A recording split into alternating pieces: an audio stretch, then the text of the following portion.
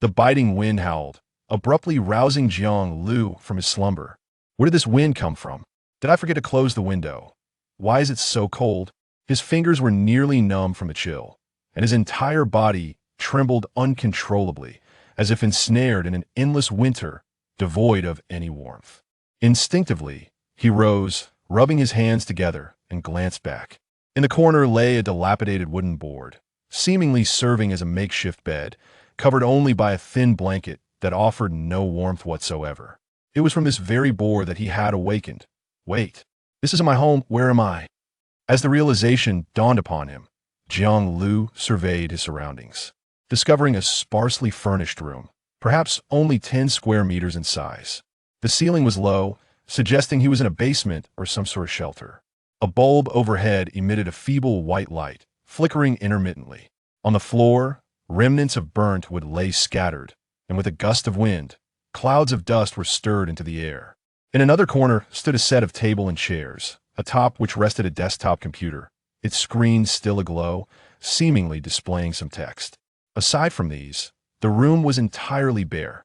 What kind of joke is this? Wasn't I at home? Have I been kidnapped? No, this feels more like some peculiar force at play. It's freezing. I need to close the door first. The howling wind outside relentlessly invaded the room, dropping the temperature to unbearable lows. Without a moment to ponder, Jiang Liu hurried toward the door, shutting the wooden panel that had been blown ajar by the wind, barely managing to halt its frigid assault. Damn it! What on earth is this place? As he reached the door, Jiang Liu peered outside. The sky was dim, a blanket of white covering the ground. The fierce winds, coupled with such frigid temperatures, rendered it utterly inhospitable for any human to remain outdoors for long. Even within the confines of the room, given his current body temperature, without igniting a fire to warm himself, survival seemed impossible. I must first see if there's anything useful inside. If not, they'll have to start a fire. Anxiety coursed through Jiang Liu. Waking up in such a dreadful place was enough to send anyone into a panic. Yet he understood that succumbing to fear would yield no hope. Only by maintaining his composure could he grasp a sliver of survival. His gaze fell upon the computer. It was an ordinary desktop, coated with a thick layer of dust, indicating it had been untouched for some time. He rifled through a drawer, discovering a filthy metal cup and a small, well-packaged pack of strawberry-flavored cookies.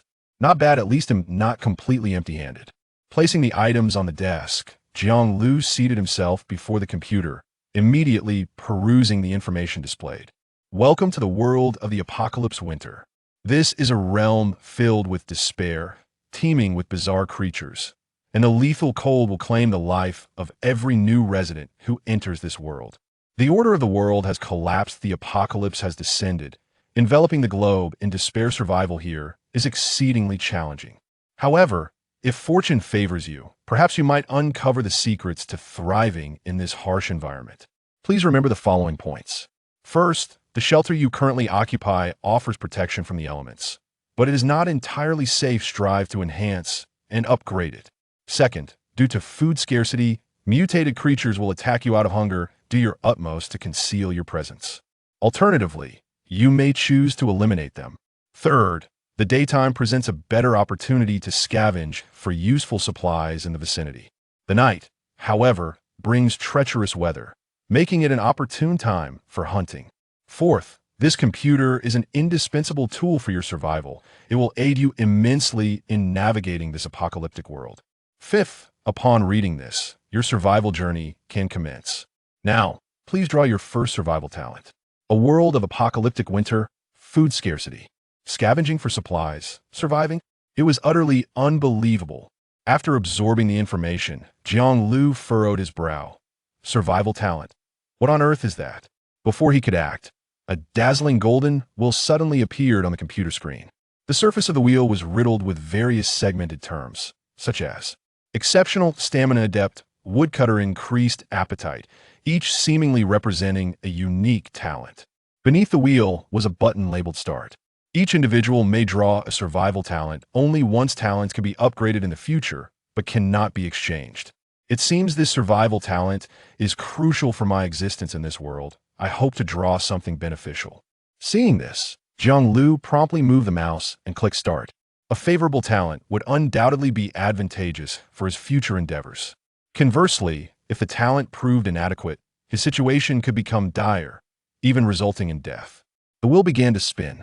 It whirled rapidly, the red pointer at the bottom remaining still until the wheel finally ceased, landing on the area marked Hunting Moment. Active use. You may enter a hunting moment, granting you a comprehensive enhancement of physical abilities for 1 second, but be mindful it can only be used once per day. Side effect. You will become a more attractive target for mutated creatures. What the hell? A hunting moment. So it's asking me to become a hunter. Jiang Liu was taken aback. For someone like him, a model student in his previous life who had barely touched any weapons, to engage in combat with mutated creatures seemed an insurmountable challenge. As the video concluded, the computer screen shifted once more. Talent acquisition complete. It's now time to select supplies.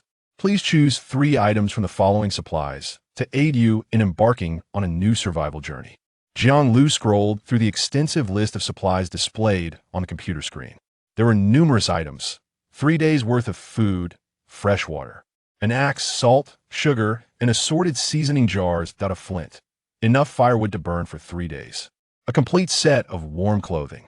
A medical kit filled with supplies. An array of items, overwhelming in number.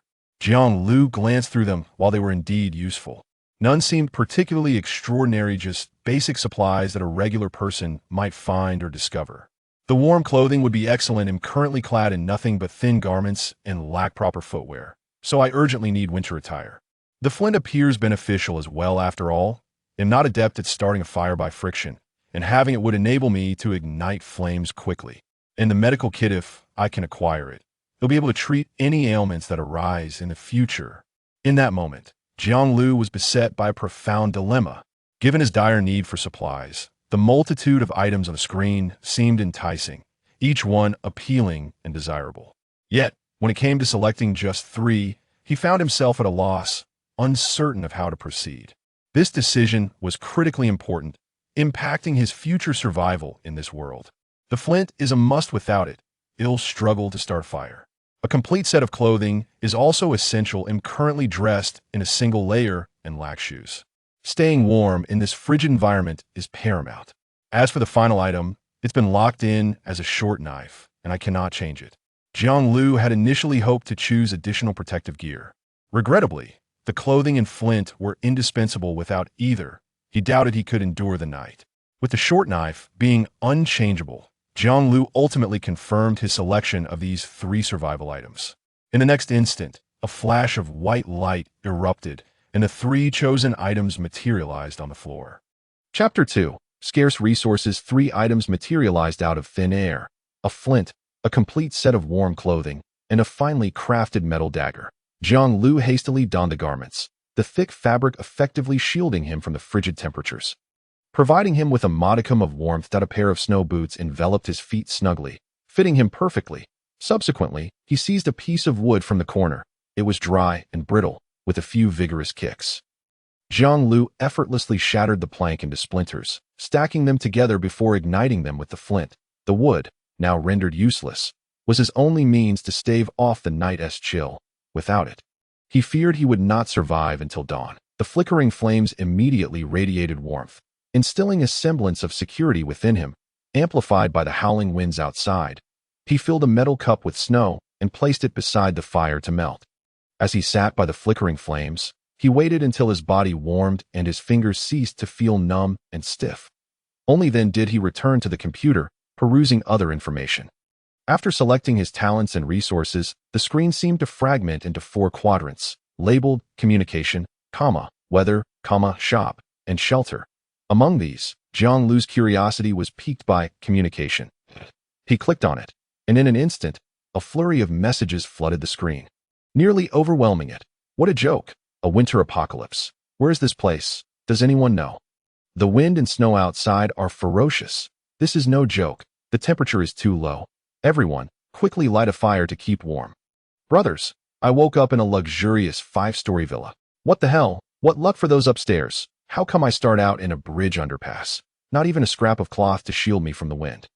All right, let us tone it down. Who has worse luck than me? I woke up on a boat in the frozen river, surrounded by ice. How am I supposed to survive? I'm doing all right. In a small wooden cabin, but I started with a fireplace that is incredibly cozy. Wow, I genuinely envy that. I can't even find an extra piece of clothing here. I'm freezing to death. The abundance of information was overwhelming that it seemed everyone awoke in different circumstances, some in mansions, while others in dilapidated boats that in this light. Jiang Liu considered his underground shelter not too shabby. He noticed 3 options in the lower left corner. Area 055. Nearby people and friends. Currently, he was in Area 055, which boasted a staggering population of 8 million. He swiftly switched to nearby people, that in stark contrast to the earlier cacophony. This section appeared somewhat subdued at the very top. It indicated that there were only 300 individuals nearby at this moment. Only 4 or 5 people were engaged in conversation, exchanging information, while the rest remained silent. Have you all noticed? It seems everyone wakes up in different locations. Yet the rules claim it will be fair and just. Indeed, I'm fortunate to wake up in a house. Otherwise, I can't fathom how I would survive such a cold night in a bridge underpass. Based on my speculation, those with better starting shelters might have fewer resources nearby, or their advantages might manifest in talents or other areas to maintain fairness. By the way, what talents did you all draw? Let us share. The channel quickly dwindled to a few remaining voices, and the talents mentioned were rather mundane, such as accelerated digging, lumberjack, and insulating skin, leaving their authenticity in question in this unfamiliar and perilous environment. Although unspoken, everyone was acutely aware of the need to guard their information, lest it be used against them. After all, the channel was labeled nearby people. No one knew how close their neighbors might be, nor whether any might harbor ill intentions. Thus, for the sake of their safety, most refrained from divulging personal details, was a favorable starting point indicative of poor resources elsewhere. If so, then with my current barren surroundings, surely something good must come my way. Jiang Liu scrolled through the chat history and then opened. Weather, 8 p.m. -23°C, howling winds, heavy snow. It is now night, and such weather is ill-suited for venturing outside. For your safety, please remain indoors and secure all doors and windows. This likely reflected the external temperature. The interior, warmed by the fire, was significantly more comfortable. Moreover, the combination of fierce winds and heavy snow made outdoor excursions inadvisable. And he hoped for an improvement by daybreak. He glanced at shelter, current status of shelter. A partially exposed underground room, in extremely poor condition. It can barely serve as a place to spend the night, let alone function as a long-term shelter. Additionally, the screen displayed a 3D model of the underground room Jiang Liu occupied that he could manipulate the view from various angles and even select tools from the sidebar to modify the space, including the possibility of adding several stories. However, such renovations required the expenditure of winter coins and specific materials. Merely repairing the dilapidated wooden door would cost 30 winter coins and 5 kilograms of firewood. Firewood was manageable, but what of these winter coins? Did this world possess its own currency? Jiang Liu eventually clicked on Shop, scrutinizing the description of winter coins that it mentioned that to acquire winter coins, he needed to sell resources to the shop or scavenge outside, where there might be a chance of finding some. He attempted to sell the dagger, only to receive a mere 8 winter coins in return. Even selling his computer desk would yield only 2 winter coins. The disparity between these amounts and the 30 winter coins required for the door repair was significant, and he had no intention of making such trades. At the bottom of the shop interface, many were posting trade requests, mostly bartering goods, though a few opted to settle with winter coins. Jiang Liu casually browsed and encountered numerous offers. 2 oranges for enough food to last a day. Only those with fair measures need apply. I have a bottle of milk. I'm looking to trade for weapons. Any type will do, as long as they provide protection.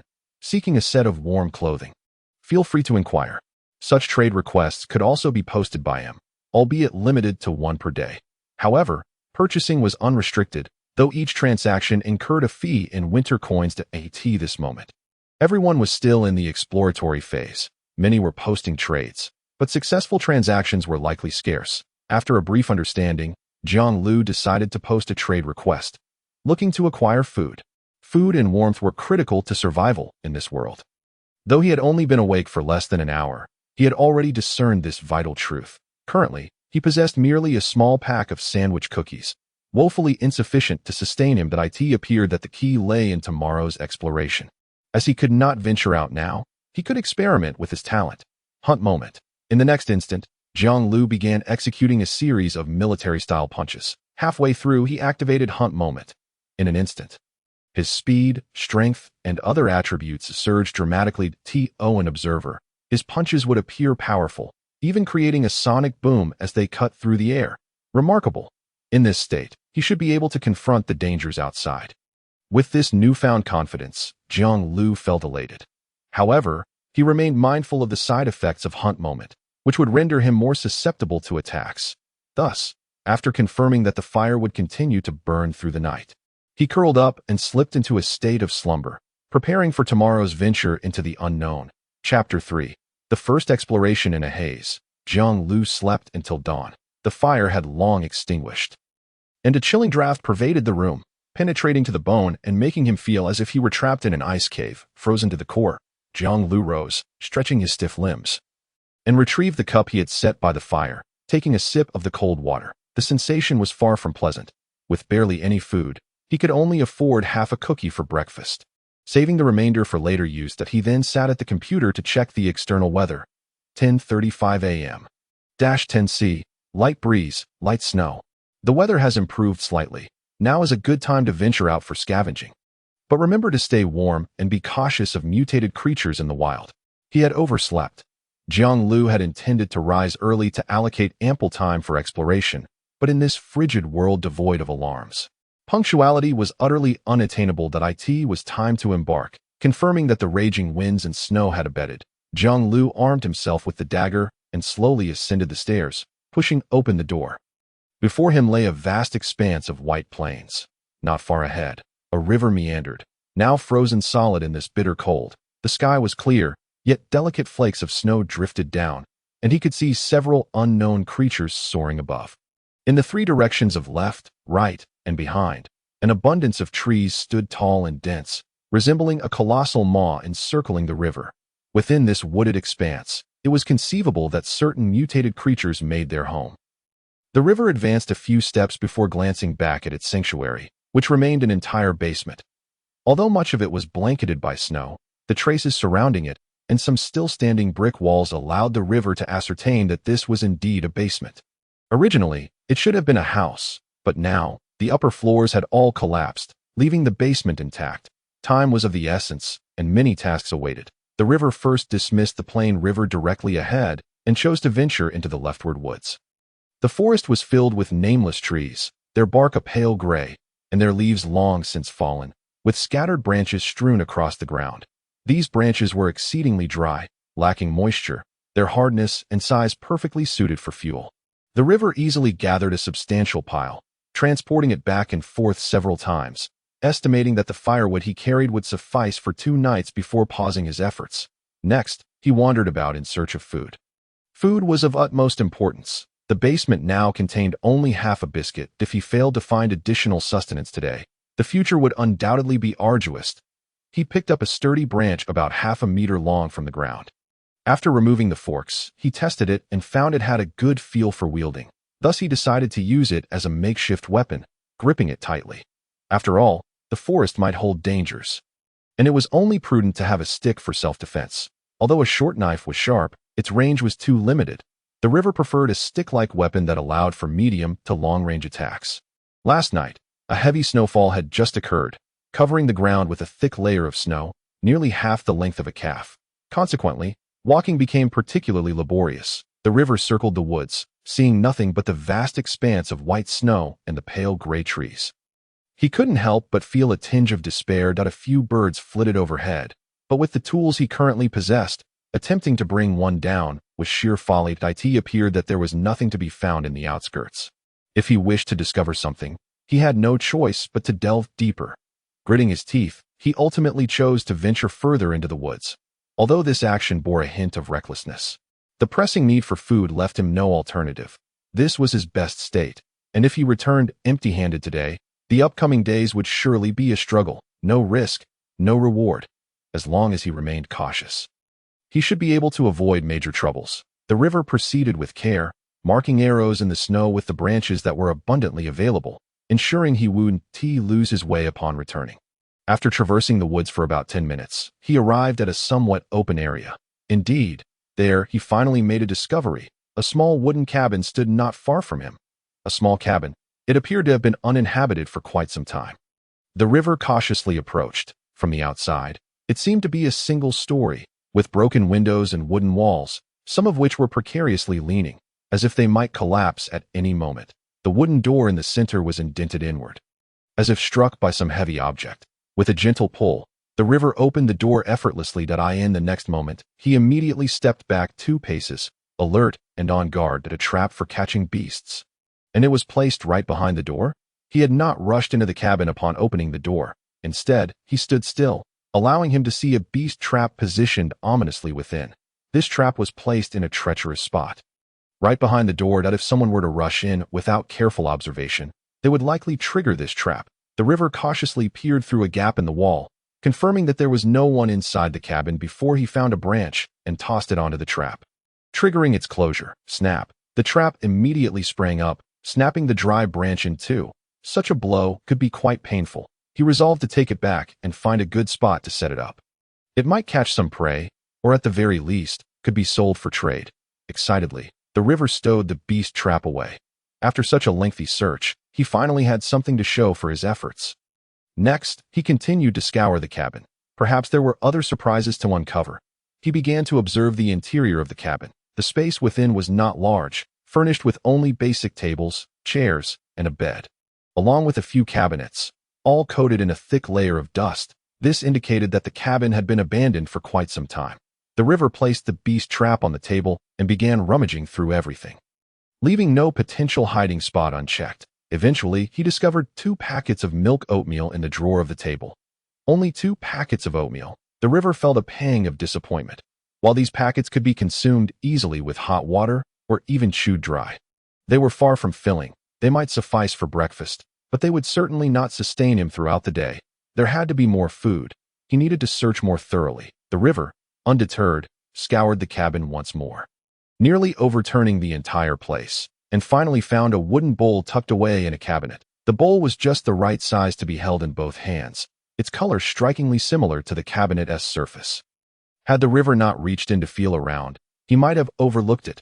Beyond that, no matter how thoroughly he searched, he could find nothing else of value. 1 beast trap, 2 packets of milk oatmeal, and 1 wooden bowl. His haul was fairly decent. The river was not greedy. After all, he had only found a single cabin, and such rewards were already a pleasant surprise. Yet, it was regrettable that he had not discovered more food. If he could not effectively address this issue, he would face prolonged hunger. Although he was not in immediate danger of starvation, the sensation was nonetheless unpleasant. The beast trap could be employed for hunting in the future. Perhaps he would catch some game. If that failed, selling the trap for food should not pose a problem. Wait, something seemed to be etched here. The river counted his gathered supplies on the table. He then noticed numerous scratches on the surface. These scratches formed a phrase: "Beware of mutated creatures. They will attack you at night." Chapter 4. The Cabin in the Woods. Mutated creatures. The river's expression shifted slightly. The rules had mentioned that night was a prime hunting time, urging them to be wary of mutated creatures and to avoid exposing themselves outdoors. To find such a warning within this cabin was troubling. Could it be that the cabin's former occupant had suffered an attack, leading to its abandonment? It seemed that, in addition to the scarcity of survival supplies, this world harbored numerous dangers. The river glanced outside. The sky had begun to darken, and the previously harmless breeze had intensified, sending the snow swirling chaotically. Calculating the time, he realized he had been out for 3 to 4 hours. Prolonged exposure had left him hungry and thirsty. With his hands and feet now cold and numb, making further exploration unwise, that he needed to return immediately to warm himself by the fire. Without hesitation, the river decided to head back to his basement. However, having ventured so far into the woods and discovered the cabin, he certainly wouldn't overlook any resources he could take with him. He tested the table and bed, finding them too heavy to move. But the chair posed no issue. He placed his gathered supplies atop the chair, hoisted it up, and promptly exited. The sky was rapidly darkening, and at the same time, both the wind and snowfall were intensifying. The river had marked his path well, but the snow had begun to cover some of those marks. If he had taken any longer, He might have lost his direction entirely. Indeed, deeper exploration carried its risks. Yet he considered himself fortunate to have returned safely. Moments later, the river spotted the familiar remnants of the house, pulled open the basement door, and stepped back into his sanctuary. The firewood he had collected earlier was haphazardly piled nearby.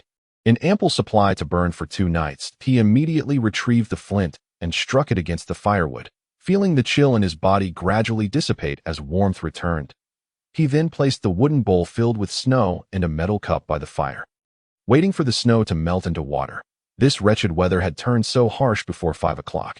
It seemed he must ensure to return no later than 6 in the future. The river glanced at the weather. 5:17 p.m. -16°C, strong winds, light snow. Prepare for nightfall. Please return to the shelter promptly to avoid direct confrontation with mutated creatures in the darkness.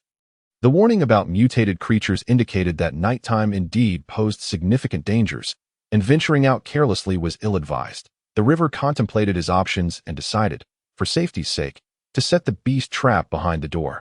As for the makeshift weapon, he placed the wooden stick beside the computer desk, ensuring it would be within reach if needed. Subsequently, he settled into a salvage chair, taking a bite of the half-eaten sandwich biscuit left from the morning, followed by a sip of ice-cold water, letting out a sigh of despair. Starvation and inadequate clothing plagued him, compounded by the harshness of his environment. Indeed, there was a palpable essence of a frigid winter survival scenario. Jiang Liu began to browse the shop, eager to see if there were any food items within his modest means that a piece of black bread for a flint. How infuriating! In his earlier selection of provisions, he had neglected to choose flint, leaving him unable to ignite a fire now, teetering on the brink of freezing to death. Ah, this trade seems feasible. I happen to have an excess of flint. I wonder how large your black bread is. Would it be about the size of a palm? Not quite.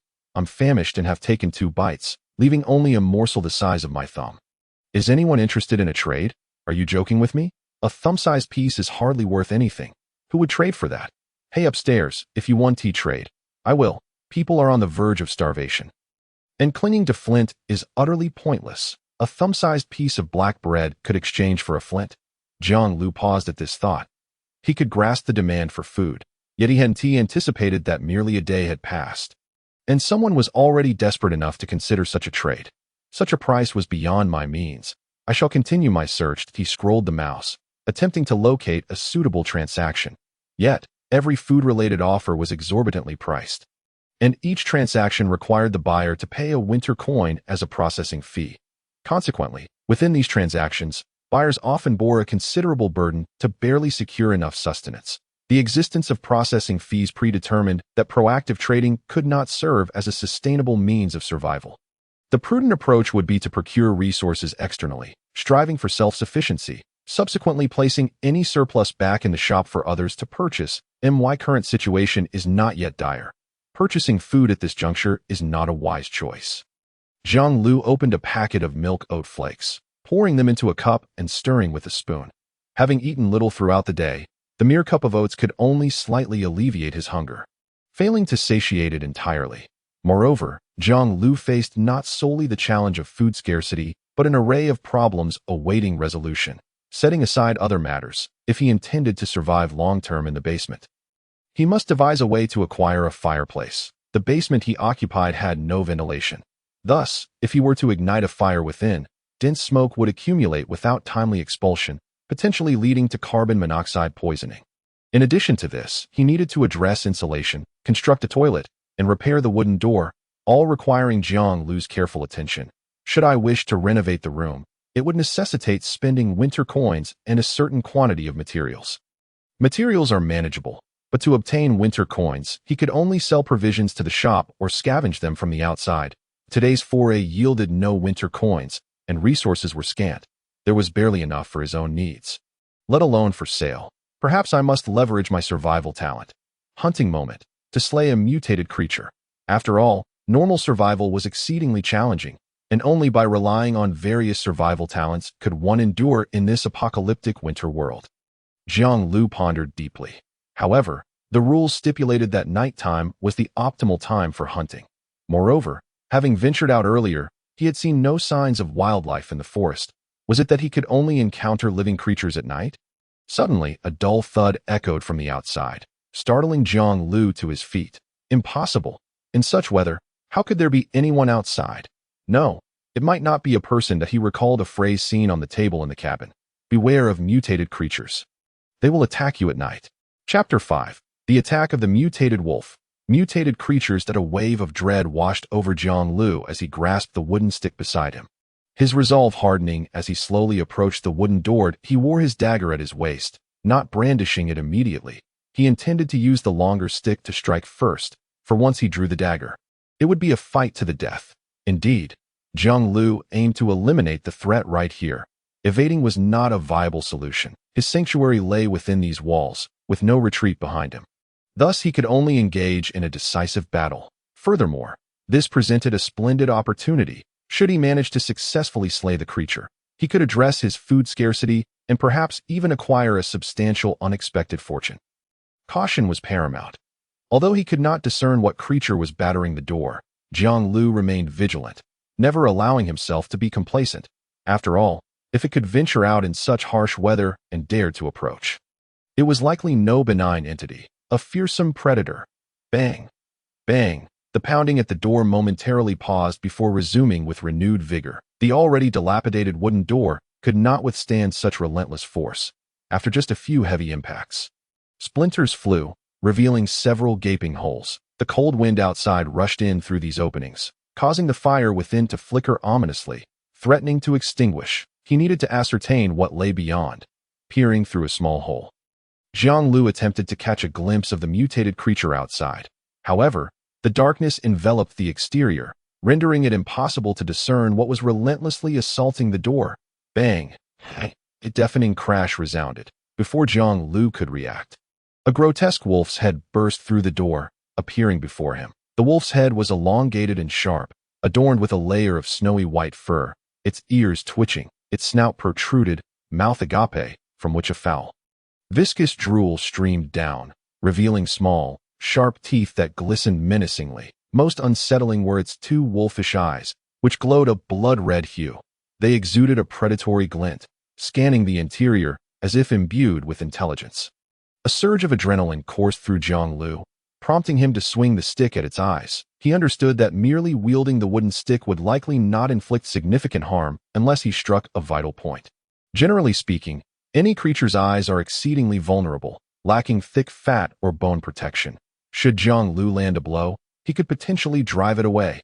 Indeed, the strike proved effective. The wolf's head, which had just intruded to survey its surroundings, emitted a short, pained howl before retracting swiftly. Had it retreated, Jiang Liu gazed at the hole in the door, remaining on high alert, not daring to ease his vigilance. The creature, having sustained such an injury, might choose to flee, but it was more likely to retaliate with renewed ferocity. Not only must he contend with the scarcity of food and the harsh weather, but also these mutated creatures. The challenge was becoming insurmountable. Jiang Liu cautiously withdrew, seizing a burning log from the fire, and tossed it through the opening. The flames were instantly extinguished by the fierce wind, illuminating the surroundings for just a fleeting moment.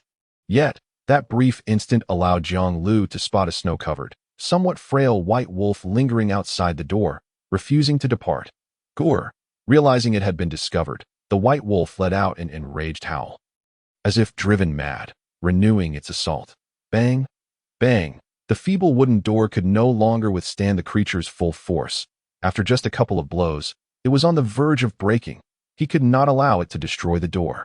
If the door fell, it would leave him vulnerable to the frigid wind outside. Even if repairs could be made later, it would demand a significant expenditure of winter coins and firewood.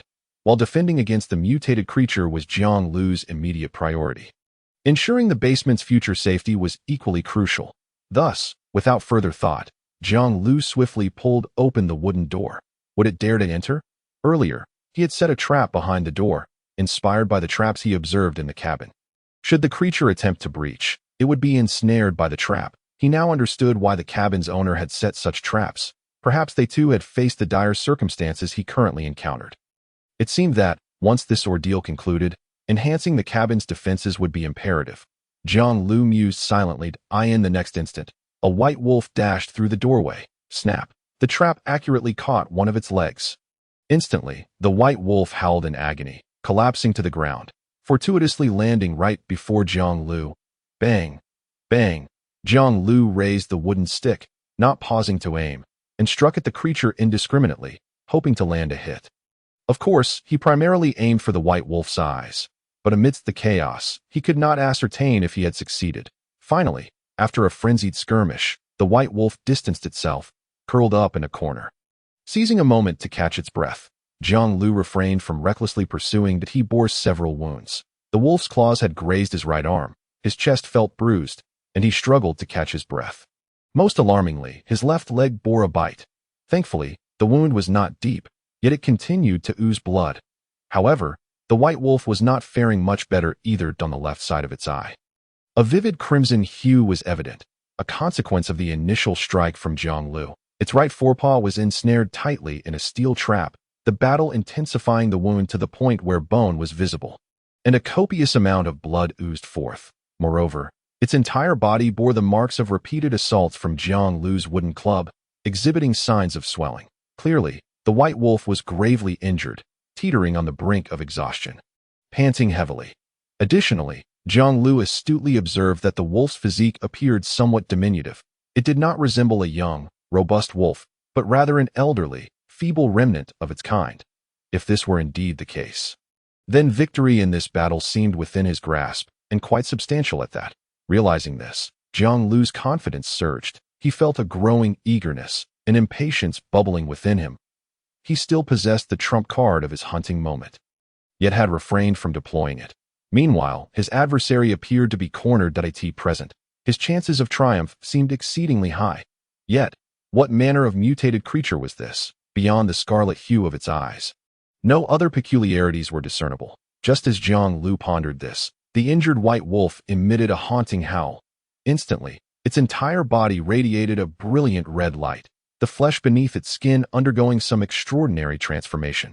In an instant, its muscles bulged, its fangs became fearsomely protruding, and its claws sharpened to a lethal point, akin to daggers. Within a mere moment, the wolf had undergone a remarkable metamorphosis, turning ferocious and savage, its eyes glowing a blood red that instilled terror. Was this what mutation entailed? Jiang Liu was astounded. His opponent, once an aged and grievously wounded shell of a wolf, had suddenly transformed into a vigorous and agile young wolf. Furthermore, the wolf exuded a crimson aura, undeniably a formidable foe. Whoa! The white wolf howled and charged forward, seizing Jiang Liu's left shoulder with its jaws. This was a small fish Jiang Liu had intended to use as bait after consuming half of it. Caught off guard, Jiang Liu found himself bitten. The wolf gnawed at his flesh, shaking its head furiously as if intent on tearing his left shoulder from his body. It was time to fight for his life. Recognizing this, Jiang Liu wasted no time, discarding the wooden club and drawing forth a short knife from his waist. Hunting moment. In an instant, he felt a surge of power coursing through him, and he thrust the knife fiercely toward the wolf's neck. Blood gushed forth in torrents. The white wolf, in pain, attempted to retreat, but Jiang Liu held its head firmly with one hand, rendering it immobile. The white wolf howled in anguish, mustering its strength to finally break free. Yet, perhaps due to excessive blood loss and its forepaw being trapped, it collapsed to the ground. Its expression was savage, but an unmistakable aura of impending death surrounded it, leaving little capacity for resistance. Jiang Liu, resolute, wielded the wooden club mercilessly, striking the wolf's head with relentless ferocity until it lay breathless upon the ground, transformed into a cold carcass. Chapter 6. A bounty of supplies. Pain. There was no sense of victory in overcoming his foe. Only a sharp agony that lingered in Jiang Liu's heart. Blood flowed profusely from his body, with the left arm suffering the most severe injury, while other areas bore various wounds, leaving him battered and bruised. He needed to procure medical supplies immediately. Realizing this, Jiang Liu struggled to rise and initiated a transaction in the store. Wolf meat in exchange for medical supplies. Who would take this deal? Though urgency gripped him, he made an effort to appear unperturbed as anticipated. The scarcity of food attracted a throng of onlookers and comments to his transaction. What the hell? Are you joking with me? While I'm here starving, digging up roots beneath the snow, this big shot is already feasting on wolf meat. Incredible, single-handedly slaying a white wolf.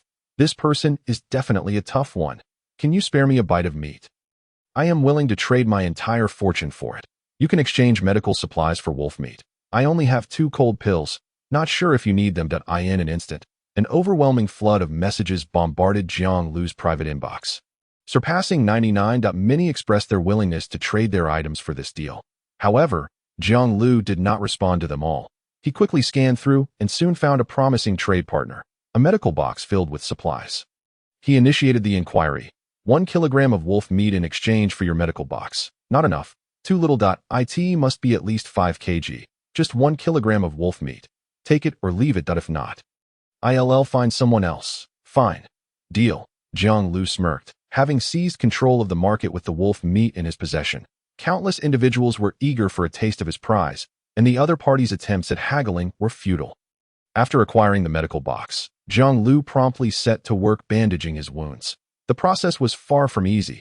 With his left arm injured, it took considerable time before he managed to wrap up all his injuries and disinfect them. The left arm was the most severely injured, leaving him somewhat incapacitated, requiring time to recuperate. His left leg was in better condition, allowing him to move with some difficulty, while the other injuries were merely minor. At this moment, Jiang Liu couldn't help but feel a sense of relief. Thankfully, his right hand remained unscathed. Otherwise, an injury to his dominant hand would prove highly inconvenient for his survival in the days to come. Nevertheless, this injury was worth it. He had acquired a wolf carcass, the value of which was sufficient to elevate him from a mere peasant to a figure of prominence. Jiang Liu had previously browsed the store and noted that the current food transactions primarily consisted of bread, apples, and other plant-based items, all in short supply, clearly outstripping demand. It was evident that, regardless of how exorbitant the prices might be, there would always be a few desperate individuals on the brink of starvation willing to make a trade. And now, he had obtained an entire wolf carcass. Jiang Liu roughly estimated the weight of the carcass to be at least 30 kg. Even accounting for the bones and internal organs, there would still be around 15 kilograms of pure meat. If he were to trade this, he could command an astonishing price, acquiring numerous valuable supplies in return. Though wolf meat might not be palatable, who could afford to be picky in such dire circumstances? Jiang Liu had resolved his injury, but other matters still required his attention. For instance, the wooden door to the basement had been breached, allowing the cold wind to seep inside, necessitating prompt repairs. There were many items still needed, such as beds, which were entirely absent from the basement. Furthermore, the recent assault by mutated creatures served as a stark reminder that he needed to enhance his defenses moving forward. Although he had recently acquired a substantial sum of resources, he could not afford to squander them frivolously. Meticulous planning was essential to ensure every coin was well spent. He removed the steel trap and repositioned it behind the door. Jiang Liu approached the computer. He noted that selling the wolf carcass to the store would yield a hefty 100 winter coins. However, at this moment, he required other supplies more urgently, so he refrained from doing so. According to his own strategy, he preferred to barter. Jiang Liu first uploaded a photograph of the wolf carcass, then began to revise the transaction details. Who wants wolf meat? Weapons, armor, portable stoves, fishing rods, vegetables, salt, sugar, seasonings, warm clothing, and other supplies will be prioritized. For anything else, upload a photo, and I will reach out if interested. The following morning, a brand new basement unfolded before Jiang Liu's eyes. The walls, which had previously been sunken into the ground, now rose approximately 50 centimeters above the surface. Adorned with glass to allow natural light and while enabling Jiang Liu to observe the outside world with greater ease, should the need arise, he could also draw curtains to prevent prying eyes from peering into the basement. The entrance door had been repaired, now looking pristine, equipped with a bolt, and fitted with a peephole to facilitate enemy observation during future attacks. Upon entering the basement, Jiang Liu expanded the space to 20 square meters, though not overly large. It was adequate for his needs. Various corners were designated as an office area, a resting area, an exit area, and a storage area, each furnished with a set of desks and chairs, as well as a computer with a keyboard and mouse. A wooden bed, covered with a blanket and equipped with a pillow and quilt, awaited him. A short knife, a steel trap, and other weapons necessary for outings were stored in one corner. The final corner housed a pile of firewood, alongside the medical box Jiang Liu had procured the previous night. Additionally, he purchased a long spear for exploration purposes. The spearhead was crafted from metal, exceptionally sharp, while the wooden shaft felt smooth and rounded to the touch. Standing taller than Jiang Liu by half a head, it was perfectly suited for use. The rationale behind choosing a spear as a weapon was straightforward. The longer the weapon, the greater the advantage. Given the realities of combat, if Jiang Liu opted for shorter weapons like knives or axes in close proximity to mutated creatures, even in victory, he risked sustaining injuries, a perilous situation in this harsh winter world. Thus, Jiang Liu sought not only to defeat his adversaries, but also to emerge unscathed. In terms of food, he purchased a canister of salt, sugar, and pepper, along with 2 tomatoes and a small handful of wild vegetables. Unfortunately, he could not acquire any armor. Although some were available, the prices were exorbitantly high. After conversing with Jiang Liu, he felt some regret, and thus refrained from making any transactions. Of course, it is possible that there are superior and more affordable protective gear available for sale. Yet the overwhelming amount of information rendered it impossible for him to read everything, even with his continuous checking, leading him to abandon the idea entirely. In the end, he purchased a knitted hat at an exceedingly low price. Given that Jiang Liu often spent considerable time in the rest area and the office, he also acquired a fireplace, positioning it between the 2 areas for warmth. Although there were still many shortcomings, the environment was significantly improved compared to where he had stayed a few days prior. Satisfied, Jiang Liu surveyed the basement, which was filled with numerous items he had procured as much as possible the previous night. Taking advantage of the soaring value of wolf meat, the following items were added: fireplace, wooden bed with blankets and pillows, spear, medical kit, a can of salt, sugar, and pepper, 2 tomatoes, and a small handful of wild vegetables. Originally, there were a dagger, a trap, a wooden stick, and a flint. The shelter was raised by 50 centimeters, expanded to 20 square meters, and equipped with glass as an observation passage. The wooden door was repaired, making it sturdier, and a peephole was added. However, Jiang Liu paid a considerable price for these improvements. Much of the wolf meat had been sold, some exchanged for goods, while the remainder was converted into winter coins. Jiang Liu was left with only 3 kilograms of wolf meat for his sustenance. The winter coins dwindled to 17, as raising and widening the basement, as well as replacing the wooden door and installing the fireplace, required significant expenditure. Holding on to the money was unnecessary. It was wiser to scour the market to enhance his living conditions and the weapons and supplies at his disposal. Nevertheless, while the basic issues of food and shelter were resolved, Jiang Liu still faced numerous challenges. For instance, at this moment, the computer in the basement indicated insufficient power. What could this mean? Sitting before the computer, he furrowed his brow. Chapter 7. Battery 71. The computer was nearly out of power. Not only the computer, but also the light bulbs overhead flickered, clearly due to low power. This surprised Jiang Liu, as he had assumed that products like computers and light bulbs operated on some unknown energy source rather than electricity. He never considered that, in such an environment, power could still be supplied. Following the circuit, he searched the basement for quite some time before finally discovering the source of power beneath the left side of the wooden door entrance. An inconspicuous hidden compartment was opened, revealing a battery block approximately 30 centimeters by 30 centimeters. The battery's casing was adorned with black and green stripes and was relatively light, with the number 71 marked on the top. On the side, there was a progress bar divided into 10 segments. At this moment, the battery displayed only 1 segment of power remaining, flashing red. Battery 71. Jiang Liu removed it, and instantly the light bulbs dimmed, and the computer went black, refusing to turn on. Replacing the battery restored the light in the basement and brought the computer back to life. So, this single battery provided power to both the computer and the light bulbs. Jiang Liu realized the significance of the battery. It was indeed a crucial resource. Without it, he would be unable to use the computer, effectively sealing off his access to information. However, he was unaware of this matter the previous night. And even now, searching for relevant trade options yielded no results for anyone selling battery blocks. On one hand, such supplies might be exceedingly rare. On the other, such vital resources would be tightly held by ordinary people, who would never part with them unless absolutely necessary. This posed a dilemma. The battery block would not appear in the nearby woods, and perhaps he would have to venture into the ruins of some city in search of it.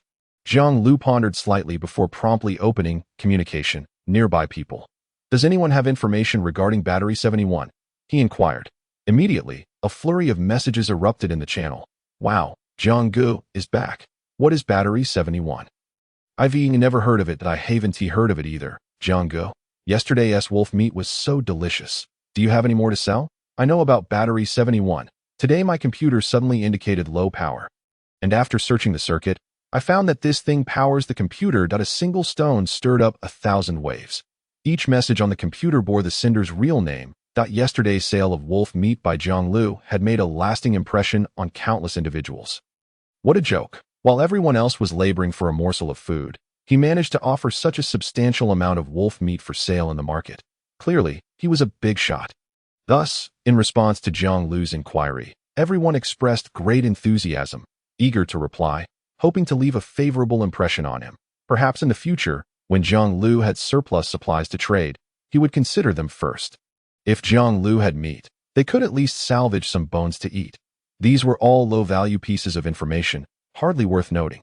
Indeed, such precious intelligence could not possibly be freely disclosed.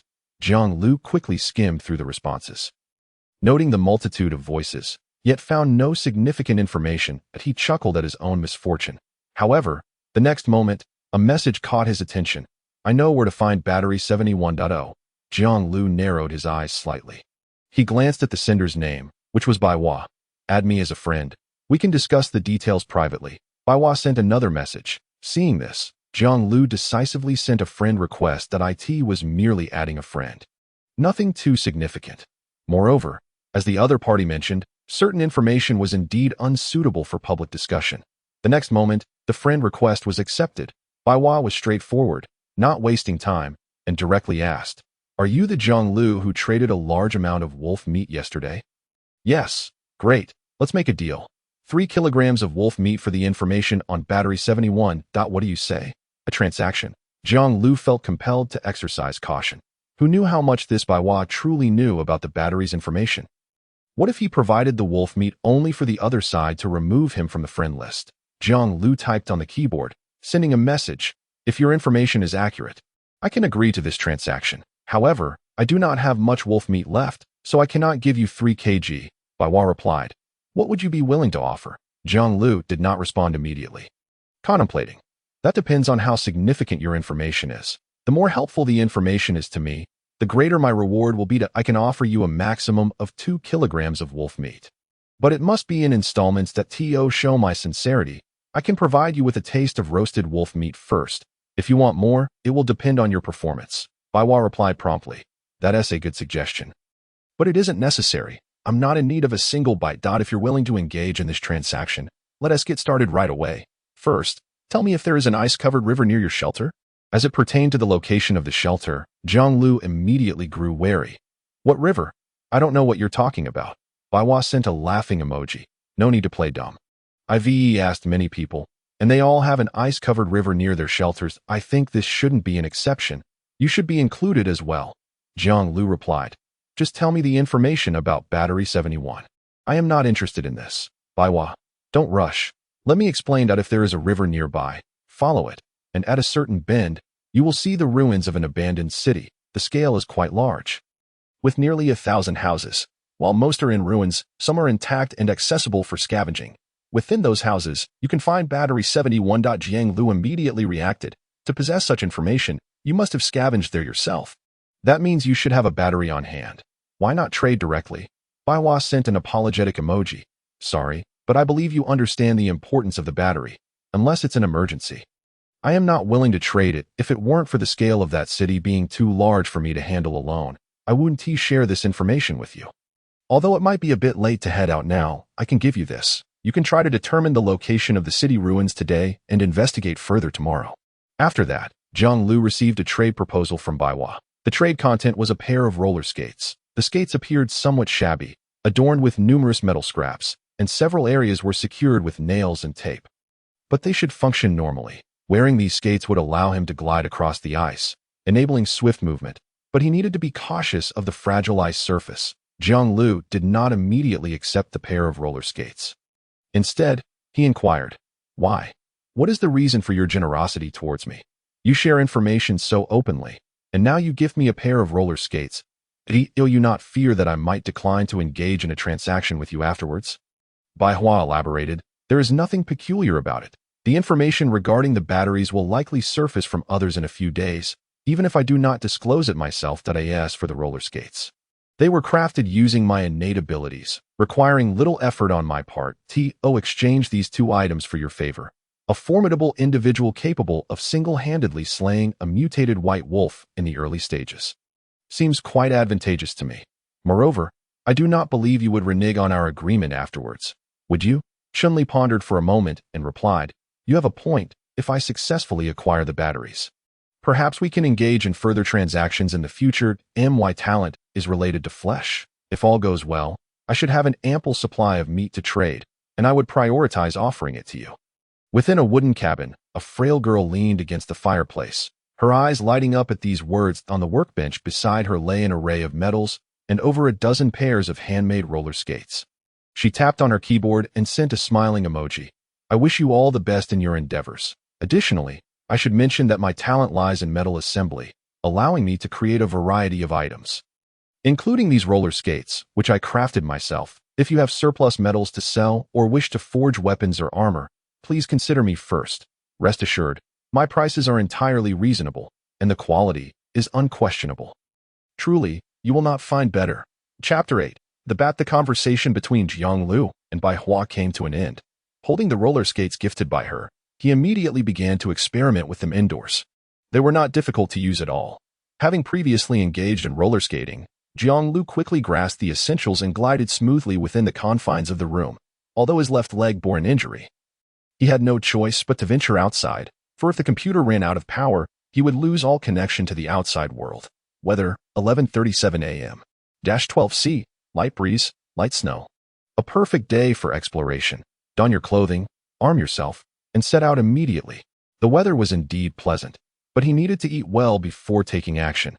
Daylight was a precious commodity, and even without Bai Hua's information, Jiang Liu would have chosen to explore by nightfall. He would retreat to the basement, leisurely fishing to make the most of the harsh weather. After confirming his proficiency with the roller skates, Jiang Liu stepped outside and made his way to the riverbank. The sub-zero temperatures had formed a thick layer of ice atop the water, resilient beneath his weight. He removed his snow boots and donned the roller skates, gliding effortlessly across the ice for approximately 30 minutes until he reached a bend in the river. Indeed, there lay the ruins of a city. The remnants stretched far beyond his line of sight, an expanse too vast to grasp in a single glance. He continued to glide for another 5 minutes along the ice before reaching the end of the ruins. Bai Hua's intel was accurate. Now the question was whether to enter immediately or to prepare more thoroughly for a return to Ikati. That moment, Jiang Liu's ears and cheeks were flushed from the cold wind. 30 minutes of skating in such frigid conditions had left him chilled to the bone, shaking involuntarily, necessitating immediate warmth. Considering the 30-minute journey back, Jiang Liu ultimately decided to return the following day. The next morning, he was unscathed by any mutated creatures. Having hardly fished the night before, he retired early and awoke quite early, eager to prepare himself for the day's exploration of the ruins. Weather, 8:50 a.m. 13C, light breeze, no snow. Today is a rare snow-free day. With no falling snow, visibility will be clearer.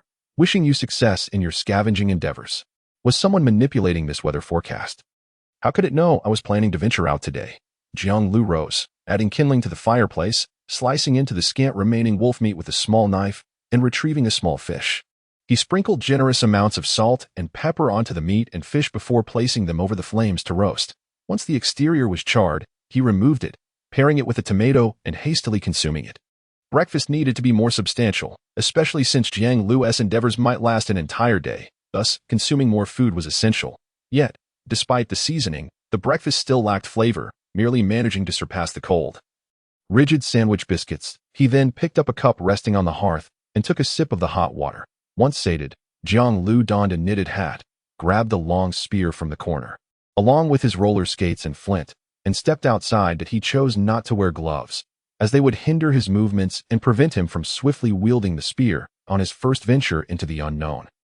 He hoped to avoid any unforeseen mishaps. Thus, after careful consideration, he opted to forego the gloves, exposing his palms. His goal for the day was to locate at least one battery if fortune allowed. He would also seek to scavenge useful supplies. Following the path he had traversed the previous day, he easily arrived at the ruins of the city.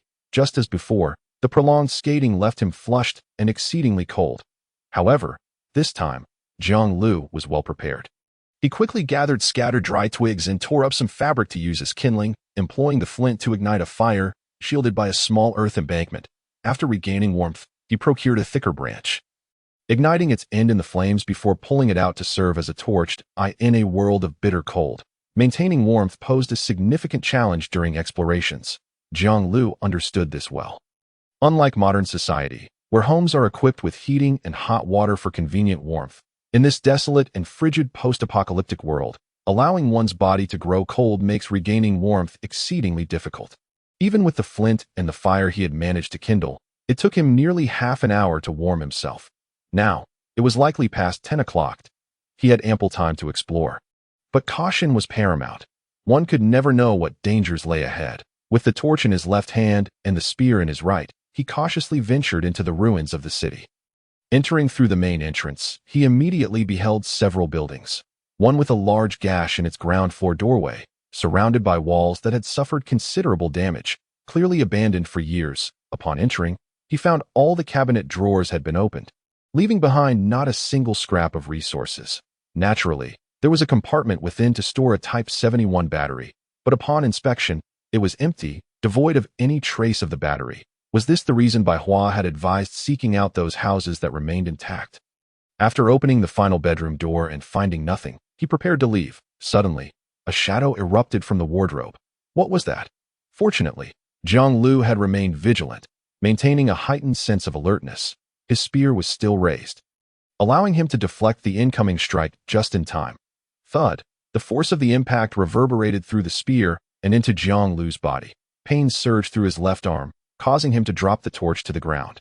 And the wooden spear warped slightly but did not break. That a creature that had ambushed Chun-Li emitted a ghastly shriek. It was a pitch-black being with elongated wings. Its head was small, ears sharply pointed, covered in fine fur, with two ivory fangs protruding from its mouth and blood-red eyes that seemed ready to burst from their sockets. Before Jiang Liu could launch a proper counterattack, this bat-like creature flapped its wings and took flight within the cramped space, seemingly attempting to escape through a gap in the wall. Trying to flee?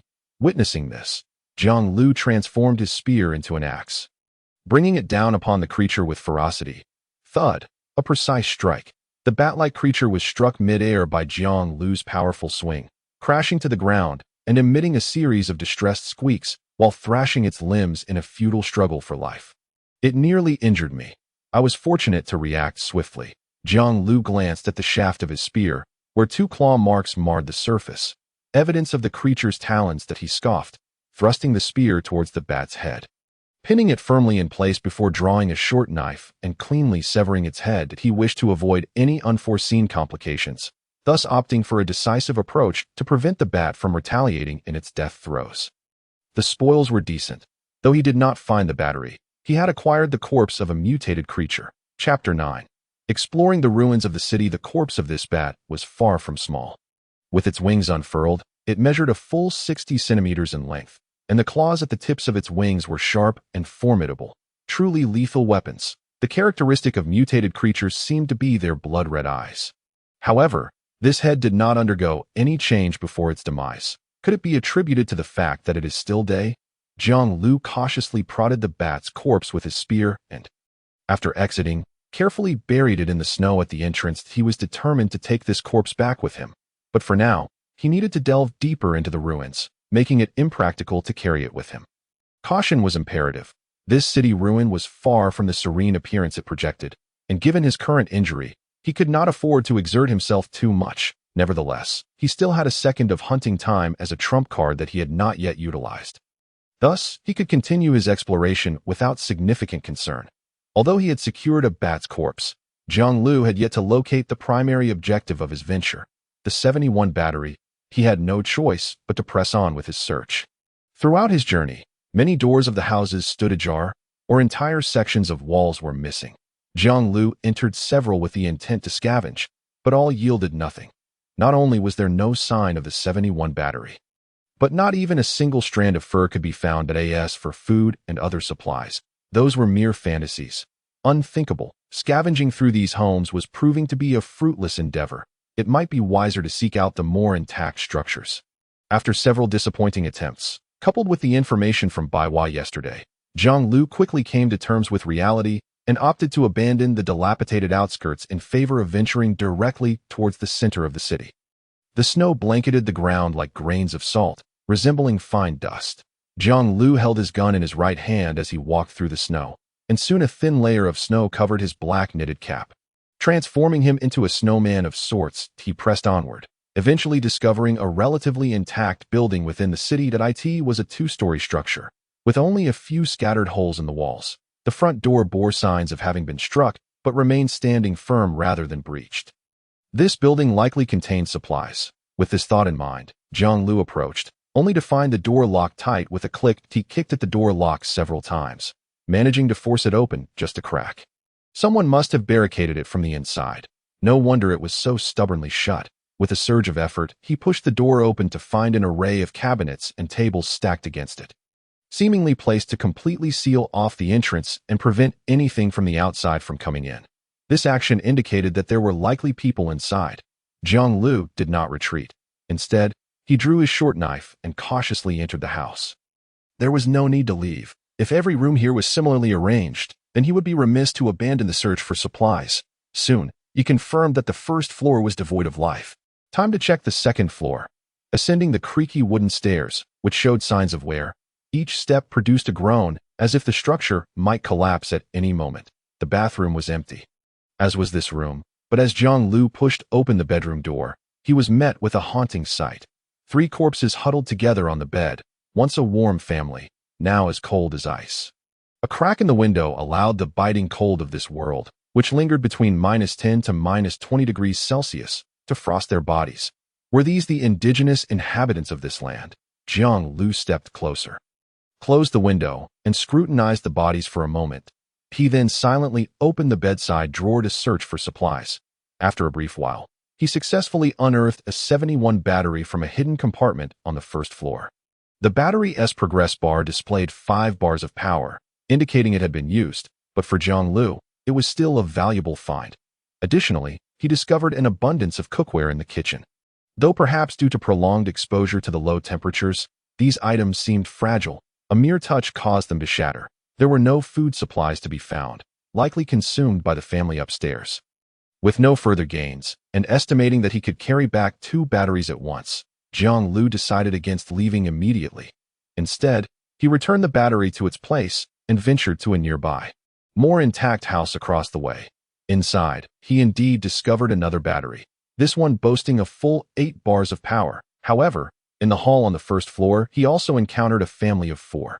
Frozen solid like ice blocks, devoid of food, mirroring the previous family's fate. Regardless of the frigid weather outside, it seemed implausible that all would choose to starve to death in their homes. Perhaps there had been mutated creatures lurking outside, forcing them to hide away. Jiang Liu surmised. He then gathered the 2 batteries and returned to excavate the bat's corpse, intending to head back to the shelter. Without a computer nearby, he could not ascertain the precise time, but given the diminishing snowstorm around him, he could roughly estimate that it was nearing noon. The outside conditions were at their best, with reduced snowfall and a slight increase in temperature. Conversely, by midnight, the weather would be at its worst, with fierce winds and snowstorms inducing fear, plunging temperatures to a staggering -20 degrees. Perhaps I should acquire a watch. That way, I could avoid the awkward situation of losing track of time during my explorations. Jiang Liu contemplated this. His thoughts began to drift toward acquiring more gear. Although he had struck it rich yesterday, he still found himself lacking in many areas, necessitating continuous upgrades to his equipment and supplies. Yet, this was clearly not something that could be accomplished in a short time, and Jiang Liu was in no rush. Arriving at the riverbank, he prepared to swap into his roller skates for the journey home. Suddenly, he noticed an object approaching him. Jiang Liu halted his movements as a small black dot drew nearer along the frozen river. As it came into clearer view, he discerned that the dot was indeed a man. "Friend, the one ahead, please wait a moment," the man called out before Jiang Liu had the chance to react. Jiang Liu furrowed his brow. His skating skills were only average, and if he chose to flee now, it was likely he would be overtaken. Engaging in combat while wearing skates would be quite inconvenient and would place him at a disadvantage. After a moment's deliberation, he set down his supplies, adjusted his short knife at his waist to expose it, and firmly gripped his long gun once more. Encountering another survivor evoked a sense of kinship. Yet he needed to ascertain the man's intentions. After all, raiding other survivors was indeed an effective means of gathering supplies and could be executed swiftly, for the sake of his own life. Jiang Liu was not inclined to trust anyone easily in the wilderness. With his hunting time still intact, he felt confident even against this individual that it would be wise to pause and observe what the stranger intended. With his trump card in hand, Jiang Liu felt no fear as the man drew closer. Jiang Liu spoke. "You may speak from there. What do you wish to say?" Chapter 10. Resource Exchange. Jiang Liu scrutinized the man before him. He wore a pair of gold-rimmed glasses and appeared quite refined. His feet were clad in the same style of roller skates as Jiang Liu's, and he donned gloves, with a scabbard hanging at his waist and a dark green backpack slung over his back. Upon hearing Jiang Liu's words, the man hesitated to approach, clearly feeling the pressure from Jiang Liu's long gun and partially exposed short knife. Particularly, the headless back corpse at Jiang Liu's feet was a grim sight. Evoking a sense of dread, "My friend, may I inquire if you have just emerged from this ruin?" After weighing his words, the bespectacled man finally spoke. Jiang Liu's guard began to lower. The man's demeanor suggested he was not a predator seeking to kill for goods, but rather a passerby eager to explore. He chose not to respond directly, saying, "Before inquiring about others, do you not think it prudent to introduce yourself? If you have no other matters to discuss, I shall take my leave." "Wait, please." The bespectacled man waved his hands in protest. "My name is Liu Qi. I am a lawyer, and I harbor no ill intent, truly. I cannot fathom how I ended up in this dreadful place that I have been at the shelter for 2 days. And my food has run out, and my computer is nearly dead. Someone directed me here, providing me with these skates to seek out batteries and food. Upon arrival, I spotted you and thought, if you have ventured inside, perhaps you could offer me some advice." Liu Qi, the lawyer, hastily explained. He seemed genuinely anxious that Jiang Liu might simply walk away, speaking rapidly. Yet Jiang Liu grasped the essence of his words. "You wish to gather information from me?" Jiang Liu inquired. Liu Qi nodded. "Yes, if you are willing to assist me, it would be most appreciated that we could exchange contacts. Perhaps we might find use for each other in the future. That is unnecessary." "I have indeed been inside, and this is what I retrieved," Jiang Liu said, his gaze fixated on Liu Qi's dark green backpack. He desperately needed such a pack. Acquiring it would significantly enhance his capacity for scavenging and transporting supplies, alleviating the hassle of back-and-forth trips. Liu Qi, understanding Jiang Liu's implications, readily replied, "If you are willing to team up with me for scavenging, I will gladly give you this backpack. However, the supplies I managed to scavenge must include ample food and batteries." "Should I form a team for this endeavor?" Jiang Liu pondered. Within the ruins of the city, there may lurk some mutated creatures. He was already wounded in several places. Dealing with such threats could potentially lead to complications. Having an extra pair of hands would indeed help alleviate these troubles. Yet Jiang Liu could not guarantee that his companion would share his intentions if they were to be betrayed after securing enough resources. The situation would undoubtedly become dire. Thus, he resolutely declined the proposition. "I currently have no plans to form a team. Let us discuss this matter at a later time." "Is that so?" Liu Qi expressed a hint of regret. "No matter. It's not a problem if we don't team up. How about this? You share the information from inside, along with that bat carcass, and I will bring a backpack to trade." Jiang Liu chuckled. "Do you realize how scarce food is outside at present? I can offer you no more than half a bat. Furthermore, you cannot enter the city from this side, but must find another entrance." Of course, he could not allow the other party to enter from his side. Otherwise, they would be competing for resources. Liu Qi did not hesitate and immediately agreed. Half a bat was still a good deal for him, especially since he already had another backpack in his shelter. As for changing entrances, it made little difference. After all, the city was vast, and any entry point would suffice. "No problem, I shall take this deal." He promptly removed the backpack from his back and tossed it onto the icy surface for Jiang Liu to catch. Upon inspection, Jiang Liu found the bag to be empty, yet the material was sturdy. With a capacity of approximately 45 liters, sufficient for his daily excursions and scavenging, a commendable backpack. Satisfied with the exchange, Jiang Liu took out his knife and sliced the cold, stiff bat carcass in half. Also presenting the head as a small bonus gift, he then began to outline the key points to note while scavenging in the city. emphasizing the potential presence of mutated creatures lurking within the buildings, as well as the locations of battery packs. After all, the city was expansive. He could not possibly consume all its resources alone. Thus, he decided to do a favor for Lu Qi, perhaps reaping unforeseen benefits in the future. Thank you. Thank you. After listening attentively, Lu Qi expressed his gratitude to Jiang Liu and subsequently sought another entrance to enter the city. Once his companion departed, Jiang Liu donned his rollerblades and left. Along the way, he changed directions multiple times until he confirmed that no traces of pursuit lingered behind him, allowing him to return to his shelter with peace of mind. 2 batteries, half a bat carcass, and a large backpack. This haul was quite satisfactory. The original battery number 71 was completely drained. Jiang Liu replaced it with the new 5-segment battery, setting the old one aside rather than discarding it carelessly. He added firewood to the fireplace and ignited a flame. Then, he powered on his computer and, in the Friends section, found Bai Hua, sending her a message. Are you selling rollerblades? I saw someone today wearing the same model as mine. As he awaited Bai Hua's response, he browsed nearby people.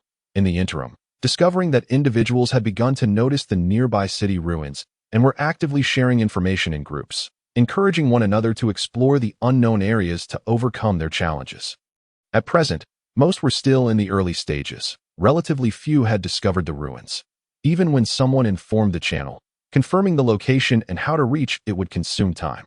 However, this was a clear indication that in the coming days, more people would venture into the city. That I should take advantage of this lull in interest to scavenge as much as possible. Once the crowd swells, various conflicts will inevitably arise. Moreover, a surge in population will quickly deplete the city's resources. Hence, I must seize the opportunity to explore and gather supplies. Glancing at the time, 3:27 p.m., Bai Hua had not replied. Clearly, this was not the time she typically accessed her computer. The time spent scavenging the city exceeded my expectations. It is not suitable to venture out again now. The evening weather remains quite severe. The main reason for this was that Jiang Liu was excessively cautious with every step taken within the city. Confirming the safety of buildings and then proceeding to scavenge collectively demanded at least an hour. There was no alternative. Were he not so cautious, he might have already sustained additional claw marks from bats on his face. Safety first remained Jiang Liu's guiding principle. Even when faced with immense wealth, he must weigh the value of such pursuits against the risk of losing his life. As it stands, my food supplies are still somewhat scarce. It seems I should shift my focus in tomorrow's scavenging efforts to secure enough food. As for dinner tonight, I'll stick with wolf meat. I have no desire to sample the taste of barbecued bat. Chapter 11. Bai Hua's subtle intentions. Bats are not inedible, but Jiang Liu mused that he was not yet at the point of dire hunger. Besides, he still had wolf meat, so he would sell the bat carcass instead.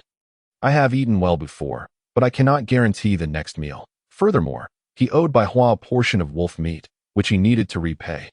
Calculating it all, his food supplies were indeed quite limited. Is there a way for me to establish a stable source of food? Jiang Liu contemplated. Currently, his means of obtaining food primarily relied on the substantial wolf meat acquired from killing a mutated wolf, along with the element of chance while scavenging. The former, although yielding great rewards, carried the risk of injury or death. The latter depended on fortune.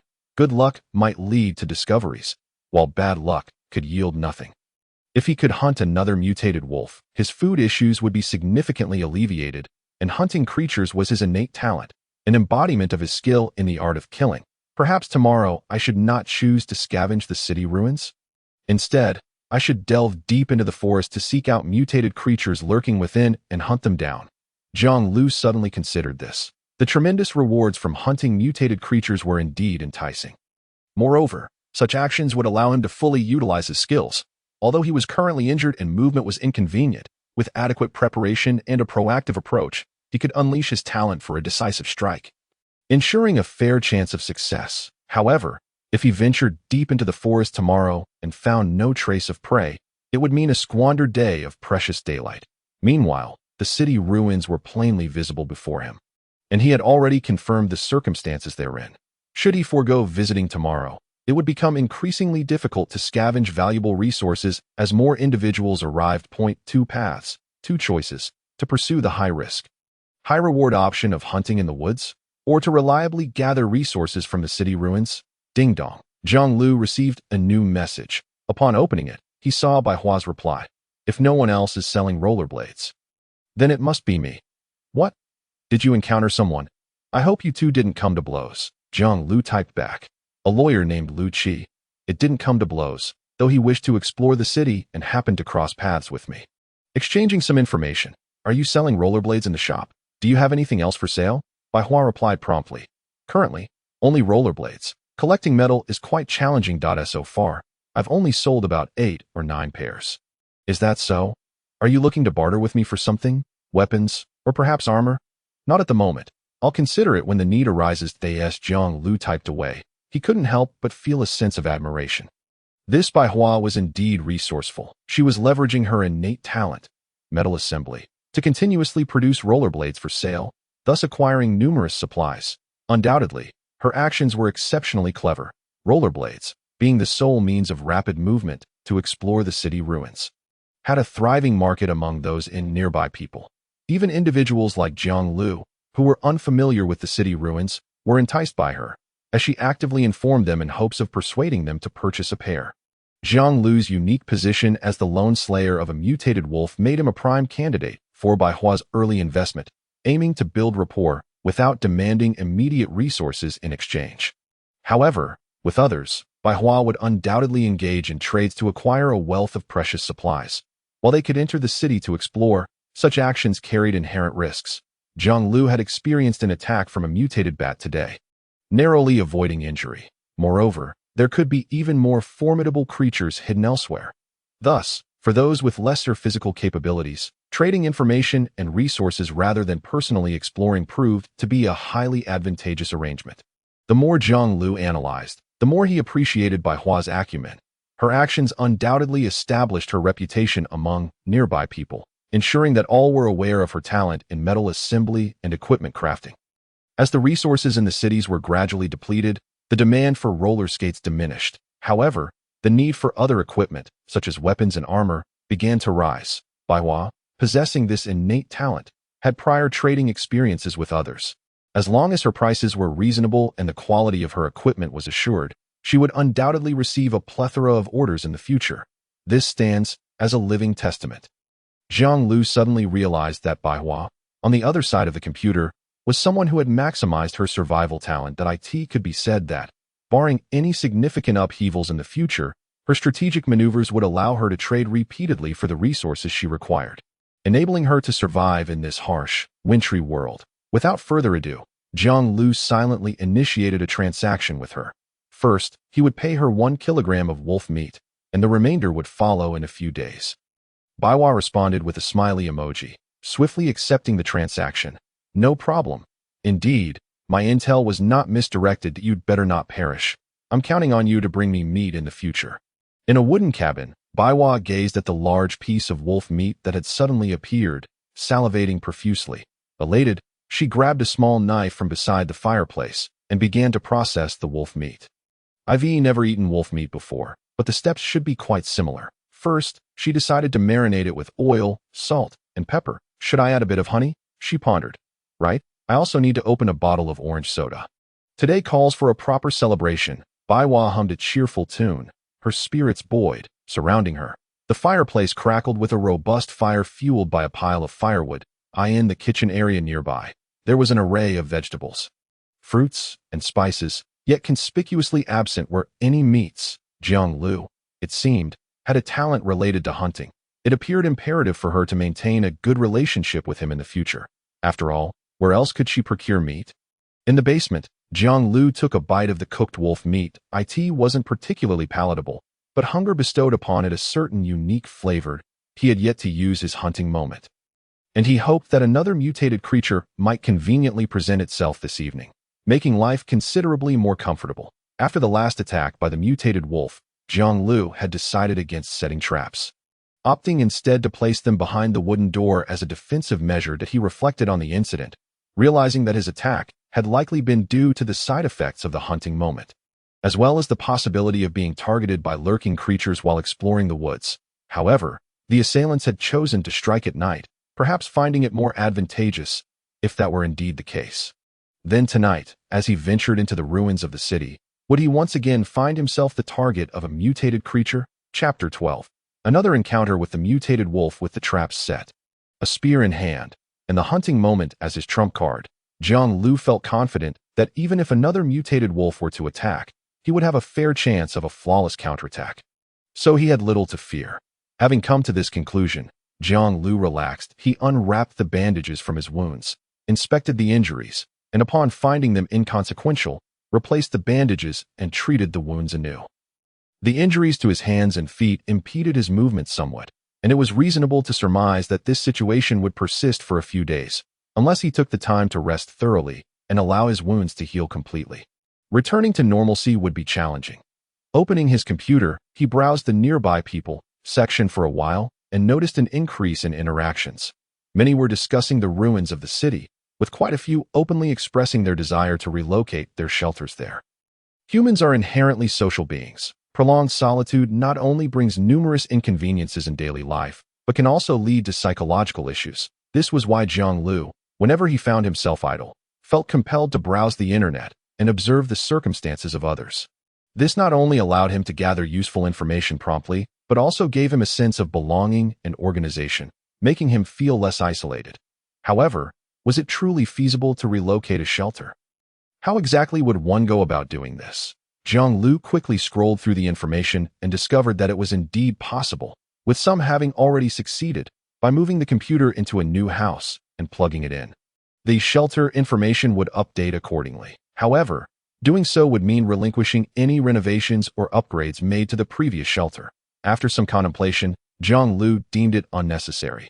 While relocating the shelter to the city ruins might facilitate resource gathering, it would undoubtedly attract complications. The simplest example being the influx of people into the city, which would inevitably disrupt the lives of those already residing there, not to mention the potential presence of ill-intentioned individuals looking to exploit the chaos. Perhaps in the future, he might consider such a move, but for now, it was best to refrain. Subsequently, Jiang Liu visited the store. Transactions involving food remained the most fervent, garnering the most attention. Whenever someone listed food for sale, unless the asking price was exorbitant, most would be snatched up almost instantly, illustrating the high demand for food. Beyond food, the demand for weapons, armor, and medical supplies was gradually on the rise. This was only natural. They were not surviving in isolation. Mutated creatures and other survivors lurked nearby. As time progressed and people ventured further, friction was bound to arise. Thus, in their pursuit of self-preservation, everyone was keenly in need of effective weapons and armor to combat potential threats.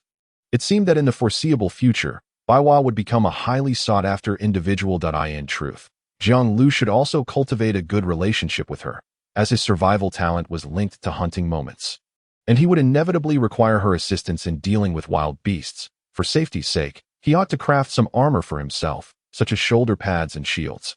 Unfortunately, Jiang Liu was currently somewhat financially constrained. There were still many aspects of the shelter that needed improvement, let alone the purchase or crafting of expensive armor. Lying on his bed, Jiang Liu rested until deep into the night, only to be awakened by a series of loud banging sounds at the door. Bang, bang, bang. The muffled thuds echoed in the basement, reminiscent of the previous encounter with the mutated wolf. Jiang Liu's suspicions had been confirmed. At night, a mutated creature had indeed come knocking at his door. Remaining calm, he recalled that the wooden door had been repaired and even reinforced. The creature would not be able to breach it easily. Jiang Liu quickly rose from his bed, grasped the spear resting by his bedside, and cautiously maneuvered around the traps laid on the floor, positioning himself behind the door to peer through the peephole. Although it was dim, the light from within allowed him to catch glimpses of white fur and a pair of blood-red wolf eyes. Another mutated wolf, yet this one appeared even more robust and ferocious than the last. However, despite its imposing presence, Jiang Liu had no reason to fear. Seizing the opportunity while the creature was momentarily distracted by its attempts to breach the door, he swung it open, thrusting his spear forward with all his strength. The spear pierced flesh, and the mutated white wolf let out a howl, retreating in a flash. Clearly, Jiang Liu's strike had found its mark. Rather than pursuing the creature, Jiang Liu fully opened the door and stepped back inside, anxiously bracing for the mutated wolf's counterattack. The outside environment was harsh, with frigid temperatures. He could not risk engaging in battle outdoors. Conversely, inside, he had set traps that could ensnare the creature, and the doorway was the only passage, favoring his spear's reach. The only concern was avoiding any accidental damage to his furniture during the skirmish. Particularly the computer. This device was not forged from steel and was at risk of being damaged. If it were to sustain harm, Jiang Liu had no idea how to repair it and could only hope for assistance from the city ruins. However, he believed the likelihood of such an occurrence was low. Once the mutated white wolf entered the room, Jiang Liu would activate the hunting moment, eliminating the threat without granting it any respite. Previously, he had managed to dispatch one with merely a knife, and with his upgraded equipment, there was no reason for failure.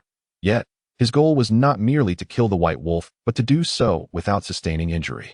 Ensuring that the creature would not have the chance to harm him, in the next moment, amidst the howling wind and swirling snow, a mutated white wolf slowly emerged before Jiang Liu. Its fur gleamed with a lustrous sheen. Its limbs were powerful and sturdy, and its teeth were sharp and menacing. Its eyes, a deep crimson, resembled a cornered villain, left with no choice but to fight or perish. This creature appeared to be in far better condition than the previous wolf. It was decidedly more formidable. He could not afford to let it mutate further. It needed to be eliminated swiftly. The white wolf paused before the trap. Seemingly recognizing it, it cautiously raised a paw, attempting to circumvent the deadly snare. But Jiang Liu would not grant it such an opportunity. With the trap before it, restricting its movements, the time to claim its life was now. The distance between the two was perfectly suited for Jiang Liu to thrust with his spear. As long as he could strike the opponent's vital point, a single fatal blow was assured. The moment of the hunt had arrived. For a fleeting second, time seemed to come to a standstill around Jiang Liu. The leg raised by the white wolf hung suspended in midair, while his spear shot forth with the swiftness of lightning. It struck with unerring precision. The spear pierced directly into the wolf's left eye socket, half of its tip embedding itself within the creature's skull, instantly killing it on the spot. A single fatal blow. With a thud, the white wolf's lifeless body collapsed. Only then did its legs attempt to flee. But alas, it was far too late. In this moment of hunting, Jiang Liu was several times faster than its movements, leaving no opportunity for escape as he dispatched it within the confines of the room. Chapter 13. Purification Tablets. The following morning, at 8:30, Jiang Liu returned to the shelter, cradling a sizable bundle of grayish-white dead branches. With practiced skill, he neatly stacked the firewood in the corner of the cluttered area, pulling out a few pieces to stoke the fireplace. Ensuring the flames blazed even more vigorously. In good spirits today, he decided to reward himself with a tomato. Casting a glance at the corpse of the mutated wolf on the ground, Jiang Liu picked up the last remaining tomato and began to munch on it raw. Though he had a stronger desire to prepare a pot of tomato soup, he lamented the fact that he possessed only a wooden bowl and a metal cup, rendering soup preparation impossible. Should he consider trading a portion of the wolf meat with others? As Jiang Liu bit into the tomato, he pondered this dilemma. Last night, he had successfully hunted a mutated wolf without sustaining any injuries. If he were to trade it, he could certainly acquire a substantial amount of supplies. However, drawing from his previous experience, Jiang Liu had identified a flaw in online trading: the transaction fees. Every trade between survivors required a certain amount of winter coins as a fee. The fee's amount depended on the value of the traded goods. In Jiang Liu's transactions, the minimum fee was 1 winter coin, while the maximum reached as high as 13, but although it may not seem like much, in this harsh winter world, every unnecessary expenditure must be diligently avoided. Opting for offline trading would undoubtedly allow Jiang Liu to sell the wolf's body for a higher price, thus reaping greater benefits. He had already set his sights on a potential trading partner, Bai Hua. Possessing the talent of metal combination, Bai Hua could forge weapons and armor, which was precisely what Jiang Liu needed. Trading the wolf's corpse for a set of quality equipment would enable him to hunt mutated creatures more effectively, thereby securing additional resources and establishing a virtuous cycle. This way, he could continuously gather supplies, trading meat with others, achieving a well-rounded and harmonious development. Moreover, the side effects of the hunting moment made him more susceptible to attacks from mutated creatures. Hence, for the sake of his own life, he could not afford to skimp on expenses in this regard. Investing resources in protection would be entirely justified. After finishing his breakfast, Jiang Liu promptly sent a message to Bai Hua, proposing an offline meeting and offering to settle the remaining 1 kilogram of wolf meat. He then donned his gear and ventured out to explore. The ruins of the city still harbored abundant resources, and today, it seemed unlikely that many would enter to scavenge, making this an opportunity that Jiang Liu could not afford to miss. Half an hour later, he found himself in the woods outside the city. As per his usual practice, Jiang Liu gathered dead branches and kindled a campfire. Once he felt warmth returning to his body, he grasped a torch in his left hand and his spear in his right.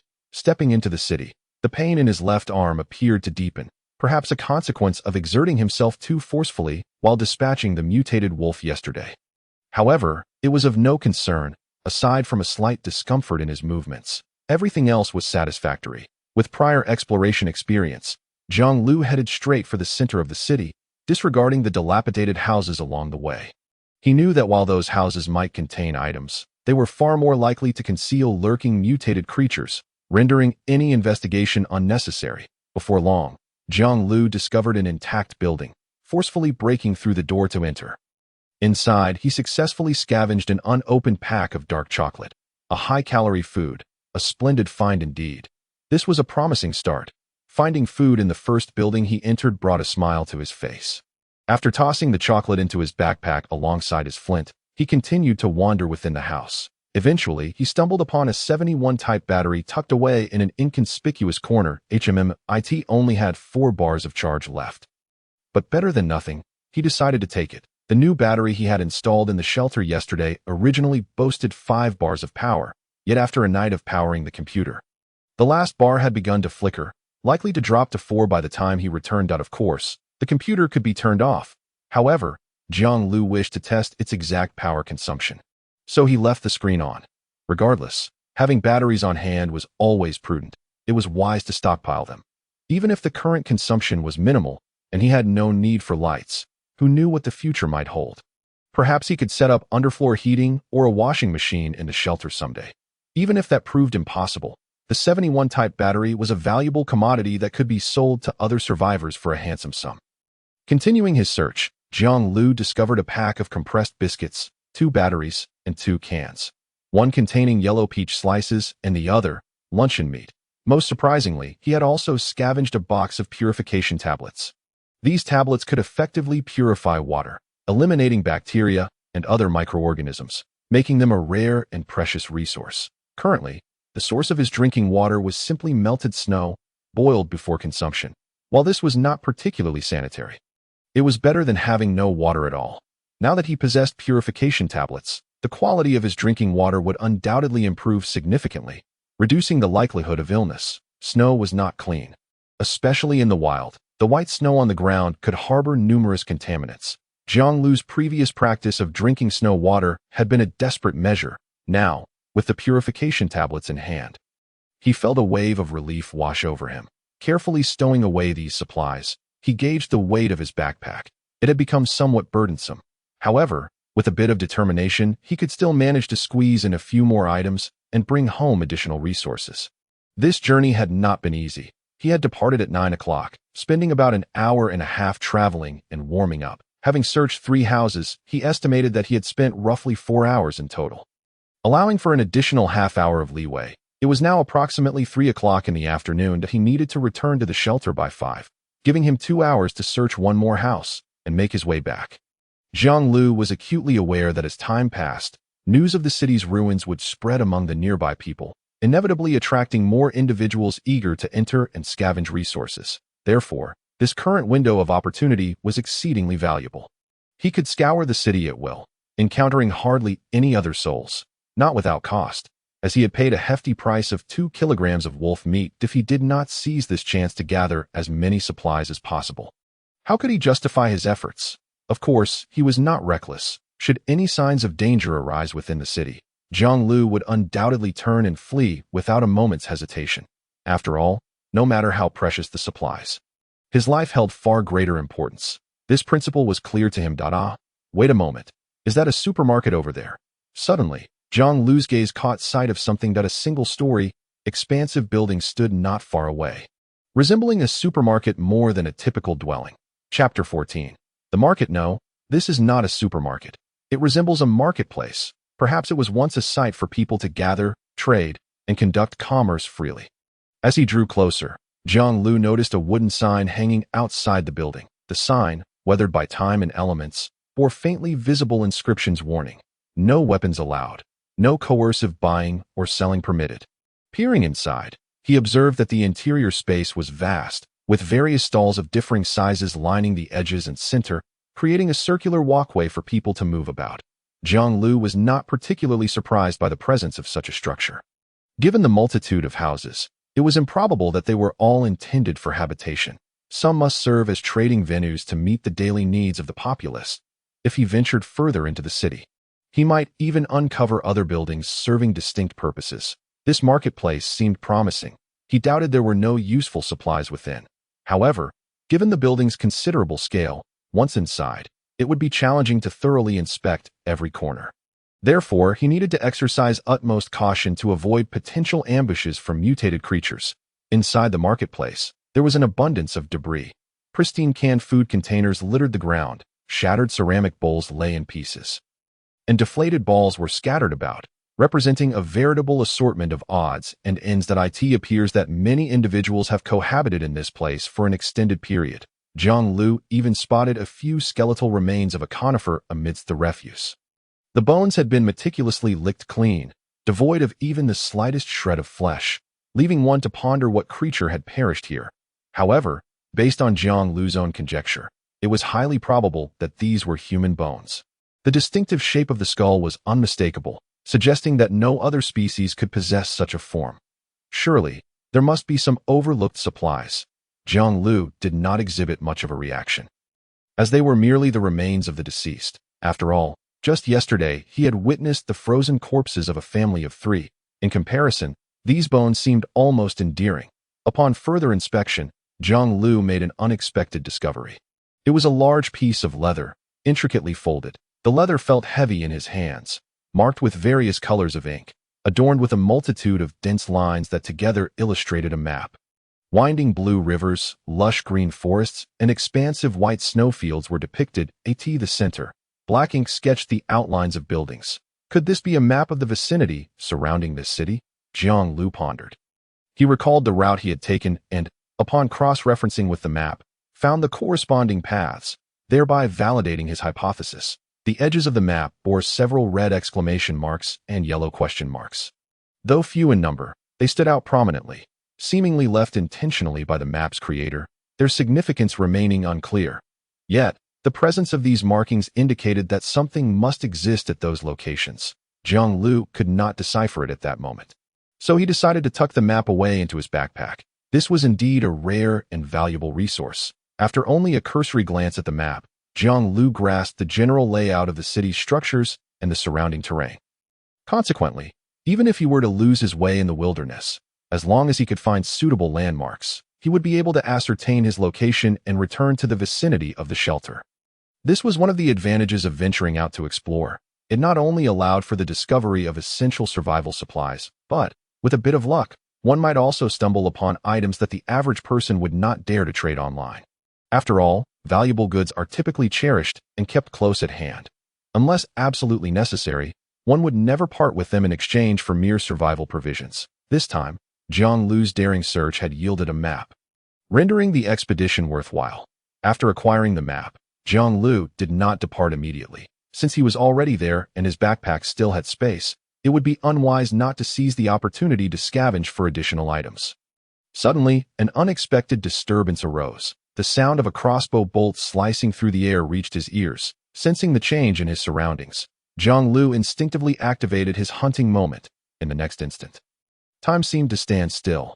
Jiang Liu's muscles tensed, his reflexes heightened to their peak. He abruptly twisted his head at an improbable angle, narrowly evading the incoming bolt. To an onlooker, it appeared as though he had forcefully contorted his head aside, a sight that would leave anyone incredulous. Thud. The bolt, missing him by mere inches, embedded itself into the wall beside him. Who was it? After dodging this attack, Jiang Liu quickly deduced the location of his assailant based on the direction of the bolt and promptly sought refuge behind the wall. Gripping his spear tightly, he felt no fear. Rather, the adrenaline surged through him, causing his body to tremble slightly in anticipation of the imminent confrontation. What? Other survivors, you say? My apologies. I truly did not mean to offend. I assumed it was a mutated creature. I hope that bolt did not harm you. A deep, resonant male voice called out. The speaker's tone was exceedingly sincere, as though he genuinely felt remorse for almost injuring Jiang Liu. Had it been a kinder-hearted individual, perhaps they would have believed his words. Yet, Jiang Liu was not so easily deceived. Despite the man's attempts to mask it, Jiang Liu detected a hint of astonishment in his voice. If it had truly been an accident, why would he be surprised that Jiang Liu had successfully evaded the shot? If the man had not seen clearly, how could he have aimed so precisely at Jiang Liu's head? Had it not been for the comprehensive enhancement provided by the hunting moment, Jiang Liu might very well have become a lifeless corpse. You certainly did not injure me, but from your words, it seems you believe that a mere apology will suffice. Although he had relinquished his trump card, hunting moment, Jiang Liu's tone remained decidedly unyielding, as if emboldened by confidence. There was no need for him to feign politeness. At such a critical juncture, displaying weakness could provoke further aggression from the other party. Only by maintaining a fierce demeanor could he hope to intimidate his opponent. Sure enough, the man's voice faltered. After a brief pause, his tone softened further. I am truly sorry, my friend. That bolt was genuinely a small misunderstanding. If you feel my words lack sincerity, I am willing to offer a can of tomatoes as a gesture of goodwill, hoping it may dispel our misunderstanding. Please come out to retrieve it. I assure you, I mean you no harm. It was evident that this was a blatant trap. The so-called can of tomatoes was nothing but a false bait. And the man's true intention was to coax Jiang Liu out of his cover to shoot him down with another bolt. Jiang Liu chuckled inwardly, though his tone appeared to soften somewhat as he replied, "Oh, is that so? However, your previous action hardly seemed like an accident. For my safety's sake, I believe it best not to accept that can." Chapter 15. The Attacker. What a game. On the other side of the marketplace, a man wielding a crossbow beamed with delight upon hearing Jiang Liu's response. He aimed his crossbow at the edge of the wall behind which Jiang Liu was hiding, cautiously moving his feet to find an optimal angle for shooting while speaking. "Young man, you have misunderstood me. This is truly a misunderstanding. Life is challenging for everyone in this world. I do not know if you have encountered those mutated creatures, but they are alarmingly swift. With blood-red eyes. If they react, they can be quite difficult to handle. I instinctively pulled the trigger out of concern for my own safety. Otherwise, consider this. If I had truly wished to kill you, would I not have aimed more carefully, allowing you to evade that shot?" As he spoke, there was a hint of regret in the man's tone, perhaps lamenting that he had not taken more time to aim before firing. Behind the brick wall, Jiang Liu seemed momentarily tempted, yet ultimately declined the man's offer. No. What if you change your mind the moment I step out? I think it best to refrain." Sensing Jiang Liu's hesitation, the man pressed on. "Very well, I will not insist that you come out. I will toss the can over to you, and you can simply pick it up. Accepting the can will signify that this incident is behind us, and we can coexist peacefully moving forward. Consider it a chance for me to apologize for my earlier actions." After saying this, the man indeed pulled a can of tomatoes from his pocket and tossed it towards the wall where Jiang Liu was hiding. However, his aim appeared to falter. The can rolled on the ground several times before coming to rest at a distance from the wall. "Oh dear, my apologies. I missed through it.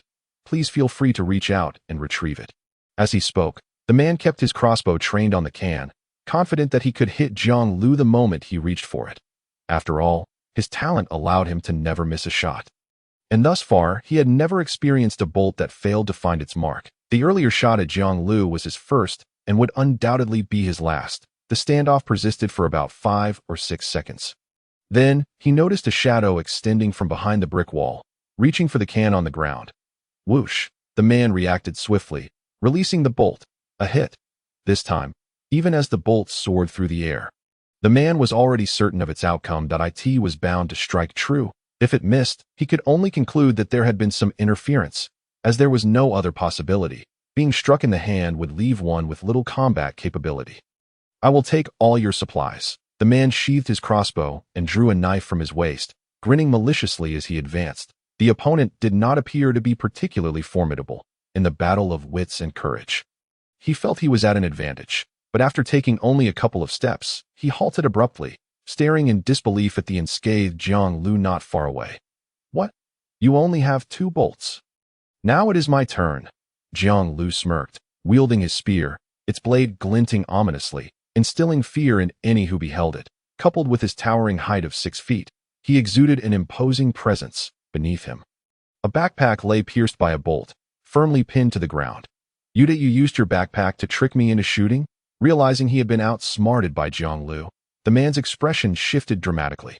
Casting a reluctant glance at the two bolts before fleeing, without a backward glance, he may be capable of launching a surprise attack from behind, taking advantage of the vulnerable, but to engage him in a direct one-on-one confrontation. What a preposterous notion! Aside from a bow that has exhausted its crossbow bolts, he possesses but a mere knife. In stark contrast to the sharp spear held by his opponent, he is undeniably at a disadvantage. Thus, despite his reluctance to part with his remaining bolts, the man has no choice but to withdraw in order to preserve his own life. Humph, at least you are wise enough to recognize your limits. Jiang Liu refrained from pursuing. His trump card had already been played, and given his existing injuries, a rash pursuit could lead to unpredictable outcomes. However, he has etched the opponent's face into his memory. Should an opportunity arise in the future, he would not hesitate to send the adversary to the underworld. Indeed, even when I harbor no ill intentions, others may seek me out. One can only imagine that such behavior will not be uncommon in the days to come. Rather than the meager scavenging of supplies, directly hunting down other survivors is undoubtedly a more efficient route to amass considerable resources. Moreover, the risks involved are minimal. All it requires is a steely resolve and a suitable weapon. In light of this, it would be prudent to avoid such places in the future, Jiang Liu reflected. The reason he was attacked this time was largely due to the myriad visual blind spots within the building's interior. Even with his cautious demeanor, it was impossible to cover every angle, thus affording the adversary an opportunity to strike. Had he been in the open expanse of the plains, where visibility reigned supreme, he would have certainly avoided such an ambush. Nonetheless, the spoils of his risky venture were quite substantial: a can of tomatoes, 2 metal crossbow bolts, and a map detailing the surrounding terrain, adding to his previous haul of a box of water purification tablets. A pack of compressed biscuits, 2 batteries, a can of peaches, and a can of luncheon meat. This outing could be deemed an overwhelming success. Although his backpack now bore a hole from the arrow, it remained functional. While the crossbow-wielding man had departed, there was no telling if he might return to launch another attack. Hence, Jiang Liu chose not to continue scavenging the market and made a hasty exit. As was customary, he circled the icy terrain several times to ensure he was not being followed before returning to the shelter. 5:25 p.m. He returned in a timely manner, despite a slight delay. He made it home before nightfall. After categorizing the various supplies he had collected and adding some firewood to the fireplace, Jiang Liu lay down on the wooden bed, closing his eyes to rest for a moment. Having spent the entire day scavenging within the city, it was only natural to expect mutated creatures to appear that night, attempting to breach the shelter and attack him. Furthermore, having encountered other survivors with malicious intent, conflict was inevitable. Thus, it was evident that crafting armor and ranged weapons had become a pressing necessity. The former would bolster his defenses and enhance his chances of survival in perilous situations. Had Jiang Liu been wearing a helmet during his confrontation today, the outcome would have been markedly different. The latter would prove formidable, aiding him in hunting mutated creatures while also providing protection during excursions. Previously, he had been overwhelmed due to a lack of ranged capabilities, forced to rely on the cover of brick walls to evade the enemy's arrows. However, armed with a crossbow to retaliate, the adversary would surely recognize Jiang Liu as a threat and would think twice before acting so brazenly. Both of these items are essential to me. However, at present, the online market trades weapons and armor at exorbitant prices, second only to food. Additionally, purchasing online incurs a transaction fee, making the overall cost quite steep. As such, it is not a wise choice at this time. I should first await Bai Hua's response before making further plans. Jiang Liu had not forgotten that he sent a message to Bai Hua prior to his departure. Now that a day had passed, he wondered if she had replied. Chapter 16. The first crafting of equipment feud had finally finished. Bai Hua set down her tools and gazed at the rudimentary roller skates assembled on the workbench. Exhaling deeply, the prolonged hours spent working near the fireplace had resulted in a thin sheen of perspiration forming on her forehead. However, the thought of completing this order and receiving the coveted can of tomatoes filled her with motivation, prompting her to hurriedly sit at the computer. Let me see who proposed this trade. Unlike Jiang Liu, Bai Hua's list of friends boasted at least 30 survivors, all of whom were her clients. Most were drawn in by her proactive salesmanship, while a few had noticed her posts and chose to add her. Her talent lay in metal composition, leaning more towards logistical manufacturing than direct combat.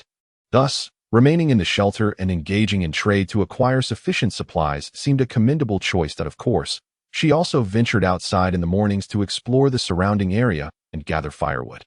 After all, it was impractical to remain cooped up in the shelter indefinitely. Occasional excursions into the outside world were beneficial for both mental health and information gathering. Found the person, scrolling the mouse.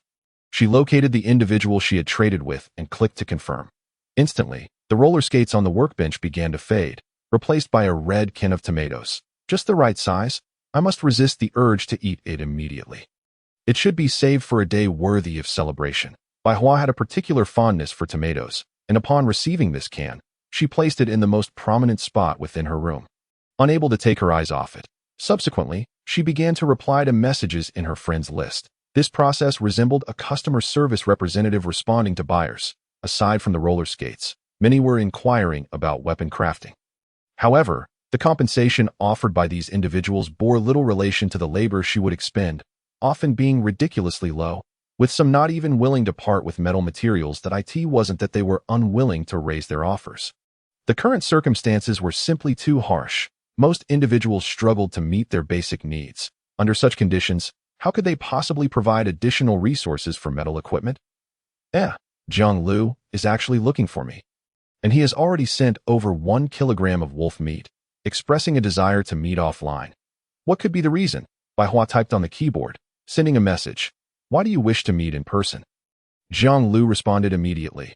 I want to collaborate with you on crafting equipment. Online transactions incur a service fee, so if you agree, we can arrange an in-person exchange, allowing you to receive more in return.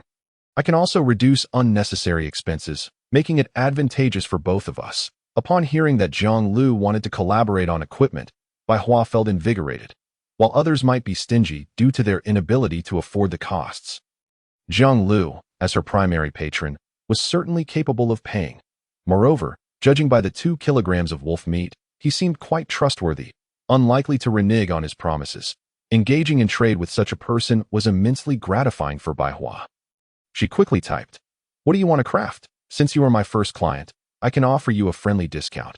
Jiang Liu had already formulated his request, an entire set of armor, shoulder pads, a helmet, and so forth, as well as a crossbow and 2 animal traps. Can you create these? Bai Hua did not respond immediately. Instead, she inquired, what will the compensation be? What can you offer as my payment? Jiang Liu silently took a photo of the mutated wolf's corpse in the corner and sent it, accompanied by the text, I might even hunt another one of these tonight, so you needn't worry about the price. On the other end of the computer, Bai Hua's eyes widened in shock. Hunting at night? Are you insane? You mean to say you dare to go out hunting at night and have succeeded? How on earth do you intend to accomplish that? Jiang Liu, reading her message, found himself momentarily at a loss for words. He was taken aback. Is she a bit unhinged? Her imagination is rather excessive. How could anyone venture out to hunt in such treacherous nighttime conditions? However, her perspective might inadvertently bolster my reputation as a formidable individual. With this in mind, Jiang Liu chose not to address her concerns directly and instead asked, can you start crafting now? Will you be able to prepare part of the equipment for me by midnight? Crafting equipment is not an instantaneous process for Bai Hua. It requires both time and effort. However, given Jiang Liu's generous offer, these considerations seemed trivial. Even if it meant staying up all night, she would ensure her benefactor was satisfied that I can, but I currently lack sufficient metal, although I had previously made an effort to procure some. It is not widely held, and I had already expended most of my supply to craft the roller skates for sale at present. I have only about 3 kilograms of metal stock left, which is wholly inadequate to produce the armor and crossbow you require. However, crafting a trap for capturing beasts should be quite manageable. Bai Hua responded promptly with remarkable speed.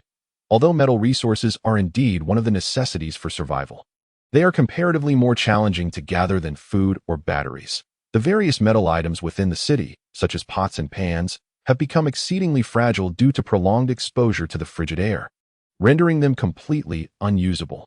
Only on fortunate occasions do people manage to discover a scant few metal objects and collect them. Bai Hua's business is just beginning. She lacks sufficient resources to procure metal. Consequently, she often meticulously selects items in the shop, only attempting to negotiate a lower price when she encounters a suitable deal, proceeding to purchase only after reaching an agreement, i.e. there's not an abundance of metal in stock. Jiang Liu pondered. While he could indeed purchase metal online to trade with Baiwa, doing so would incur 3 separate transaction fees, making the endeavor quite unprofitable. Hence, this is why I prefer offline transactions. However, tonight, there may be mutated creatures attacking, so a beast trap is essential. An additional trap signifies a greater chance of survival, which is certainly better than having none at all. That he immediately agreed with Baiwa. Expressing hope that she would trade the completed trap with him directly, Baiwa readily consented, and without demanding any payment from Jiang Liu, she suggested they settle the costs during their subsequent offline meeting. Chapter 17. The upgrade system. By the way, do you know that computers can be upgraded? Just as their conversation was nearing its conclusion, Baiwa suddenly remarked. Jiang Liu was unaware of this and promptly inquired. Upgrade system? What does that mean? It is quite literally what it implies. That it appears that the current computer systems can be continuously upgraded, Baiwa explained. She sent an image depicting a rather ordinary black USB drive, approximately the size of a thumb, with nothing remarkable aside from the character for winter engraved on its casing. Someone had discovered this USB drive while scavenging for resources, upon inserting it into the shelter's computer and paying a sufficient amount of winter coins. The computer system would automatically upgrade. After the upgrade, the computer interface not only provides more detailed weather information, but also includes an option for upgrading and drawing survival talents. Upon reading this, Jiang Liu recalled that the computer had indeed mentioned that survival talents could be upgraded. However, at that time, he had searched for relevant methods but found none, and thus, the matter had remained unresolved. He had not expected that to upgrade his survival talent, he would first need to upgrade the computer system. Is this USB drive available on the market? Did that individual mention where it could be found? Jiang Liu quickly typed. The survival talent he currently possesses, hunting moment, is crucial to him, and he would be willing to pay a fair price to upgrade it. Baihua's reply came swiftly, as if she had already gathered pertinent information. That USB drive can only be used once. The one in that person's possession is already defunct, and I currently do not see anyone selling it online. They found the USB drive in a drawer within a building. If you are keen, you might want to pay attention to such locations. Additionally, if possible, I hope you can bring a USB drive for me. In exchange, I can craft a weapon for you free of charge in the future. Baihua's last statement revealed her true intentions. Clearly, she understood the significance of survival talents and was willing to offer a high price to entice Jiang Liu into helping her find a USB drive. Crafting a weapon for free is one thing, but this information serves as the most valuable reward. If I can find an extra USB drive, I will bring it to you the next time we meet. Jiang Liu indicated, expressing his stance. Although Baiwa harbored ulterior motives, considering their first encounter in the ruins of the city and now the USB drive upgrade system, she had already provided him with 2 pieces of exceptionally valuable information. This rapid acquisition of knowledge signifies that she possesses some undisclosed channel for quickly obtaining crucial intelligence. Furthermore, with Baihua's talent, metal combination, she can craft numerous metal items. The combination of these 2 factors has prompted Jiang Liu to foster a closer relationship with Baiwa, hoping to strengthen their bond for better survival in the future. Therefore, even though Baiwa had proactively offered a reward, Jiang Liu declined. Surviving alone in this world is undoubtedly quite challenging, particularly with the side effects of hunting moment, which leave him vulnerable to attacks from mutated creatures. If he were to sustain injuries during a confrontation without anyone to care for him, survival would become exceedingly difficult. One who frequently treads by the river cannot avoid getting their shoes wet. Despite Jiang Liu's recent triumph in hunting 2 mutated wolves and 1 mutated bat, showcasing a significant advantage, a single misstep could swiftly transform him from hunter to prey, resulting in his untimely demise. High rewards often come with high risks. After concluding his conversation with Baiwa, Jiang Liu settled down at his computer desk and began browsing other information. Previously, he had listed a half-bat in the shop. Although its appearance was somewhat unappealing, it was still edible, thus attracting considerable interest from potential buyers. However, he had not clicked to view it until now, as he finally had some free time to consider it. I should exchange for a new iron pot. Though it is slightly smaller, it would still serve as a valuable resource for me. After all this time, Jiang Liu had grown weary of consuming roasted wolf meat. Eating the same food day after day, while he understood it was a necessity for survival, was becoming monotonous. Therefore, he urgently needed to acquire an iron pot to enable more diverse cooking methods, thereby enhancing his quality of life. In truth, aside from the essential food and warmth, hope for the future is crucial to survival in this world. If a person has no hope for the future, where then lies their motivation to survive? With a flicker of light, a rusted iron pot, approximately 30 centimeters in length and width, appeared on Jiang Liu's computer desk. The shelter lacked a dedicated stove. Thus, the only option was to place the iron pot on the fireplace. Although the temperature would be somewhat lower, it should suffice for boiling soup and stir-frying. Every bit saved counts. There is no need to spend winter coins unnecessarily on this matter. Jiang Liu reassured himself. Pouring purified water into the pot and bringing it to a boil, he tossed in a handful of wild vegetables he had previously purchased, followed by opening a can of luncheon meat and emptying its contents into the pot. Finally, he sprinkled in salt and pepper for seasoning. At long last, Jiang Liu savored his first bowl of soup in this world. Dipping his compressed biscuit into the hot soup, he took a bite once it had softened slightly. Such a simple meal brought him immense satisfaction. This is what life should be. The roasted wolf meat he had consumed earlier was truly indescribable, far inferior to even the worst takeout. After eating his fill, Jiang Liu contentedly closed his eyes. This can of luncheon meat was indeed a rare delicacy, tasting no different from what he had enjoyed before. It seems that, if possible, I should strive to stockpile canned foods in the future. Not only do they have a long shelf life, but they are also ready to eat upon opening, nutritious, and quite palatable.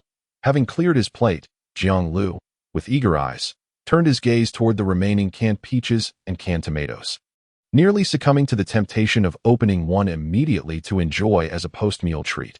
However, a glimmer of rationality restrained him from acting on this impulse. Currently, his food supplies were not particularly abundant, and there was no guarantee that he would smoothly scavenge more resources in the future. Therefore, it would be wise to ration his intake. After all, the canned goods remain in his shelter, and as long as he does not move them, they are unlikely to disappear. In the fireplace, the flames flickered, raising the indoor temperature. Though it did not reach a sweltering level, it was significantly warmer than the outside. In a state of drowsiness, Jiang Liu leaned back in his chair and fell asleep. He was unaware of how much time had passed when a series of urgent knocking at the door abruptly roused him. Chapter 18. The night's routine hunt. Have mutated creatures truly arrived? Jiang Liu jolted awake, startled by the knocking, and immediately sprang to his feet, grasping his long gun, his face a mask of vigilance. This is bad. I have already used hunting moment today. This time, I must rely on the beast traps to do their job, then slowly wear down the foe with my long gun from a distance. Hoping to exhaust it to death, the computer screen glowed.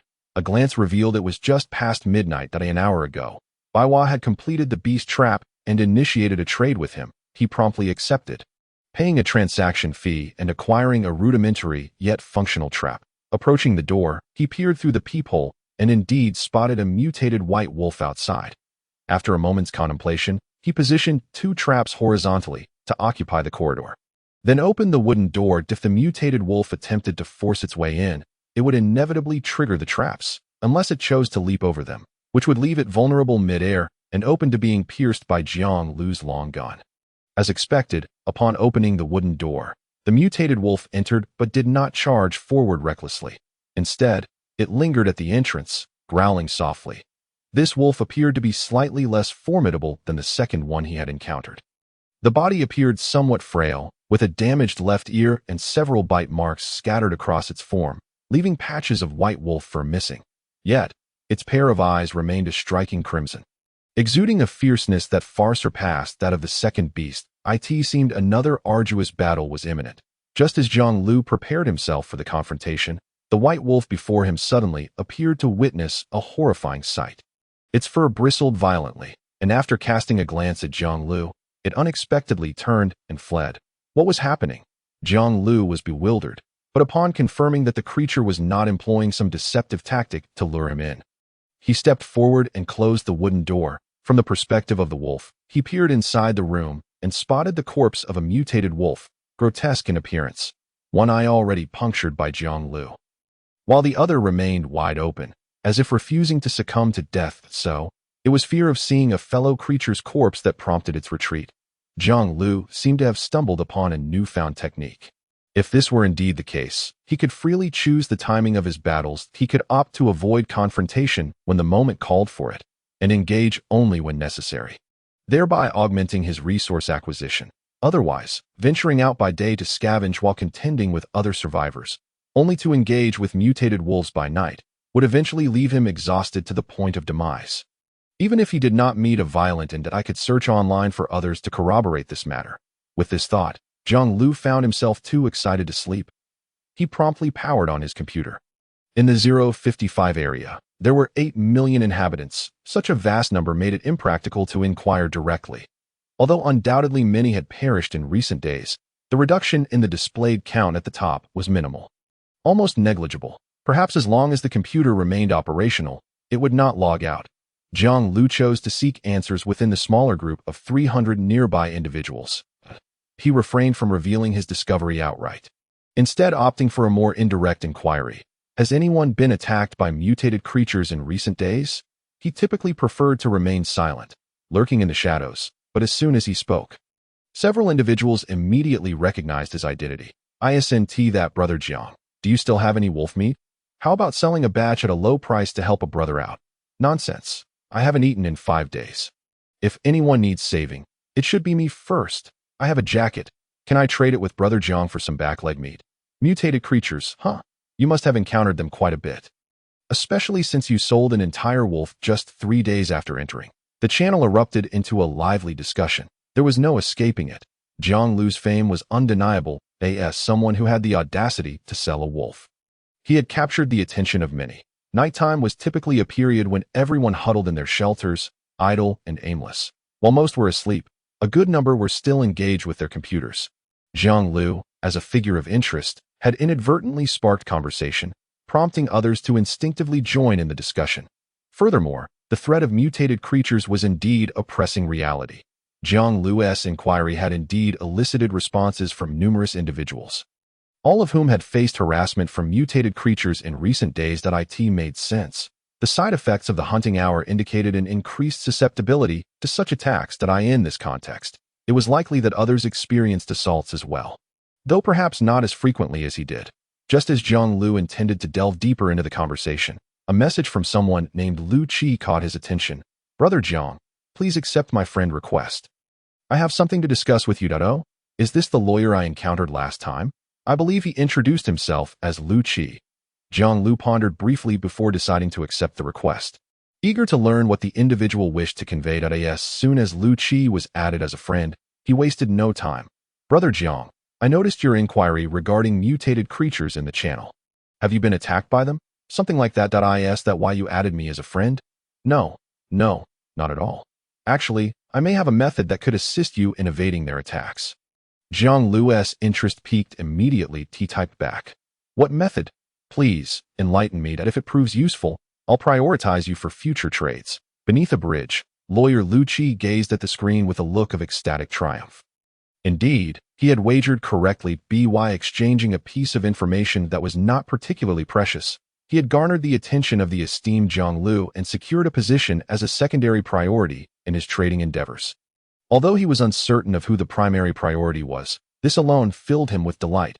He quickly replied, "Brother Jiang, this method was something I stumbled upon. One day, I entered a nearby city with half a bat carcass to scavenge for supplies. Though I had been warned, I was unfortunate enough to be attacked by a mutated bat when I opened a drawer. Its claws were incredibly sharp, and it scratched me several times. In the chaos, I inadvertently revealed the bat corpse I was carrying, and to my surprise, the creature was startled and immediately took flight." Just as Jiang Liu had suspected, Lu Qi's account validated his own hypothesis. These mutated creatures would choose to retreat upon encountering the remains of their kind. The rationale behind this could be that they recognized that if one could hunt their kin, they too could easily become prey. Alternatively, it might simply be a precautionary measure, an instinct to avoid confronting such a formidable adversary. Jiang Liu, however, did not express exuberance, but promptly inquired, "Is your information reliable?" "Absolutely. After that incident, I tested it multiple times with other bats. As long as I displayed the bat carcass, they would refrain from attacking me, seemingly wary of my presence. Consequently, I have yet to consume the bat. Instead, I intend to keep it on hand as a potential safeguard against future assaults. Lu Qi hurriedly typed more details to ensure the credibility of his claims. Jiang Liu acknowledged. Understood that I will personally verify this if your method holds true. I shall honor my commitment, but by the way, what is your talent? Would you mind sharing? Chapter 19, Fragments of a Diary when it comes to survival talents. Some individuals are rather cautious and reluctant to disclose such information. Lu Qi belonged to this category as well. However, after some contemplation, he decided to be forthright with Jiang Liu, hoping to gain his trust in return. His talent leaned towards accumulation and development, that if he could secure Jiang Liu's support, it might lead to a mutually beneficial partnership in this harsh, wintry world that my talent is plant affinity. I can sense the state of plants and discern their needs. Needs? Yes, in essence, I understand how to foster healthier, more vibrant plants that yield larger and more abundant fruits. Jiang Liu immediately grasped the implication. So, I can interpret this as you having a knack for gardening? Lu Qi confirmed. That's one way to put it, but I'm not limited to just vegetables. I'm quite adept at cultivating trees as well. This was indeed a commendable survival talent. If he could cultivate a substantial vegetable patch, he would likely lead a prosperous existence in this world. Jiang Liu mused, comparing his perilous struggles with Lu Qi's seemingly gentler approach. Moreover, growing and harvesting crops did not carry the same risks as hunting mutated creatures, which was a one-time endeavor. With timely planting and proper care, one could continuously reap food. Lu Qi, however, chuckled ruefully. Brother Jiang, you flatter me. It's not as simple as that. While I did select some vegetable seeds at the outset, the weather has been dreadful, with scarcely any sunlight and frigid temperatures. Before the seeds could even sprout, they froze in the ground. There are numerous challenges I must overcome before I can successfully cultivate vegetables, requiring extensive research to achieve success. Jiang Liu encouraged him. No worries. I have faith in you. When you finally succeed in growing vegetables, I will purchase everything you have, no matter the quantity. Vegetables are a form of sustenance, particularly scarce in this wintry world that if Lu Qi could genuinely cultivate them, Jiang Liu would not hesitate to trade resources, potentially establishing a long-term trading relationship that, of course, if Lu Qi failed to endure and perished in the early stages. Jiang Liu would have nothing to lament, treating it as if this individual never existed, nullifying any agreements. However, given Lu Qi's survival talent, plant affinity, there was a reasonable chance of success. Lu Qi seized the moment to propose. Brother Jiang, since we're on the subject, how about we strike a deal? I know someone of your stature must have plenty of food, but my situation is rather dire, and I'm on the brink of starvation. Could we perhaps negotiate a trade? You can take whatever you fancy. Just provide me with a bit of sustenance. After finishing his words, he sent a photograph. The image depicted an old wooden table, cluttered with several lamps, a half-open bag of seeds, a yellowed piece of leather, a backpack, and a scattering of tattered clothing remnants. It was a rather pitiful sight. The items were numerous and chaotic, seemingly a collection of everything imaginable. However, upon closer inspection, it became evident that there was nothing of substantial use for Jiang Liu. It was merely a heap of worthless junk. How am I supposed to trade with you given these items? Jiang Liu found himself at a loss for words. Lu Qi, feeling somewhat embarrassed, nonetheless insisted, Jiang Liu, I beg you, see if there's anything useful, even just a pack of biscuits would suffice. Jiang Liu shook his head. Despite Lu Qi's immense potential for the future, if he could not survive the initial phase, potential meant nothing. Jiang Liu had no intention of playing the benefactor to help him through his early struggles. He could assist him once, but could he continue to do so indefinitely? His own food supplies were not abundant either. If the items offered were enticing, a trade might be worthwhile. But the issue was, at present, this pile of junk held no appeal whatsoever. Wait a moment. What is that piece of leather? It appears to have some writing on it. Jiang Liu suddenly felt a sense of familiarity with the leather. He pondered for a moment, then swiftly opened a drawer and retrieved a large leather map. Upon unfolding it, he noticed the yellowed edges and unique texture were identical. Could it be another map? With this thought, Jiang Liu's curiosity was piqued, and he quickly typed a message. What is that piece of leather? It's too far away for me to see clearly. Soon, Lu Qi sent another photograph, revealing the leather spread out, inscribed with rows of small black letters, resembling a diary. Jiang Liu, I'm not quite sure either, but it seems to be a survivor's journal of distress. It's of no use to me. Do you need it? Jiang Liu's eyes gleamed as he typed back, "A distress journal? This could be quite interesting. How about this? I'll offer 0.5 kilograms of wolf meat in exchange for that backpack and this journal. If you don't agree, then so be it. My food supplies aren't plentiful either. Consider this a one-time assistance, and I hope you can survive in the future." Lu Qi responded immediately, "Of course I'm willing. I'll initiate the trade right now. I'll cover the transaction fee, as I found a few winter coins during the last scavenging in a building." Before long, a trade prompt appeared. Jiang Liu pressed confirm. And with a flash of white light, 0.5 kg of wolf meat was automatically deducted from the wolf carcass in the corner, while two items immediately appeared on his table: a slightly damaged backpack, identical to his previous one, and a folded piece of leather, which, when unfolded, was roughly the size of a notebook, densely filled with black writing. Jiang Liu began to read the text. Initially, it detailed a survivor's daily struggle for existence without anything particularly noteworthy. However, as he delved deeper, critical information began to emerge. Damn. Injured again. The range of these mutated creatures is vast. As long as I step outside during the day, I could be targeted by them at night. I've discovered their nest.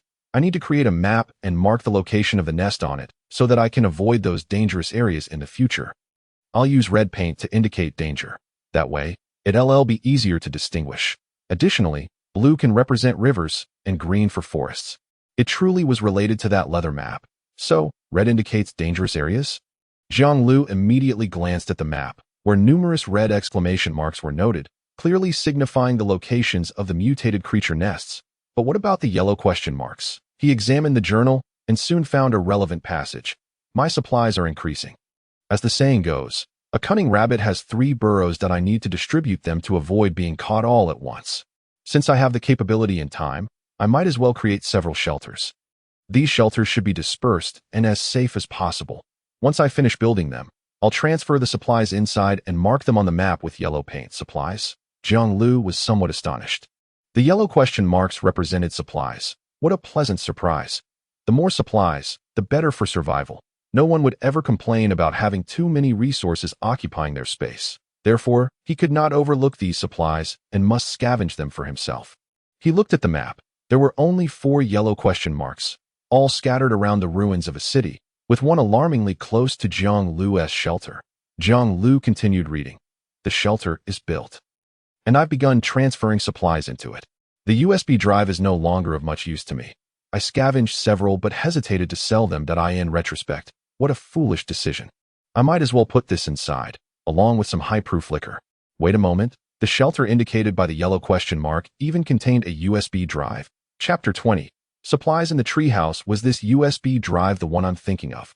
Bai Hua had just mentioned that the USB drive could upgrade the computer system, thereby enhancing its functionalities. Jiang Liu hurriedly continued reading, eager to validate his thoughts. However, the journal abruptly ended at this point, as if the lower half of the leather had been cut away, leaving no further entries. Damn, it didn't provide detailed information, but the probability was quite high.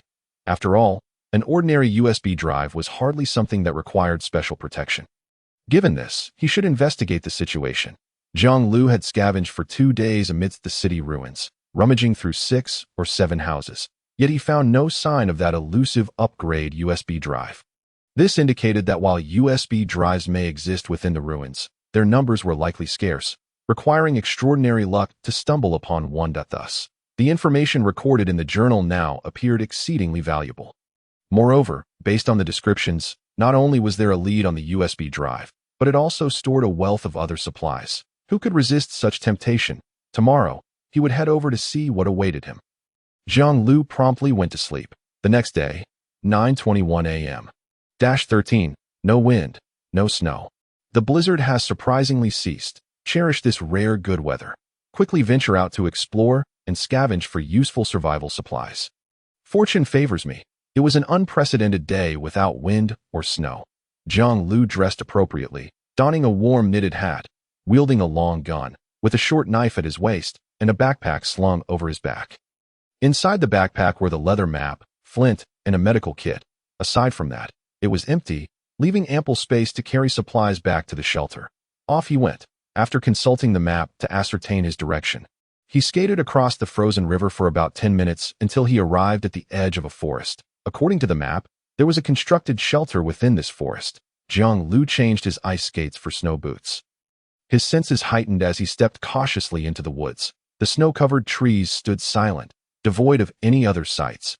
Enveloped in a blanket of white, the snow underfoot was deep enough to reach halfway up his calf, making each step laborious. After 15 minutes of trudging, Jiang Liu successfully discovered a small wooden cabin nestled within the trees. The cabin was modest in size, its exterior quite rudimentary, resembling a hunter's lodge. The door had seen better days, showing signs of neglect, and with a firm tug, Jiang Liu pulled it down. Was this truly the shelter built by the other party? Judging by its appearance, it likely held little of value. As expected, he wandered inside only to find nothing.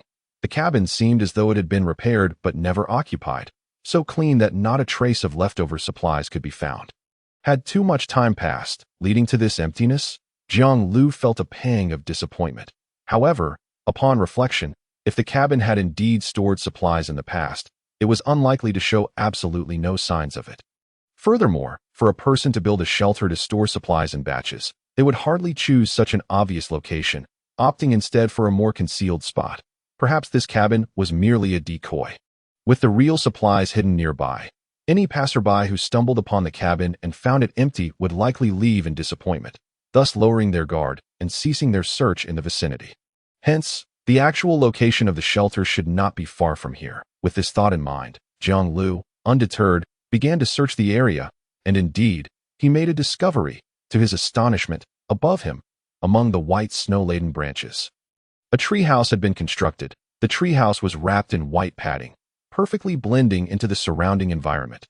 Even though Jiang Liu was exceptionally meticulous, scouring every inch around the wooden cabin, he nearly overlooked the area above him, resulting in the failure to discover this hidden abode. This illustrates the treehouse's remarkable concealment, allowing Jiang Liu to deduce that this is most likely the genuine sanctuary for storing supplies. The previous wooden cabin was merely a complete decoy. After circling the area twice, Jiang Liu noticed a rolled-up vine ladder beside the treehouse. He ascended slightly along the tree bark, gripping the end of his long firearm, and after several attempts, he finally managed to grasp the ladder and successfully pulled it down. Climbing up the vine ladder, he was met with a wooden door that had a lock. However, the lock had been firmly frozen by the wind and snow, rendering it quite fragile, with just a few strikes. Jiang Liu shattered it into 2 pieces, which fell to the ground. Creak. The wooden door swung open. Oh my. Upon opening the door, Jiang Liu involuntarily exclaimed in astonishment. Why, you ask? Simply because the abundance of supplies was overwhelming. The cabin was modest in size, with 2 cabinets flanking either side and a wooden table positioned at the front. Aside from these, there was nothing else to see that moment. As Jiang Liu stood at the entrance and glanced around, he beheld the following scene. The left cabinet was densely packed with numerous canned goods, including curry chicken, black pepper beef, and spicy mushroom varieties. There were also fruit cans, such as canned peaches and cherries. He counted carefully and found a total of 13 cans. The right cabinet housed numerous bottles, each adorned with a label bearing different numbers, 40, 41, 28, 33, and so forth. Inside the bottles swirled a colorless liquid, reminiscent of water, with a few ice shards floating within.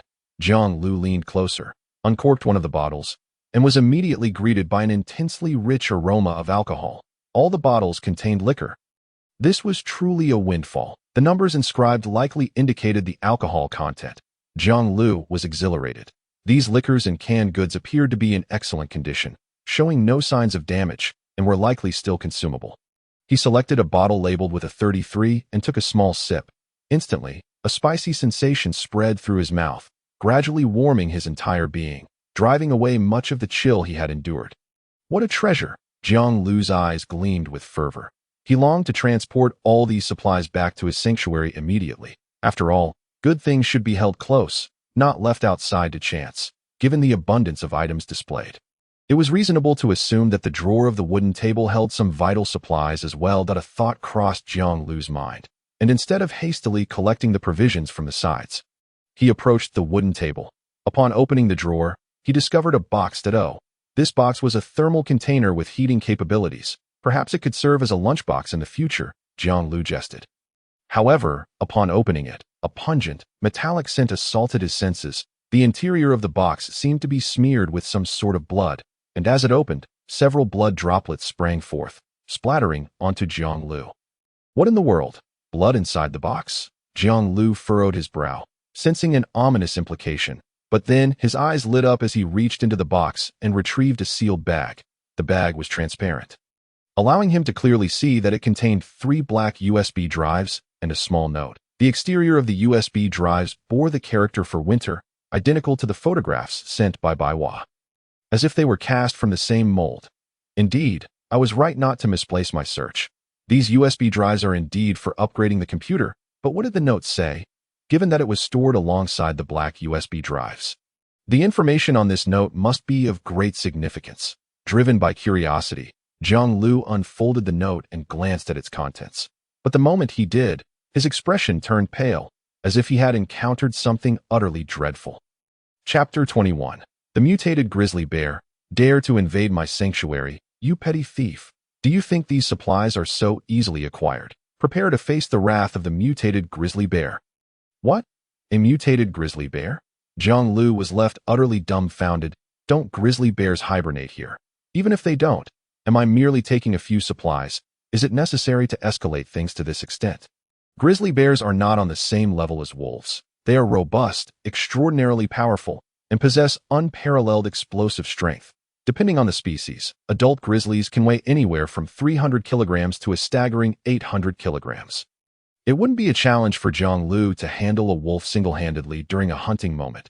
However, facing a grizzly bear would undoubtedly elevate the difficulty to a perilous degree, akin to grappling with death itself.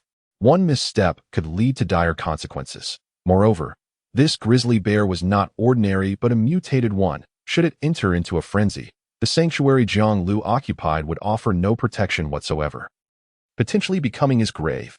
Damn, these supplies were merely a trap. Jiang Liu now understood. This was indeed the enemy's supply sanctuary, but to safeguard the provisions within, they had set a cunning trap. The blood within the box was likely the key to this trap. As soon as an intruder touched it, the nearby mutated grizzly bear would be drawn by the scent. What an ingenious design! With no time to ponder other matters, Jiang Liu promptly closed the box and grabbed a bottle of liquor from the adjacent cabinet, attempting to pour it over himself to mask the scent of blood. If the grizzly bear relied on its sense of smell, perhaps this action could yield some results. Yet, before he could act, a thunderous roar erupted from the depths of the forest nearby. The sound was so powerful that it startled the birds perched in the trees, causing snow to cascade from the branches, creating quite a ruckus. Don't know. It's here already? Jiang Liu's face turned pale as he clenched his long firearm tightly. Anyone who learns they are about to engage in a one-on-one battle with a mutated grizzly bear would likely feel a surge of trepidation. Fortunately, Jiang Liu possessed commendable self-regulation. He quickly regained his composure and vigilantly observed the ground below. He did not believe he could confront the mutated grizzly bear head-on, but if he utilized the terrain to his advantage, perhaps he could muster a fighting chance. Jiang Liu did not need to kill the beast. Causing it some injury might suffice to drive it away and allow him to claim all the supplies for himself. It wasn't long before he spotted a mutated grizzly bear charging through the snow towards the wooden cabin. Its eyes glowed with a fierce red, and it emitted a bone-rattling roar. The bear was massive, with thick fur and enormous paws, its sharp teeth glinting menacingly. This mutated grizzly bear likely weighed around 400 kg, rendering direct confrontation impossible. He would need to devise another strategy that a mere glance confirmed to Jiang Liu that he was no match for this bear. The primary issue was his inadequate weaponry, which was far too feeble. If he had a hunting rifle and unlimited ammunition, he would have confidence in facing not just a mutated grizzly bear but even the mighty Long Jiang Liu himself. Roar! The grizzly bear bellowed as it approached the treehouse, sniffing around Jiang Liu's previous position. Following the scent, it soon discovered Jiang Liu perched in the tree. Almost instantly upon locating Jiang Liu, the bear ascended the tree beside him. Bears can climb trees, and given that the wooden cabin was not particularly tall, perhaps only 4 meters at most, this height posed no challenge for the mutated grizzly bear. By the time Jiang Liu reacted, the bear had already climbed halfway up, its massive head protruding over the wooden boards beneath him. Without hesitation, Jiang Liu raised his long firearm and lunged toward the bear's eye, just as one would strike at the heart of a serpent. so too must one target the grizzly's vulnerabilities. The bear's thick hide and substantial layer of fat served as formidable armor, easily resisting the thrust of Jiang Liu's weapon. However, its eyes remained a universal weak point. Surely, even a mutated grizzly bear could not possess defenses for its eyes. Moreover, the bear had thrust its head forward. If Jiang Liu did not strike now, it would be sheer folly. Roar.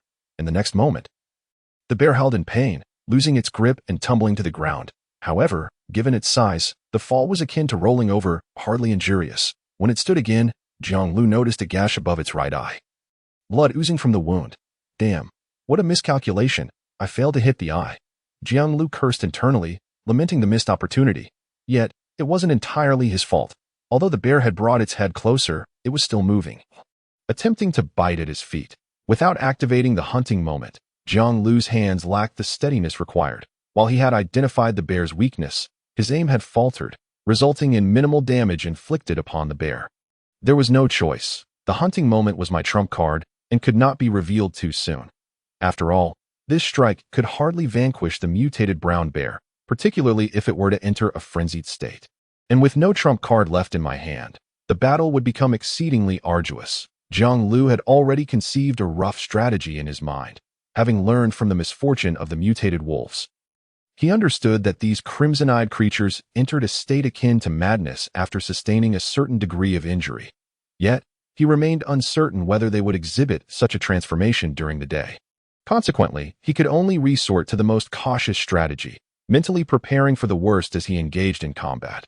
Once the brown bear hit the ground, it swiftly regained its footing, furiously resuming its ascent of the tree, roaring as it charged towards Jiang Liu. Jiang Liu employed the same tactic again, striking just as the bear was about to reach the wooden cabin, inflicting a wound upon its face that sent it crashing to the ground once more. Thud! The massive form of the bear fell yet again, but this time, upon rising, it did not hastily attempt to climb the tree. Instead, it circled around the base twice. Then, astonishingly, it stood on its hind legs, placing its front paws against the tree, exerting force with all four limbs in a bid to uproot the very tree.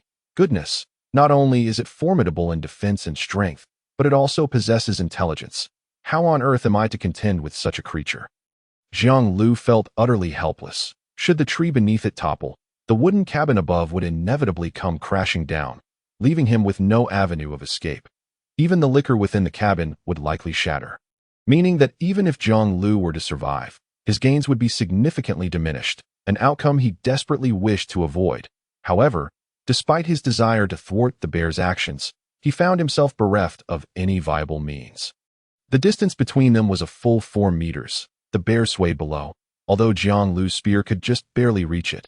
Such a feeble assault would scarcely inflict any damage. Moreover, if he were to falter and the spear were to be bitten away, it would spell disaster. In that eventuality, he would have to rely solely on the short knife at his waist and the moment of hunting to engage in a final struggle with the bear. Yet this configuration left little room for hope. Suddenly, 2 wolf howls echoed, one after the other, rising and falling in a haunting manner. Behind the brown bear, amidst the trees, 2 mutated white wolves had appeared, seemingly out of nowhere. Their eyes gleamed a deep red, resembling blood, and sensing the threat posed by the bear, they bared their sharp, white fangs in an attempt to intimidate the massive creature into retreat. Chapter 22. The Clash of Bears and Wolves. 2 mutated wolves, daring to provoke the mutated brown bear. Jiang Liu gazed at the scene before him, momentarily taken aback. Even if they were mutated, this was an exaggeration, was it not? How could 2 mere wolves audaciously bare their teeth at a brown bear, attempting to frighten it away? What on earth was happening in this world? No, these wolves were not acting without reason. They were driven by hunger and drawn in by the scent of blood. Suddenly, Jiang Liu keenly observed this phenomenon. Both wolves had sunken bellies, possibly due to prolonged starvation, and upon catching a whiff of blood, they rushed over eagerly, in the face of hunger. Even the sight of the mutated brown bear did not instill fear. Instead, they approached slowly, seeking a piece of the action. At this moment, the brown bear ceased its attempts to uproot the tree and shifted its focus onto the mutated wolves. Wary of their potential assault. This is the perfect opportunity for me to watch the 2 sides clash. Let them fight amongst themselves while I remain safely on the sidelines. What a delightful prospect. Jiang Liu swiftly opened his box. The bear was right beneath him, allowing him to easily pour the fresh blood from the box directly onto the bear's head. Howl. The warm blood immediately provoked the two mutated wolves. They howled in response, their claws digging into the ground, panting heavily as their blood-red eyes fixed upon the bear, eager to engage. Fight! Fight! Jiang Liu, perched high in the treehouse, cheered for the two wolves, wishing fervently for them to charge at the bear and engage in a fierce battle. Unfortunately, the wolves merely harbored thoughts of attacking but did not take any real action. In contrast, the brown bear remained utterly unfazed, extending its paw before it and leisurely licking the blood from its fur. Continue to be a bit more aggressive. It seems I need to give you a little push. Gritting his teeth, Jiang Liu drew out his short knife and made a small incision in the palm of his left hand. In an instant, blood began to flow, dripping onto the bear below, which provoked it to rise and attempt to catch the blood in its mouth. However, Jiang Liu did not let it have its way. Instead, he deliberately controlled the dripping, aiming to maximize the blood that fell onto the bear's fur, thereby inciting the two wolves even further. What on earth is taking so long? My blood can't just flow for nothing. Jiang Liu's hand continued to bleed, yet the two mutated wolves remained unmoved, making his actions seem akin to offering a buffet to the bear. Only when he felt his hand was nearly drained of blood did the wolves finally succumb to their predatory instincts. Growling as they charged forward to engage the bear. At last, Jiang Liu had time to retrieve a medical kit from his backpack, tending to the wound in his palm with a simple bandage as he surveyed the battlefield below. The two mutated wolves were utterly no match for the mutated brown bear. With a few powerful swipes, the bear dispatched them, leaving them battered and barely clinging to life, with a final, forceful bite to the neck. Blood splattered, and the wolves fell lifeless. Throughout this ordeal, Jiang Liu observed that the wolves exhibited no signs of entering a frenzied state. It appeared that during the day, mutated creatures were unable to enter a frenzy. Only at night, after sustaining a certain degree of injury, would their forms undergo transformation, becoming far more formidable. This brown bear was beyond my capabilities to handle, but for now, it seemed content with its meal and would likely not pursue me further. Ultimately, the bear had come seeking Jiang Liu solely due to the scent of blood, driven by hunger. The two wolves were similarly motivated, as hunting sufficient food in the frigid environment was no easy task.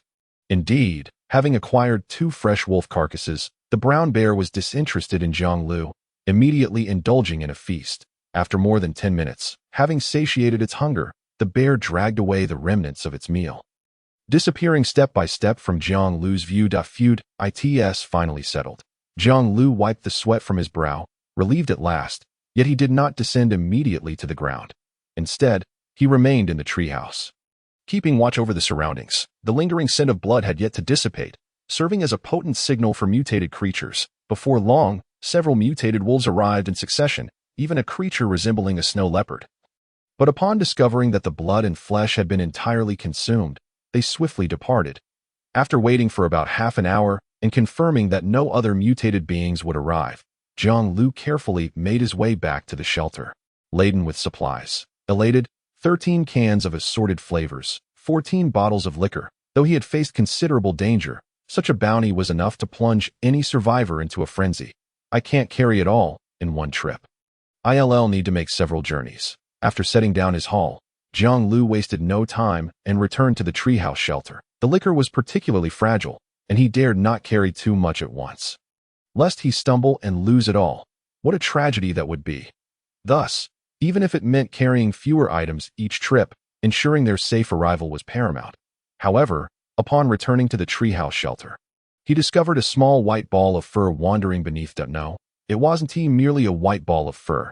It appeared to be a small white dog, or rather, a little wolf. Realizing this, Jiang Liu immediately fell into a state of alert. No matter how small, a wolf's fierce nature persisted to prevent any unforeseen mishaps. He treaded cautiously, using his spear to clear a path as he approached. This creature, even as big as my head. As he drew closer, Jiang Liu could make out the full form of the little wolf. It was a pup with fur as white as snow, with a protruding snout, upright ears, and a naturally drooping tail. Its nose and eyes being the only black features at that moment. It measured approximately 40 to 50 centimeters in length, comparable to a rural dog. Upon noticing Jiang Liu's approach, it immediately assumed a defensive posture, baring its teeth in a rather endearing manner. Oddly, its eyes weren't red at all, Curiosity piqued, Jiang Liu observed that the little wolf lingered in a specific area, unwilling to leave. That spot was precisely where the two mutated wolves had been killed and consumed by the bear. Could it be the offspring of those wolves? How should I handle it? Jiang Liu's first thought was to eliminate it, considering that even the smallest morsel of meat was still meat, and this free wolf meat was an offer too good to refuse. Yet, upon further reflection, he realized that a living mutated wolf was a rare treasure. Selling it online could yield a handsome price, and even if that didn't pan out, he could always dispatch it later. Thus, after much contemplation, Jiang Liu ultimately decided to spare its life for the time being and take it home to assess the situation. Of course, the primary reason was that he simply could not bring himself to harm such a defenseless, fluffy creature. If food were scarce, and not eating would mean certain death for the other party, it would be a different matter entirely, and Jiang Liu could force himself to harden his heart. However, now that he has just acquired a significant stock of canned goods, he finds himself under no immediate pressure regarding food. Thus his heart has softened considerably. Alas, consider this a token of gratitude from your parents for diverting the mutated brown bear away from me. I will take you back for now, but do not bite me. Otherwise, do not blame me if I toss you out of the house later. Chapter 23. Successfully upgrading the computer, it was not difficult to bring this little wolf back to the shelter. The creature was quite famished, and as Jiang Liu gently pinched his left hand, the wound opened slightly, oozing blood that emitted an enticing aroma, luring the wolf in. Oh dear, quite fierce indeed. As the wolf lunged towards him, intent on biting his palm, Jiang Liu smiled slightly and swiftly glided across the ice on his roller skates. He deliberately controlled his speed, maintaining a distance that was neither too close nor too far, akin to walking a dog, leading the creature all the way back to the sheltered. In you go. Upon arriving at the shelter, Jiang Liu unceremoniously lifted the wolf and quickly tossed it into the basement. Though small, it was still a wolf, and he did not wish to be bitten for no reason, so he decided to maintain a cautious distance. Perhaps he should consider purchasing a collar online? As he pondered this necessity, he suddenly heard the little wolf whimpering below, seemingly terrified, having curled up and hidden among the firewood in the corner, too frightened to move. Upon investigating, he discovered that the wolf had been startled by the corpse of another wolf that had not yet been removed. However, this also brought Jiang Liu some peace, as he no longer had to worry about the little wolf causing chaos indoors, thus saving him considerable trouble. Stay put. I have more tasks to attend to. Once he confirmed that the wolf would not cause any mischief, Jiang Liu departed. He made several trips back and forth, finally transporting all the resources from the treehouse to his shelter, leaving not a single scrap behind. By the time he completed this endeavor, the sky outside was beginning to darken. Indulging oneself today, he decided to feast on 2 cans, having skipped lunch and with such an abundance of supplies at hand. Jiang Liu's appetite surged, daring him to entertain the thought of consuming 2 cans in one meal. However, treating oneself occasionally in this frigid world is indeed necessary. Merely hoarding resources to survive, devoid of any enjoyment, strips life of its meaning. Thus, he hesitated not, selecting from the array of cans, ultimately choosing curry chicken as the main dish and canned peaches for dessert. The leftover compressed biscuits served as the staple. As the fireplace warmed, the rich aroma of curry gradually permeated the room, while the sweet scent of peaches made his mouth water uncontrollably. What a pity! If only I could trade these compressed biscuits for white rice. I could easily devour 2 large bowls. Jiang Liu took a bite of the dry compressed biscuit, reflecting on his previous delight at having found this pack when resources were scarce. Yet now, with an abundance at his disposal, he began to yearn for something more flavorful, finding the tasteless biscuits somewhat lacking, and he longed for the comforting taste of white rice. Nevertheless, despite the biscuits' unpalatable nature, paired with the 2 cans, Jiang Liu savored every bite, relishing the meal. By the end, he even aimed to drink up the remaining broth from the cans. Just then, he felt a nudge at his ankle. Looking down, he found the little wolf, its black nose bumping against his calf. You want some too? Gazing into the wolf's glistening eyes, Jiang Liu felt a twinge of compassion. Sigh, your parents have certainly paid the price for me. Otherwise, it would have been quite challenging to gather such an abundance of supplies if he relented, deciding that although his own resources were limited, sharing a sip of broth with the little creature was permissible. He fetched a wooden bowl from the table, poured in the remaining broth from the cans along with a small piece of uneaten compressed biscuit, and placed it on the ground as soon as the bowl touched the floor. The little wolf rushed over, burying its head into the bowl and voraciously beginning to eat.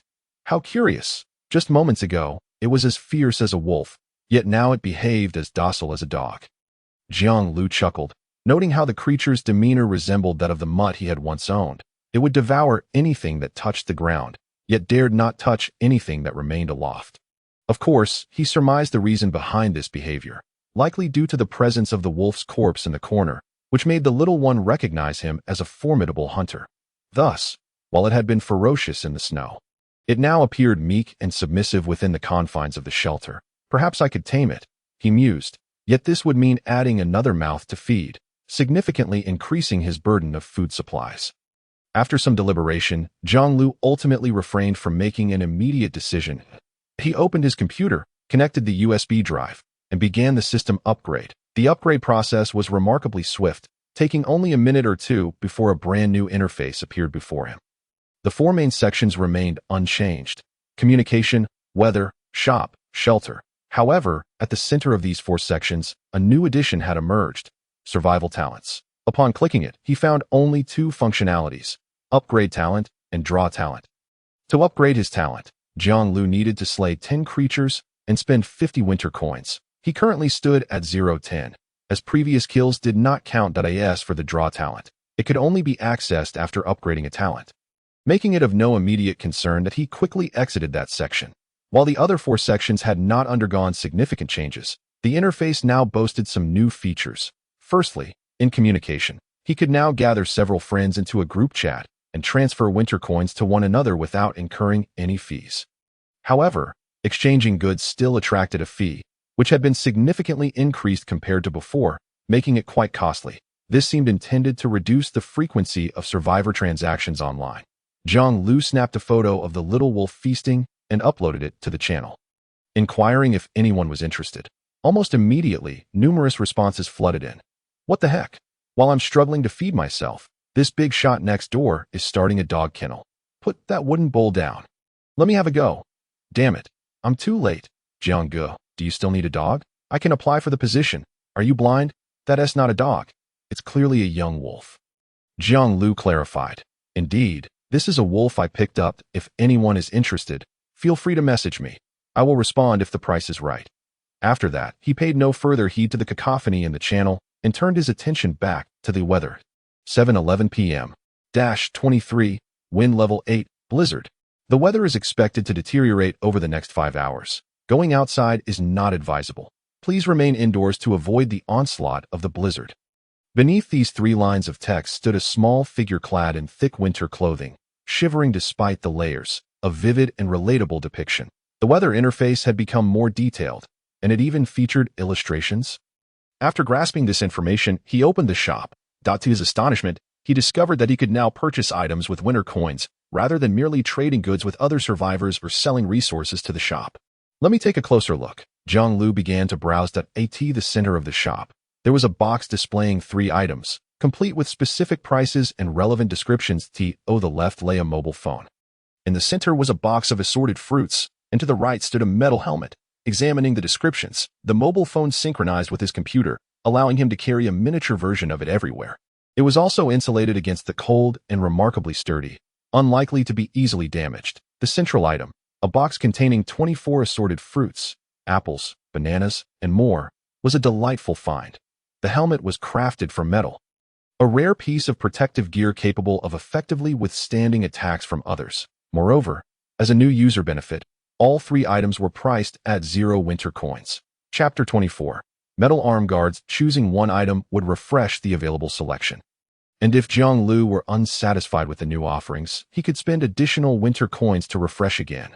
However, it was evident that such an action was unnecessary at this juncture. Without much deliberation, he opted for the mobile phone. The reasoning was simple.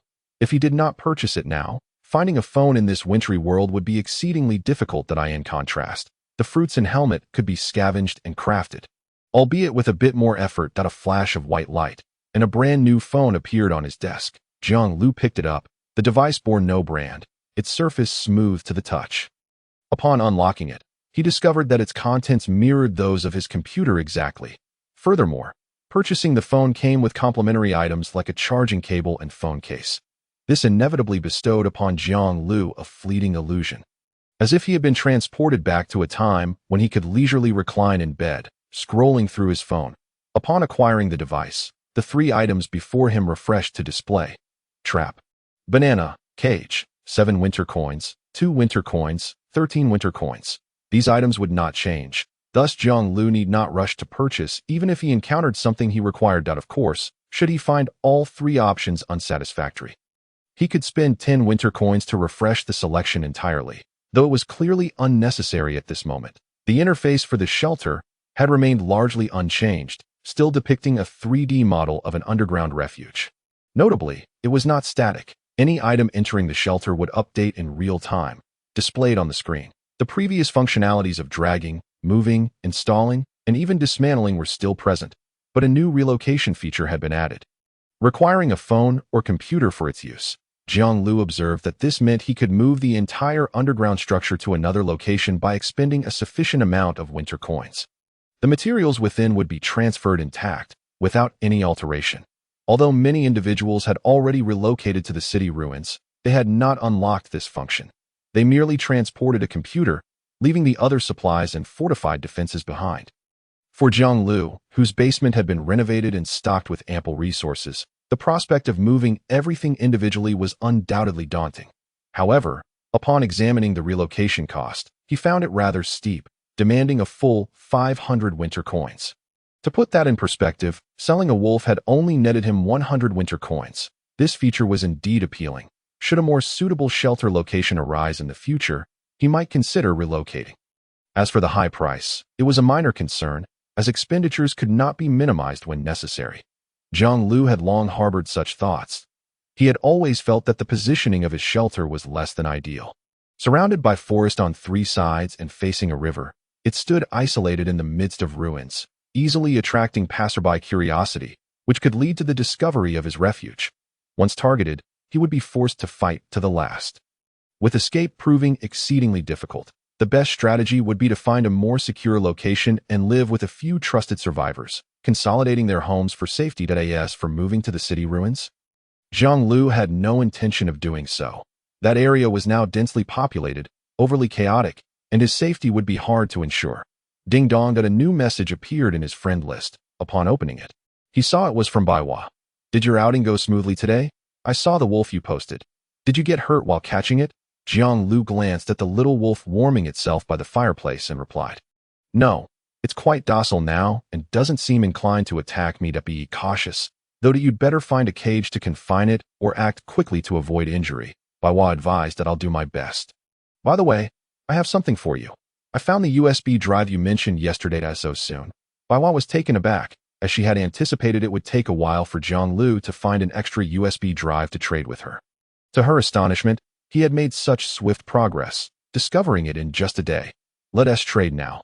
I have something to give you as well. Baiwa promptly initiated a transaction with Jiang Liu, covering the transaction fee herself, requiring only his acceptance. That a flash of white light revealed a black USB drive in a nearby wooden house, while Jiang Liu's computer desk displayed a pair of metallic gauntlets. Though somewhat rudimentary, the craftsmanship revealed the effort the maker had invested, from sourcing the materials to handcrafting. These gauntlets took me a day and night to complete. That I originally intended to give them to you as a reward for your assistance in exploring. But your quick resolution took me by surprise. How do they fit? Baiwa sent several messages in quick succession, although Jiang Liu had insisted that she need not pay him for his help in locating the USB drive. Baiwa was not one to take advantage of others. She had promised to create a piece of equipment for him at no charge, and she was determined to fulfill that promise. Due to time constraints and limited metal resources, she could only produce a pair of gauntlets, but even so, Jiang Liu was quite pleased. He donned the gauntlets and tested their mobility. The metallic gauntlets felt slightly heavy, weighing around 1.5 kg, and their hard material offered effective protection against blades and claws. Despite being called gauntlets, Baiwa had not utilized high-temperature smelting or hammering tools in their forging. Instead, they appeared as if a piece of metal had been flattened and shaped into an arched form, with a sharp protrusion at the center, resembling a vicious fang. In dire situations, Jiang Liu could use this protrusion to inflict damage on his foes. The inner side of the gauntlets was lined with a layer of soft fabric, providing cushioning and comfort. ensuring they did not feel cold when worn. Additionally, Baiwa had thoughtfully designed a buckle to secure the gauntlets firmly to Jiang Liu's forearm, preventing any loosening during combat that could jeopardize the outcome. Overall, the gauntlet's appearance clearly indicated the thought Baiwa had invested in the creation. I am quite satisfied. Thank you. With these gauntlets, I will undoubtedly feel safer during my future explorations, Jiang Liu expressed sincerely. Baiwa responded with a proud emoji. As long as you're satisfied, that's what matters. Once I upgrade my abilities, I'll craft an entire set of armor for you. Then that will truly be secure. Alright, I won't keep you. I'm off to upgrade my computer. If anything comes up, just message me. I'll check later. Understood. Their conversation concluded. Jiang Liu perused his private messages, noting that several individuals were interested in purchasing the little wolf in his possession. However, the prices offered left much to be desired, primarily exploratory bids, as they sought to see if they could secure a bargain. There were indeed serious buyers, but their offers also left Jiang Liu feeling dissatisfied. Viewing them as unworthy, it seemed these individuals intended to keep the wolf as food, considering that at this time, many struggled to feed themselves, let alone afford to care for a wolf. Perhaps I should just sell it casually. While I can afford to keep it, it's entirely unnecessary. Wouldn't it be more satisfying to consume the surplus food myself, just as Jiang Liu prepared to sell the wolf at a higher price? A private message caught his attention. May I inquire whether you have any intention of keeping a dog? Chapter 25. Dog Training. A desire to keep a dog? This message piqued his interest. For a moment, he almost mistook it for a promotional text from a pet shop prior to his arrival in the winter world. He glanced at the sender's name, Limu E. Although he was unsure of the specifics, it did not deter Jiang Liu from responding. What do you mean? Please elaborate. Well, my survival talent is animal affinity, which allows me to modify certain mutated creatures, making them more amiable and human-like. Of course, this service comes at a fee, which we can negotiate. I believe, since you are capable of selling a little wolf, you surely possess ample resources. Thus, I thought it prudent to approach this from a different angle. Utilizing my gift to generate some revenue. Li Muyi's response was remarkably prompt. However, the content of his message left Jiang Liu astounded. It was evident this world was indeed populated with remarkable individuals. It had only been 5 or 6 days since their arrival, yet someone had already established such a service that wasn't this akin to dog training. It seemed a similar service existed in a certain theme park in his past life. But how would he send the little wolf to this individual? If you are willing, we can find a location near the city ruins. My movements are swift. It should take no more than half an hour to complete. Before Jiang Liu could ponder further, Limu Yi sent another message to As. It turned out, he was a local, which alleviated Jiang Liu's concerns. Although the city ruins were somewhat distant from Jiang Liu's shelter, transporting the little wolf was not an insurmountable task. Yet, he questioned the necessity of doing so. Having a loyal dog by his side could provide better protection in dangerous situations, but he would also have to allocate some of his food to sustain it. There were benefits, but also drawbacks. Ultimately, it boiled down to his own choices. Never mind, I'll add you as a friend for now. I'll think it over, and if I decide to proceed, we can arrange a time to meet. Jiang Liu ultimately chose to decline for the moment. Alright, feel free to reach out whenever you need. Until next time. Limu E, unfazed, politely sent a friend request to Jiang Liu and fell silent. Jiang Liu began to seriously contemplate the necessity of dog ownership, since he had some free time. Reflecting on these matters during his rest could effectively pass the time. However, he did not ponder for long. The overwhelming fatigue, coupled with the satiation from a hearty meal and the warmth of the campfire, soon lulled him into a deep slumber. Howl. It was only when a series of wolf howls erupted in his ears that he jolted awake. His eyes bleary as he sought the source of the commotion. His astonishment. It was the little wolf, seemingly in a frenzy, incessantly barking at Jiang Liu. Upon noticing him awake, its vocalizations only intensified, becoming more urgent. What on earth? Jiang Liu was utterly perplexed by the little wolf's intentions, but in the next moment, an even louder howl pierced the air outside the shelter, sending a shiver down his spine. Simultaneously, the little wolf, filled with trepidation, retreated back into the pile of firewood, ceasing its cries. Goodness, so you were trying to alert me. This tactic is quite clever. Do continue to do so in the future. Jiang Liu suddenly realized. Earlier that day, he had ventured out to scavenge, and now, as night fell, it was only natural for mutated creatures to attempt an assault, since he had not activated the hunting moment that morning. He had no intention of letting this opportunity for sustenance slip away easily, that he opened the wooden door to the basement, employing 2 traps to restrict the mutated wolf's movements, and then executed the hunting moment for a swift kill. The sequence of actions flowed seamlessly, akin to an art form. Unlike his initial clumsiness, Jiang Liu had grown increasingly adept at wielding the spear, now capable of striking the vital points of even the most ferocious wolf with ease. Dragging the wolf's carcass back home, his peripheral vision caught the little wolf peering curiously from the corner, its gaze seemingly filled with admiration and awe. Clearly, his prowess had left a profound impression on the young creature's innocent mind. I had unknowingly dozed off just now. Reflecting on it now sends a tingle of dread down my spine. Had the little wolf chosen to bite me while I was asleep, or perhaps stealthily consumed the food in the corner? It would have been a dire situation. It seems prudent to purchase a cage to confine it. After witnessing the earlier scene, Jiang Liu suddenly recognized the significant role of having the little wolf by his side. Its ability to sense dangers that he himself might overlook would undoubtedly afford him greater reaction time, enabling him to respond to threats more calmly. Moreover, given its current size, it likely required minimal sustenance.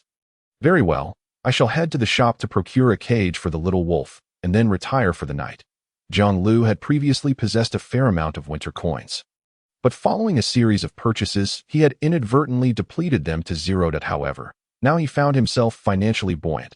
Considering that he might need to buy numerous items from the shop in the future, he decided to sell the newly hunted wolf to the store. The initial wolf had fetched him 100 winter coins, but this one was stronger and heavier, warranting a sale price of 130 coins. Jiang Liu promptly confirmed the transaction. In an instant, a flash of white light appeared. A clattering sound of coins falling echoed from the left drawer of his desk, and upon inspection, it was brimming with gleaming silver winter coins. One side of the coins bore the character for winter, while the other illustrated a scene of a wintry apocalypse. Their size was comparable to that of a 1 yuan coin, and their touch was slightly cool. As if crafted from metal, Jiang Liu purchased the iron cage from the store, which materialized on the ground before him, measuring approximately 1 m by 1 m by 80 cm, complete with a locking door. In exchange, a flash of white light indicated that 13 coins had been deducted from the drawer. As for the shop, it did not refresh its inventory but displayed a message stating that restocking was in progress and to return tomorrow. Nevertheless, this was of no consequence, as Jiang Liu promptly ushered the little wolf into the cage, ensuring the door was securely fastened before lying down to rest. The following morning, Jiang Liu was deep in slumber when suddenly, a relentless cacophony of wolf howls jolted him awake. Checking his phone, he noted it was only 8 in the morning. Due to the frigid weather and the absence of an alarm, he hadn't risen this early in quite some time. What is going on? Surely you won't howl every morning. If this continues, I may have to consider releasing you into the wild, Jiang Liu grumbled as he added a few logs to the fireplace, only to observe that the little wolf showed no signs of ceasing its howling, its front paws resting on the cage, scratching incessantly. It hungry, but it doesn't seem so. After a moment's contemplation, he opened the cage door, and the little wolf immediately darted out, rushing to the wooden door. Maintaining its frantic demeanor, its paws raised, it continued to scratch at the door, occasionally glancing back at Jiang Liu, barking as if to indicate there was something enticing outside that it was eager to pursue. Jiang Liu opened the wooden door once more, and the little wolf bolted outside, though it did not venture far, stopping intermittently to check if Jiang Liu was following. What is it up to? Jiang Liu grasped his spear, cautiously trailing behind the little wolf as they entered the woods. After 3 or 4 minutes, the little wolf halted, ceasing all movement, and began howling towards the front. Jiang Liu peered ahead, seeing nothing of note, just a few trees and a vast expanse of snow-covered ground, completely baffled as to why the little wolf had led them here. For a moment, Jiang Liu found himself at a loss. Standing still, the little wolf turned to look back, noticing Jiang Liu's immobility, and also remained still, staring at him blankly. What do you want from me? Feel free to move on. Observing the little wolf's lack of action, Jiang Liu waved his hand forward, urging it to proceed. After witnessing the hunting scene from the previous day, the little wolf seemed to have assumed the role of a leader, hesitant to advance if Jiang Liu did not follow. Now, with Jiang Liu at a standstill, the little creature curiously mirrored his behavior, as if it comprehended his words. In the next moment, the little wolf crouched low, launching itself forward like an arrow released from a bow. Thud! Suddenly, a cloud of snow erupted from the ground. A white figure darted through the flurry, moving with astonishing speed, equally matched with the little wolf. Fleeing desperately in the opposite direction, Jiang Liu focused intently. It was a snow hare. Chapter 26. The snow hare, a snow hare lurking beneath a snowdrift. This was news to Jiang Liu. In truth, he had spent considerable time venturing into the woods to gather firewood, yet had never encountered any wildlife, which had left him perplexed as to why this was the case. Wolves and bears might not hunt during the day, but surely one would expect to see a few herbivores like rabbits even in broad daylight. Now, however, Jiang Liu had found his answer. It was not that the woods were devoid of life.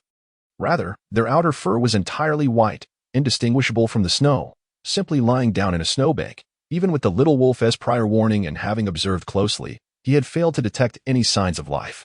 Never mind, let us not pursue it. Given Jiang Liu's inaction, the young little wolf, clearly unable to keep pace with the snow hare, returned to the starting point after a brief chase.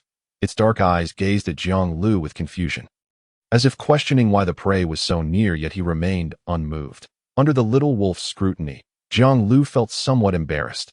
After all, he did not possess a nose as keen as the little wolf's, and relying solely on his eyesight made it impossible to discern the hare's trail.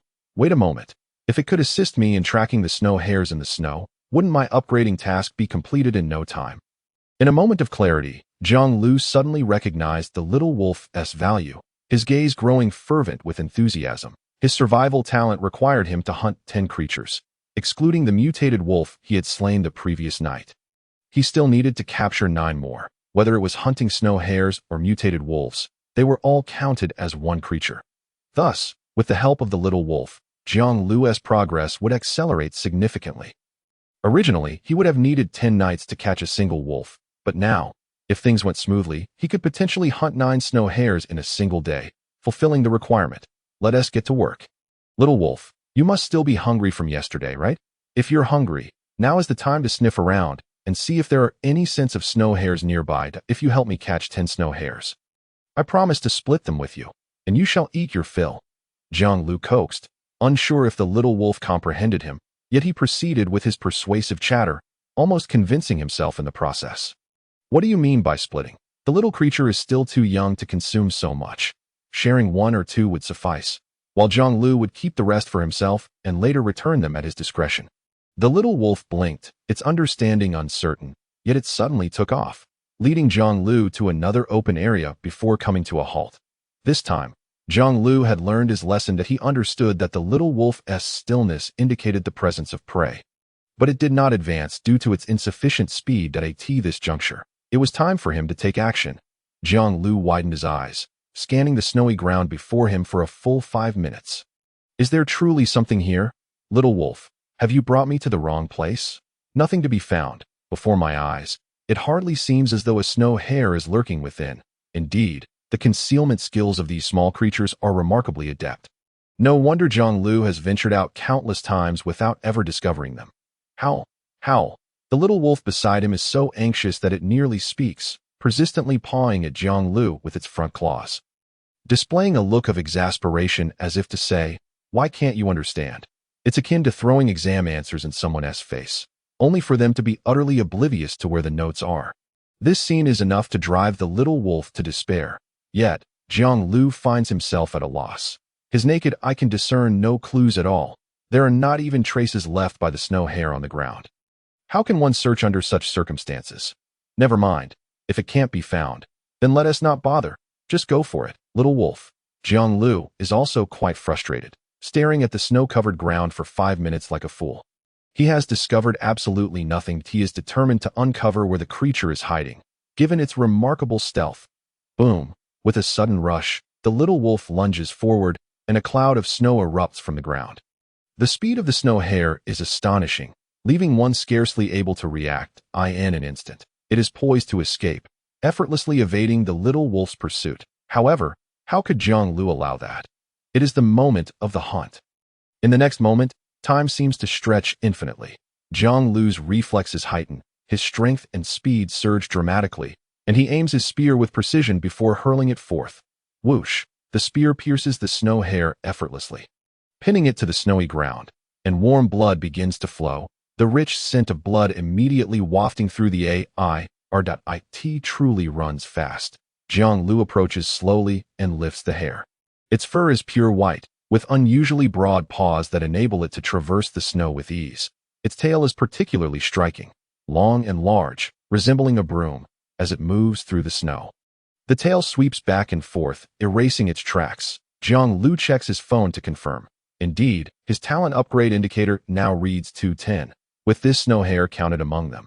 Although using the moment of the hunt for a single snow hare seems somewhat disproportionate, he cannot conceive of any other means to intercept it in time. The little wolf is now sitting before Jiang Liu, gazing longingly at the snow hare in his grasp. After a moment's thought, Jiang Liu takes out a short knife and decapitates the hare, discarding its head and feet for the wolf to consume. Little wolf, you know our situation at home. We're barely scraping by. You can eat the head and feet first, and I'll save the body for you. When we have more to spare, you can enjoy it at your leisure. In this brief moment, he still takes the time to converse with the little wolf, not caring whether it comprehends him or not. After all, he has been living alone in the basement, with online surfing as his only social activity, and encounters with other survivors are fraught with danger, necessitating caution to avoid being robbed or killed. Now that he has a companion to converse with, regardless of its species, Jiang Liu simply desires someone to share a few words with to alleviate his solitude. With the capture of a snow hare, Jiang Liu's hunting endeavors gradually become more fruitful. He discovers that although these snow hares are adept at hiding, they are not impossible to locate, while they meticulously erase their tracks.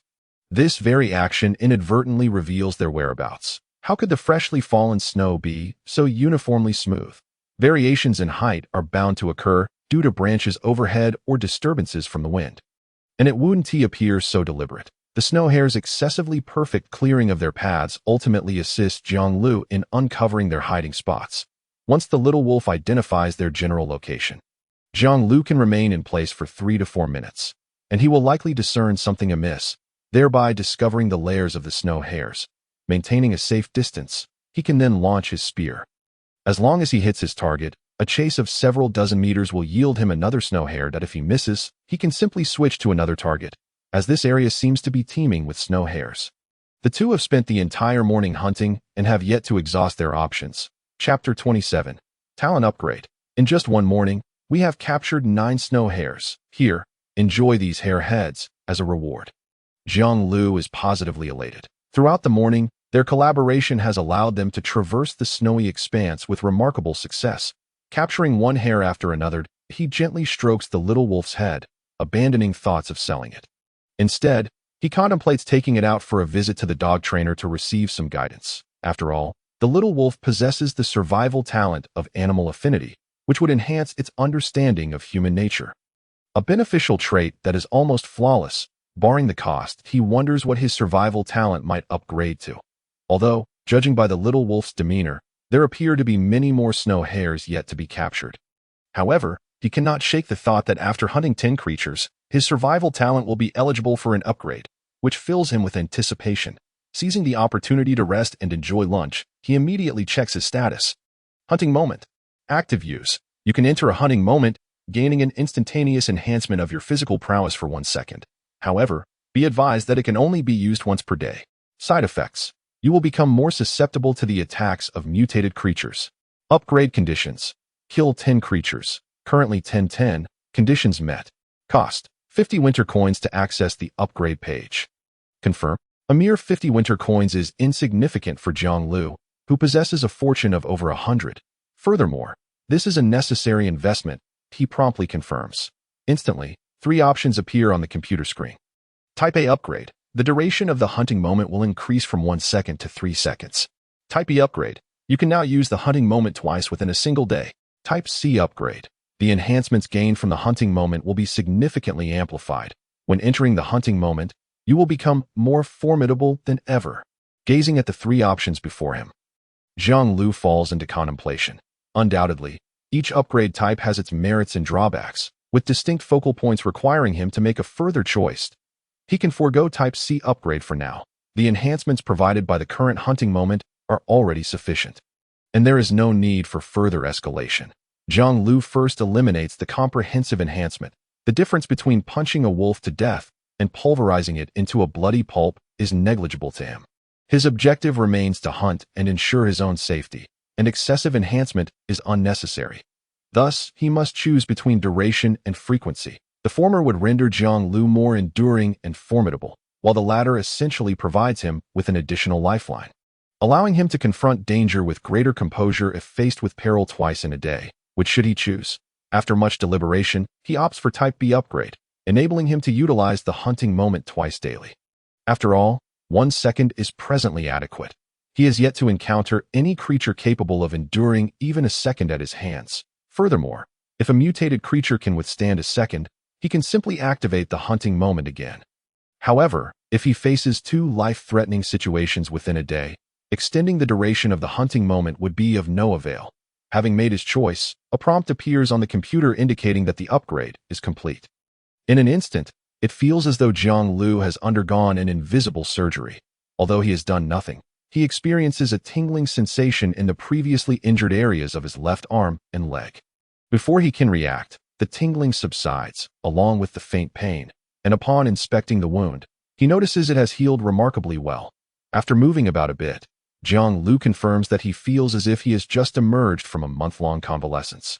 His injuries fully healed without any lingering effects. Goodness, so the talent upgrade also includes a body restoration feature. That's rather delightful. Jiang Liu nods in satisfaction. Although his prior injuries were not severe, they nonetheless affected his mobility, causing him to wince at times when he exerted himself too much. Now, he has essentially returned to peak condition. As for injuries, it is best to avoid them altogether. It seems he must exercise greater caution in the future and strive for a no-damage approach to hunting. He glances once more at the computer. The next talent upgrade will require him to hunt 50 creatures and spend 200 winter coins. The 200 winter coins are manageable, but killing 50 creatures will take some time. It cannot be accomplished overnight. Jiang Liu remains unhurried, turning his attention to talent extraction. Now, this is a valuable opportunity, with the hunting moment already providing him with self-preservation. Acquiring another survival talent would render him nearly invincible. With this thought in mind, he clicks on the interface that a circular wheel appears before him, identical to the one he encountered during his initial talent extraction. Countless labels adorn the wheel, each representing a different talent. However, unlike the first time, this wheel bears a cautionary note at the bottom. Different survival talents may interfere negatively with one another. Please choose your desired survival talent with caution. As he gazed further down, a gleaming start button caught Jiang Liu's eye. After reading the line of text, he promptly clicked on the button, and the roulette wheel began to spin. It whirled rapidly. Yet the duration was brief before it came to a halt. When the wheel finally stilled, the pointer pointed to 2 words: night vision. Talent introduction. Your eyes will be able to see clearly in the dark. Beside it were 2 buttons, one labeled Accept Talent and the other Abandon Talent. Night vision? Jiang Liu contemplated this ability and, without hesitation, clicked to accept it. Although the night vision talent was difficult to evaluate, it could be considered neither good nor bad. Furthermore, since Jiang Liu rarely ventured out at night, it didn't seem particularly useful. However, it did not conflict with his hunting moments, so there was little reason to reject it. Having an additional talent could only serve as a safety net, enhancing his chances of survival. Even if it proved unnecessary now, who could foresee the future? Lunch consisted of rabbit meat, while the meat roasted. Jiang Liu took it upon himself to painstakingly peel the soft, warm fur from the snow hares with a small knife. The pelts were remarkably soft and provided excellent insulation. Although the skins of the 9 rabbits, when combined, could not be fashioned into a coat, they could certainly be made into a pair of gloves or a scarf. As for sewing, he had no intention of undertaking that task himself. Rather, he hoped to find someone capable of taking on such work. Ever since Baihua began utilizing her survival talent to take orders for crafting metal equipment, a sense of flourishing diversity had emerged in various trades. There were those who trained dogs, sold outdoor survival gear, and provided information on mutated creatures. One could find anyone. Of course, if limited to people nearby, the options became significantly fewer. However, Jiang Liu could not risk conducting transactions online. If someone absconded with the furs, where would he go to seek redress?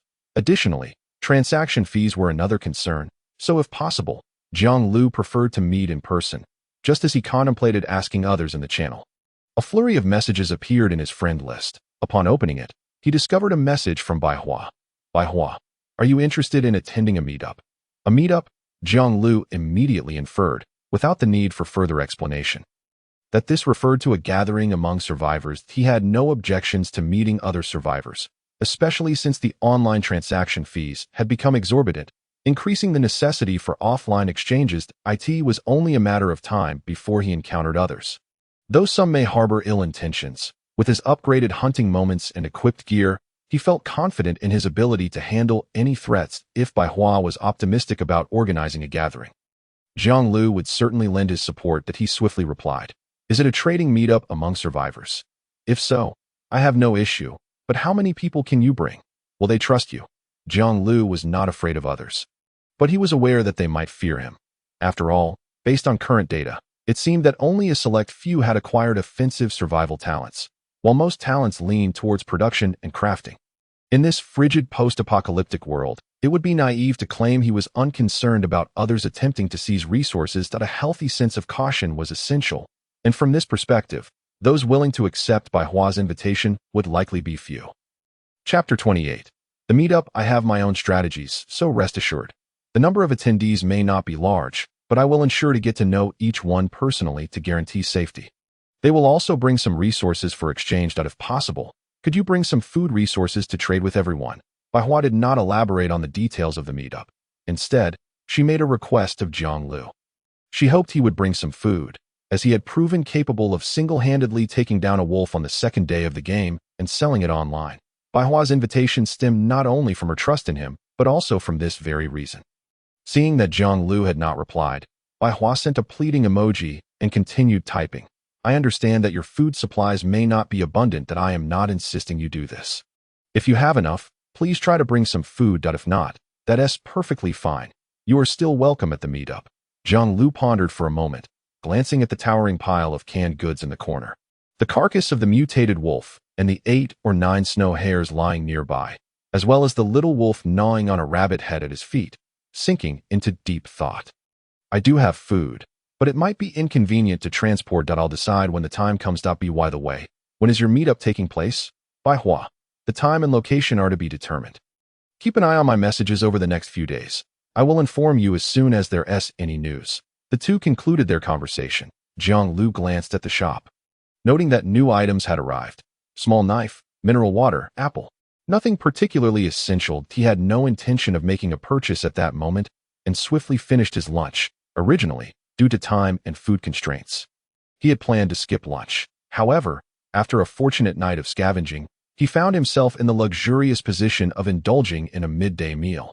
After sipping some wine and settling by the fireplace to feel his body gradually warm, he picked up the leather map to examine it. In the afternoon, he had no intention of continuing to hunt snow hares. With his hunting moments upgraded and his food supply sufficient, he decided to leave the rabbits outside the shelter as if they were free range.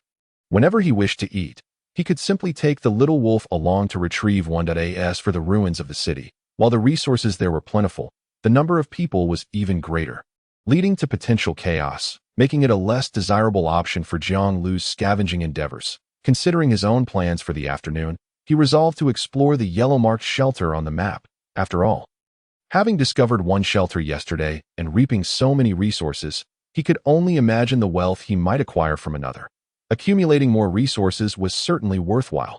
His current shelter still required numerous improvements. He yearned for underfloor heating, a soft bed, and perhaps some chilled beverages to truly relish the comforts of life. On the leather map, Jiang Liu had deduced the approximate location of his shelter and marked it with a cross using his knife.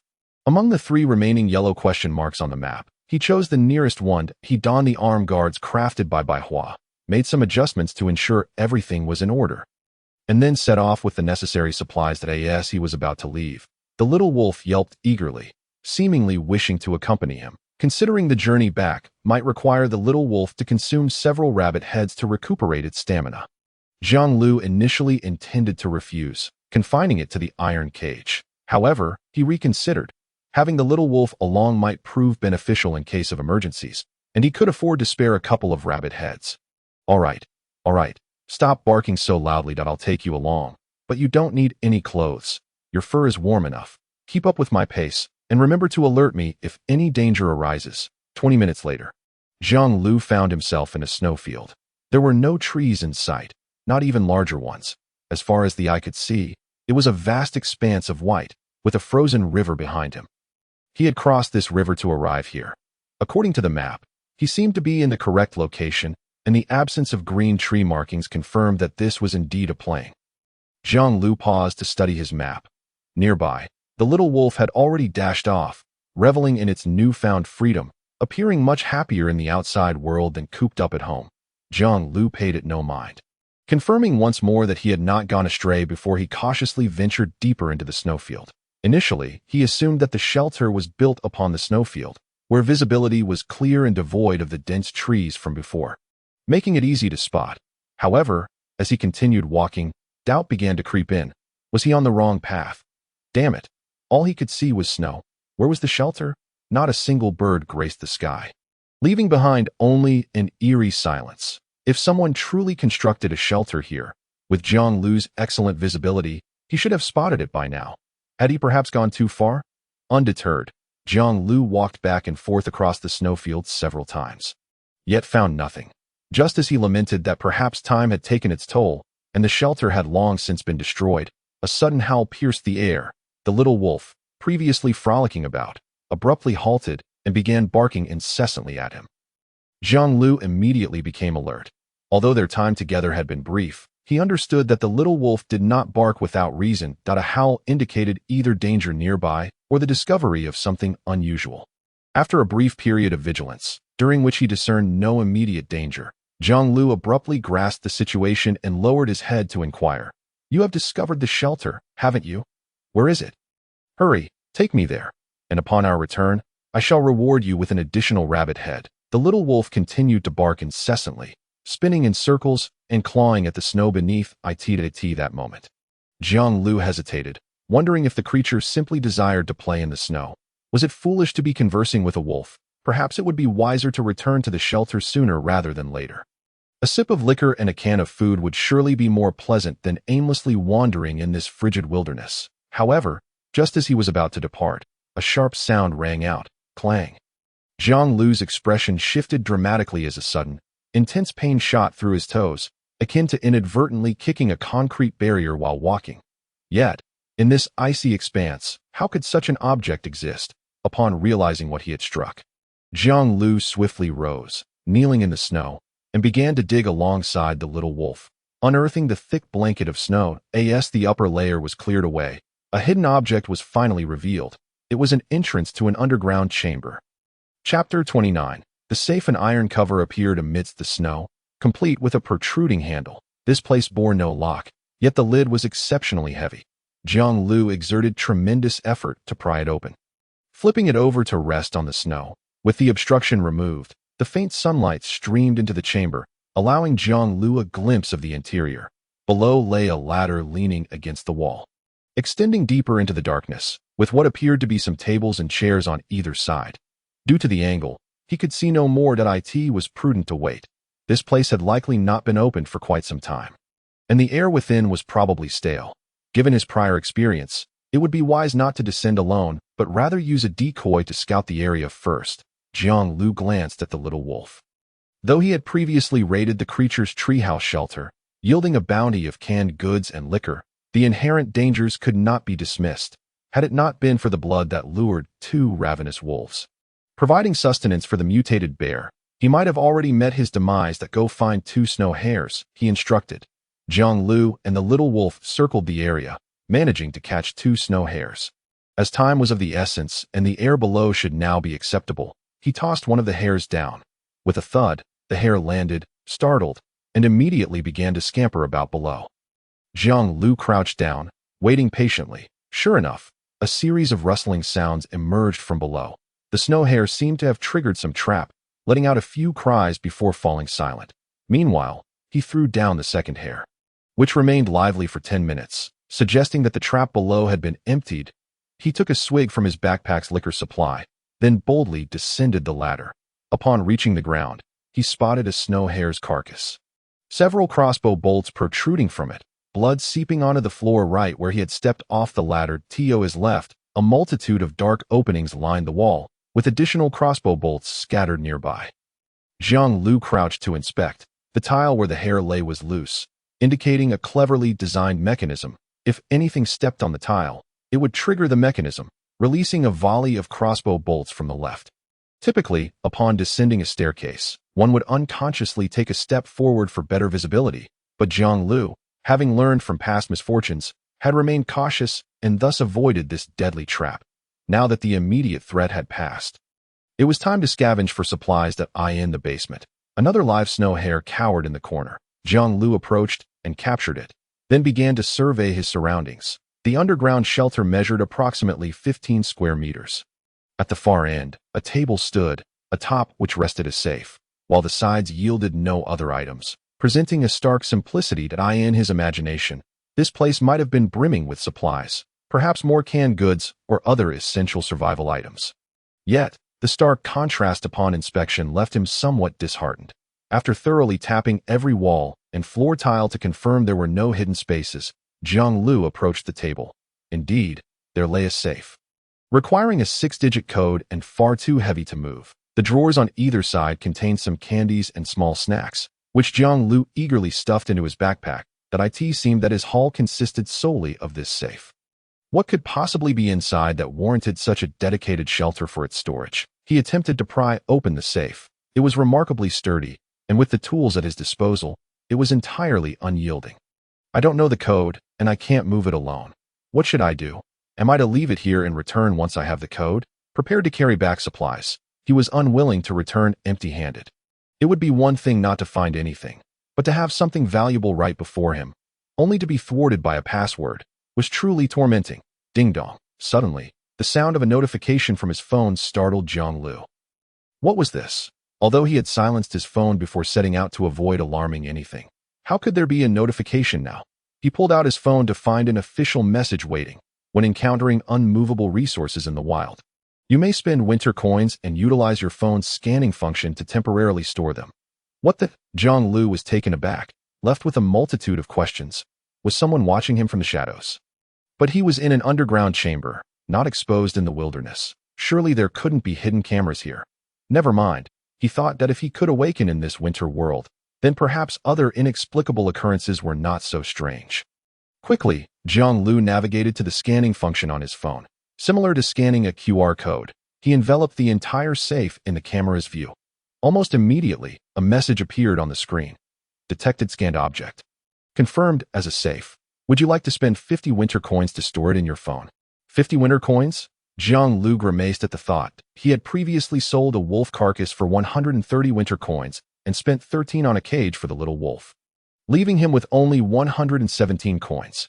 Now, needing to part with 50 felt like a significant dent in his remaining balance. Yet, the thought of leaving it behind was equally unpalatable. Fine, as soon as I get back to the shelter, I can pry it open at my leisure. It can't stay locked forever, can it? With a steely resolve, Jiang Liu decided to scan the safe into his phone. As for the other items, they held little interest. Grasping the 2 snow hares, he set off back to the shelter. After all, he had already spent the afternoon wandering, and it was now past 4 o'clock. If he did not return soon, he risked losing his way in the approaching darkness. The journey back was uneventful, as he had traversed the path before. However, the little wolf seemed agitated, barking incessantly along the way. Despite Jiang Liu's attempts to soothe it, even offering a snow hare, his efforts proved fruitless. How curious! If there were danger, they should have departed long ago. If something were present, why was the little wolf not halting but rather running ahead? Jiang Liu pondered this perplexity, suspecting it might simply be an excess of energy, and ultimately decided to let it be. Suddenly, a realization struck him. Something felt amiss. Wait, stop barking. He swiftly covered the wolf's mouth with his hands, preventing further yelps as he approached the snowy clearing before his home. Preparing to change into suitable snow boots, he inadvertently glanced ahead and froze. He had yet to step ashore, yet there were unmistakable footprints in the snow. Chapter 30. The intruders. Someone was nearby. They were right at his doorstep. The thought raced through Jiang Liu's mind. Would this group attempt to invade and steal his belongings? 3 thoughts, 3 notions, sprang to life in an instant. Following the trail of footprints, he spotted several dark figures lurking around his shelter. seemingly intent on rummaging through it. Panic surged within him. The shelter contained a wealth of supplies he had painstakingly gathered. How was it possible that someone had tracked him down to his very doorstep? Should the contents within be ravaged by them, Jiang Liu would undoubtedly regret not spending a few winter coins to procure a pair of affordable yet sturdy locks. Alas, the little wolf struggled, breaking free from Jiang Liu's grasp, and then fixed him with a gaze that spoke volumes of disdain, tinged with a hint of helplessness. It resembled a celestial being, weary after a fierce battle, gazing upon its lavish spoils while casting a sidelong glance at its incompetent allies, letting out a resigned sigh. Surely, you wouldn't suggest that the previous howling was merely a reaction to the scent of these intruders in the air, would you? Jiang Liu murmured weakly. The little wolf remained silent, but its eyes conveyed everything. Well, I suppose it's my fault for not understanding the language of wolves. It seems that upon returning, I must schedule a session with that dog trainer immediately. Otherwise, the next time such a predicament arises, I shall have no excuses. But who could have foreseen this? The fact that I managed to refrain from giving the little wolf a few taps is already commendable. Is it not? After all, that howling could very well attract the attention of some mutated creature. I was too preoccupied with returning early, neglecting the thought of an intrusion. Enough of this. You surely don't wish for your belongings to be taken by others, for then you would miss the chance to savor that longed-for rabbit head. You go through the forest, and I shall circle around from here. Once you see me act, wait for the opportune moment to pounce on one of them and let them witness our prowess. In the basement, a man donning a red knitted hat emerged, each hand clutching a can, his tone brimming with exhilaration. That we've struck gold. You too, come quickly and take a look. This place is a veritable treasure trove. The food within could sustain us for an entire week. The two men loitering outside exchanged glances before approaching in unison. So many cans and bottles, a fireplace, beds, battery packs. My goodness, this household is indeed wealthy. The items scavenged from the ruins pale in comparison to what lies here. Let those fools squabble over their finds. We shall enjoy our bounty here, unperturbed. These two, one tall and thin, the other short and stout, wielded a dagger and an axe respectively for protection. Upon entering the basement and beholding such an abundance of supplies, their eyes gleamed with covetousness, already envisioning the lives they could lead with these goods. Yet at that moment, the man in the red hat seemed to realize something, his expression shifting abruptly. Wait a moment, this isn't just some abandoned shack. Look at this computer, it still has data recorded on it. This must be the lair of some survivor that we've inadvertently stumbled upon. The tall, lean man burst into laughter. Isn't that perfect? I was hoping for a survivor. The man in the red hat frowned. What nonsense are you spouting? If there is a survivor here and they discover us, they will surely impede our efforts to transport these supplies. This individual must have gone out exploring. With nightfall approaching, they will return shortly. If we meet then, it will spell trouble. We should hurry and grab the supplies. With so many cans here, I don't need much. Just 3 or 4 will suffice, the man in the red hat declared, heading to a corner to gather some cans and stuffing them into his shoulder bag before making his way outside. He pushed open the wooden door of the shelter and took only a couple of steps into the outside world when suddenly, a white blade pierced through his back, emerging at his chest, leaving him cold and lifeless. Immediately after, an axe swung down, cleaving into his neck, toppling him to the ground. The man in the red hat had no chance to resist. His life extinguished in an instant. What a fool! How could someone like him exist in this world? Having only met us once, he dared to agree to team up for exploration. The stout man stepped forward, placing a foot on the body, using it to leverage his axe. Confusion etched across his face. The tall, lean man scoffed. What's so strange about it? This world is filled with all sorts of people. Those who are too trusting, those who are cold-hearted. It's no surprise, as long as he is dead, it doesn't matter if he doesn't survive to share the spoils with us. Hurry, dispose of the body. The survivor should be returning soon. That will hide and seize him the moment he appears, forcing him to hand over all his winter coins before putting him to death. That would be quite a lucrative endeavor. The stout man chuckled at this. Once we pull off this job, we'll have another hefty sum. To be honest, the previous jobs were quite profitable as well. I may not be lacking in food now, but there are still many things to improve in the shelter, and I could use some winter coins to buy furniture. Is that so? I happen to be thinking along the same lines, and I'm rather short on funds. Perhaps you could lend me some winter coins? Suddenly, a voice emanated from behind the two men. Without a moment's hesitation, their experience kicked in, and they rolled to evade the impending attack. But would it be effective? Jiang Liu crouched atop the shelter, his gaze fixed on the stout man, gripping his long gun tightly, his murderous intent unmistakable. He had overheard everything. I am not one to instigate conflict. Preferring to avoid confrontation, let alone homicide, my blade has only ever been used on the fowl at home, and even then, I was unable to deliver a swift death. Yet when the moment calls for courage, I am not without the resolve to fight back. Given that they are conspiring right at my doorstep, there is no need for further discussion. They must be eradicated. As he spoke, Jiang Liu activated the moment of slaughter. The world seemed to freeze. Although it lasted but a second, it was ample time for Jiang Liu to enact his vengeance. Let us start with you, you corpulent fool. Jiang Liu had not forgotten the earlier mention of prior exploits. It was clear that this man was no stranger to violence and theft. He might even have been a notorious criminal prior to arriving in this world. Such a beast deserved no mercy. The battle was over in an instant. Humans were even more fragile than Jiang Liu had imagined. Bolstered by the moment of slaughter, he leaped high, his long gun piercing the stout man's neck, killing him instantly. What? You killed him? You'll pay for this. The remaining tall man, upon witnessing his brother's demise, was overcome with rage, his eyes turning crimson as he lunged at Jiang Liu with his dagger.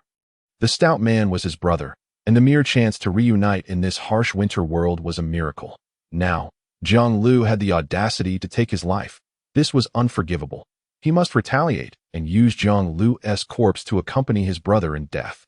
The tall man was so close that only a few paces separated them, and with his innate talent for keen reflexes, he struck before Jiang Liu could withdraw his long gun. The dagger was aimed directly at Jiang Liu's eye. Suddenly, from another direction, a small wolf, measuring no more than 50 or 60 centimeters, burst forth from the snow. Its snowy white fur allowed it to blend seamlessly into its surroundings, successfully approaching the shelter without detection. Now, it arrived just in time to intervene as the tall man prepared to counterattack, biting down on his right hand that held the dagger. Damn it! Where did this dog come from? The tall man's expression froze as he struggled in vain to free himself from the wolf's grip. Despite its seemingly harmless appearance, the little wolf fought with ferocity. It had perfectly inherited the bloodlust of mutated creatures, unwilling to release its hold even after enduring multiple blows. Well done. You shall feast on an entire snow rabbit tonight. Jiang Liu exclaimed in delight. It seemed he had struck gold with this fierce companion. With such an ally, he had little to fear from conflicts with others. Alone, he was invincible, and even in a 2-on-2 scenario, victory seemed assured. With the long gun deeply embedded in the stout man's neck, it was firmly lodged into the snow, making it difficult to extract. Fortunately, Jiang Liu also carried a short knife and wore protective bracers crafted from white flowers. Ready for combat. Rather than waste time extracting the long gun, Jiang Liu activated the remaining moment of slaughter and swung his right arm fiercely, the metallic bracer striking the tall man's face with immense force. Accompanied by heart-wrenching screams, the tall, gaunt man fell to the ground, clutching his face with both hands and howling in agony. A massive gash had opened on his face, revealing the stark whiteness of his skull beneath, with streams of fresh blood mingling with the white snow, creating a horrifying scene. Oh no, don't die on me, Jiang Liu exclaimed, startled by the turn of events. His earlier forceful strike had been excessive, and he had overlooked a sharp protrusion on his arm guard, specifically crafted to serve as a weapon in critical moments. What was intended to merely incapacitate his opponent had resulted in injuries that were no different from stabbing the man in the face with a knife, extremely severe. In a state of panic, Jiang Liu rushed back to the shelter to retrieve a first aid kit, desperately attempting to save the man's life. He had found merit in the proposal the two had suggested earlier. Since the adversaries were aware of the shelter's significance and yet dared to continue plundering his resources, why should he show them any courtesy? A direct assault to raid their shelter would surely be delightful. However, if this man succumbed to his injuries, Jiang Liu would be left without a guide to locate the enemy's hideout. It was clear that they had traversed along the frozen river, meaning their refuge could be anywhere along that path. Without a guiding clue, finding it would prove exceptionally challenging. Regrettably, the man's injuries were far too grave. Blood flowed ceaselessly from his face, and it was only a matter of time before he followed in his brother's footsteps into death. Ah, well, it's better this way. You two can journey together, sparing me the trouble of moving you one by one, but alas, I must carry you a bit farther away, hoping that tonight no ferocious mutated creatures are drawn by the scent. Jiang Liu transported the 3 corpses to a slightly more distant location. After a thorough search, he found only a short knife, an axe, and a few cans that originally belonged to him. Damn, they're utterly destitute. No wonder they resorted to stealing from others. Jiang Liu disdainfully removed the red hat and shoulder bag. Although he had no use for them, they could be traded in the future, providing a source of income. Awoo! The little wolf approached, sniffing the 3 bodies before barking and attempting to paw at Jiang Liu. Having learned from past experiences, Jiang Liu quickly realized that this familiar howling meant the little wolf had something important to convey. Come, no rush. What do you want to say? Did they hide something precious that I didn't fully search? Or are there accomplices nearby? Jiang Liu inquired slowly. Awoo! The little wolf continued to howl, ceasing its pawing and darting towards the river. When it noticed Jiang Liu wasn't following, it returned. The implication of its actions was unmistakable. Jiang Liu smacked his forehead in realization. You want to lead me to their shelter? The little wolf's keen sense of smell had detected the scent of the intruders on the way back, providing an early warning. Conversely, if Jiang Liu intended to raid the enemy shelter, he could utilize the little wolf's abilities to follow the scent. Good pup. Let's set off immediately. Jiang Liu decided without hesitation. Although night was approaching, time was of the essence. Otherwise, the scent would dissipate by morning, leaving the little wolf unable to track it down. Moreover, with 3 deceased bodies here, the potent smell of blood might attract numerous mutated creatures during the night. It was indeed unwise to remain in his shelter tonight, finding their hideout and taking refuge for the night, then returning the next day with a bounty of supplies. What a splendid plan. Wait, hold on. I just remembered something. Jiang Liu abruptly halted his steps and returned to the shelter. He quickly powered up the computer, swiftly browsing online, and, in exchange for a can, arranged for someone to cover the transaction fee, acquiring a copper lock and 3 matching keys. Afterward, he gritted his teeth and spent 20 winter coins along with some firewood from the corners to reinforce the wooden door, ensuring it would not be easily damaged at night. Finally, Jiang Liu tossed 3 cans and a bottle of 36-degree liquor into his backpack and drained the water from the fireplace before setting off. As for the flint, he always kept it on him, just in case. It was now 5:30 in the afternoon. Time was running short. Let's go. We must depart at once. Chapter 32. Harvesting the bow and crossbow. Though it was only 5:30, darkness had already begun to envelop the sky.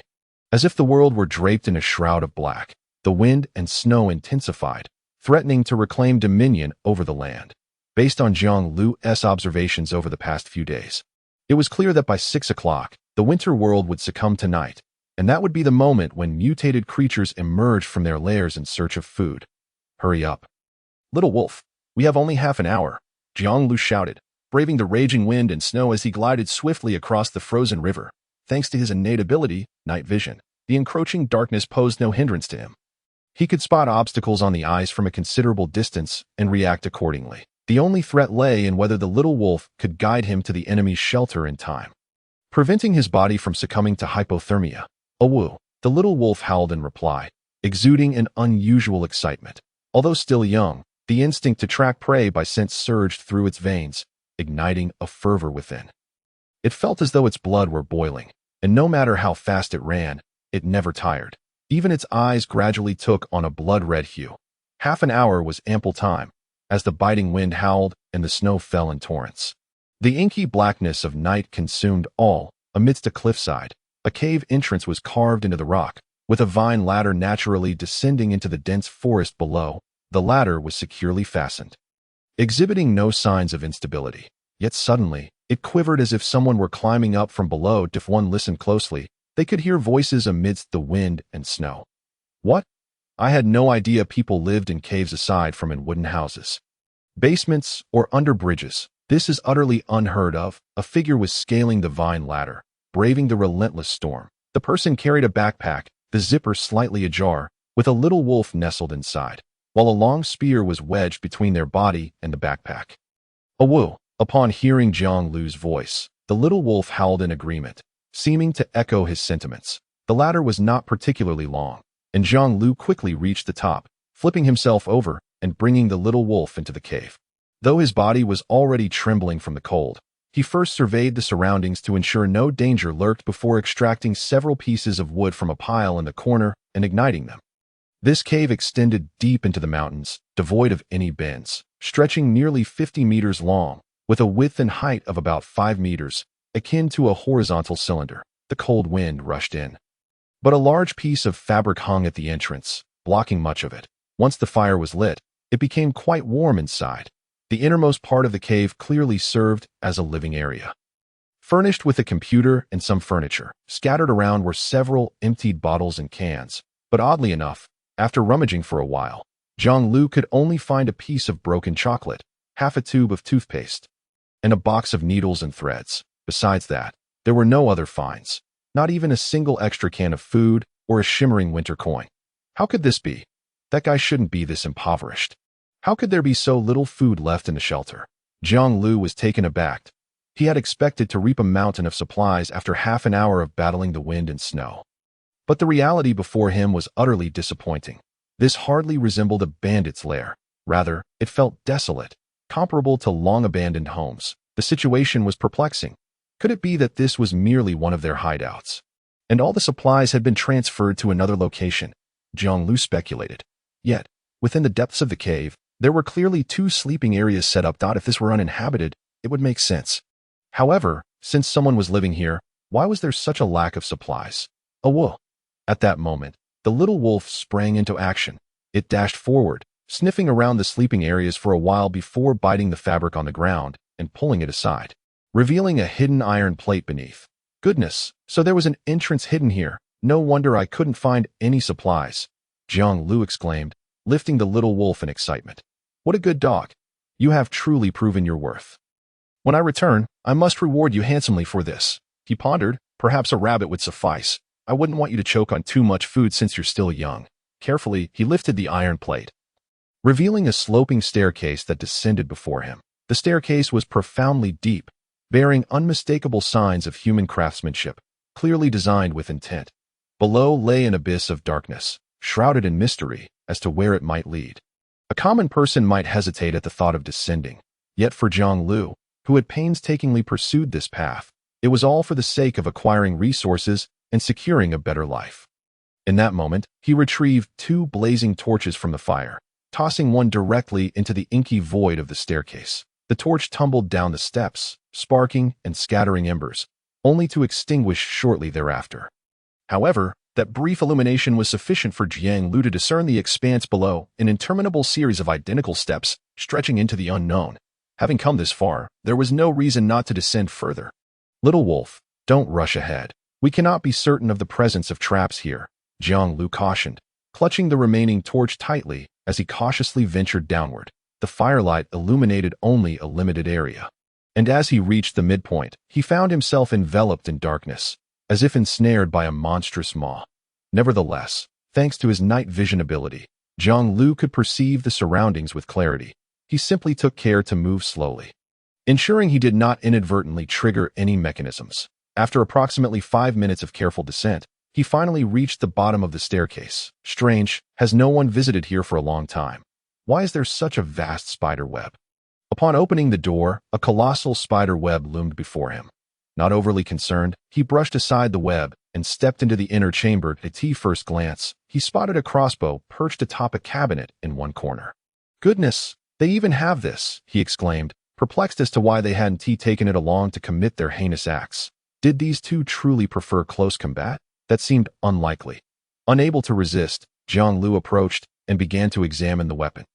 This particular crossbow was a mechanical one. With the insertion of a bolt and a simple pull of the trigger after cocking it, it could unleash a deadly projectile in mid-range combat.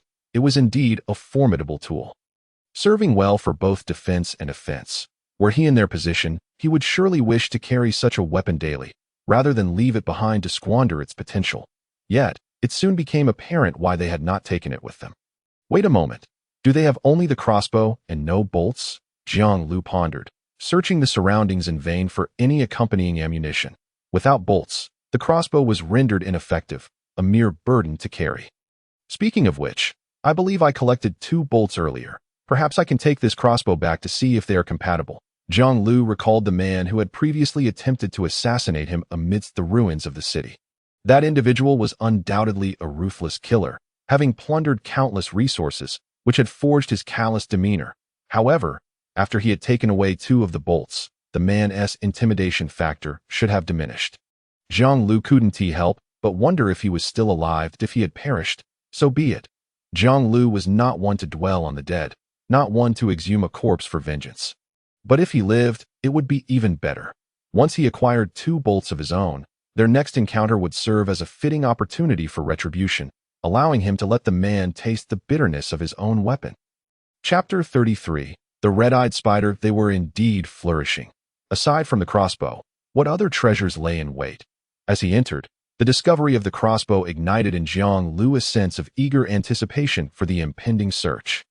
Truly, these 2 were seasoned bandits, and their wealth was undeniably among the most notable of survivors. They even had surplus winter currency to construct a hidden chamber to safeguard their spoils, evidently fearing that while they raided others, they might themselves fall victim to theft. From this alone, it was clear that their sanctuary was bound to harbor numerous valuables. The mere thought of such riches falling into his hands sent Jiang Liu's heart racing, compelling him to scour the cavern.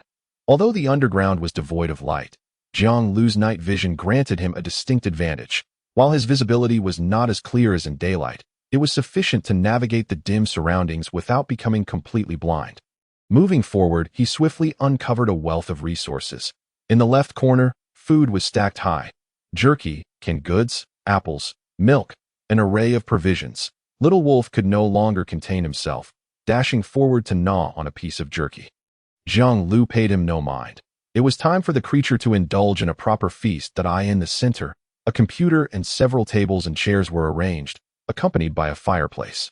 Seemingly a gathering place for warmth. To the right lay an assortment of miscellaneous items: hammers, cups, axes, wooden crates, resembling plundered goods that had yet to be organized, haphazardly piled together.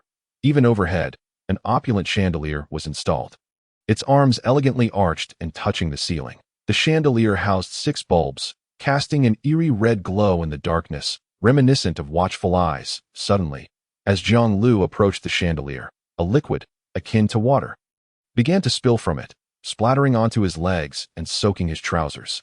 What the hell? Why is there water on the chandelier? Where's the switch? Why can't I find it on the wall? Jiang Liu grumbled. Ultimately, the effectiveness of his night vision paled in comparison to proper lighting. Since he had noticed the chandelier, he had no intention of conserving energy, instinctively reaching toward the wall in search of a switch. After a prolonged search, however, he found nothing but an unsettling sensation, a feeling that something had shifted. Wait, was this chandelier always here? Another cascade of liquid poured down, and upon glancing upward, Jiang Liu was startled to find the chandelier still directly above him. He had stepped away to search for the switch, yet somehow the chandelier remained overhead. Moreover, hadn't it previously only had 6 red bulbs? How had it suddenly transformed into 8, with 2 additional crimson lights appearing in the blink of an eye? Suddenly, it dawned on him. His movements froze in place as he slowly raised the torch above his head, bringing it closer to the chandelier. The flame blazed intensely, illuminating the space above him. Yet, upon revealing the chandelier's true nature, Jiang Liu felt as if he had plunged into a frigid abyss, his legs sinking into an icy expanse. Immobilized, even his capacity to think began to freeze. What was this moving chandelier? It was, in fact, a colossal red-eyed spider clinging to the ceiling. The so-called red bulbs were merely its blood-red compound eyes, and the elegantly arched arms were nothing but its razor-sharp legs. Its body was as large as a typical door, covered in coarse black bristles. Under the glow of the torch, it unveiled its ghastly mandibles, a viscous substance oozing downward. The drool landed squarely on Jiang Liu's torch, extinguishing it and splattering him in the process. Darkness enveloped the room once more. However, having witnessed the creature's true form, Jiang Liu's mind was devoid of any thoughts of scavenging. Only one thought consumed him. Who in their right mind keeps a spider at home? And such a massive one with blood-red eyes. Without a second thought, Jiang Liu bolted. Whoosh! Behind him, the spider, as large as a door, lunged forward, its sharp legs piercing the air with a menacing whoosh. Fortunately, Jiang Liu's reflexes were quick. Sensing danger, he executed a roll and scrambled away.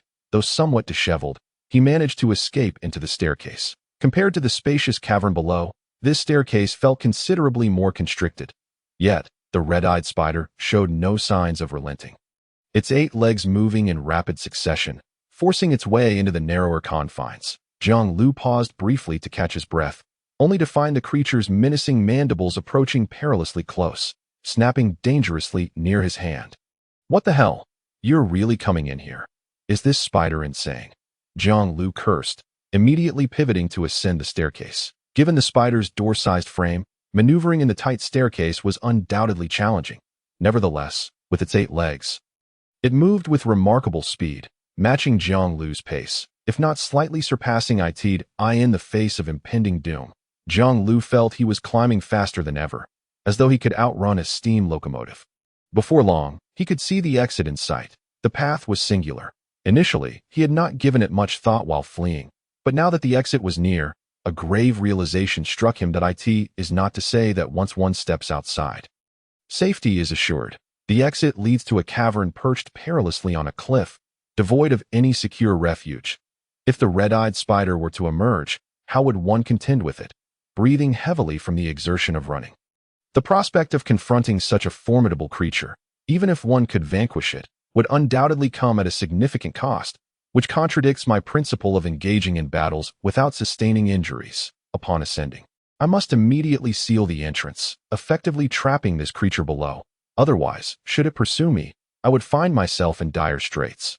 Jiang Liu quickly recognized the predicament. However, given the current distance between them, he surmised that by the time he ascended to close the door, the spider would likely have already lunged forth. That it seemed he needed to devise a strategy to slow its advance. Perhaps running would aid in his contemplation. Even amidst such perilous circumstances, Jiang Liu appeared almost divinely inspired. Swiftly conjuring a plan without consuming much time, the exit was nearly within reach, merely 5 or 6 steps away, yet the relentless red-eyed spider continued its pursuit. He could not fathom what had provoked such ferocity in the creature. It relentlessly chased him for a full minute without a hint of surrender, its speed increasing as if it had not eaten in centuries. Yet this was precisely what Jiang Liu required. He quickened his pace, bounding forward in leaps, then did not flee immediately, but instead darted to the left, concealing himself beside the entrance, tightly gripping a metal plate for cover. With a whoosh, the red-eyed spider burst forth in the next moment. But due to its excessive speed, it could not halt in time, careening ahead for a considerable distance and nearly colliding with the opposite stone wall. Seizing this opportunity, Jiang Liu swiftly rolled into the cave, dragging the metal plate along to cover the entrance. With a resounding clang, the metal plate slammed shut, successfully isolating him from the creature. Sweat poured from Jiang Liu's brow. He could not discern whether it was the fatigue from running or the terror induced by the spider. Although the process appeared seamless, had the red-eyed spider been a fraction slower or quicker in its reactions, the outcome could have been drastically different. It was indeed a testament to my skill and audacity to dare such a maneuver. Had it been anyone else, they would likely have met their demise. Jiang Liu wiped the cold sweat from his forehead. The metal plate was quite thick and secured firmly. Although the spider's legs were razor-sharp, they were ultimately flesh and blood. Even with all its might, it should struggle to breach such a formidable barrier for the time being. That a sizzling sound echoed, as though something was being corroded. What could that noise be? Jiang Liu pondered, standing in confusion. In the next instant, he witnessed the metal plate before him visibly thinning, a greenish liquid seeping from it and dripping onto the ground with a hissing sound. Corrosive venom? Jiang Liu's expression shifted immediately, and he dared not linger any longer, swiftly descending. Although he could not fathom why the creature had not utilized its venom during the chase, it was clear that, given its terrifying corrosiveness, it would not be long before it could breach the defenses and invade his space anew. Without preparation, Jiang Liu would find it exceedingly difficult to confront it. Returning to the cave below, Jiang Liu found himself at a loss for words, grappling with the life-and-death urgency of his situation. Meanwhile, in a corner, the little wolf was still engrossed in a tussle with a piece of jerky.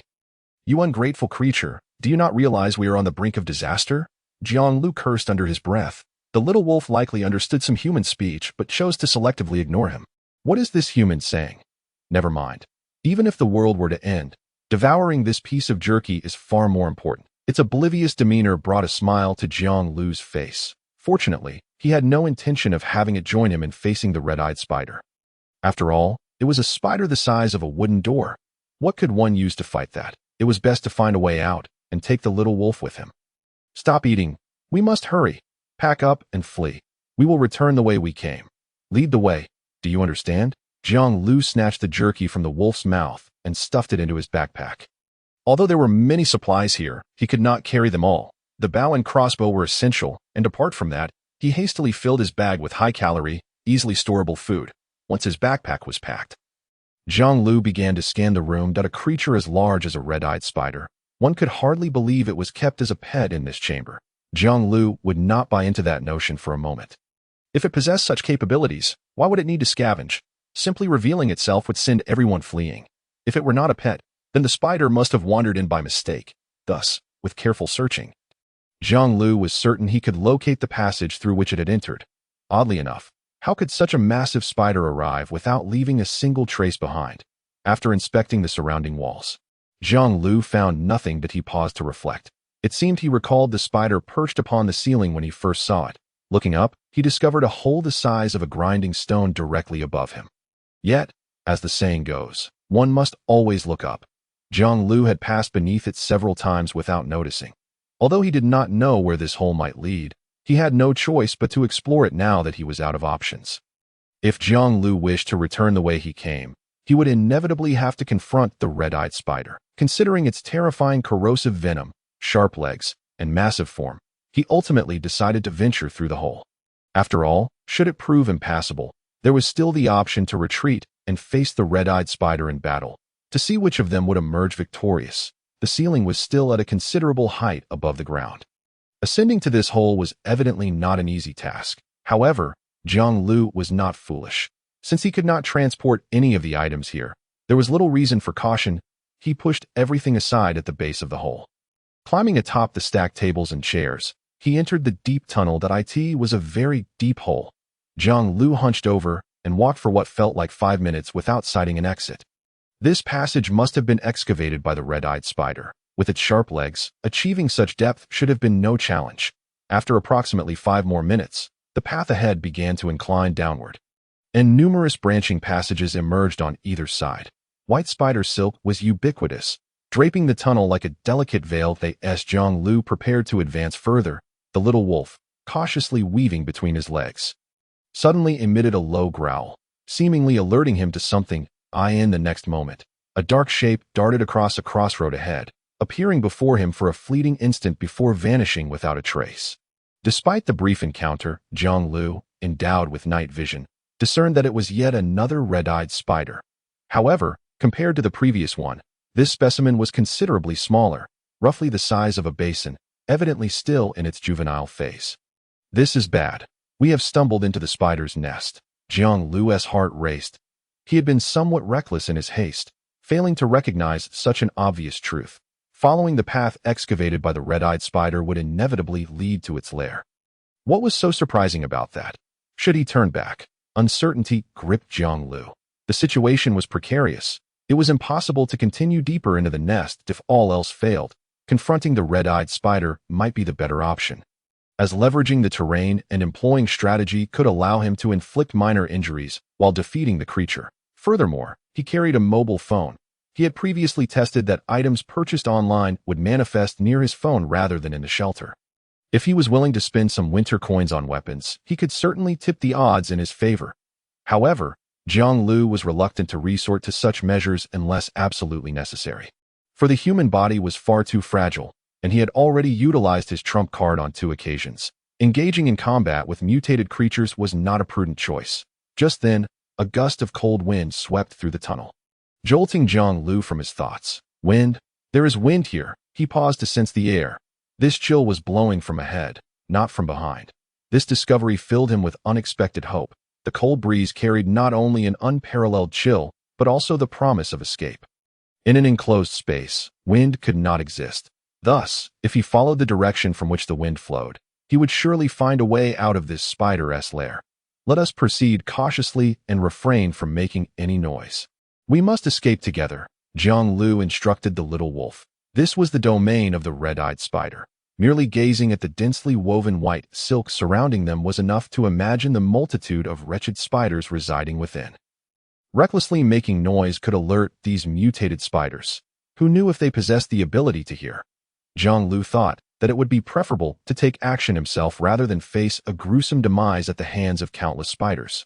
As the paths on either side began to multiply, openings occasionally appeared above and below. Jiang Liu felt as if he were ensnared in a three-dimensional labyrinth, utterly disoriented, relying solely on fleeting whispers of wind to guide him forward. Fortunately, after traversing a considerable distance, the sensation of the breeze against his skin became increasingly pronounced, indirectly affirming that he had not strayed from his course, but was indeed drawing closer to the outside world. If he could maintain this pace, he believed that soon he would successfully escape this spider's lair. Cursed be it. This path is blocked. We must find a detour. Jiang Liu gazed at the intricate webbing before him. Reluctantly retreating to seek a new way forward, as he pressed onward, the surrounding white silk began to proliferate. Initially, it had merely accumulated along the edges of the path, posing no hindrance to passage. However, it now began to form webs at the center of the corridors, sealing off the entrances to certain forks, and at times even encroaching upon the main route. The webs were exceedingly adhesive, likely employed by the red-eyed spiders for hunting. As he drew closer, Jiang Liu could discern numerous insects, arachnids, and even small birds, ensnared within, rendered immobile, left to the mercy of the red-eyed spiders. These spiders could detect the vibrations of their webs.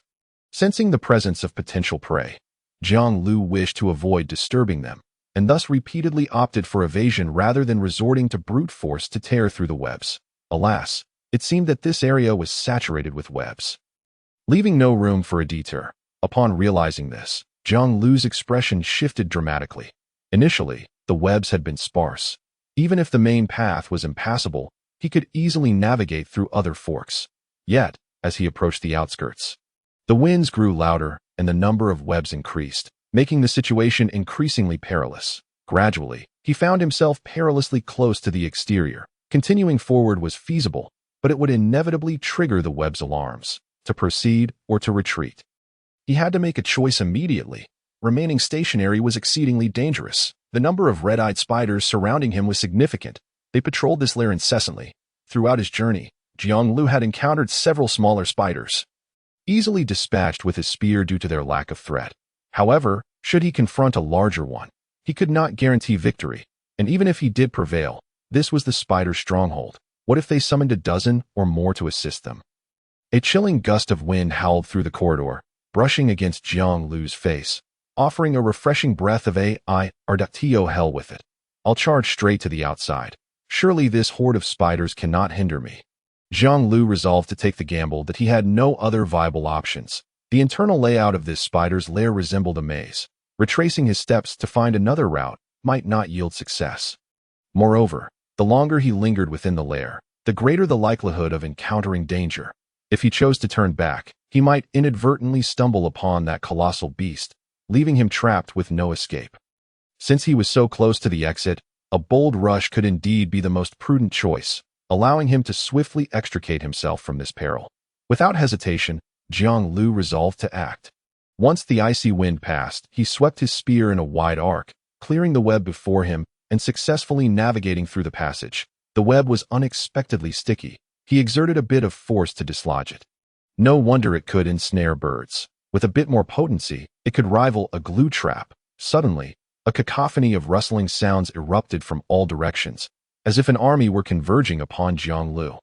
Instilling a profound sense of dread, the web truly served as their means of gathering intelligence. No matter how he had moved previously, they had not displayed such a response. Now, with merely one web destroyed, it seemed the spiders had received some signal, hastening towards his location.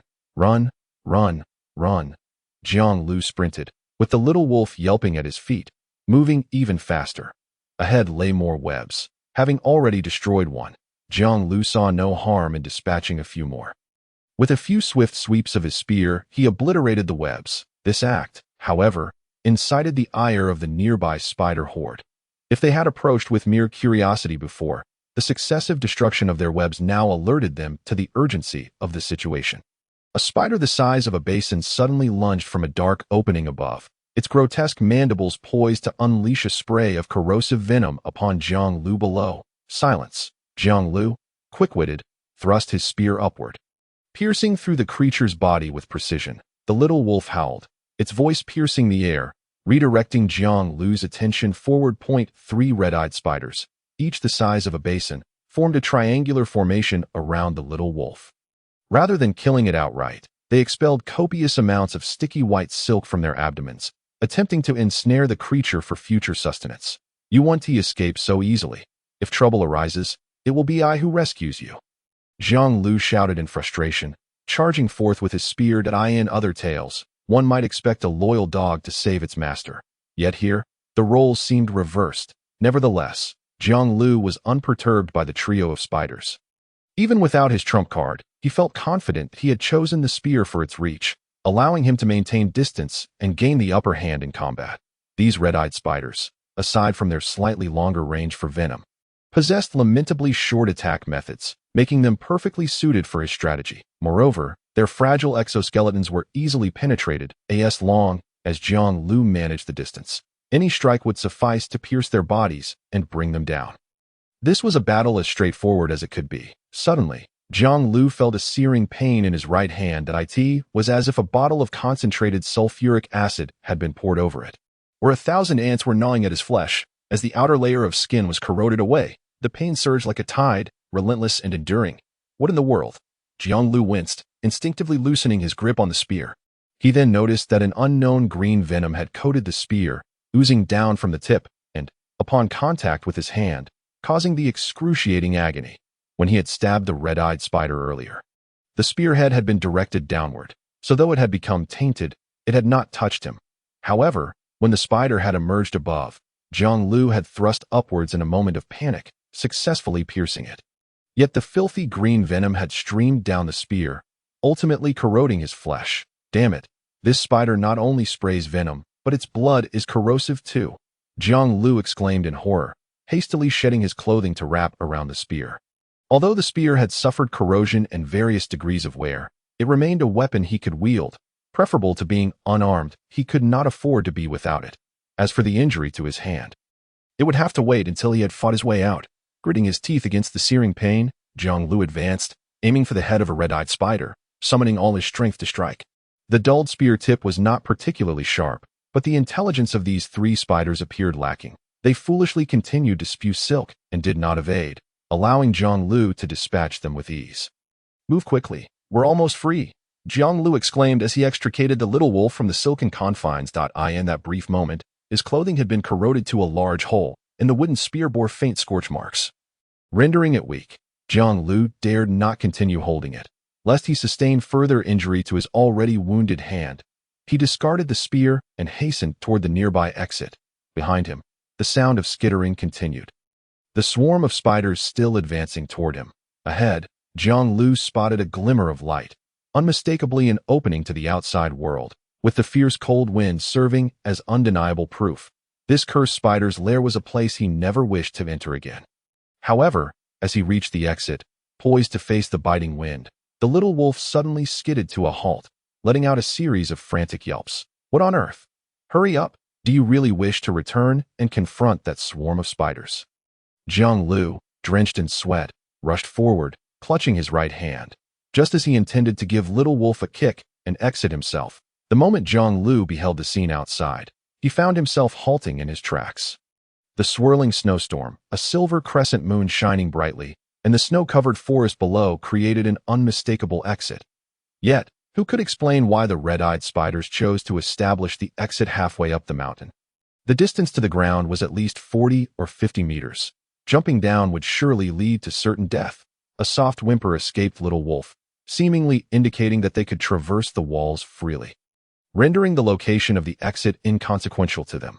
Jiang Liu fell silent. Reflecting on the earlier moments, he indeed recalled spotting birds entangled in some spider webs, and throughout the entire ordeal, he had been continuously climbing upward.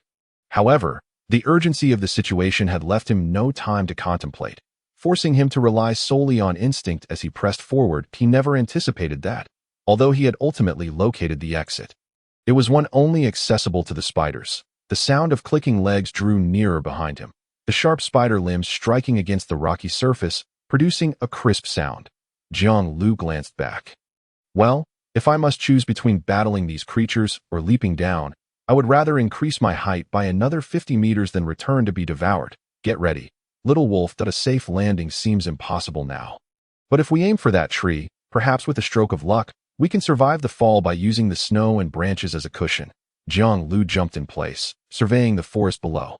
Though the prospect seemed bleak, jumping down still offered a chance of survival. Remaining still would surely seal his fate. Hello, is anyone down there? Stop contemplating jumping. Quickly climb up the ladder. Suddenly, a voice rang out. Immediately, a vine ladder descended before Jiang Liu, as if someone above had thrown it down for him.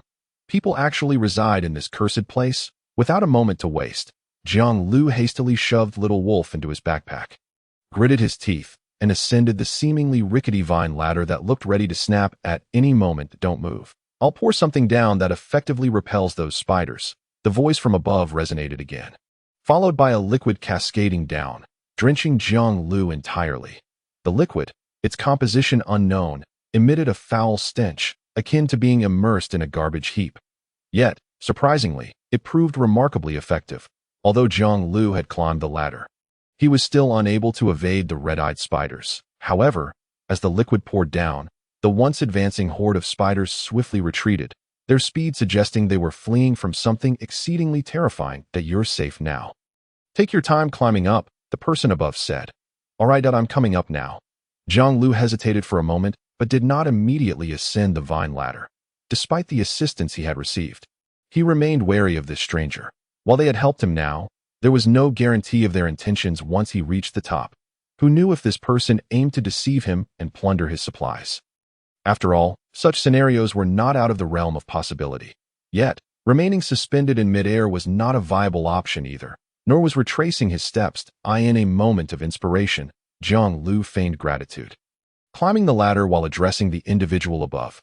Thank you, my friend. You truly scared me. Earlier, I found a place in this spider lair filled with food that I thought I might strike it rich. But before I could gather much, these spiders chased me all the way here. If it weren't for your intervention, I would have had no choice but to jump. During his speech, Jiang Liu reached the top of the ladder. He felt a surge of anxiety as he revealed the existence of food within the spider's nest.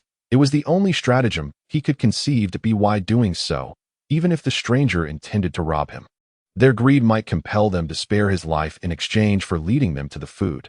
Conversely, if the person was inherently good-natured, such a declaration would bear no adverse consequences. That a hand extended from above, firmly grasping Jiang Liu and swiftly pulling him up. Chapter 37. The first hot shower. Before him stood a man, perhaps in his 30s, sporting a thick beard, clad in a robust cotton coat, and wearing a felt hat. His face adorned with a warm smile that seemed to welcome a long-anticipated guest. The man chuckled, patting Jiang Liu's shoulder. Be careful.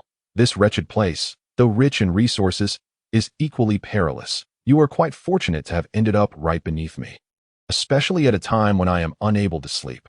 Otherwise, once I drifted off, I might not have heard the commotion you caused below. Jiang Liu's heart settled slightly if the stranger harbored ill intentions. The moment he had been pulled up, still unsteady on his feet, would have been the perfect opportunity for an ambush. Since nothing of the sort had transpired, it seemed the man's nature was not malevolent. Indeed, from his act of lowering the vine ladder, one could even deem him benevolent. Now, Jiang Liu genuinely felt a sense of gratitude and expressed, "Thank you, kind sir. I have nothing of value to repay you.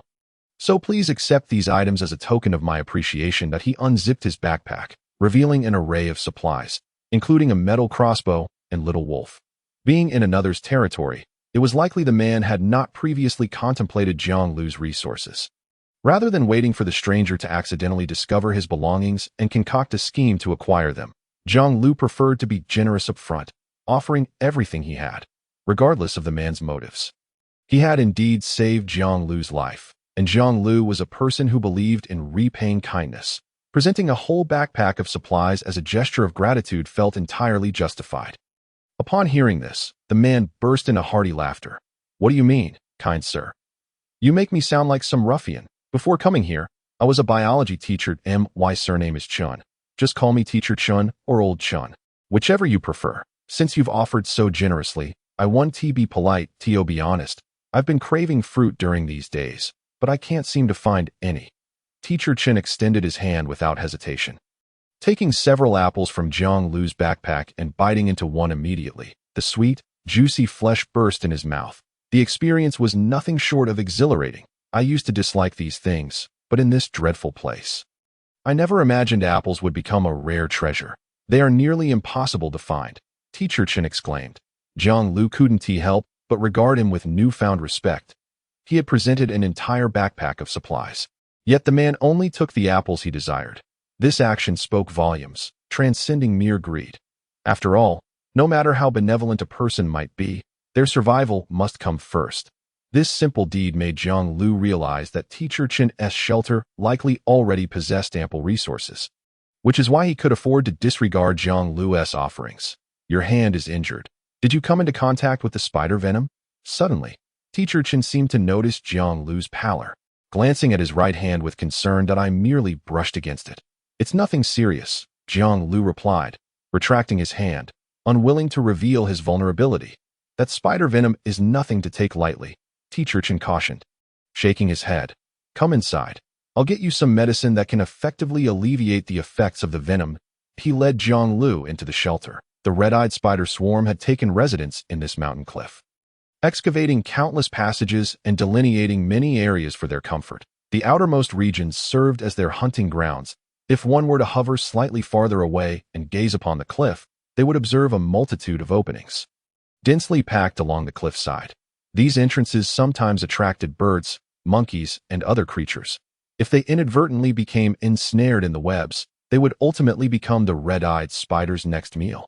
Teacher Chen's shelter was, in fact, one of these openings. He had sealed off one side of the cave and created a door in the wall for easy access. Although the opposite side was exposed, it was doused in the foul-smelling liquid, which effectively repelled the red-eyed spiders. As Jiang Liu was pulled inside, he initially resisted, fearing potential dangers. However, after only a few steps, he was met with an astonishing sight, prompting him to exclaim, How is this possible? The shelter before him was not at all rudimentary. One might even describe it as extraordinarily luxurious. The infrastructure within bore a striking resemblance to a modern apartment. A lavish crystal chandelier hung overhead, casting a bright and warm glow. On the left side, there lay a kettle, an induction cooker, a frying pan, bowls and chopsticks, forming a quaint little kitchen that was half open. Inside, there was a plush and comfortable sofa, a complete set of tables and chairs, and even a monitor placed opposite the sofa, playing music. To the right, a door led into another space, which Teacher Chen guided him into. It was his bedroom, furnished with a bedside table, a wardrobe, and more. Beside it, a phone was charging. No matter which area one wandered into, the temperature indoors was exceedingly high, starkly contrasting with the frigid environment outside, a clear indication that underfloor heating had been installed. In just a few short days, how had the other party managed to develop the shelter to such an extent? Jiang Liu mused that his own growth rate was already quite astonishing. Yet, in comparison, it was evident that there were always those who surpassed others, and Teacher Chen's shelter was utterly astounding, even though he knew that the other party was unlikely to divulge such secrets. Jiang Liu couldn't help but inquired in response to his curiosity. Teacher Chen merely smiled slightly, refraining from a direct answer. He retrieved a small jar from the bedside table, dipped a cotton swab into the white liquid inside, and evenly applied it to Jiang Liu's entire right hand, even ensuring to cover the gaps between his fingers. In an instant, a refreshing sensation spread throughout his palm. This antidote was clearly formulated for spider venom, something only someone like Teacher Chen, who lived near red-eyed spiders, could procure. After a short while, the injury on Jiang Liu's right hand was effectively managed, showing no signs of worsening. That's sufficient. Just refrain from using your right hand for a few days, and apply it once daily. You'll recover swiftly. Teacher Chen generously stuffed the entire jar into Jiang Liu's backpack. Before Jiang Liu could protest, he continued, Why don't you go take a shower? We have plenty of time to discuss other matters tonight. And it's not often that I have guests here, so I have ample leisure to shower. This word immediately seized Jiang Liu's attention. The other party surely wasn't referring to a cold shower. Otherwise, there would be no need to mention it specifically here. In this frigid world, where could one not wash? Was it possible he was referring to a hot shower? Jiang Liu's anticipation soared. What could be more delightful than taking a hot shower in the dead of winter? Chapter 38. The secret of store refreshes as expected. In the corner of this bedroom, there was indeed a bathroom, equipped with all manner of facilities, even several skincare products placed in front of the sink. This, might it be a tad, though the allure of a hot shower was immense, Jiang Liu hesitated slightly. After all, bathing left one utterly defenseless, which seemed unwise in such an environment. Yet, not to take the opportunity felt equally regrettable. Such chances were rare, and should he miss out, he might very well weep bitterly upon reminiscing. Before Jiang Liu could make a decision, the little wolf dashed into the bathroom like a whirlwind. Yelping with excitement, this little creature appeared quite spirited. "You all take your time washing up. I'll prepare a late-night snack, and no need to be courteous. Feel free to use the shampoo and other items inside." Teacher Chen laughed heartily as he left, shutting the bedroom door behind him. Now, there was no escaping the shower. Without further hesitation, Jiang Liu stepped inside and began to wash up. The scalding hot water cascaded over him, enveloping him in thick, white steam, imparting a sense of blissful comfort as if he were in a celestial abode, making it hard to stop. After days of roaming and battling foes, he had accumulated a considerable amount of grime and dust on his body. Finally getting the chance to bathe, Jiang Liu scrubbed his skin until it turned a rosy hue, and the dirt that washed away must have weighed several pounds. Beside him, the little wolf emitted faint howls. Having grown up in the wild, when had it ever encountered such fine lather? The hot water seemed to elevate the whole creature, which lay comfortably on the floor, reluctant to move. It felt a touch amiss. After showering, Jiang Liu began to ponder. Even with enhancements, such rapid development could not be normal. The setup of the other party's shelter resembled that of a small base, containing nearly everything one could desire. An unparalleled comfort.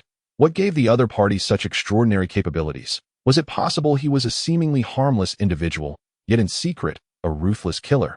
As Jiang Liu contemplated whether to purchase something for self-defense on his phone, Teacher Chen called him outside, seemingly anticipating his thoughts, and voluntarily revealed some secrets. "Teacher Chen, are you suggesting that all of these items were purchased from a store?" Jiang Liu asked, slightly taken aback. Although he had suspected the moment he saw the phone that the other party had upgraded the computer system.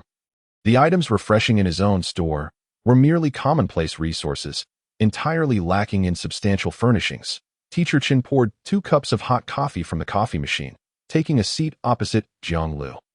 After handing him a cup, he said, "Indeed, open your phone and see what is currently available in your store." When Jiang Liu opened it, he realized that since the last restock, he had not had the chance to purchase anything. So the items for sale were still a small knife, bottled water, and a set of apples. There's actually an apple for sale. Please, could you buy one for me?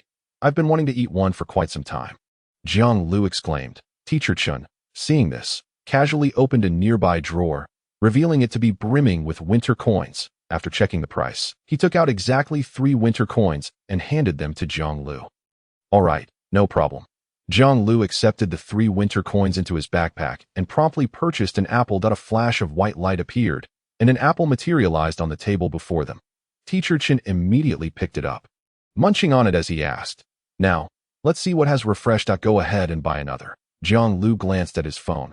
The refreshed items were hemp rope, toothbrush, towel, priced at 3 winter coins, 1 winter coin, 2 winter coins, respectively. He casually purchased a toothbrush, and the interface of the store no longer displayed any items but instead indicated that it was restocking, requiring until the next day to at this moment. Teacher Chen remarked, "The content after upgrading the computer contains certain unspoken rules. They are not explicitly stated and require constant exploration and experimentation to uncover. For instance, the store initially refreshes with low-level items, likely everyday necessities or scattered food items, priced low enough for anyone to afford to buy more significant and costly items. One must actively refresh. Indeed, there was a button next to the store that could consume 10 winter coins to refresh." Jiang Liu had not used this button since upgrading the computer system, so he was unaware of this underlying rule. Now that Teacher Chen had informed him, Jiang Liu tentatively pressed the button, only to find that the store, previously indicating it was restocking, suddenly refreshed to reveal 3 new items: compass, military entrenching tool, cold-proof sleeping bag, 14 winter coins, 27 winter coins, 19 winter coins. These 3 items were evidently far more significant than the previously offered hemp rope and towels. with a noticeable increase in price. Furthermore, the refresh button's cost had escalated from the original 10 winter coins to 100 winter coins. Teacher Chen took a sip of his coffee and commented, "The initial items in the store generally cost below 10 winter coins, which I refer to as daily necessities. The second refresh requires between 10 and 100 winter coins, mostly outdoor supplies, with a small portion of household goods, such as coffee machines and kettles. Should you spend 100 winter coins to refresh again, it is highly likely that supplies for constructing shelters, like underfloor heating, beds, and bathrooms, will appear. Their value speaks for itself. With these, your shelter can truly become a home. Naturally, their prices are quite steep, starting at a minimum of 100 winter coins, with no upper limit, typically requiring around 500 winter coins to acquire, after spending 100 winter coins to refresh. The refresh button resets and becomes a free refresh, allowing the appearance of everyday items and other relatively inexpensive goods at the click of a button. In simpler terms, the refresh button alternates between free 10 winter coins and 100 winter coins. Regular purchases may encounter stock shortages, but refreshing does not present such issues, likely a method to continuously deplete survivors' winter coins to, oh, that was it. Jiang Liu listened, enraptured, his face reflecting a sense of enlightenment. Truly, he was a teacher. Even in a different world, he could impart so much knowledge. The fact that the other party shared this information without reservation warranted his sincere gratitude. After a moment of mental calculation and surveying the myriad furnishings in the shelter, Jiang Liu couldn't help but feel slightly embarrassed. He knew the other party was wealthy, but he had not anticipated such wealth, even estimating at 1,000 winter coins per large piece of furniture. This shelter must have cost at least 10,000 winter coins to set up. How had the other party amassed such a fortune in such a short time? However, this question clearly encroached upon the other party's privacy.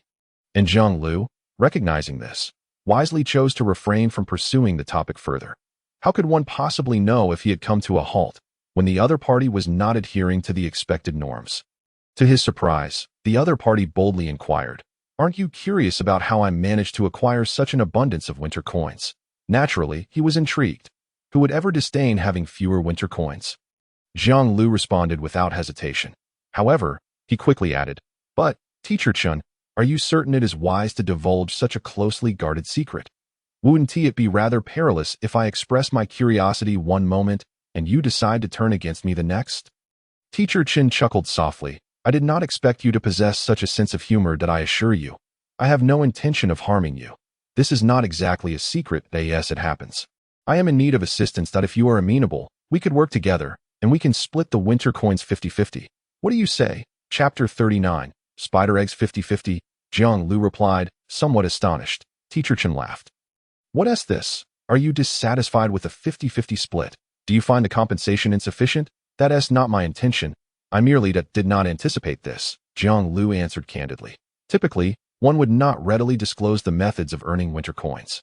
Even if one were to share, it would be exceedingly rare to offer such generous terms, as no one would begrudge having too much money.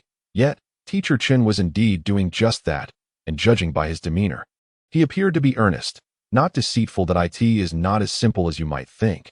This endeavor carries significant risks, and a single misstep could lead to certain death. Never mind, discussing it further is futile. Let us proceed and see for ourselves, Teacher Chen stated. He rose and opened the door to the shelter, extending an invitation for Jiang Liu to accompany him outside.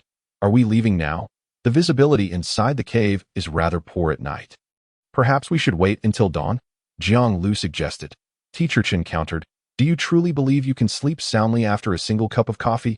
Jiang Liu fell silent, gathering his belongings and following suit. Meanwhile, for the little wolf, Teacher Chen had opened a can of food, and it was now lost in the deliciousness of the meal, oblivious to the commotion caused by the two as they departed.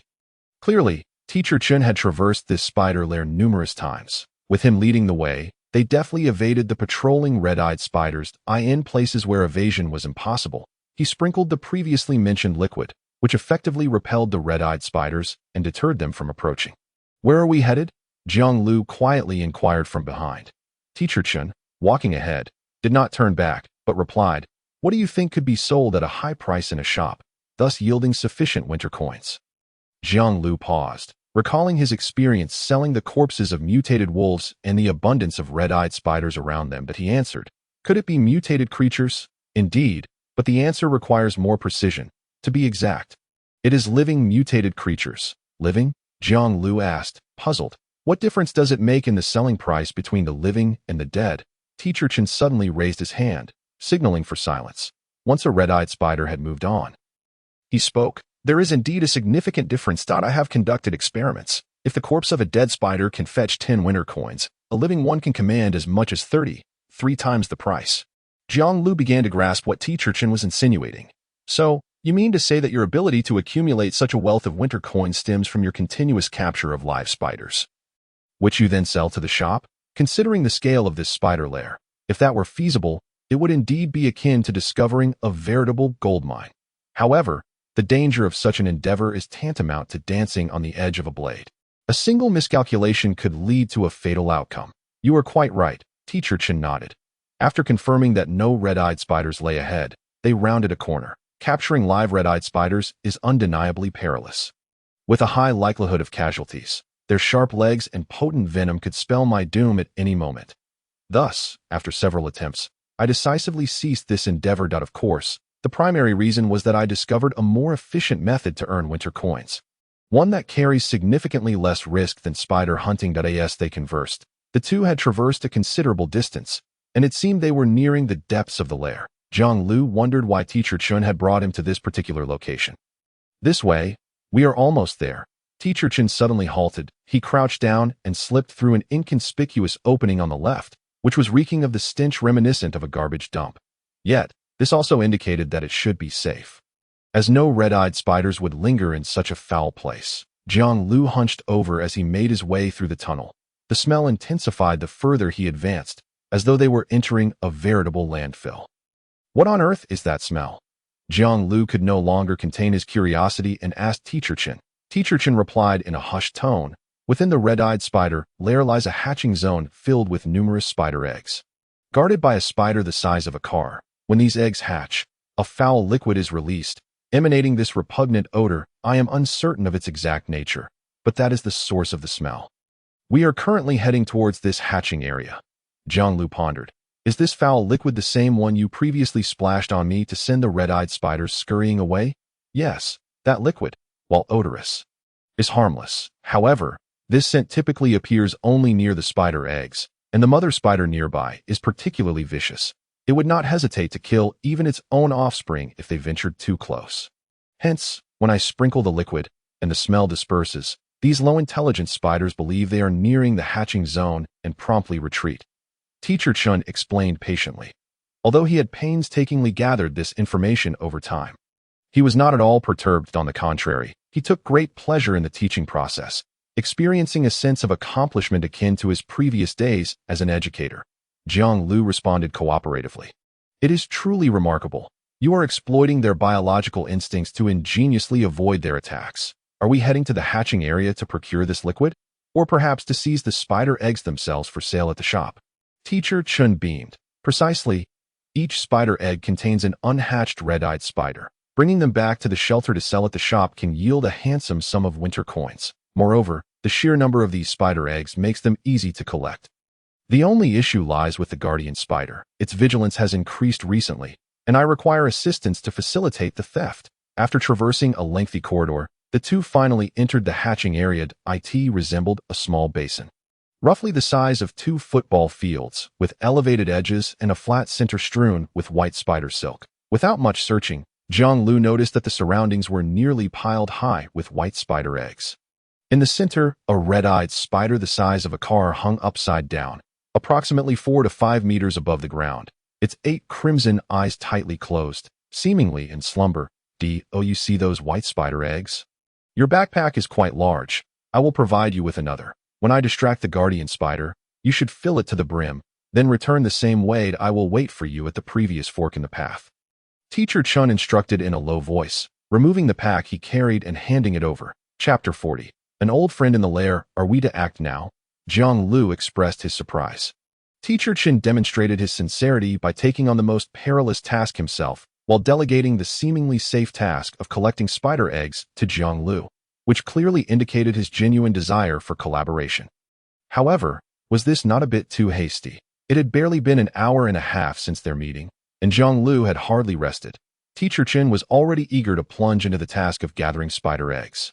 Setting aside trust issues, Jiang Liu reminded, Teacher Chen, the spider eggs are right here.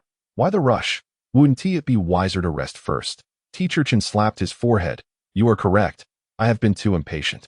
I have scarcely entered this place alone in recent days, and now that you are here, I am overjoyed. However, while I can afford to wait, aren't you anxious to return, to be aware that the shelter contains a vast array of supplies? It is indeed quite susceptible to the ravages of mutated creatures in the absence of any occupants. I had thought you would be eager to return tomorrow, which is why I contemplated swiftly seizing the opportunity tonight to earn a substantial amount of winter currency. And then perhaps you could return in a few days when time permits, allowing us the possibility of further collaboration. His words served as a reminder to Jiang Liu. This evening marked his first night away from his own shelter. Previously, while being pursued by the red-eyed spider, he felt little apprehension, but now, with such a statement, he couldn't help but start to worry about the safety of his own refuge. I had reinforced the shelter's door before my departure, so it should withstand a single night, but if it extends to another night, then it may truly become precarious. After all, my shelter harbors an abundance of food, the enticing aroma of which would likely tempt mutated creatures to assail the wooden door. Alternatively, I could return tomorrow and come back later. Yet by then, Teacher Chen might have discovered other means to delve deeper alone, and I may no longer be needed. Contemplating this, Jiang Liu ultimately decided to take the risk. In this wintry world, survival indeed takes precedence, yet to thrive, one must occasionally embrace the gamble. After I divert that nesting spider, you must immediately proceed to gather spider eggs, being careful not to break them, for they would fetch a meager price if damaged. During the gathering process, you must exercise caution. The nesting spider could return to the hatching area at any moment, while it is large in size. It moves with remarkable stealth. Once it ceases its pursuit of me, I will sound this whistle, and upon hearing it, you must leave without delay. I cannot bear the thought of you being captured. Confirming the plan, Teacher Chen promptly outlined numerous precautions that he retrieved a whistle from his pocket. Many of the passages within the spider's lair intertwine. Thus, should he blow the whistle with sufficient force, Jiang Liu, positioned at the heart of the hatching area, would undoubtedly hear it. I understood, and upon the whistle's sound, I would depart. However, are you truly certain you can distract it alone? After all, this is its territory. What if it summons other spiders to intercept you? Jiang Liu inquired. Teacher Chen shook his head. That is unlikely. I have tested it several times, and once the nesting spider has pursued me a certain distance, it invariably returns to the hatching area. Other spiders tend to approach only during the midday feeding, and at all other times, they would not dare to venture near this zone. Jiang Liu's eyes brightened. Then can we make several trips tonight and collect more spider eggs to take back? After all, we still have ample time, and rather than resting, I would prefer to gather more spider eggs. Teacher Chen immediately dismissed this suggestion. Excessive extraction of spider eggs may incite the wrath of the red-eyed spider swarm, and we would find ourselves in dire straits. For safety's sake, let us limit ourselves to a single collection. Regardless of how many you manage to procure, we must return to the shelter. We cannot afford to entertain any notions of luck. Very well, let us proceed. Jiang Liu declared that a red-eyed spider, the size of a car, hung upside down, soundly asleep at the center of the hatching area. Jiang Liu waited in place, pondering how Teacher Chen would rouse this creature. After all, it appeared to be in a deep slumber, and even loud shouts might scarcely disturb his surprise. Teacher Chen's approach was remarkably direct. He simply removed a spider egg stuck to the web, an action that immediately startled the slumbering nesting spider awake. Under the gaze of its 8 crimson eyes, Teacher Chen provocatively tossed the spider egg to the ground and crushed it underfoot before swiftly dashing towards the main passage. Zee, the red-eyed nesting spider emitted an enraged sound that it guards this territory fiercely, mercilessly dispatching any unwary smaller spiders that dare intrude, let alone the fact that Teacher Chen had crushed an egg right before its eyes. With all 8 legs fully extended, the nesting spider pursued with the speed of the wind. Jiang Liu swiftly crawled out through a nearby low opening. Time was of the essence. He aimed to fill 2 backpacks with spider eggs. Thus his immediate focus was on the area close to the entrance. The spider eggs were each about the size of a palm, pure white, resembling large yarn balls, and they were plentiful, scattered all around. Jiang Liu moved quickly, scooping up handfuls, yet he was careful not to crush the eggs, gently placing them into his backpack instead. Soon, he filled one backpack, stowing it within the opening before commencing on the second. Having nearly cleared the nearby spider eggs, Jiang Liu advanced a little further, arriving at another section where a large quantity of spider eggs was piled upon a web, and he began to gather them rapidly. Wait, this doesn't seem to be a spider egg. What is this? Suddenly, as he collected a large clump of spider eggs, he discovered something beneath, a bone. Upon closer inspection, he found several fragments of bone that had fallen away, completely devoid of any flesh, having been thoroughly consumed. The nesting spider remained vigilant here, not venturing out to hunt. Hence the outside red-eyed spiders would deliver a portion of captured prey to ensure it had enough sustenance daily. After digesting the flesh, the bones were naturally left behind, discarded beneath the spider eggs, which was not particularly unusual. Jiang Liu paid it no mind, estimating that the creature could return at any moment. He hastened his pace, fervently gathering spider eggs. Each of these fluffy, ball-like eggs shimmered in his eyes, as if they were gleaming winter currency. Whether he could install underfloor heating, renovate the bathroom, or enjoy a hot shower upon returning depended on how well this endeavor succeeded. Before long, the second backpack was also filled. Remarkably, the car-sized nesting spider had yet to return. It seemed Teacher Chun had indeed provoked it, and Jiang Liu wondered if he could successfully escape. However, given the surplus of time, it was not Jiang Liu's style to idle about doing nothing. Seizing the opportunity, he emptied the first backpack of all the spider eggs, intending to fill it once more for the return trip. After all, the more winter currency, the better. Wait a moment. Is there someone over there? After gathering approximately half a backpack of spider eggs, Jiang Liu suddenly spotted a woman in a more central location. She was ensnared in layers upon layers of white silk, bound tightly into a massive cocoon. The cocoon itself was situated on a colossal web, rendering her utterly immobile, no matter how she struggled. She was likely prey for the nesting spider, having been captured and transported here, and due to the spider's slumber, she had not been consumed immediately, but had been left temporarily on the web. However, once the nesting spider returned, her fate was all but sealed. There would be no escape. Chapter 41 Unexpected First Encounter Help.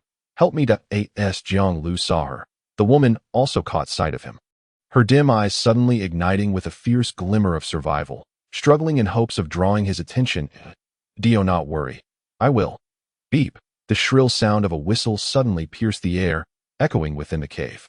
Despite being somewhat muffled after multiple bounces, it was still distinctly audible. Jiang Liu's expression changed immediately. The moment the whistle sounded, it signified that the nesting spider had ceased its pursuit of Teacher Chun and was returning to the hatching area. According to their agreement, he had to leave now. Otherwise, if discovered by the nesting spider, he would certainly face dire consequences. Jiang Liu did not believe he stood a chance against the car-sized red-eyed spider. I am truly sorry, but there is no time left.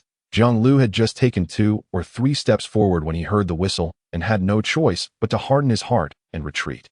Though he wished to save her, if accomplishing that meant sacrificing his own life, Jiang Liu would unhesitatingly refuse. He had not yet reached the level of nobility where he would risk his life to save a stranger. Please don't go. From within the web, the woman emitted a feeble plea. Struggling weakly, it seemed she understood what the whistle signified. Thus her desperation to have Jiang Liu return was palpable, yet she could not formulate a compelling reason that would compel him to turn back without hesitation.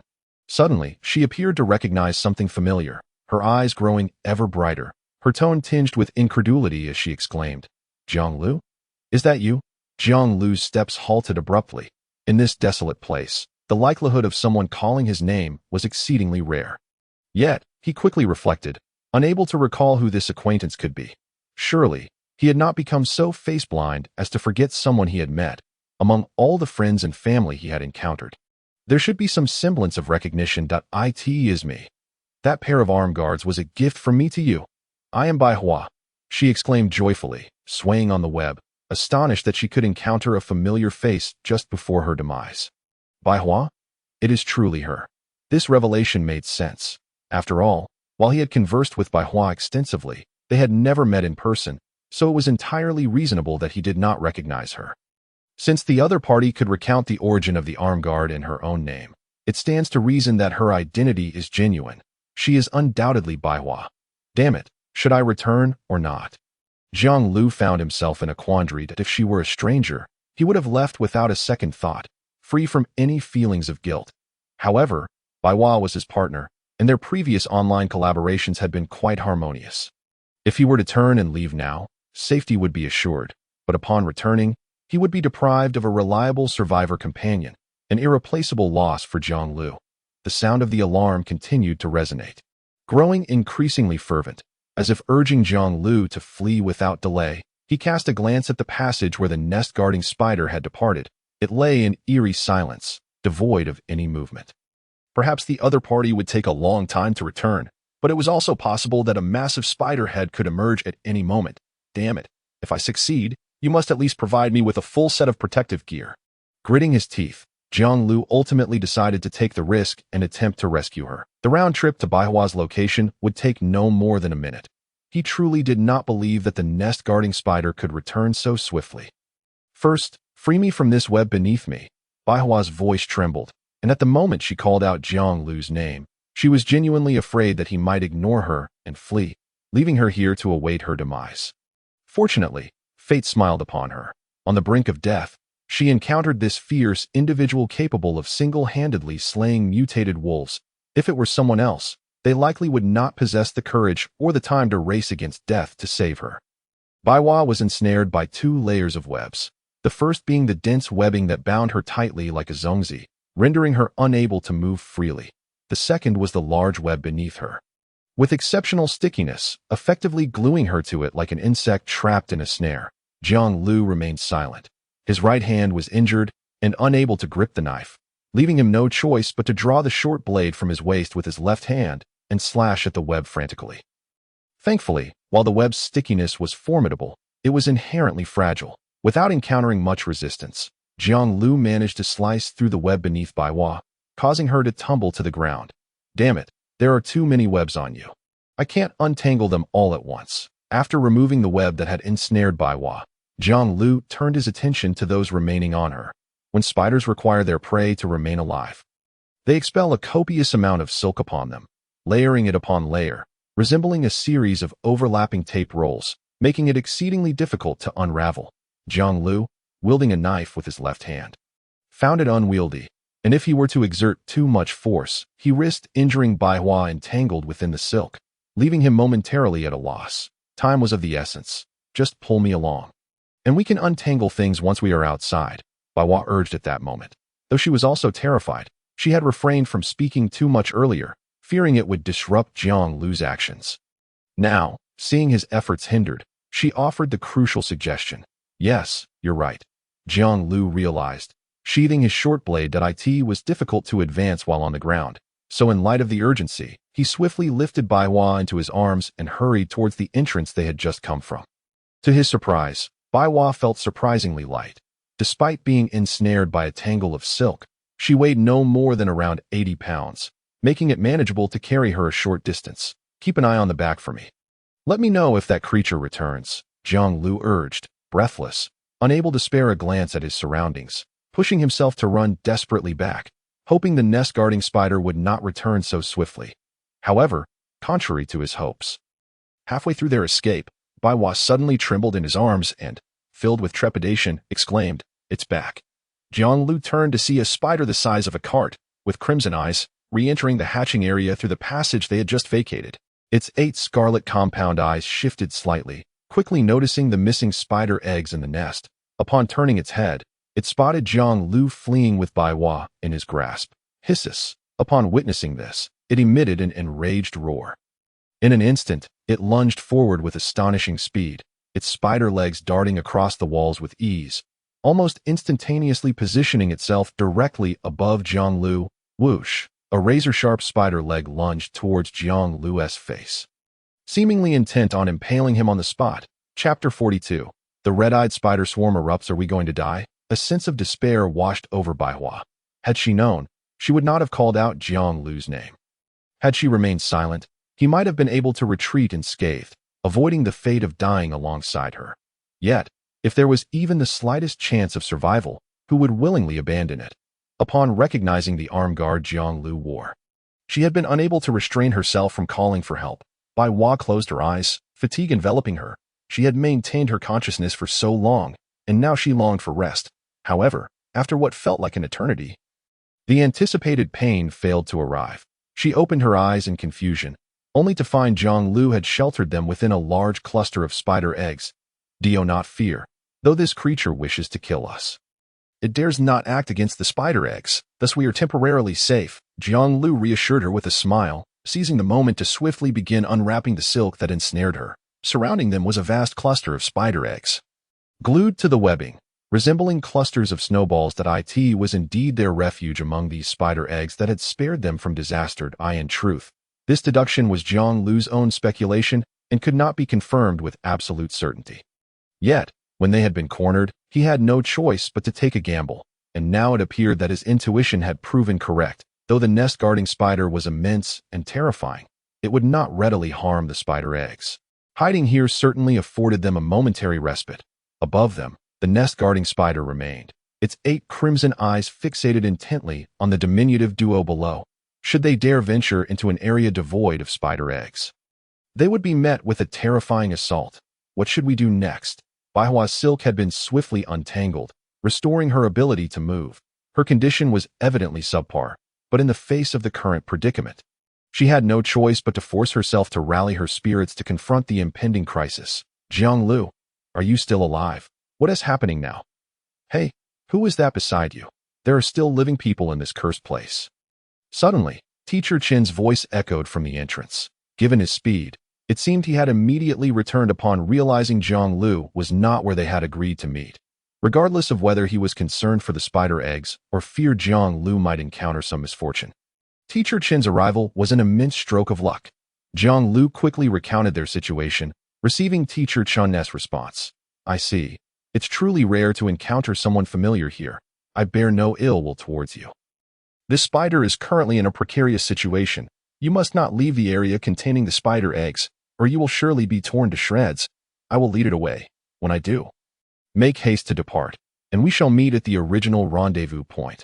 After finishing his words, Teacher Chen soon reappeared at the initial passage. The red-eyed spider had initially shown no interest in him, but Teacher Chen employed the same tactic as before, deliberately destroying the fragile spider eggs right before its eyes, this time with even greater force.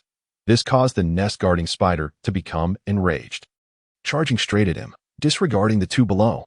Seizing the opportunity, Jiang Liu and Baihua swiftly escaped the hatching area, gathering their belongings before reuniting with Teacher Chen and immediately making their way to the shelter. Hisses. Halfway through, the furious cries of the red-eyed spider erupted behind them, followed by the entire nest trembling as if an earthquake had struck, producing a tremendous uproar. That it wouldn't dare chase us. Would it? Baihua inquired, her voice tinged with concern. Her body was extremely weak, requiring Jiang Liu's support to move forward, frequently glancing back in fear that the spider might pursue. Relax, that is absolutely impossible. It values those spider eggs more than its own life and must remain there to guard them, Teacher Chen assured. Then what is happening now? Jiang Liu asked. Teacher Chen shook his head. I'm uncertain. Let us return to the shelter and figure it out. The three of them made their way back to the shelter, where Teacher Chen provided them with some canned food and water, while he took a box of liquid and ventured out to investigate. Jiang Liu had initially intended to ask Baihua how she had ended up there, but she was evidently exhausted, hastily filling her stomach before collapsing onto the sofa, too fatigued even to shower.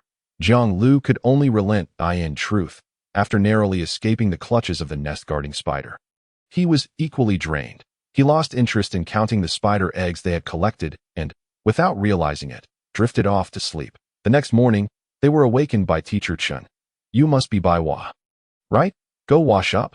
We need to leave here immediately after breakfast, Teacher Chen remarked, his expression appearing somewhat grave. What has happened? Jiang Liu inquired. Teacher Chen sighed. The red-eyed spider swarm has gone berserk. They are incessantly excavating tunnels and patrolling the area. At this rate, they won't rest until they locate us. I have exhausted all my foul-smelling liquids, yet their efficacy has been minimal. Remaining here may pose a danger, so it is high time we relocate. Once we finish breakfast, let us depart together. Baihua's face flushed with embarrassment. I apologize. That was not my intention. That I have some winter coins on hand. Please take them for now. She had been the greatest beneficiary last night, having been saved from certain death by a twist of fate. However, Teacher Chin was not so fortunate, as he was now burdened with the need to move. The shelter's computer had been upgraded to level 2, allowing for relocation, albeit at the cost of a significant amount of winter coins. It seemed Baihua wished to make amends in this regard. Teacher Chin waved his hand dismissively, displaying a generous spirit. It's all right. This is not your fault. The red-eyed spiders have been continuously expanding their territory. Our actions last night merely expedited this process. Living in this wretched place, where one scarcely encounters another living soul. I have long contemplated moving. Now, I can leave with you and find a more picturesque locale to reside in. Please, go take a hot shower. Do not mind these matters. Baihua acquiesced and retreated into the bathroom. Come, let us add each other as friends, Teacher Chin said, approaching with his mobile phone. Once they became friends, he promptly transferred 200 winter coins to Jiang Liu. A share from the previous night. It was hard to fathom that spider eggs could fetch such a high price. No wonder Teacher Chin's shelter was thriving. Alas, with the red-eyed spiders now in a frenzy, such lucrative opportunities may soon vanish. Moreover, the shelter below, occupied by intruders, would likely fall to the red-eyed spiders as well. Jiang Liu had initially considered returning to scavenge once more, but upon reflection, he realized that such a course of action could be perilous, ultimately scrapping the plan. All in all, his efforts throughout the night had yielded a favorable outcome, a backpack full of food, a metal crossbow, 200 winter coins, and the preservation of Baihua's life, thus securing a valuable ally. And let us not forget the safe. However, Jiang Liu had no knowledge of the combination. Would he have to wait until he could crack it slowly over time? With a spirit of experimentation, he inquired after Baihua had finished her shower, and after the group had concluded their breakfast and begun their journey, he asked for their opinions, receiving a surprisingly delightful response. I can pick locks, Baihua stated. Jiang Liu was overjoyed. Indeed, good deeds are often rewarded. Fortunately, he had returned to rescue Baihua. Otherwise, how long would it have taken him to unlock the safe on his own? Chapter 43. Flashbang. I never expected you could pick locks. If that's the case, would you accompany me back to the shelter? After I secure the safe, you could assist me in unlocking it.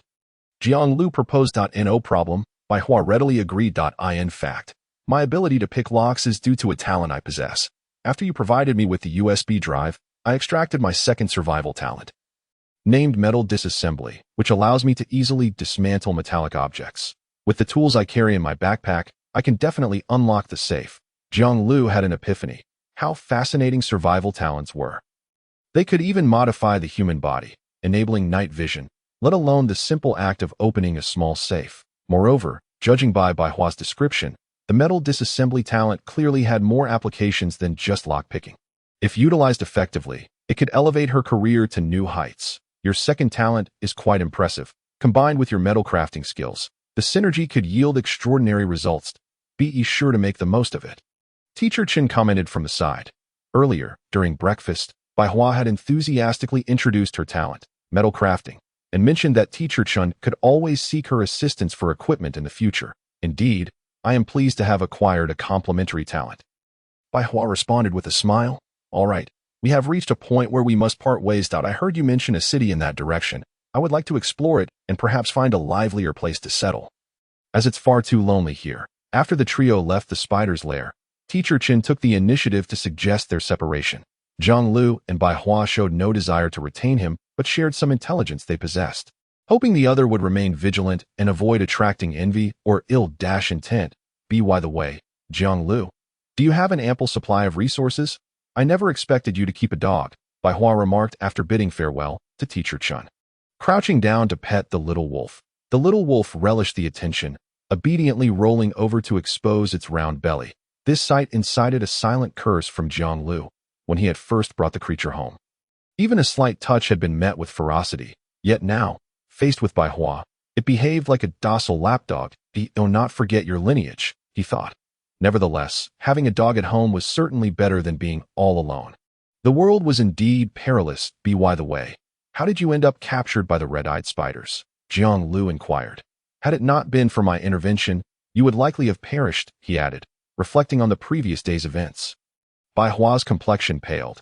The terrifying red-eyed spiders would likely haunt her for a long time to come. I was merely selecting a suitable location for the meeting. Who knew those spiders would be so fearsome? I thought I was far enough away. Yet they still erupted from their lair and forcibly dragged me, and that a meeting is essential, but your approach was rather reckless. Perhaps you should choose a more casual venue. The key is that the attendees must be trustworthy and harbor no malicious intent, Jiang Liu advised. Bai Hua nodded in agreement, seemingly sharing the sentiment. Rest assured, during the meeting, as long as I am present, there will be no fighting. I can guarantee that. Since you have stated so, I shall refrain from further meddling. That I will arrange the time and location and inform you subsequently. Also, Jiang Liu, thank you for returning to rescue me yesterday. I have nothing to offer in return, but since your shelter has ample resources, consider this a token of gratitude. Suddenly, Bai Hua said. She paused, turned, and rummaged through her backpack for a considerable time, eventually producing a cylindrical object adorned with dark green stripes and topped with a silver pull tab. What is this? Jiang Liu asked curiously, taking the item. After examining it for a while, he felt a sense of familiarity, yet could not discern its purpose. This is a flashbang, which appeared in the shop. I thought it might come in handy later, so I purchased it, Bai Hua explained candidly. What? You intend to give this to me? Jiang Liu was taken aback. Typically, when heroes rescue damsels in distress, they either receive secret martial arts manuals or find themselves embraced by beauty. Yet here, he was being gifted a flashbang. Don't you have any use for it? Bai Hua, noticing Jiang Liu's expression, thought she had given an inappropriate gift and hurriedly offered to take it back. I can find something more suitable. She bent down to search through her backpack again. Jiang Liu quickly stopped her. No need. The flashbang is excellent, and I truly appreciate it. But why didn't you use it yesterday? Having such an item should have made it easy for you to escape if things got dire. How did you end up captured by the red-eyed spiders? Bai Hua shyly stuck out her tongue. I don't venture out often, and I placed the flashbang in my backpack yesterday. When I encountered the spiders, it was too late to retrieve it. After I was captured, I hadn't the chance to inform you before Teacher Chen appeared. And thus it went unused. All right, but do be cautious in the future. It's wise to keep weapons readily accessible. Yes. By the way, why don't you have a decent weapon on you? When I return, I'll craft one for you to bring along to the meeting. Upon returning to the shelter, Jiang Liu did not immediately approach Bai Hua.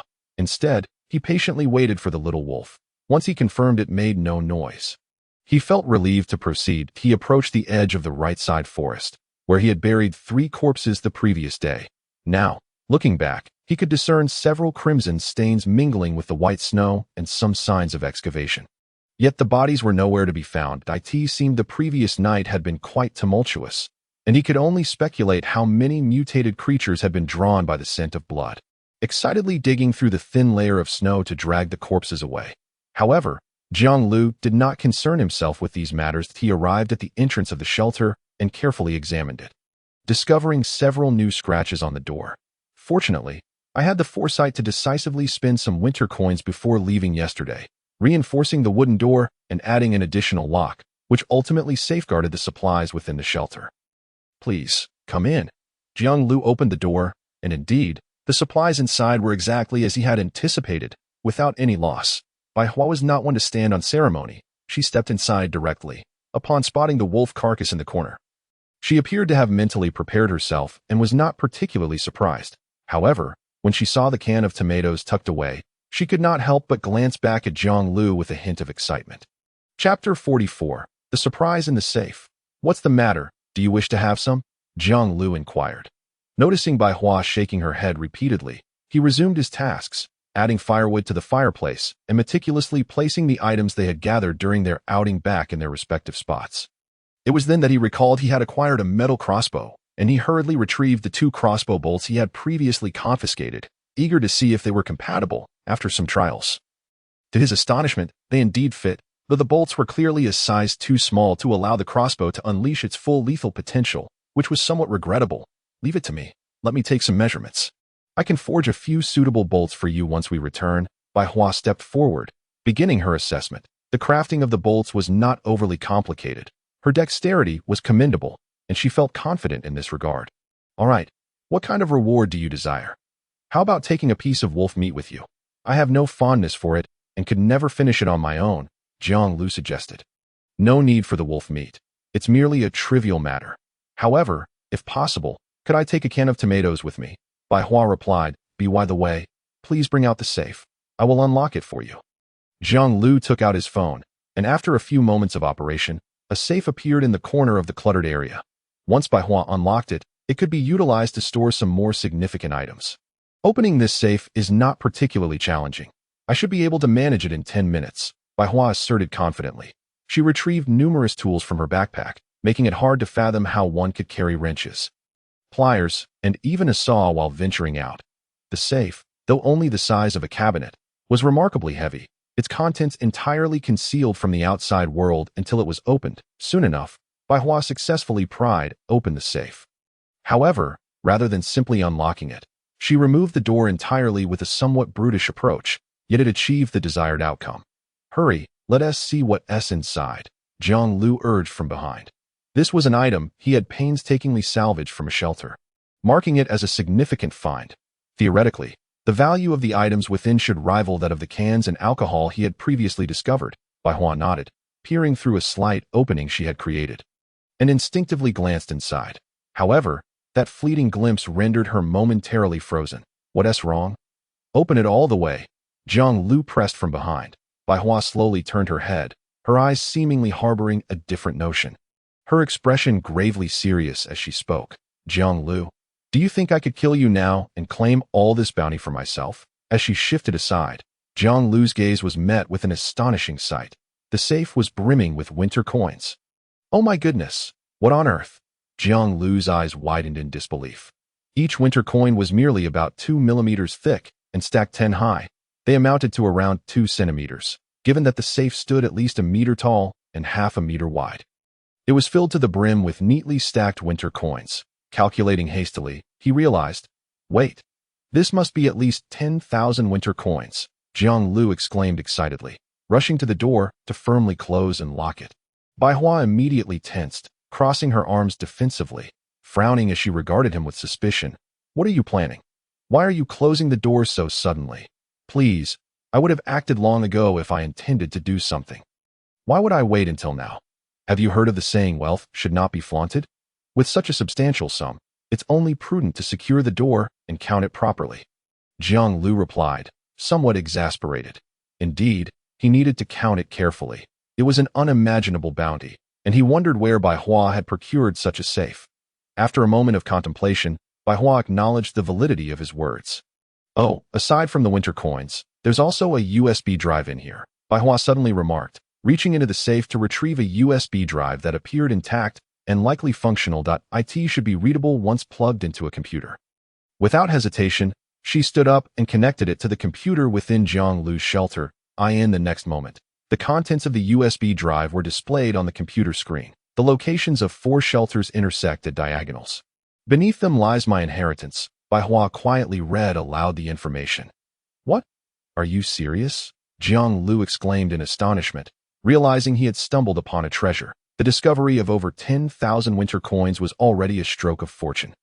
But to uncover a treasure map as well was beyond his wildest dreams. It was evident that this so-called inheritance would be of considerable value, likely surpassing the pile of winter coins before him. Who could resist such temptation? For shelters? Do you know what that means? Bai Hua turned to inquire. Realizing her question might have been impolite, she quickly added, I apologize for my curiosity. It's all right if you prefer not to share. I think it's time for me to leave. It's no secret.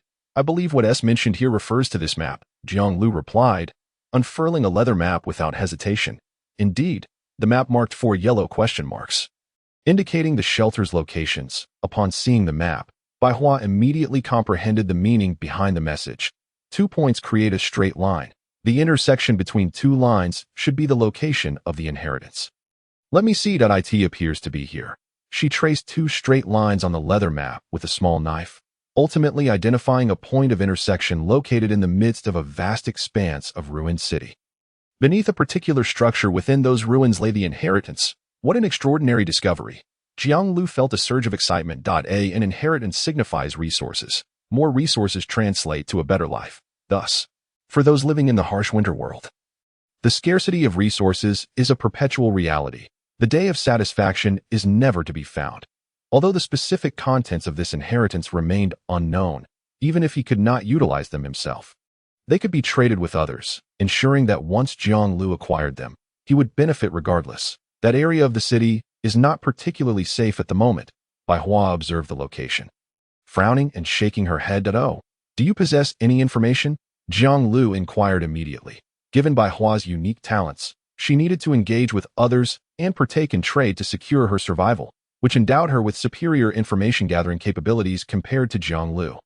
She was often the first to learn of many clandestine paths and hidden intelligence. Indeed, as far as I know, it's quite chaotic there at present. It seems a group is engaged in widespread pillaging and killing. Leaving no stone unturned, Bai Hua stated earnestly. Chapter 45. Thoughts of relocation. Resources in the winter world are exceedingly scarce. Originally, the houses within the city ruins contained some supplies, yet with the influx of people, those remnants have been gradually stripped bare, leaving little to discover. Many now toil outside all day, and even finding a single can left behind can be considered an extraordinary stroke of luck. Thus, in a situation where sustenance is insufficient, warmth is lacking, and life hangs by a thread, resorting to plunder has become an appealing option. Those unable to survive have long been eliminated, while the survivors, regardless of their poverty, possess some stable supplies within their shelters. If they can locate such shelters, they could sustain themselves for a day or two longer. How could this not entice them? Consequently, as more individuals became embroiled in this activity, conflict erupted between plunderers, leading to a cycle of violence and collaboration. To this day, a notorious group of 9 adult males has gained significant infamy, widely discussed in the nearby individuals channel. Allegedly, they have pillaged the supplies of at least 30 individuals, subtly inching toward dominance over the entire expanse of city ruins. They have even left some survivors alive after robbing their shelters, allowing them to gather more resources to repeat the cycle of robbery. Thus, if you were to venture to the city ruins in pursuit of the inheritance at this moment, you might very well encounter this group. That I would not recommend going there now. Bai Hua shared all the information she possessed. Jiang Liu listened, astonished. This group exhibited audacity that was quite alarming. After robbing others, they did not eliminate witnesses, indicating their formidable strength and lack of fear regarding retaliation, for the sake of his safety. It was indeed prudent not to rush to the city ruins. After all, the inheritance had likely remained untouched for years, so a delay of a day or two would not be consequential. "What are your plans moving forward?" Bai Hua inquired. "Plans?" Jiang Liu mused. "I intend to relocate my residence and plan to explore the surrounding area in the coming days to identify any suitable locations." Jiang Liu remarked. The position of his current shelter was indeed suboptimal. Before him lay an expansive plain, followed by a frozen river, completely devoid of any obstructions, rendering it highly visible to passers-by, who might take notice. This, of course, was also related to the roller skates that Bai Hua was promoting, which had become immensely popular throughout the region. Nearly every resident seemed to possess a pair, making them the most common mode of transportation. Furthermore, aside from Bai Hua, several other survivors had seemingly recognized the business opportunity and were actively selling related products. It wouldn't be surprising if a roller skating highway were to develop along the frozen river in the future. Relocating, indeed. Once the resources of the city ruins have been thoroughly plundered, a significant number of survivors will likely move along the river, seeking to scavenge for supplies elsewhere. Your shelter's position is quite conspicuous and could easily become a target for such scavengers. I advise you to choose a location not too distant from the city. It may very well evolve into a haven for survivors. After all, humans are social creatures, and hiding in the depths of the mountains offers little advantage. Bai Hua suggested. Jiang Liu readily accepted this advice, knowing he must conduct a thorough investigation of potential relocation sites, taking various factors into account. After all, the expense of moving is considerable, and frequent relocations are inadvisable. Upon meticulously counting the winter coins in his safe, he found over 11,000 coins, a substantial fortune. Jiang Liu intended to share some with Bai Hua, as her assistance in unlocking the safe was invaluable, and such a gesture would help maintain their relationship. However, Bai Hua firmly declined, asserting that Jiang Liu had saved her life and that her unlocking the safe was merely a matter of convenience, a way to repay him without seeking further reward. "This is different, and these winter coins are not a gift," Jiang Liu countered. "You need to help me craft a long-range weapon, along with metal crossbow bolts and other protective gear. It is essential that I have sufficient funds for this. You can view this as an investment. I wish to improve my chances of survival, and your assistance will undoubtedly be crucial in the future. At the very least, Once your endeavors flourish, you can return the winter coins to me. After much persuasion, Jiang Liu managed to convince her to accept over 3,000 winter coins, while he kept the remaining 8,000 for himself. He found this outcome entirely acceptable. Though Bai Hua's combat skills were lacking, she excelled in other areas far beyond Jiang Liu's capabilities. Parting with some winter coins for her was no great loss. Rather, it would significantly benefit Jiang Liu's future prospects. Then I shall accept it. Keep an ear out for information. The meeting will take place in the next few days. If possible, please bring along some food. Bai Hua said, and recognizing Jiang Liu's insistence, she accepted the winter coins without further hesitation and departed. Engaging in offline transactions was essential for Jiang Liu, although the recent computer upgrade brought numerous advantages. It had also greatly increased the transaction fees for online dealings, resulting in inflated prices that seemed unjustifiable. Before I head out to search for a suitable moving location, I should meet with Li Mu Yi to help tame the little wolf. Jiang Liu thought he sought a creature capable of protecting his home from intruders and aiding in hunting snow hares, a true all-rounder. The hares it caught could sustain him, so Jiang Liu was more than willing to invest additional resources into trading with Li Mu Yi to utilize his talents on the little wolf. Choose a location. We shall meet there, Li Mu Yi quickly replied. Jiang Liu casually selected a spot on an open snowfield devoid of any trees obstructing the view, sent the location to Li Mu Yi, and waited for approximately 20 minutes. Soon, a young man appeared before him. Li Mu Yi appeared to be in his early 20s, bundled in thick clothing. Upon seeing Jiang Liu, he greeted him politely, exuding warmth. Notably, he did not arrive on roller skates, but rather on a sled pulled by two trained mutant wolves. I must take it back to the shelter for a few days to harness its potential. During this time, I can offer you 300 winter coins as a deposit to assure you I won't run off. How does that sound? Li Mu Yi immediately got to the point. What do you want as compensation? Jiang Liu inquired. Anything is fine. I am not picky. Food, medicine, winter coins, whatever you have, I will accept. We can discuss specific quantities, and you can pay after you see the results. Li Mu Yi replied. Before long, the two reached an agreement, finalizing their transaction. Although the little wolf would be away from him for 2 or 3 days, Jiang Liu could manage the search for a new location alone. Li Mu Yi's well-trained wolves were proof of his capabilities, and with 300 winter coins as a deposit, Jiang Liu felt reassured that Li Mu Yi would not abscond. They agreed to meet at the same spot to return the little wolf home. And Jiang Liu left. He gathered some fallen firewood in the forest, returned to the shelter, lit the fireplace, and indulged in 2 cans of food while pouring himself a small glass of wine. Life could not be more delightful. Wait, where is my can of tomato? Jiang Liu exclaimed, noticing its mysterious disappearance amidst the cans. Could Bai Hua have taken it? Reflecting on Bai Hua's earlier words, he dismissed the thought and opened a can of peaches. Continuing to enjoy his meal, time passed, and after waking up in the morning, Jiang Liu returned to the shelter. Having eaten lunch and taken a brief nap, it was still just past 1 in the afternoon, leaving him ample time to explore. Initially intending to take advantage of the afternoon to scout for a suitable moving location, he was surprised to find several messages from Lu Qi waiting for him. Lu Qi? What could he want?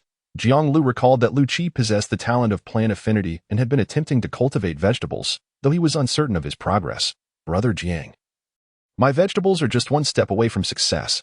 I discovered a cave filled with a strange red crystal that radiates warmth. If I can place these near the vegetable seeds, it will surely succeed. However, there is something guarding the cave, making it difficult for me to enter. Can you come assist me? I promise it won't be a wasted trip.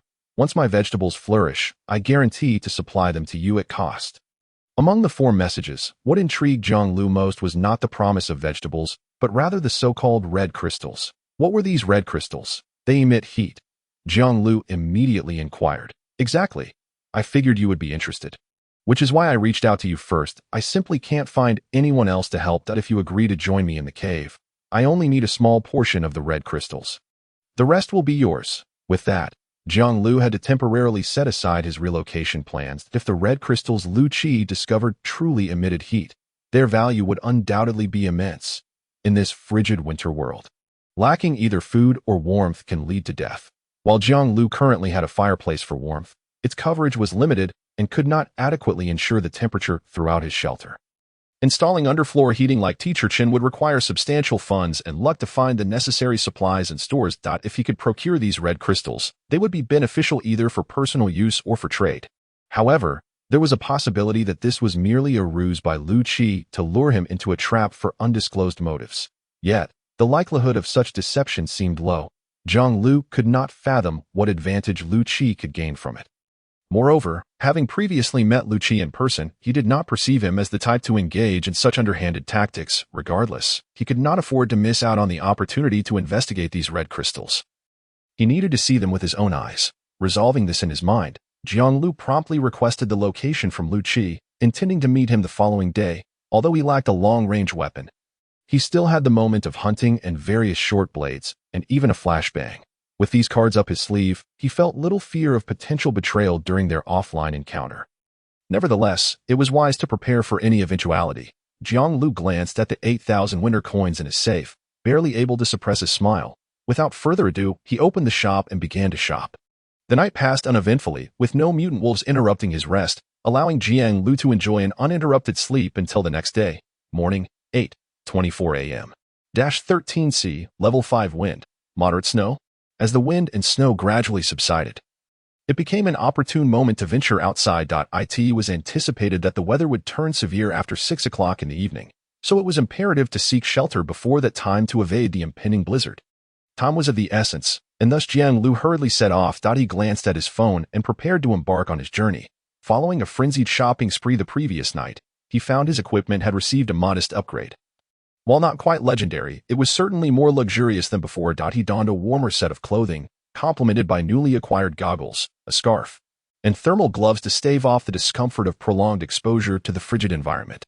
His backpack contained not only the essentials, a flint, provisions, a leather map, a crossbow, and bolts, but also a compass he had purchased the night prior, a sturdy bundle of rope, and a flashbang gifted by Baiwa.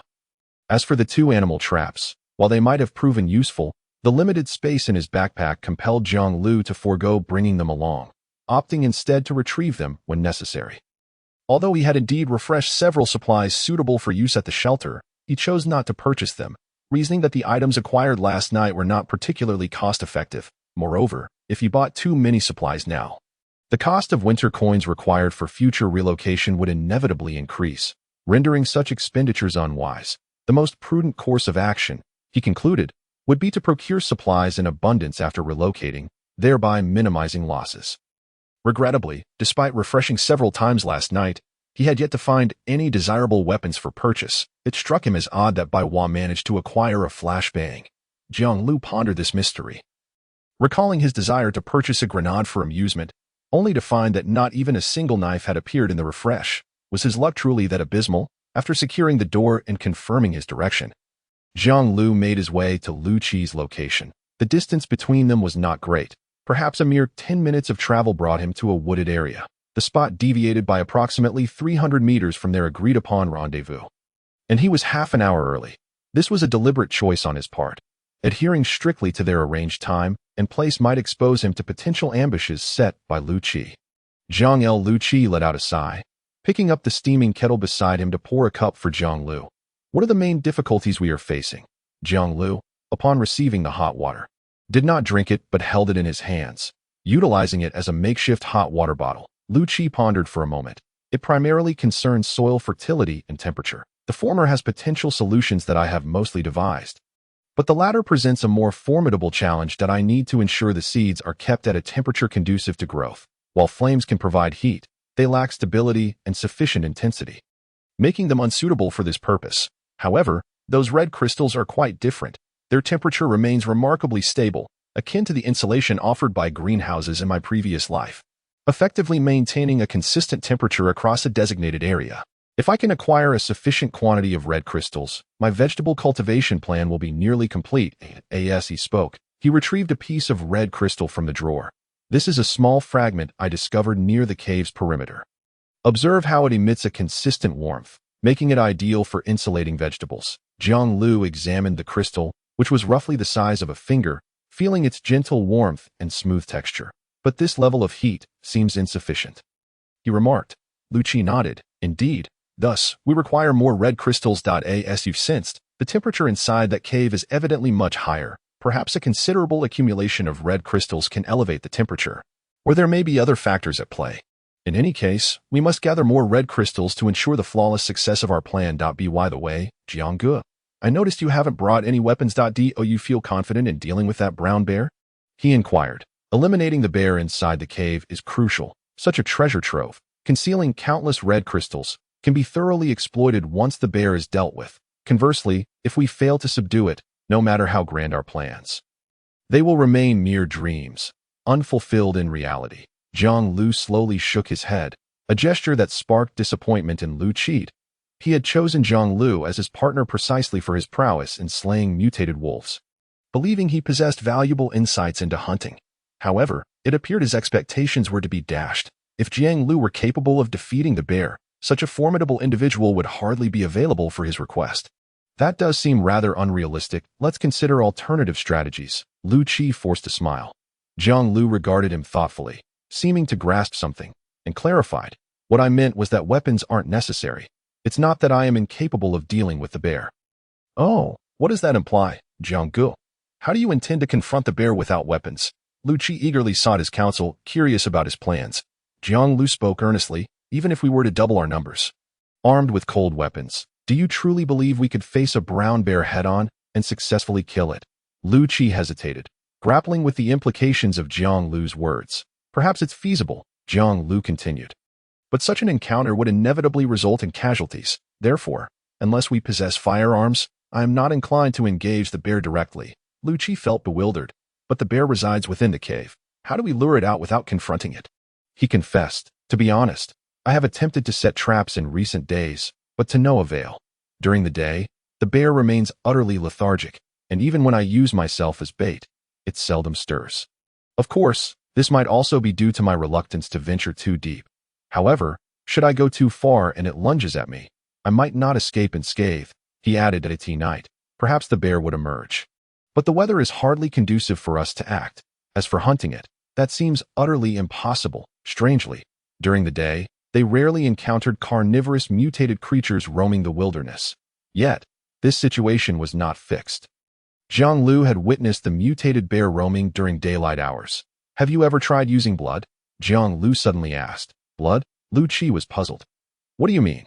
Jiang Liu recounted an incident where blood could attract mutated creatures during the day, prompting a surge of excitement in Lu Qi as he realized the potential. In that case, we could set a trap, using blood to lure the bear in, and once it's ensnared, we can calmly enter the cave to collect the red crystals.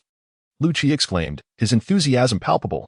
Undoubtedly, Jiang Liu's revelation was timely. Knowing that blood could attract mutated creatures made it far easier to devise a counter-strategy against them. Indeed, seeking out Jiang Liu for collaboration had proven to be an astute decision. Others might not have been privy to such information, and even if they were, they would likely keep it to themselves, aiming to hoard the entire cache of red crystals for personal gain. Without delay, let us set the trap, Lu Qi declared, driven by urgency. The cultivation of vegetables was his lifeline. The sooner he succeeded, the better his circumstances would become. Thus, he was even more motivated than Jiang Liu in acquiring the red crystals. Previously, he had been thwarted by the bear's presence, retreating to the shelter to brainstorm solutions. But now that Jiang Liu had proposed a plan, what was there to wait for? He was eager to act immediately. The optimal trap would involve finding a deep pit to entice the bear into, he suggested. Not only could we gather ample red crystals, but also acquire a bounty of meat and warm, thick bear pelts. Jiang Liu swiftly dismissed this notion. With just the two of us, digging a pit deep enough to trap a bear is an exceedingly daunting task, even if we could manage it. The effort would consume an inordinate amount of time, rendering it unworthy of pursuit. In theory, a pit capable of ensnaring an adult would need to be at least 2.5 meters deep, with a length and width of 1 meter. To trap a brown bear, the depth would need to be increased to 3 meters, along with enlarging the length and width. Naturally, the duo could set traps within the pit to hinder the bear's movements. But even so, excavating a suitable pit would demand substantial exertion. With only the two of them and lacking appropriate tools, it was estimated that the task would take at least 3 days to complete. Such a protracted timeline was unacceptable to Jiang Liu that we must think of alternatives that we need not resort to killing the bear. The red crystals are our primary focus, as long as we can divert its attention and gain sufficient time to gather the crystals. That will suffice, Jiang Liu asserted, displaying a pragmatic approach. He was not greedy. Risking their lives for mere bear meat and pelts was not worth it. After all, Jiang Liu was not lacking in provisions. As long as this endeavor yielded sufficient red crystals, it would be a resounding success without the need to provoke the bear. You make a valid point, Lu Qi conceded, acknowledging how his excitement had clouded his judgment.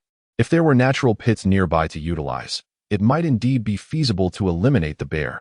However, without such a resource, attempting to excavate a sufficiently large hole with just the two of them was a fanciful notion. Though he was desperate for food, he recognized the task's difficulty. Moreover, once they secured the red crystals, his vegetable cultivation would soon yield results. With an expanded operation, food would inevitably become abundant. I have a rabbit that we can use as bait. Allowing us to seize the opportunity to enter the cave, Lu Qi resolutely declared, retrieving a comatose snow rabbit from a nearby cabinet. Originally intended for his dinner, he hesitated to part with it. Yet, it became apparent that without sacrificing this rabbit, entering the cave to gather red crystals would prove exceedingly challenging. Since Jiang Liu had provided vital information, he was willing to make this sacrifice. Oh, this rabbit is known for its speed. How did you manage to capture it alive? Jiang Liu inquired, intrigued. He had contemplated using a rabbit to distract the bear, but had unfortunately sent away his small wolf companion. Lacking the wolf's keen sense of smell, he found it difficult to capture the snow rabbit alone. Yet, Lu Qi had stumbled upon a solution to his predicament. Lu Qi chuckled sheepishly. I found it this morning. I hadn't intended to catch it. I merely stumbled upon it while walking and accidentally stepped on it, startling it into crashing into a tree and rendering it unconscious. I considered myself fortunate. I've already confirmed that it's merely in a stupor, and once it awakens, it should serve well as bait. The river flowed silently, leaving Jiang Liu pondering the extraordinary fortune of this fellow who could stumble upon a living rabbit while strolling along the path. However, this serendipitous encounter alleviated the pressing predicament faced by both individuals. In that moment, they engaged in a fervent discussion, culminating in the formulation of a preliminary plan. Jiang Liu, clutching the rabbit, positioned himself at a distance to prepare the meat. While awaiting the moment when the blood would lure the brown bear from its den, Lu Qi, lying in ambush near the entrance, would then swiftly enter to seize the coveted red crystals.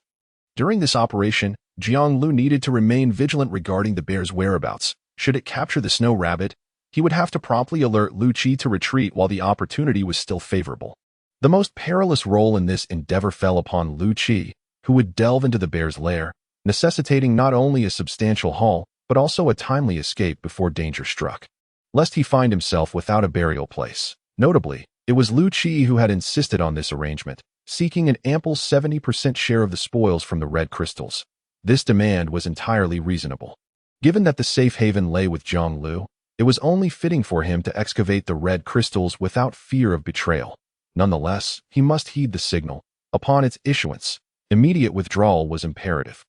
After all, the brown bear was not a foe to be trifled with, and should it set its sights on Lu Qi, Jiang Liu would not be held accountable for his lack of mercy. Jiang Liu found satisfaction in this plan as well. Lu Qi would bear the labor and the risk, even providing the snow rabbit, while Jiang Liu's contribution was merely a piece of intelligence, an undoubtedly advantageous transaction. Furthermore, in their negotiations, Lu Qi's 70% claim pertained solely to this particular instance, with future distributions to be determined at a later date. The initial venture, often yielding minimal returns due to inexperience, would not result in significant loss for Jiang Liu. Regardless of Lu Qi's efforts, the red crystals he could extract would ultimately be limited, making substantial gains improbable. The true treasure lay in subsequent endeavors. This first attempt would serve merely as a preliminary exploration. Jiang Liu contemplated thus. Here, a whistle for you. We shall use the sound as our signal. Should anything arise, just blow it, and I shall know that the bear has returned, allowing for a swift exit. Lu Qi suddenly proposed, taking a deep breath, revealing a hint of anxiety. Were it not for the scarcity of resources, he would not wish to engage in such perilous behavior. Yet, as the saying goes, fortune favors the brave. Who knows, perhaps this gamble might lead him to newfound wealth? Lu Qi waved, signaling his readiness. Jiang Liu positioned himself atop a hill, affording him a clear view of the scene near the den's entrance. Grasping the rabbit by its ears with one hand and wielding a short knife with the other, he wasted no time. As Lu Qi prepared himself, Jiang Liu gently made a shallow incision on the rabbit's body. Blood gushed forth, the faint metallic scent wafting through the air. The snow rabbit, in pain, kicked its legs in distress, yet this only served to deepen its wound. causing even more blood to flow. Jiang Liu's gaze remained fixed on the den's entrance. And after several breaths, a roar echoed from the direction of the cave, a brown silhouette darting forth as if propelled by some unseen force. Simultaneously, he caught sight of Lu Qi, who, without hesitation, plunged into the cave. "It's happening," Jiang Liu exclaimed, releasing his grip on the rabbit's ears to grant it freedom. He then descended the slope, seeking refuge in a nearby tree. Retrieving his crossbow from his backpack, he scanned the surroundings with keen vigilance. Prepared for any eventuality. Chapter 50. Clash of the Bear and the Eagle. Though the snow rabbit possessed remarkable speed, its injury would surely hinder its escape, leaving it vulnerable to the pursuing, mutated brown bear. Positioned high above, concealed from sight, Jiang Liu anticipated that he would not attract the bear's attention. Once he observed the creature returning to its lair, he would promptly sound the whistle to signal Lu Qi's retreat. Jiang Liu remained perched in the tree, vigilant as he surveyed the area. Lu Qi's computer had yet to be upgraded, and without cellular devices, their means of long-distance communication relied solely on this primitive method. Nevertheless, it sufficed, as the message they needed to convey was merely a concise warning of impending danger. The bear's growls grew increasingly loud, approaching Jiang Liu's position. He crouched slightly, shifting his weight, aiming the crossbow toward the source of the sound. Ever prepared for unforeseen circumstances, who could say whether this brown bear might discover his presence and launch an attack? While the likelihood of such an occurrence was slim, it was not beyond the realm of possibility. Before long, a massive bear, its fur a deep shade of brown, came into view. Compared to their last encounter, this bear appeared somewhat diminished, likely due to the harsh weather conditions of recent days that had deprived it of sufficient sustenance. Rendering it lethargic, its eyes bloodshot, the moment it caught the scent of rabbit blood, it charged forth in a frenzy, not pausing even for a moment until it reached the very spot where Jiang Liu stood.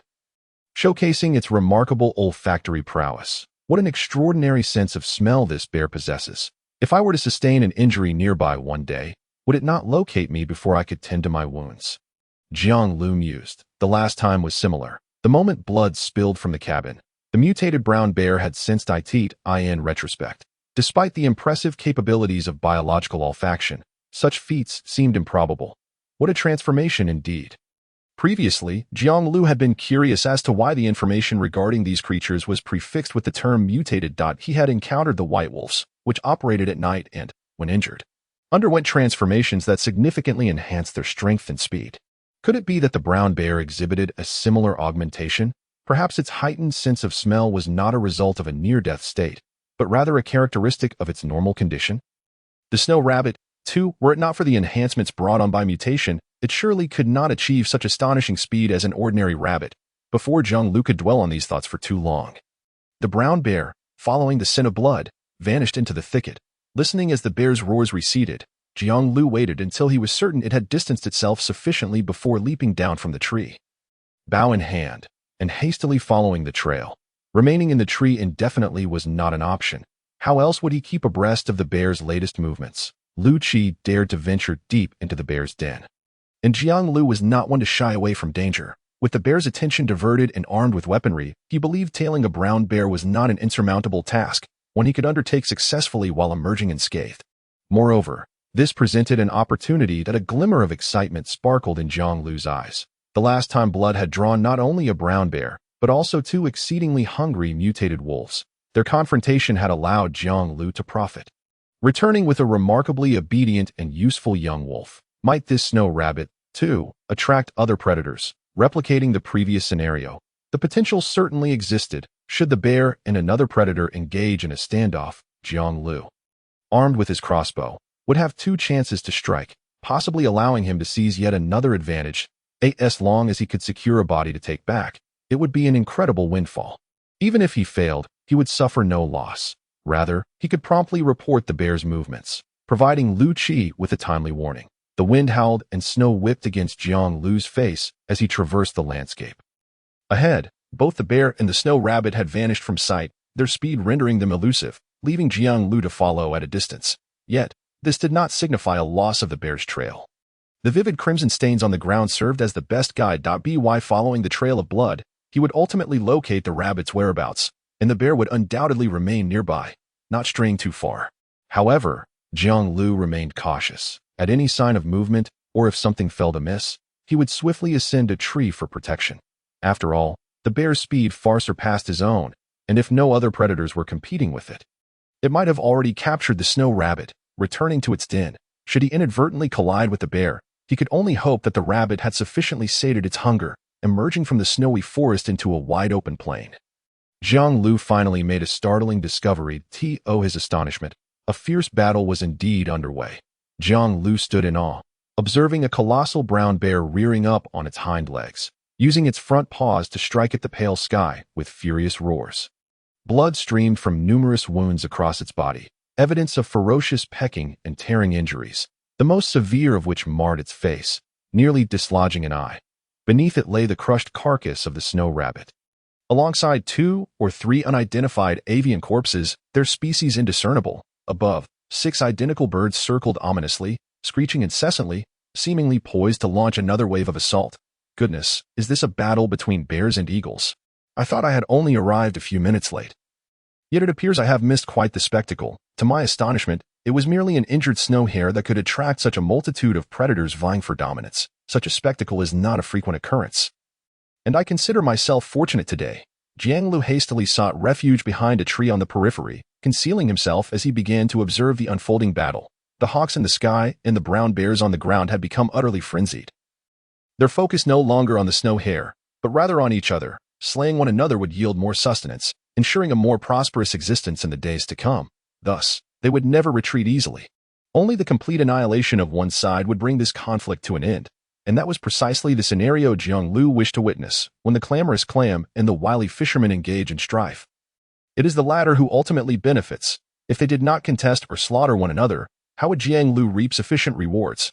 Regardless of which faction emerged victorious, Jiang Liu, armed with his crossbow, was brimming with confidence that he could seize the moment and become the ultimate victor. Chapter 51.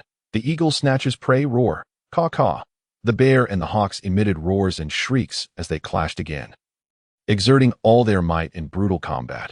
After a flurry of exchanges, the mutated brown bear succeeded in pinning 2 hawks to the ground, crushing their heads with a forceful press, causing bright crimson blood and pale brain matter to spill forth. Yet, it was not without consequence. The remaining 4 hawks, undeterred by this rare opportunity, descended upon the bear, their sharp beaks and glinting talons leaving 4 gashes upon its body. The excruciating pain provoked the bear into a series of anguished roars. However, this very action only exacerbated its wounds, causing an even greater flow of blood to seep into the pristine white snow, creating a strikingly vivid scene. In the sky, the 4 remaining hawks continued to circle mercilessly, their shadows resembling harbingers of death. In the next assault, though there would inevitably be casualties among them, the fate of this brown bear was sealed. It was destined to perish, lacking any hope of survival. It had lost too much blood. Perhaps they would not even need to mount another attack for the bear to succumb to its wounds. Come on, buddy. I've only got 2 crossbow bolts left. You need to take down at least 2 more hawks before you go, Jiang Liu exclaimed, his eyes widening at the sight. If the battle concluded with 4 hawks still in the air, it would be exceedingly difficult for him to approach the fallen. Unless his marksmanship was exceptional enough to achieve a double kill, he would likely sustain unnecessary injuries, complicating his recovery. However, fate had other plans. The brown bear was even weaker than Jiang Liu had anticipated. Before the hawks could find a suitable opportunity for their next assault, the bear staggered and finally collapsed. The hawks, still wary of the bear feigning death, hesitated to approach immediately, circling in the air for a considerable time before one bold enough descended to take a bite of the bear's carcass, confirming its demise. Damn, how pathetic. At least use your last strength to take a couple down with you. Now, what am I supposed to do? Should I go or not? Jiang Liu seethed, his teeth gritting in frustration. To advance seemed risky. If these hawks could dispatch a brown bear, the 4 of them together might easily finish him off. Yet, to remain idle was equally disheartening. A mere glance revealed at least 6 hawk corpses, 1 brown bear, and a snow hare. To monopolize such a bountiful harvest would be an unparalleled comfort. He could host a barbecue at home that very evening. But would the overwhelming scent of blood attract other predators? If more creatures arrived, it would allow him to sit back, relax, and reap the benefits as the fisherman does. With such thoughts in mind, Jiang Liu waited for a full 10 minutes, during which the 4 hawks nearly finished their feast. Yet, he had not encountered any other creatures encroaching upon the scene. It appeared there were no other predators in the vicinity. Otherwise, with such a potent scent of blood, they would have rushed to the scene without delay. It seemed he would have to rely solely on himself. Very well, fortune favors the bold. Let's take this chance. Why did the snow hare have to flee into the open plains, devoid of any trees? For the hawks, it was undoubtedly an ideal hunting ground. Had the battle taken place within the snowy woods, Jiang Liu would have had an easier time, as the omnipresent branches and leaves would obstruct the hawk's vision, preventing them from swooping down recklessly. Gripping his crossbow tightly, he advanced step by step. Caw, caw, the hawk soon noticed him. The foremost one spreading its wings wide and emitting a piercing cry in an attempt to intimidate Jiang Liu. They had already secured sufficient food and had no desire to continue the battle. Thus they resorted to intimidation rather than engaging him directly. Should he charge forward and attempt to swiftly eliminate one? Or should he approach slowly, seeking a suitable angle for a double strike? Jiang Liu found himself deep in contemplation. Each option had its merits. The former would ensure the steady reduction of one hawk, while the latter, though less certain, could potentially grant him a significant advantage if successful. After a moment's reflection, Jiang Liu chose the former. The latter was too reckless. If he failed, he would be left to contend with 4 hawks armed against him. By opting for the former, at least he could reliably eliminate one hawk, thereby gaining an edge. At this distance, they had entered his range. Prior to this moment, Jiang Liu had tested the range and power of his crossbow in the wild, familiarizing himself with its capabilities. He had even practiced changing the string dozens of times to master the skill, ensuring he would not need to fire 2 bolts in quick succession amidst battle. Now, as he neared the hawks, poised for a steady shot, he surged forward 2 steps, initiating the moment of reckoning. The moment of reckoning. Once activated, this talent not only bestowed upon Jiang Liu a tremendous boost in strength and speed, but also enhanced his control and reflexes. In a heartbeat, he focused on the largest and most threatening hawk before him, instinctively pulling the trigger. Whoosh! The metallic bolt sliced through the air, tracing a smooth trajectory, its glinting tip striking true as it hit the targeted hawk. A burst of crimson erupted, the hawk's body blossoming forth with a sanguine spray, followed by a piercing shriek. Not a warning, but a desperate cry of impending death. Caw caw. The power of the crossbow was formidable. The hawk was propelled backward by nearly a meter, collapsing in the snow, its attempts to beat its wings and take flight futile. Bang. Meanwhile, the other 3 hawks were startled, swiftly ascending into the sky. They circled above, their expressions a mixture of confusion and disbelief as they surveyed Jiang Liu and the fallen hawk. Deliberating on what had just transpired, it was undeniable that Jiang Liu's successful strike had frightened them. Even though this audacious human had invaded their feeding ground, the hawks were momentarily at a loss, uncertain whether to descend and engage in combat. Chapter 52. Jiang Liu's Windfall. Opportunity. The longer the hawks hesitated, the more elated Jiang Liu became. What he needed was time. Had the hawks descended upon him in a frenzy, the situation would have been dire. Yet, their fear had driven them aloft, granting him the opportunity to act. The crossbow he wielded was not overly powerful, allowing him to load the last remaining bolt with both hands without needing to brace it with his feet. As he readied the final bolt, he charged toward the hawk's carcass. 1 bolt against 3 hawks was a slim chance for victory. However, the bolts were reusable, and if he could swiftly reclaim the one he had fired, his odds would significantly improve. Step by step, Jiang Liu moved with purpose, his speed remarkable as he closed the distance to the hawk's corpse within mere breaths, bending down to retrieve the bolt. Caw caw. Suddenly, the 3 hawks circling above emitted sharp cries, altering their formation in an instant, transitioning from smooth flight to a rapid dive. Their razor-sharp beaks and claws gleamed ominously, stained with the vivid blood of their prey, as they targeted Jiang Liu's back. Should they strike true, they would undoubtedly leave several deep gashes. Damn it, these beasts are seizing their moment. Jiang Liu fumed, reluctantly opting to retreat. At his current speed, attempting to retrieve the bolt would place him in peril of being injured by the hawks behind him. There was no possibility of evasion. Sacrificing his well-being for a single bolt was hardly a worthwhile exchange. If they struck a fatal blow, the battle would be over before it even began. They could seek to harm him, but they too must pay the price with one of their own. A glimmer of resoluteness flashed in Jiang Liu's eyes. Rather than attempting to roll and evade, he swiftly redirected his bow and aimed at the hawks diving from the sky. Whoosh! Without the need to activate the hunting moment, Jiang Liu gently squeezed the trigger in almost a straight line, and the icy arrow shot forth, striking one of the hawks dead on as it descended. Caw! The slain hawk emitted a mournful cry before it met its demise, and Jiang Liu swiftly rolled on the ground, attempting to dodge the attacks of the other 2 hawks. However, after several breaths, the anticipated assault did not materialize. Raising his head, he was met with an unexpected sight. The other two hawks, startled by the death of their comrade, abandoned their attack on Jiang Liu mid-flight and soared back into the grayish-white sky. Caw, caw. As they flew, the hawks called out, their intentions unclear.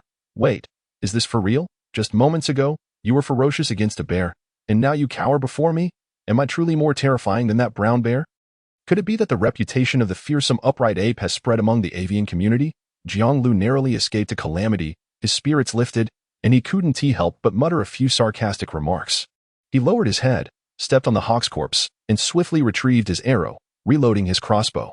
Although it was 1 against 2, armed with a crossbow and a knife, defeating 2 foes was not an issue. The advantage lay with him.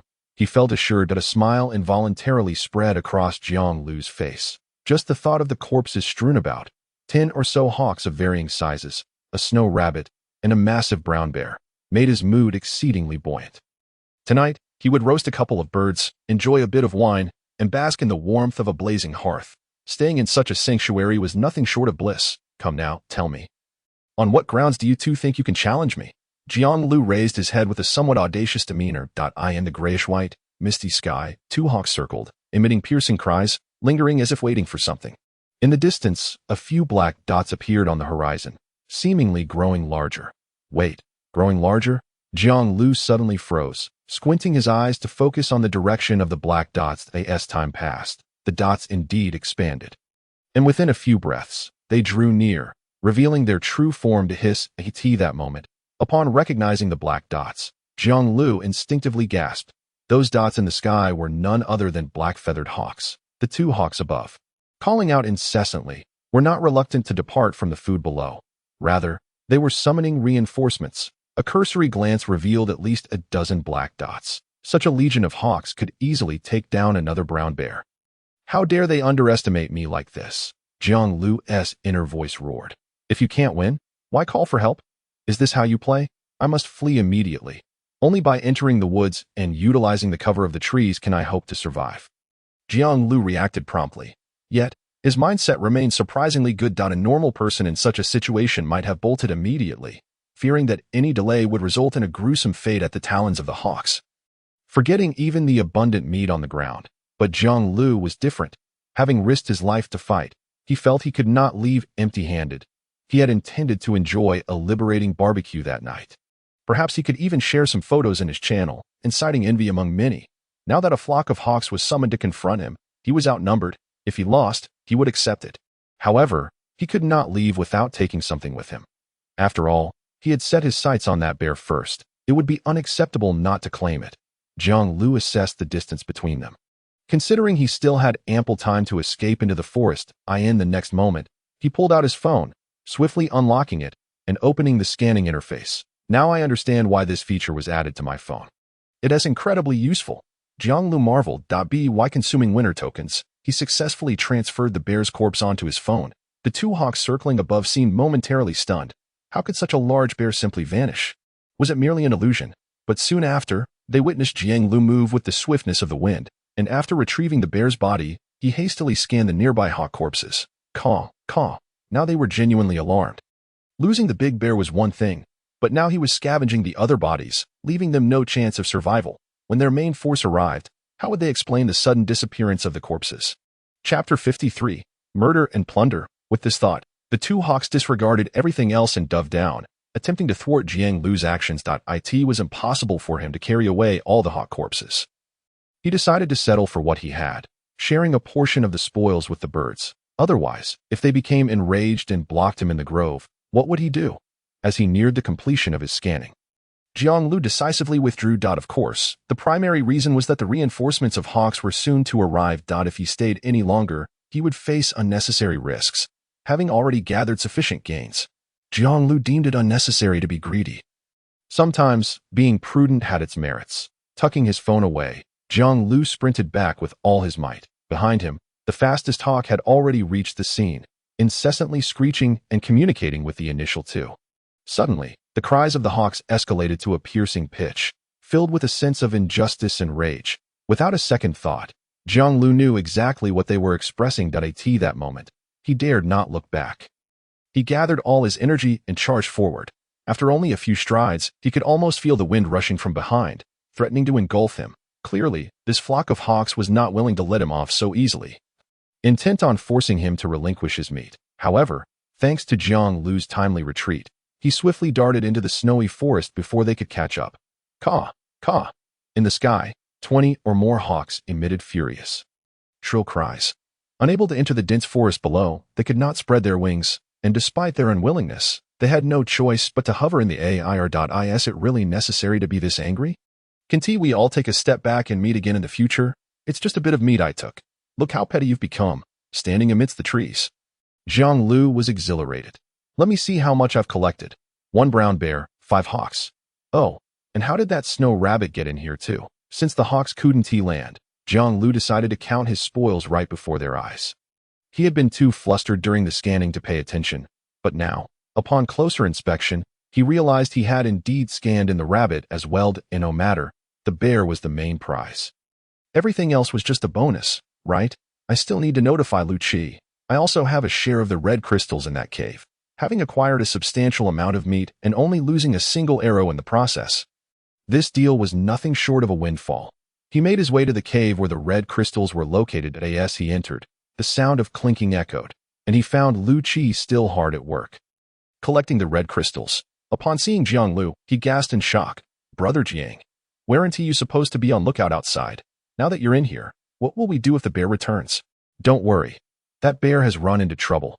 It's currently battling a flock of hawks on the plains to the west, and it's unlikely to return. Jiang Liu assured him that he chose to deceive Lu Qi, not wanting to reveal the truth. What benefit would it serve to tell him about his haul? If Lu Qi were reasonable, even if he did not show it outwardly, he would surely feel envy and imbalance within, which would not bode well for their ongoing relationship. Conversely, if Lu Qi were somewhat twisted in his thinking, he might even attempt to morally manipulate Jiang Liu into sharing some of the meat. However, this meat had been procured at the risk of his life. The extent of his gains reflected the dangers he had faced. Thus, he would never concede to Lu Qi's demands.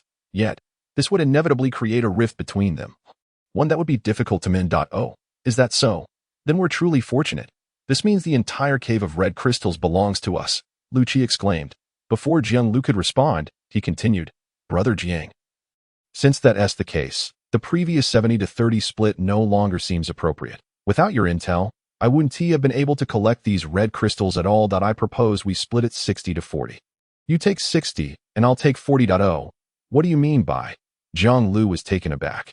Initially, they had agreed that Lu Qi would take 70 of the red crystals from their first foray into the cave, while Jiang Liu would receive 30. The likelihood of the brown bear's return seems exceedingly slim.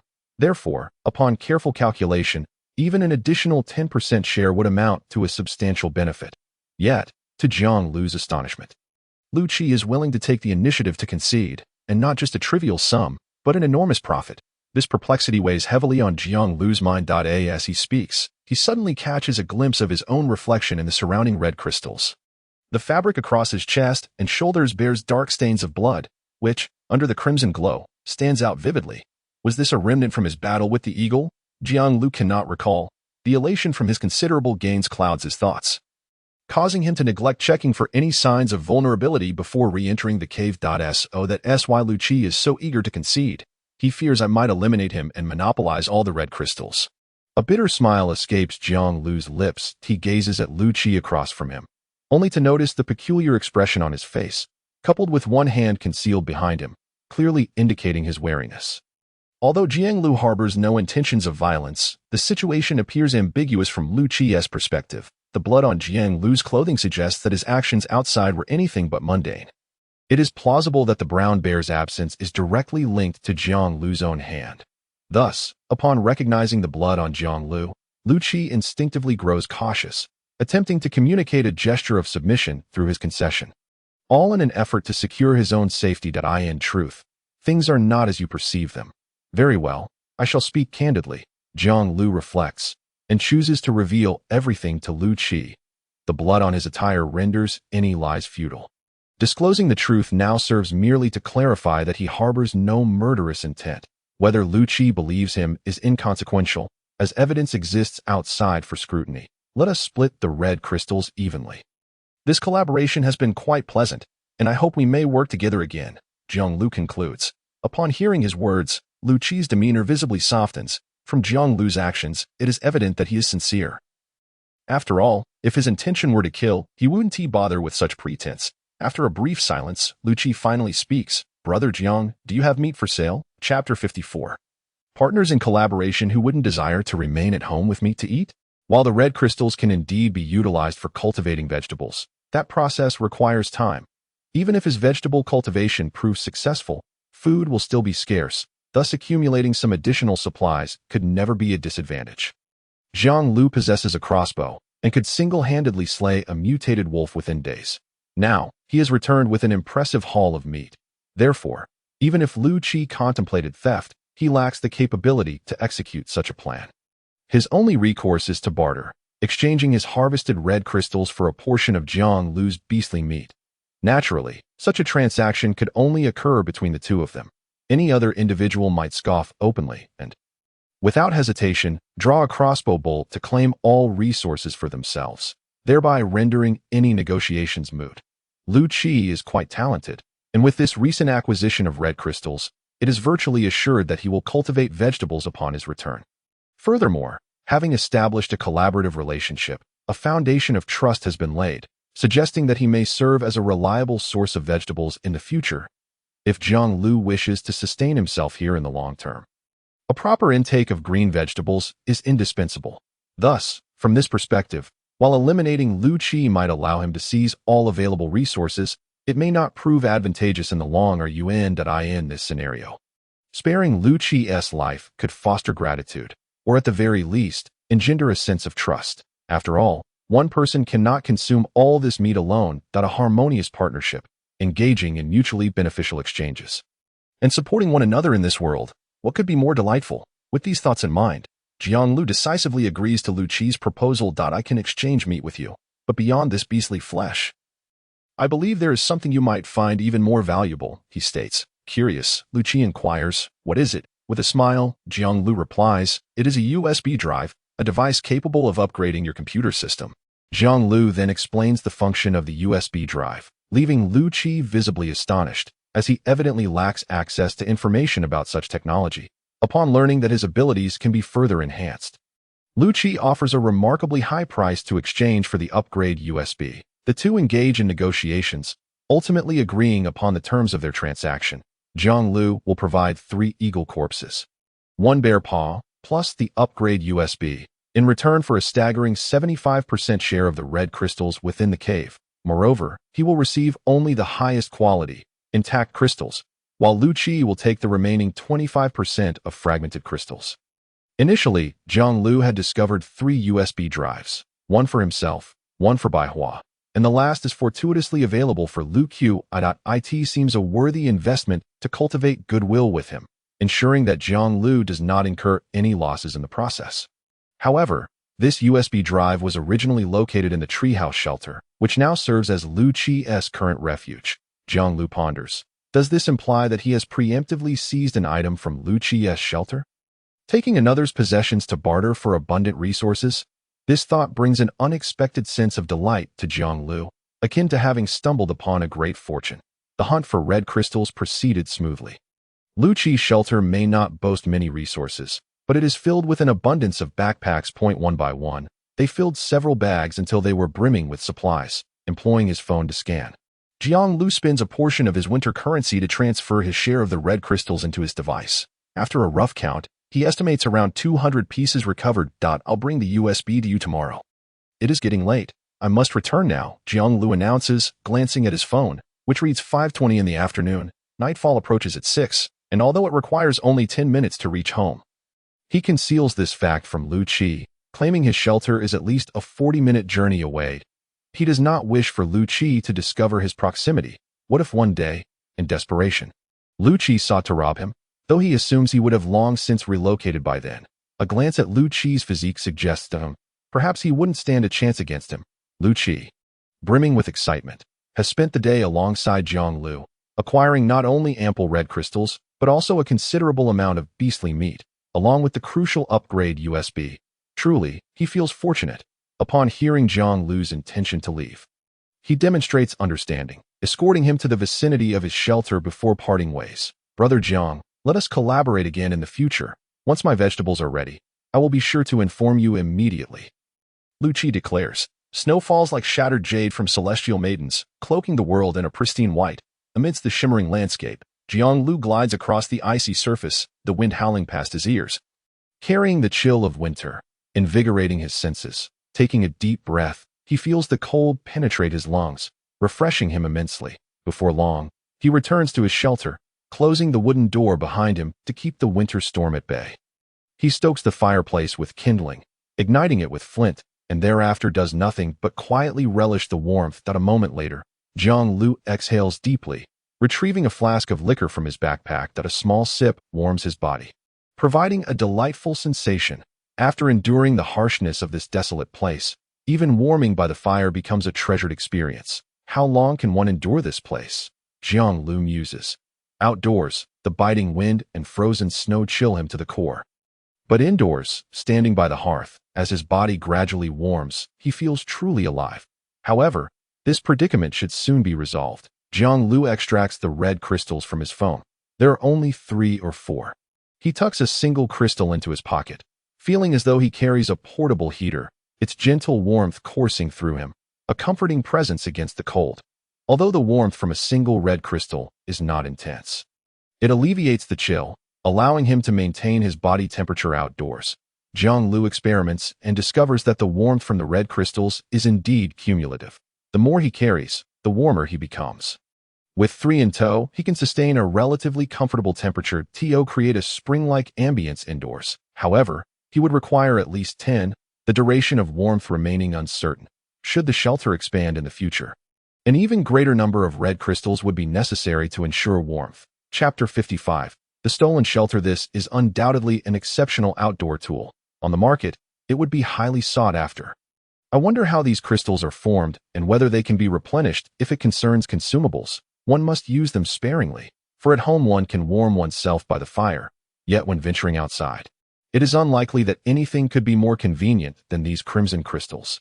Jiang Liu astutely observed that all these red crystals exhibited a vivid hue, but among the more than 200, a significant majority were bright red, while the remaining deep red and dark red crystals each constituted half of the rest. The more vibrant the color, the higher the temperature seemed to be.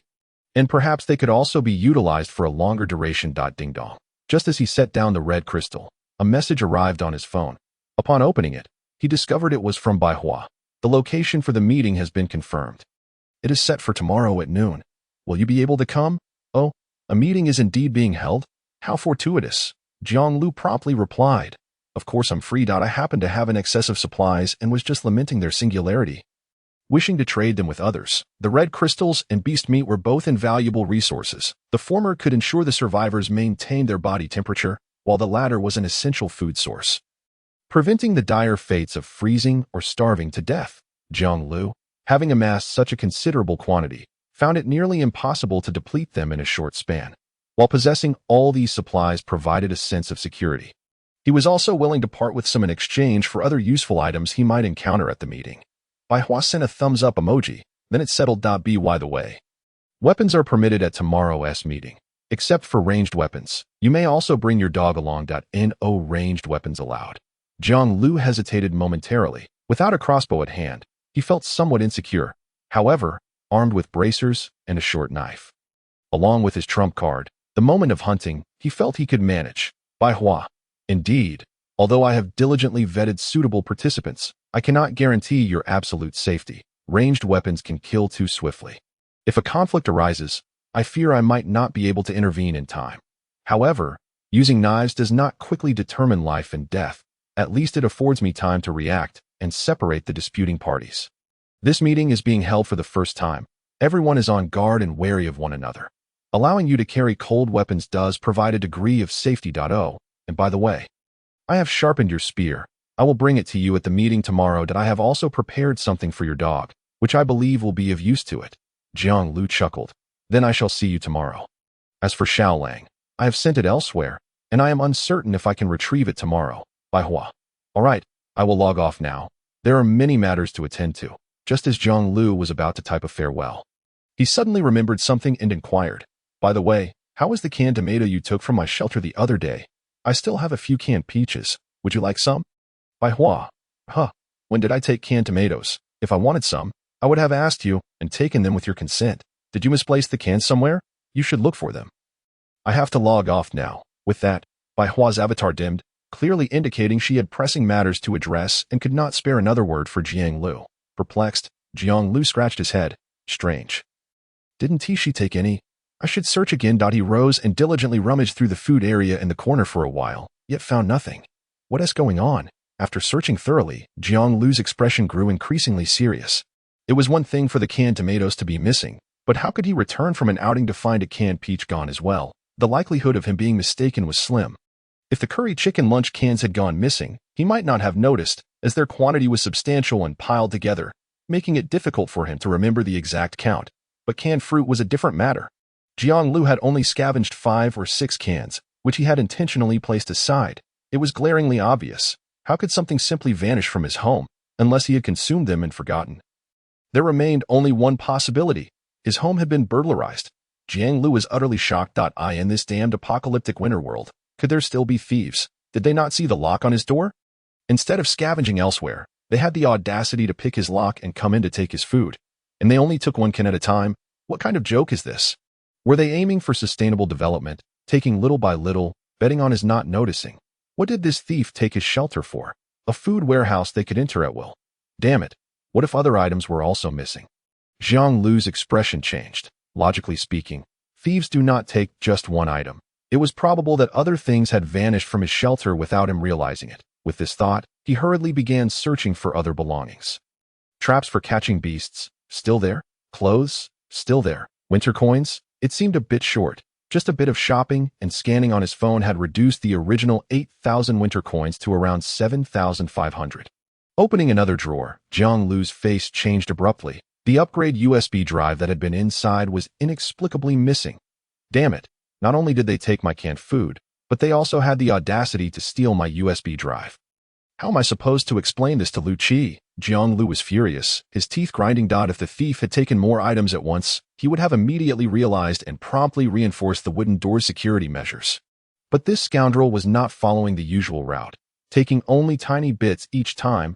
If it were not for his communication with Bai Hua, leading to her denial, Jiang Liu might have remained oblivious to the thief's actions. It was also his fault for taking Xiao Lang out. Otherwise, had it been there to guard the home, the little thief would have been discovered immediately. How odd. Normally, a thief should take as much as possible in one go. Why would they act this way? Entering twice, taking only 1 can each time, made no sense at all. Regardless, it was always him robbing others. When did it become the turn of others to steal from him? These 2 cans in the USB drive must be retrieved. He needed to get to the bottom of this matter. Otherwise, all manner of creatures would feel emboldened to wander through his shelter. And where would his dignity lie? Chapter 56. Unleash the dog to catch the thief. Release the dog. It is imperative to let the dog find this little thief at once. Jiang Liu immediately sent a message to Li Mui, requesting the return of Xiao Lang, instructing him to bring it back to the previous location. Li Mui agreed readily, and before long, he arrived at the designated spot as promised. This wolf of yours is rather peculiar. It seems to possess an innate intelligence, and my abilities do not seem to affect it much. Let's forget about the agreed compensation. Li Mui handed Xiao Lang over to Jiang Liu. Jiang Liu examined it closely, yet found no signs of any special changes. He patted Xiao Lang's belly, then remarked in confusion, "Strange, why has its belly grown so much? I remember it not being this way when I gave it to you yesterday." Li Mui. It went to my shelter and devoured 3 sausages, an entire roasted snow hare, along with a chicken leg I had intended for my late-night snack. Perhaps you could reimburse me for the food expenses? Jiang Liu. I must tell you, those sausages and chicken legs are fake. You devoured them in just 2 or 3 bites without even savoring the flavor. How could they be delicious? Let me inform you. The hare's head is the most delectable part, to be savored slowly. Now that is a treat. I have always been reluctant to eat it, always leaving it for you. What? You think I'm deceiving you? What a joke. How could I ever deceive you? On the way back, Jiang Liu continually brainwashed Xiao Lang. It was all Li Muyi's fault. Why on earth would he feed it sausages, after painstakingly instilling the virtue of thriftiness in Xiao Lang, making it believe that the hare's head was the most delicious thing in the world? Now it had developed such picky tastes. How was he to feed it when they returned? You better sniff out whoever dared to break into my shelter and steal supplies. I will reward you with something new. Have you ever had phoenix claws? One bite, and you want to make a sound? Jiang Liu declared fiercely. Oh, Xiaolang held excitedly. Oh, you haven't had phoenix claws. Quite normal. I knew you hadn't tried this. Behave well, and while I may lack great strength, I can certainly arrange 2 phoenix claws for you. Jiang Liu chuckled. It seemed he was still easy to please. 2 bird claws were enough to win it over. As the master, he had yet to taste a chicken leg, yet the dog was already feasting. What kind of situation was this? Upon returning to the shelter, Xiaolang immediately entered a state of alert, pacing back and forth indoors for several rounds, sniffing diligently for over 10 minutes, yet still yielded nothing. What is going on? It's dark outside. What are you waiting for? Is it really that hard to catch a thief? If I had your nose, I would have charged in alone long ago, Jiang Liu grumbled. A Wu Xiaolang continued to bark incessantly, then dashed to the doorway, appearing to have locked onto a suspect. That is more like it. Where were you earlier? Let us go. Go. We made our way through the night, ready to assess the situation upon arrival. If it were just 1 or 2 individuals, we would confront them directly. However, if there were 3 or more, we would bide our time, gathering information before taking action. Jiang Liu, equipped for the task, hurriedly followed Little Wolf. In the past, Jiang Liu would never have dared to venture outside at night. The harshness of the evening weather posed a significant threat. Prolonged exposure without a shelter from the biting wind and snow could swiftly lower his body temperature, potentially leading to fatal consequences. Yet now, having acquired a substantial collection of red crystals, carrying 3 or 4 of them rendered him impervious to the cold, making even a winter swim feel pleasantly warm.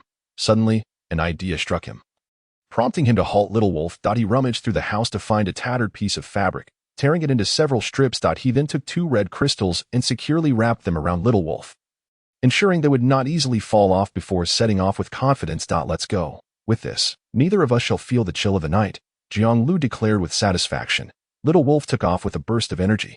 Despite its thick fur, shielding it from the elements, it still feared the cold. Jiang Liu's warmth was a welcome gift. This was Jiang Liu's first experience of the world at night. The grayish-white fog dispersed, revealing a moon as bright as snow, casting a cold, silvery light upon the earth that instilled a profound chill in the heart. In stark contrast to the lifeless, bleak expanse of day, the night seemed to awaken, filled with the vibrant sounds of various beasts, exuding a palpable energy. White wolves, snow hares, soaring birds, long serpents, and silver foxes. Thanks to his night vision, Jiang Liu beheld countless creatures moving through the surrounding woods, foraging for food and engaging in life-or-death struggles. These mutated beings had vanished during the day, only to emerge at night.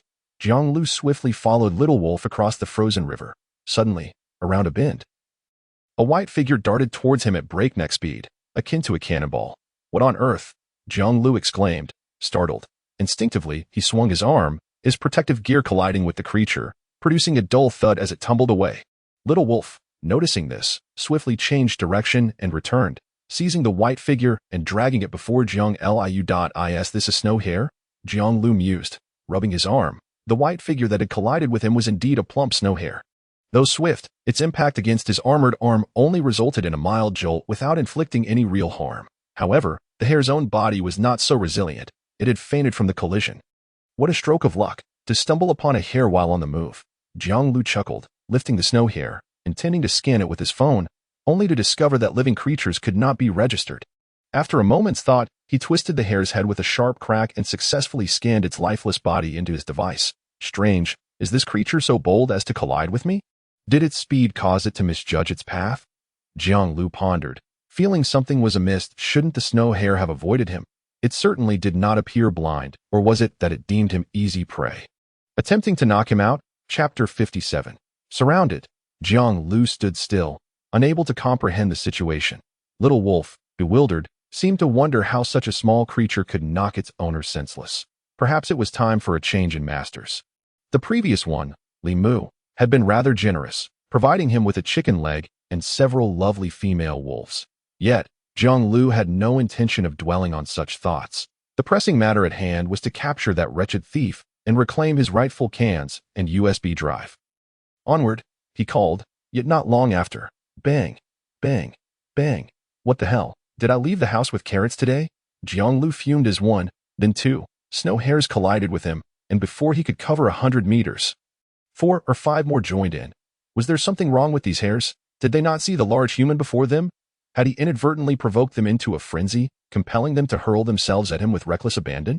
The last hare to collide with him astonishingly remained conscious. It stood before Jiang Liu, opening its mouth and, without hesitation, bit him with its large incisors. Ouch!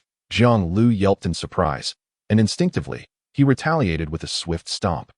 Then curiously lifted it for a closer inspection. There must be a reason behind this unwarranted aggression.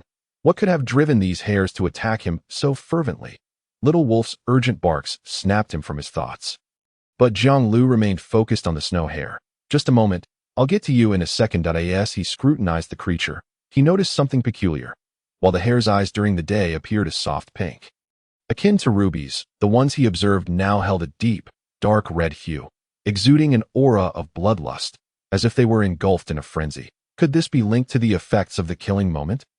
Jiang Liu recalled the details. The ability, when activated, granted him immense power, speed, and reflexes, albeit with a limit of 2 uses per day, each lasting but a second. That if employed wisely, it could turn the tide in a crucial moment. However, the ability came with a caveat. It rendered him more susceptible to attacks from mutated creatures. Given that the night was prime time for these beings to hunt, was this the reason behind the relentless assaults from the snow hares? Panic rose within him. If even the typically docile hares were attacking him at night, what would more ferocious carnivorous creatures do? Jiang Liu's expression darkened. He stowed the snow hare and abruptly stood up. Turning to Little Wolf, we need to leave, quickly. The longer we linger, the worse it could get. Wait, when did we get surrounded? Why didn't you tell me sooner? Jiang Liu scanned his surroundings with his night vision. He could clearly see the perilous situation they found themselves in. On either side of the snowy woods lurked white wolves, snow foxes, and hawks, all manner of predatory mutated beasts. Among them loomed a particularly massive black bear, its eyes glowing a menacing red, drool dripping from its maw. They prowled, some eyeing him hungrily, while others stealthily maneuvered to encircle him. Little Wolf sat beside Jiang Liu, casting him a look that seemed to say, "I just called out loudly. Who told you to ignore me?" Realizing the gravity of the situation, Jiang Liu trembled as he retrieved his crossbow, fumbling as he loaded an arrow. Little Wolf, resolute, wagged its tail and bravely ventured toward the pack of white wolves. A gesture that nearly brought Jiang Liu to tears with pride. Loyal companion, this is true loyalty. My efforts in raising you have not been in vain. Yes, go on, divert their attention so I can slip away quietly. He thought, but then, how did you turn your head around? Wait a moment, what do you call me? Jiang Liu looked utterly bewildered. Halfway through, the little wolf turned back, shifting from a forward stance to retreating step by step. To Jiang Liu's astonishment, it began to howl at him, baring its teeth as if it bore an irreconcilable grudge against him, seemingly eager to join the mutated beast horde in their assault on Jiang Liu. Are you seriously playing the role of a righteous traitor? Do you genuinely believe that such actions will earn their acceptance? For goodness sake, they are not fools. Having witnessed you saunter past me step by step, how could they possibly refrain from attacking you? Jiang Liu was at a loss for words. What sort of creature had he raised? He had anticipated a splendid scene of a loyal dog defending its master. Yet now it seemed he was embroiled in a treacherous game. Was he about to stage a betrayal of darkness for the light? However, to Jiang Liu's utter astonishment, the little wolf truly retreated into the fray. The surrounding mutated white wolves remained utterly indifferent, merely observing as the little wolf inched its way in, as if it were the most natural occurrence. May I ask, is this reasonable? Jiang Liu's heart sank completely. He was now genuinely fighting a solitary battle against a horde of 4 to 5 dozen mutated creatures. How was he to navigate this perilous situation and find a path to survival? Perhaps I should just shoot myself with an arrow. No, wait, the little wolf hasn't fully entered yet. I should save that arrow for it, or else I would die with my eyes wide open. Chapter 58. The last flashbang caw. Before Jiang Liu could ponder whom to save the last crossbow bolt for, a piercing bird call erupted, akin to 2 rusty metal sheets scraping against each other, creating an unbearable cacophony that sliced through the night. Almost immediately, a pitch-black crow, its pupils blood-red, could no longer contain its restless heart, furiously flapping its wings as it dove towards Jiang Liu. Are you seeking death? In a critical moment, Jiang Liu unhesitatingly redirected his aim, reserving this last bolt for the intruder, and the little wolf. Alas, it was fortunate enough to escape. One less is better than a total annihilation here. Whoosh! The bolt struck the audacious crow in an instant. Blood splattered, painting the snow beneath. In that moment, the sweet scent of blood wafted through the air, inciting a deafening roar from the surrounding mutated creatures. Who surged forward? What the hell? Are you even human? So many of you are ganging up on me. Do you dare face me one by one? I fight a battle every night. I refuse to believe you can outmatch me.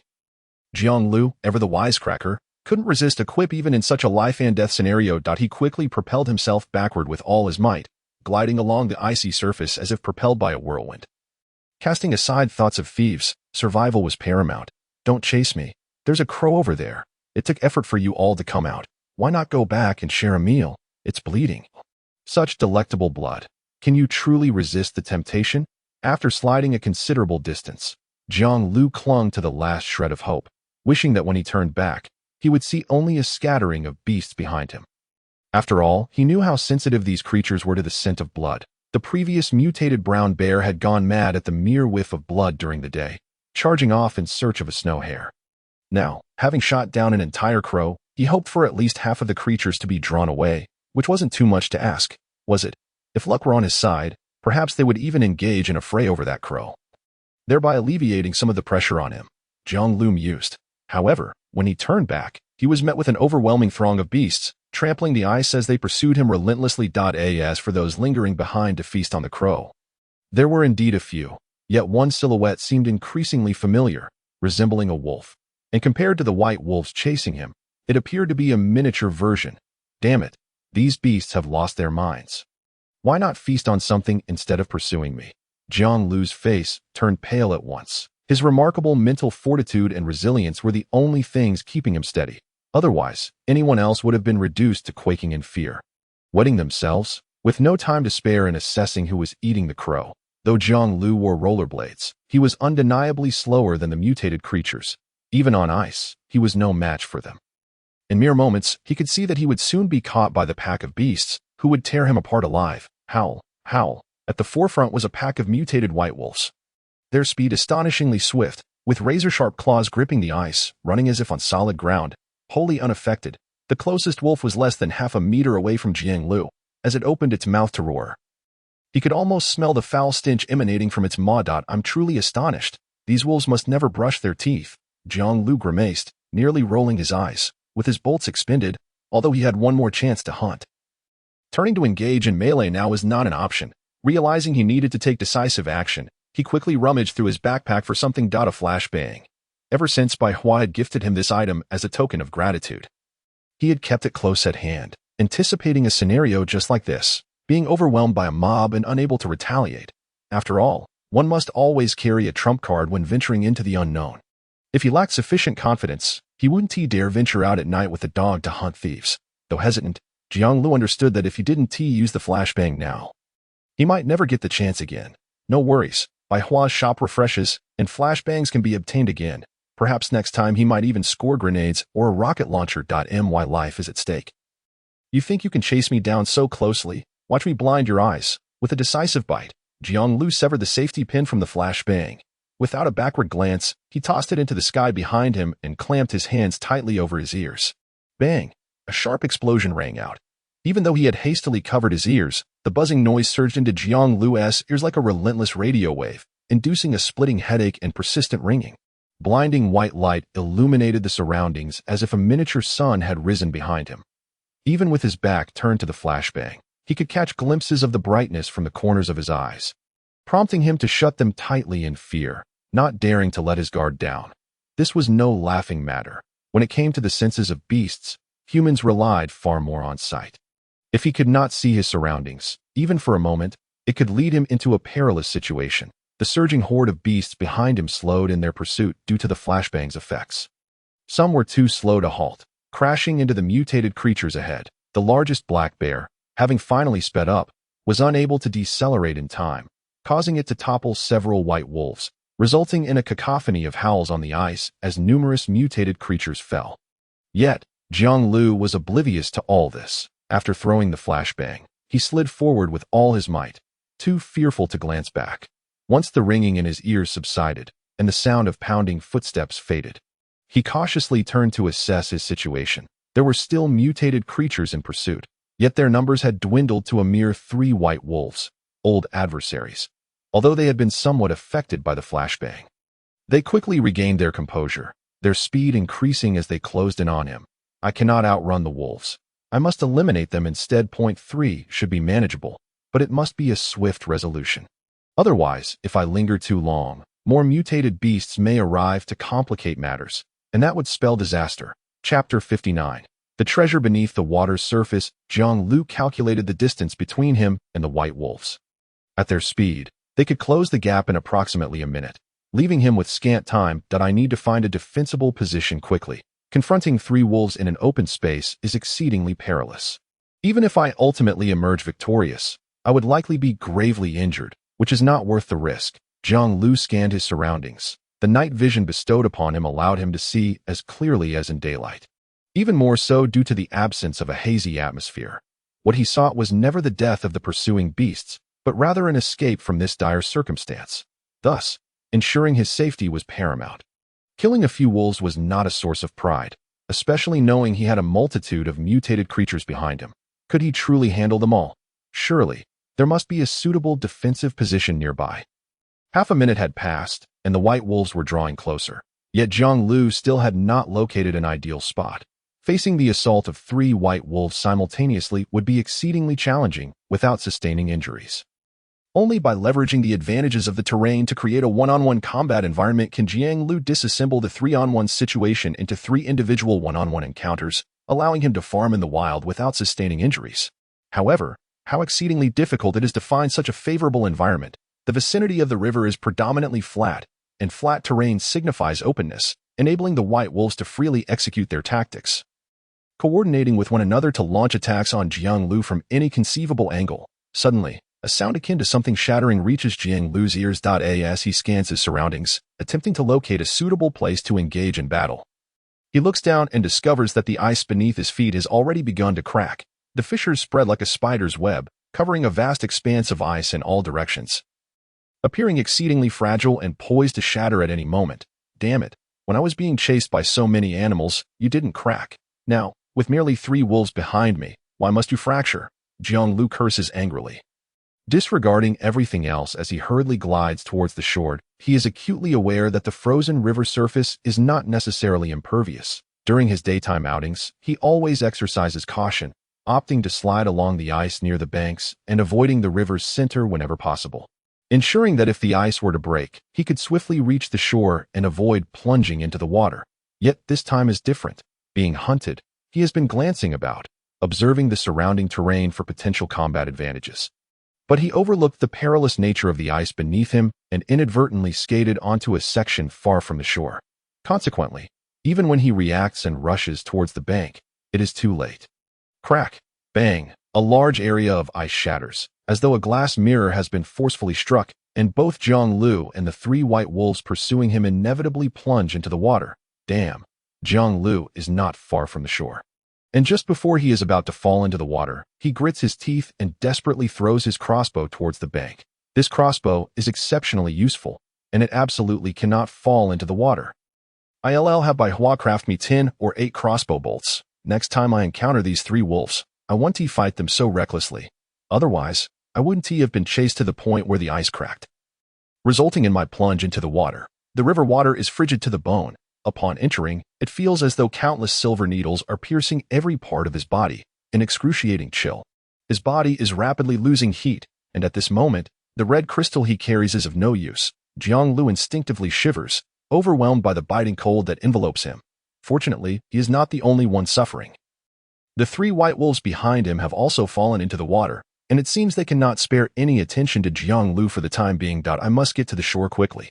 Jiang Liu knows a bit about swimming. Although it is merely the basic frog stroke, it will suffice for now.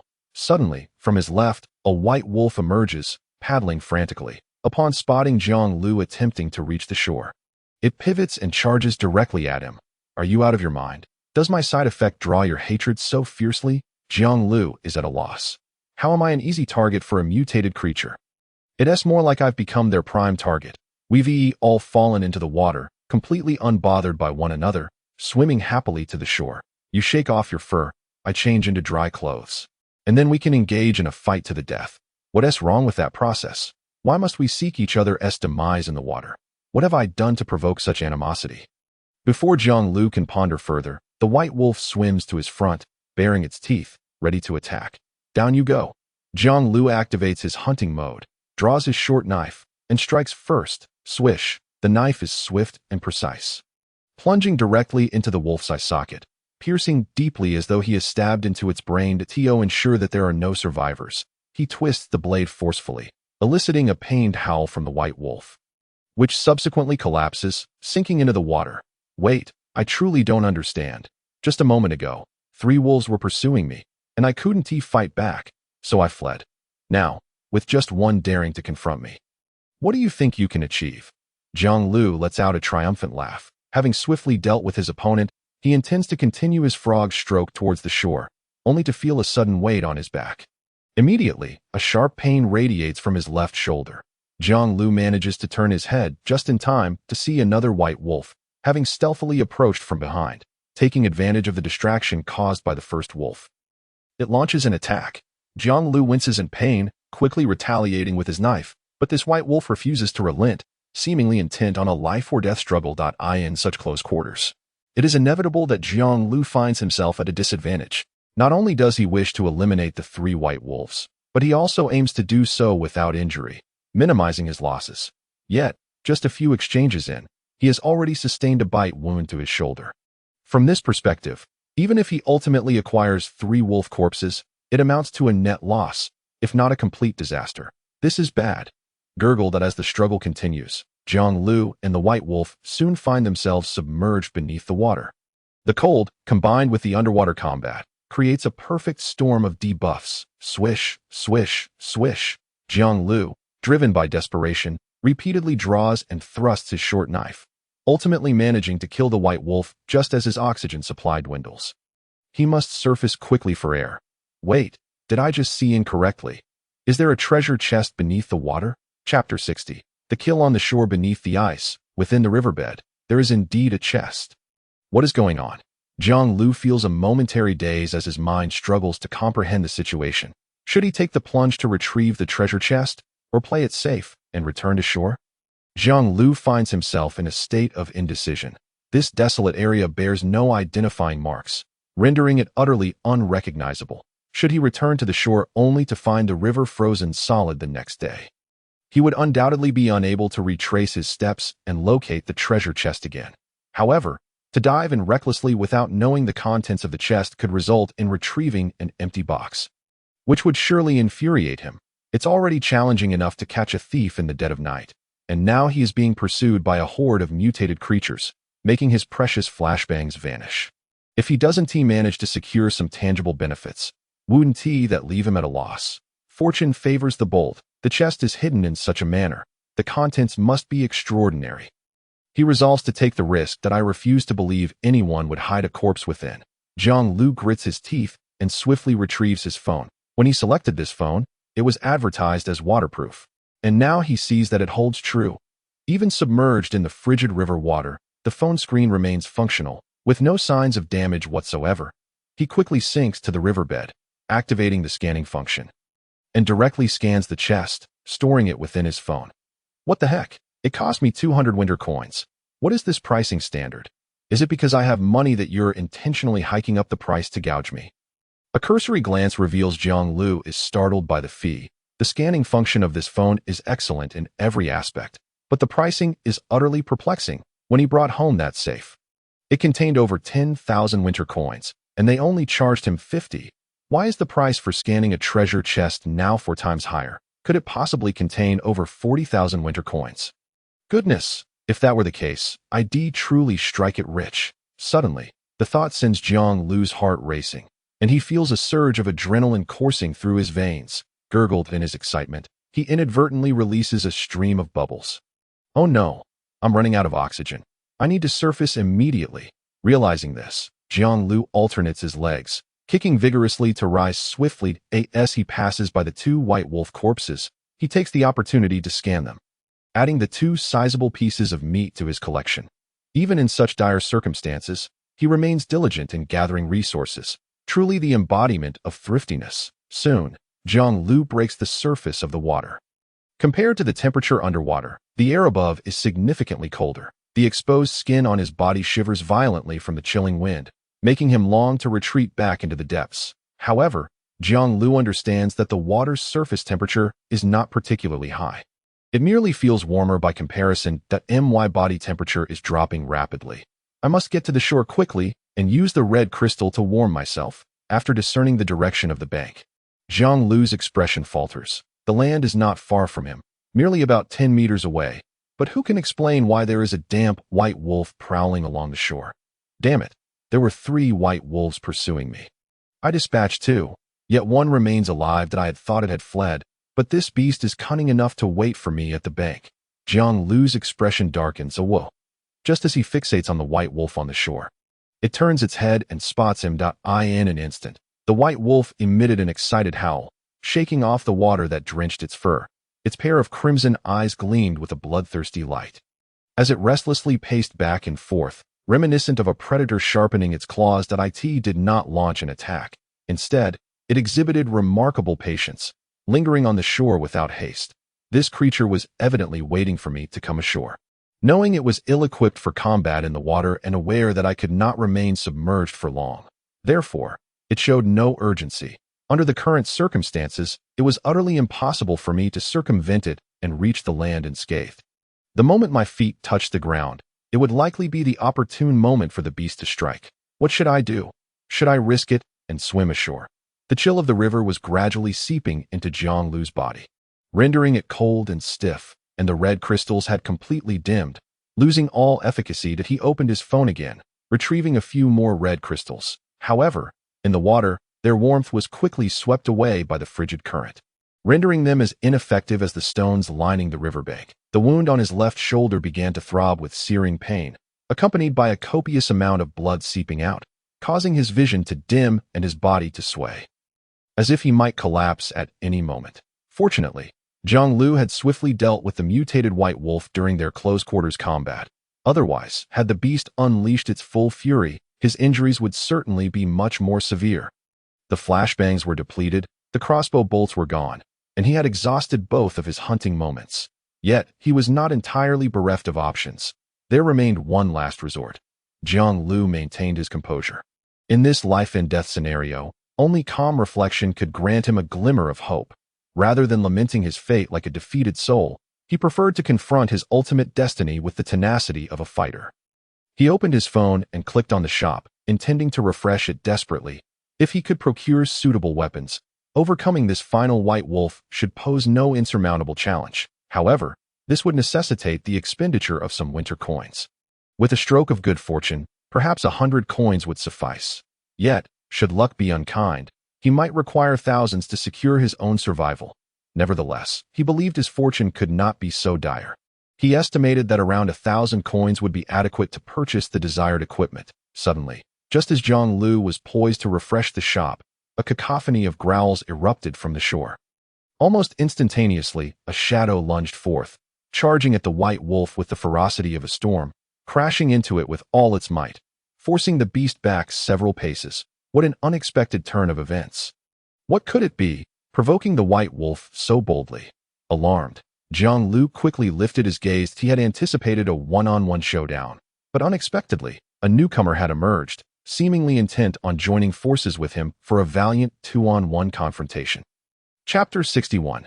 You can go berserk too. The shadow was small and delicate, barely 1/3 the size of the mutated white wolf. Yet, it charged forward with remarkable bravery, unperturbed by the odds. This sparked Jiang Liu's curiosity about the true nature of this creature. What kind of being was it? Its fur was as white as snow, with deep, dark eyes, and its forepaws appeared somewhat juvenile. As it bared its teeth at the opposing white wolf, it felt oddly familiar, as if he had seen it somewhere before. Wait, could it be the little wolf? Jiang Liu was taken aback, then shouted, hastily swimming toward the shore. What are you doing, you foolish creature? You've escaped. Why return now? Yet, despite his words, Jiang Liu felt a surge of emotion within him. It seemed his efforts to nurture the little wolf were not in vain. Retreat had been the only option earlier, overrun by dozens of mutated beasts. What else could he do but accept their fates? Now, it appeared that the little wolf had not abandoned him, but had stayed close, seeking an opportune moment to assist him. Recognizing that only one white wolf remained, and seeing his predicament of being unable to ascend to shore, it had decisively leapt into action, buying him precious time. Hold on. Once I reach the shore, we will take it down together. Just don't perish before then. Jiang Liu could not afford to delay, propelling himself with all his strength toward the land. Given that the little wolf was still in its juvenile form, it was undoubtedly no match for the formidable opponent. If he took too long to reach the shore, it would not be a matter of fighting side by side, but rather, he might only be left to retrieve the little wolf's remains. The fierce roars, howls, and cries of anguish reverberated from the nearby land. Jiang Liu could only swim with the frog kick he learned from a coach at the swimming pool, a technique he had not mastered. Thus, he needed to concentrate fully on the movements of his arms and legs, unable to divert any attention to the battle occurring on the shore.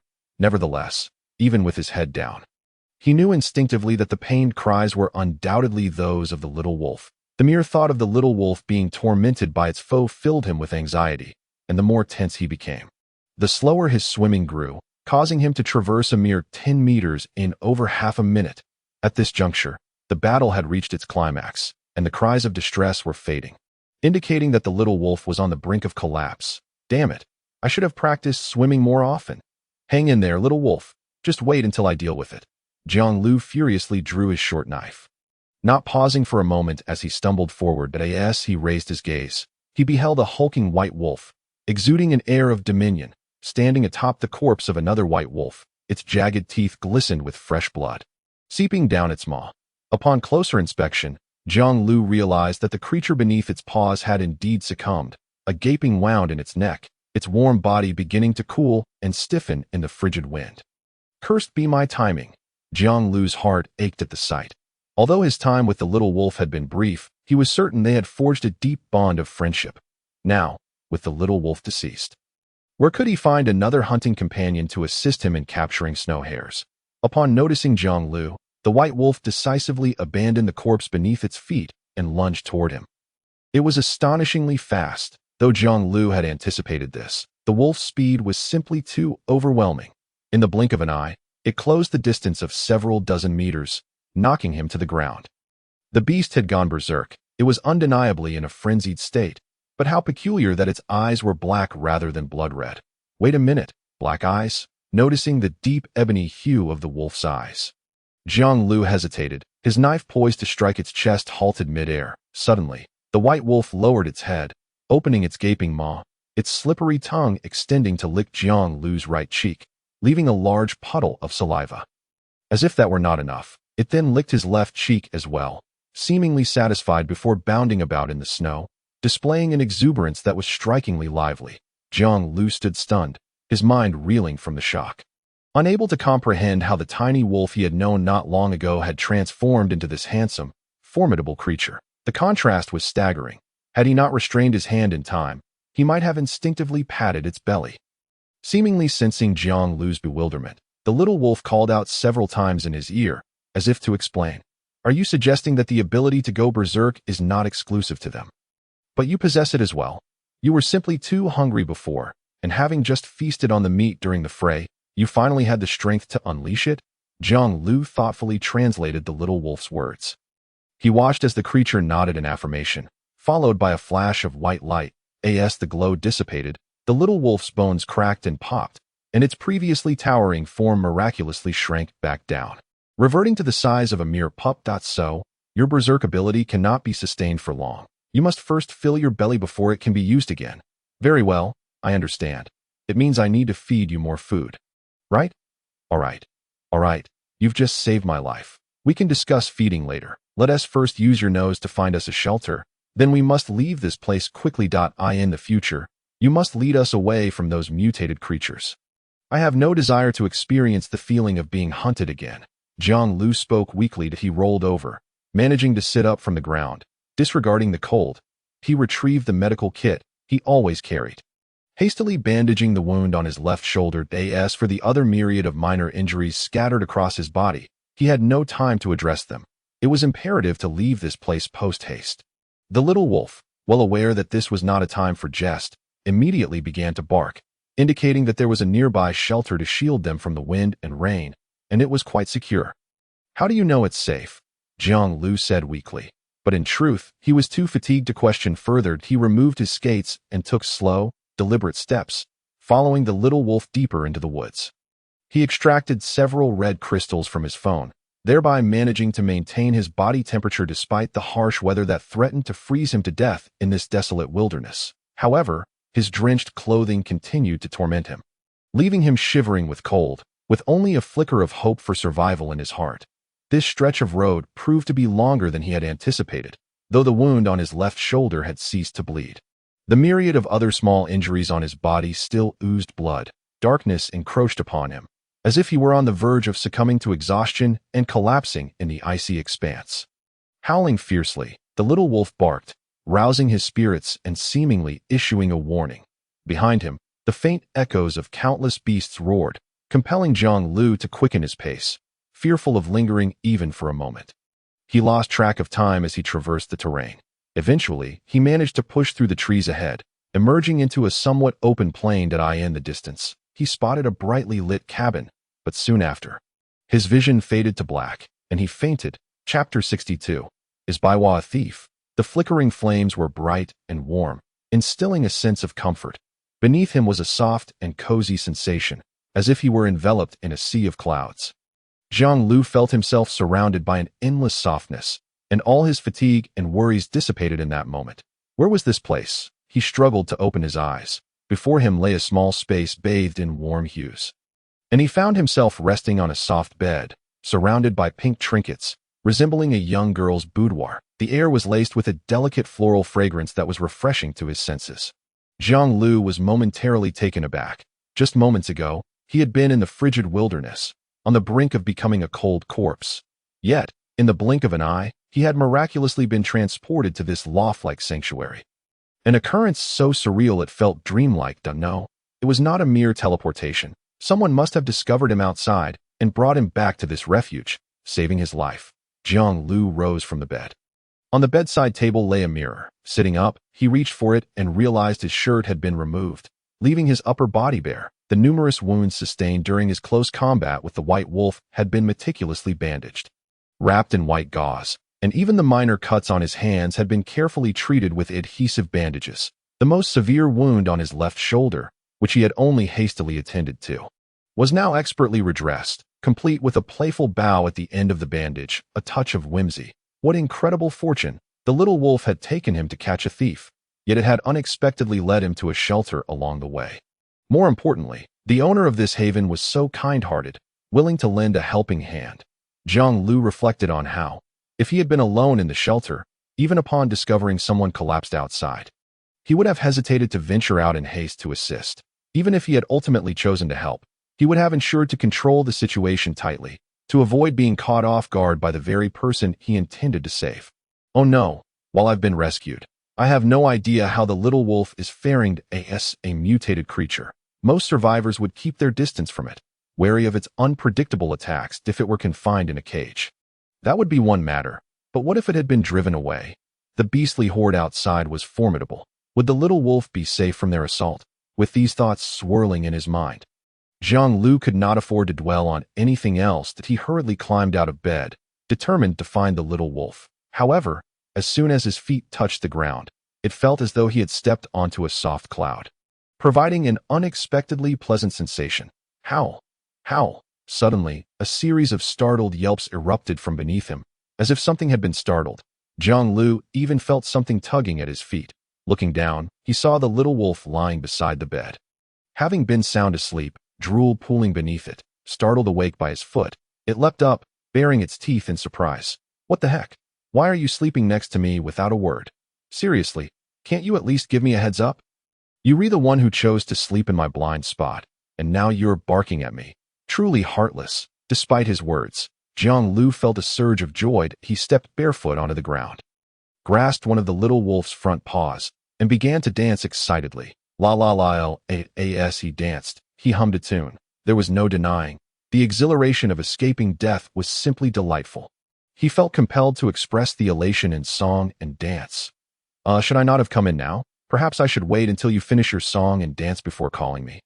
Suddenly, a feminine voice rang out from the doorway, startling Jiang Liu. But as he turned to look, he recognized the voice. It was Baihua, the owner of the shelter. Baihua, how did I end up in your refuge? Jiang Liu exclaimed in surprise. Baihua retorted, that's the question I wish to ask you. Everyone else is peacefully sleeping in their shelters at this late hour, yet you are the exception. Were you out walking your dog or hunting? If it weren't for your dog barking incessantly at my shelter's entrance, I wouldn't have bothered to look outside. Had I arrived, even however, Jiang Liu contemplated an alternative possibility. What if Baihua herself was the thief? Such a notion could elegantly elucidate the thefts on both sides, as well as the reason why Xiao Lang had not detected any presence of a third party in his sanctuary. Nevertheless, after pondering this thought, Jiang Liu swiftly dismissed the possibility. The likelihood of Baihua being the thief was exceedingly slim. There was simply no need for her to engage in such behavior over a mere can of food or a USB drive. If discovered, it would severely undermine their previously amicable alliance. The benefits did not outweigh the risks in the slightest. Of course, if Baihua derived immense pleasure from thievery for personal reasons, then Jiang Liu would be at a loss for words.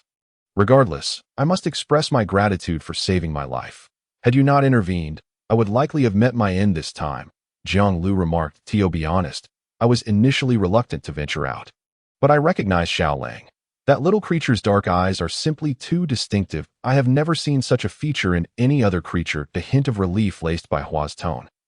She smiled gently as she crouched down to tenderly stroke Xiao Lang's head, as if petting a dog.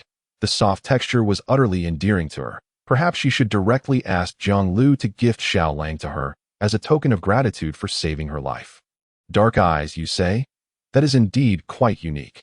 I have never encountered another mutated creature with such a trait, Jiang Liu mused, gazing thoughtfully at Xiao Lang. That if memory serves, Xiao Lang's parents both had red eyes. So how did they produce a black-eyed wolf? This seemed reminiscent of a genetic puzzle. Tomorrow is the meeting. I have prepared several pieces of equipment for you, all laid out on the table. You should go try them on. If anything feels off, I can make adjustments for you. Baihua suddenly interjected. Previously, to facilitate the dressing of his wounds, she had removed Jiang Liu's clothing and even washed it. Jiang Liu pulled out his phone to check the time. It was already 10:30 in the evening. That he had departed around 6, and discounting any delays on the road, he had been unconscious for approximately 3 to 4 hours. Such a duration was ample for his damp clothes to dry by the fire.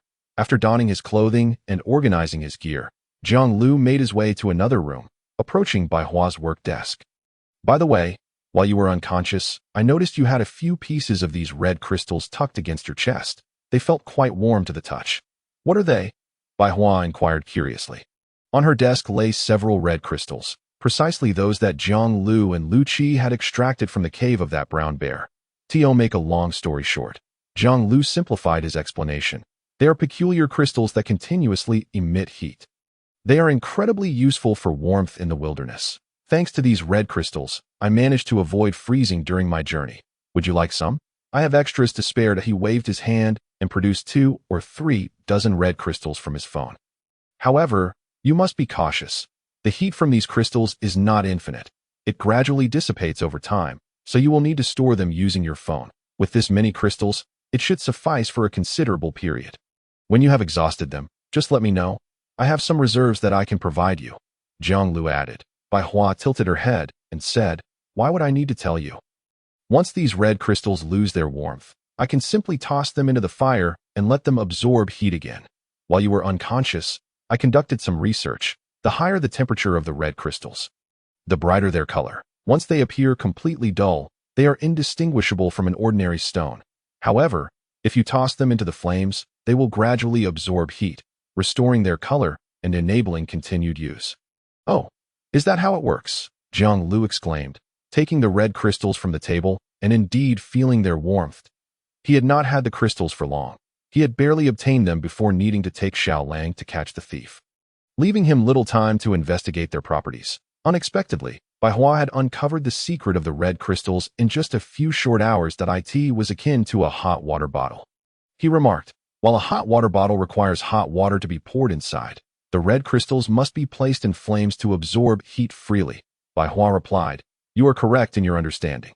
However, keep in mind that placing the red crystals in flames will significantly accelerate the burning of the firewood, almost akin to pouring gasoline on it. Yet the benefits are evident. The red crystals are portable, impervious to wind and cold, making them convenient for our explorations and preventing our bodies from succumbing to frostbite. You mentioned you have plenty of these crystals. I believe if you were willing to sell them, you could fetch a handsome price. Chapter 64. Are you an arms dealer? I have no objections to selling the red crystals, provided they offer a deal that piques my interest, Jiang Liu chuckled. Bai Hua's work desk was cluttered with an array of repair tools, wrenches, crowbars, saws, and screwdrivers. Additionally, there were 2 or 3 pairs of roller skates that had begun to take shape, along with several weapons, all evidently crafted with care. She picked up one of the long guns and handed it to Jiang Liu. Give it a try. See how it feels. Jiang Liu accepted the long gun, grasping it in his palm to assess its weight. The gun's tip gleamed snow-white, radiating a cold glimmer, and was remarkably sharp. The body of the gun was crafted from an unknown type of wood, appearing white and smooth to the touch, perfectly fitting Jiang Liu's hand as if it were custom-made for him. Below the gun's tip was a long tassel, not in vibrant red, but in pure white, allowing the user to conceal their presence effectively. Jiang Liu was thoroughly impressed, generously praising the length, material, comfort, and lethality of this long gun are all exceptional. It far surpasses my previous weapon. Upon hearing this, a smile graced Bai Hua's face. This was only natural. Bai Hua's 2 talents were related to metalworking, so she had diligently gathered a stockpile of high-quality metal resources for future needs, especially after Jiang Liu had gifted her over 3,000 winter coins. She had spared no expense in acquiring premium metals from the market, pouring her heart and soul into crafting this remarkable long gun. She could even say without exaggeration that this long gun undoubtedly eclipsed 99 of the weapons available for purchase online. I'm glad you like it. Now, let's see if these other items suit your fancy. Bai Hua stepped aside, revealing additional weapons that a finely crafted sharp dagger, a metal crossbow equipped with 7 bolts, and a pair of metal shin guards designed to be strapped to the calves to minimize damage. Additionally, akin to the arm guards, these shin guards featured sharp protrusions, allowing for significant damage to be inflicted on the enemy if a kick was employed in a dire situation. Jiang Liu tested each item, finding them all to be quite satisfactory and comfortable to use. This crossbow isn't very effective. While you were unconscious, I applied some grease to it and performed maintenance, so it should work much better now. As for the bolts, feel free to shoot as needed. I have plenty in reserve. You can come to me anytime for more ammunition, so no need to worry about running out.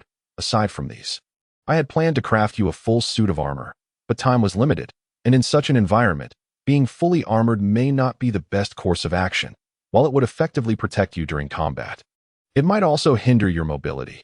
Jiang Liu wholeheartedly agreed that it is difficult for 2 fists to contend with 4 legs. Not long ago, he had been surrounded by a pack of beasts, utterly alone. What good is being strong if one cannot escape? It is far better to wear less armor to enhance speed and ensure survival. Now that I have the arm and leg guards, along with the weapons you provided, I should be sufficiently equipped to handle close combat if necessary. It is just unfortunate that in my haste to escape earlier, I discarded the flashbang you gave me. Otherwise, I would feel even more confident now. Jiang Liu lamented. The flashbang? Do you still need that? If so, I can get you another one, Bai Hua suddenly proposed. She opened the drawer of her work desk and, to Jiang Liu's astonishment, produced a flashbang that looked identical to the one he had just discarded. Pray tell, are you a blacksmith crafting cold weapons, or a merchant trading in hot ones? How is it that you so effortlessly produced a flashbang from your drawer? Is this trinket something you wholesale? It seems almost too simple. Upon my return home, I refreshed the shop with the winter coins you bestowed upon me, and lo and behold, another one appeared. Generally, I seldom find use for such items at home. I had intended to keep it as a trump card. Yet, since you require it, why not take it for now? Bai Hua softly suggested. Jiang Liu twitched his lips at her words, feeling as though she was a meek little rabbit being exploited while he played the role of the wicked wolf. Never mind. Keep it for yourself. Who knows when it might come in handy that I do not have immediate use for it. If the need arises, I shall speak to you. Alternatively, should you encounter any intriguing items in your next refresh, do let me know, and I shall come to collect. Ultimately, Jiang Liu refrained from taking Bai Hua's flashbang. After all, it was indeed a remarkable artifact capable of turning the tide of battle. Bai Hua, being a delicate young girl, though not often venturing outside, should still have some weapons at her disposal. Moreover, judging by her demeanor, it appeared that Bai Hua was solely a purveyor of weapons. Given some time, She could produce any weapon imaginable. As long as she remained unharmed, he would eventually have an abundance of weapons to wield, including this flashbang. I recall that I inadvertently fell into the water and, by sheer chance, discovered a treasure chest beneath the surface. Jiang Liu suddenly remembered the submerged chest that he retrieved his phone and produced the chest that it was a traditional, square pirate chest, reminiscent of those seen in films, entirely crafted from metal, adorned with a rusted copper lock. It was the size of 2 stacked drawers, appearing somewhat petite and exquisite. When Baiwa shook it gently, blue and white river water flowed from the chest's crevices. Such a lock could easily be pried open. After her observation, Baiwa concluded. She picked up a crowbar from the workbench, inserted it into the copper lock, and, utilizing the principle of leverage, pressed down forcefully. With a soft click, the already flimsy copper lock was pried open and fell to the ground. What lies within? Baiwa inquired eagerly as she opened the chest, still remembering the scene of discovering over 10,000 winter coins inside Jiang Liu's sanctuary, a fortune she could hardly forget. Thus, she felt a flicker of anticipation regarding opening chests. If this riverbed treasure chest were to yield another substantial sum of winter coins, it would be nothing short of splendid. With a whoosh, the chest swung open, releasing a torrent of icy water. Clearly soaked for an extended period at the riverbed, the two leaned in with curiosity, only to find an abundance of crushed ice and water, along with a half-dead fish. Nothing else was visible. Is it truly empty? Baiwa lamented in disappointment. No, it is not empty. Jiang Liu's eyes lit up as he astutely noticed something amiss. Though the fish was small, it was evident that it could not have entered the chest on its own. The fish must have been placed inside before the chest was locked, and judging by its condition, it had perished some time ago. Jiang Liu promptly reached in and retrieved the fish. Upon touching it, he discerned something hard within its belly. He drew forth a short knife and carefully opened the fish's abdomen, revealing a key nestled inside. A key? How uninteresting, Baiwa sighed, her enthusiasm waning. A key implies the existence of a lock. But where might that lock be? Though Jiang Liu shared her slight disappointment, his anticipation grew at the thought of uncovering what lay behind the lock. Yet, no matter how he pondered, it was challenging to determine where the key might fit. After all, his clues were scant. The chest's discovery had been a matter of serendipity. I shall keep this key for now. Perhaps it will prove useful in the future, Jiang Liu remarked. The thrill of opening the chest dissipated. And Baiwa, feeling somewhat fatigued, stifled a yawn. Oh, as you wish. It is getting late, and I shall retire for the night. Do not forget we have a meeting tomorrow. The following morning, Jiang Liu was roused by the persistent calls of a small wolf. This creature was becoming increasingly sentient. Baiwa merely uttered a simple command, and it knew to awaken Jiang Liu, even going so far as to nudge him, as if to ensure he heard its summons. All right. Must you bark at me first thing in the morning? Jiang Liu grumbled as he sat up, met with a series of protestations from the small wolf. What nonsense! I am a magnificent white wolf. How could I resemble a dog in any way? Such slander. This is outright defamation. However, Baihua's dog food was rather delectable, and once Jiang Liu was up, the small wolf scampered off to the living room for its breakfast. Upon entering the living room, Jiang Liu discovered that Baiwa had provided him with toothpaste and a toothbrush. After completing his morning routine, he unceremoniously tossed them into his backpack, stealthily acquiring them. It was not that he could not afford them, but rather that the shop had proven inadequate in refreshing its stock. He had over 7,000 winter coins, yet found no suitable means to utilize them, a predicament far more vexing than swallowing a fly. Perhaps in the future, I could enlist the help of others to refresh the shop. If they come across items I desire, I could purchase them. This might be a mutually beneficial arrangement. This thought suddenly occurred to Jiang Liu. If luck was not on his side, he might as well rely on others. If one individual could not summon desired items, could a group of 10 not achieve the same? However, pursuing this course of action would entail numerous challenges, and Jiang Liu merely contemplated it without any intention of immediate implementation. In the living room, Baiwa had prepared breakfast. Each had a can of food and a pot of steaming tea for the small wolf. It was happily munching on dog food beneath Baiwa's table. How could such a creature dare to claim to be a wolf? Jiang Liu scoffed at the notion, seating himself opposite Baiwa and beginning to eat from his can. The agreed-upon time for the meeting was noon, but guests would arrive gradually throughout the morning. Once you finish eating, come with me to greet them, Baiwa instructed, sipping her tea. Jiang Liu nodded. That is acceptable. but I have yet to confirm something with you. You previously expressed confidence in maintaining order among them, at least during your tenure. What gives you such assurance to make such bold claims? From his perspective, Bai Hua appeared utterly harmless, as delicate as a flower in a greenhouse. A gust of cold wind could easily topple her. Yet this seemingly feeble girl could orchestrate a meeting. What fortitude allowed her such conviction? How did she manage to garner the trust of others? Jiang Liu found himself perplexed. As for the flowery rhetoric of harmony and friendship, he was not convinced. It was implausible to establish a credible organization, marketplace, or trading post in this harsh winter world solely through gentility.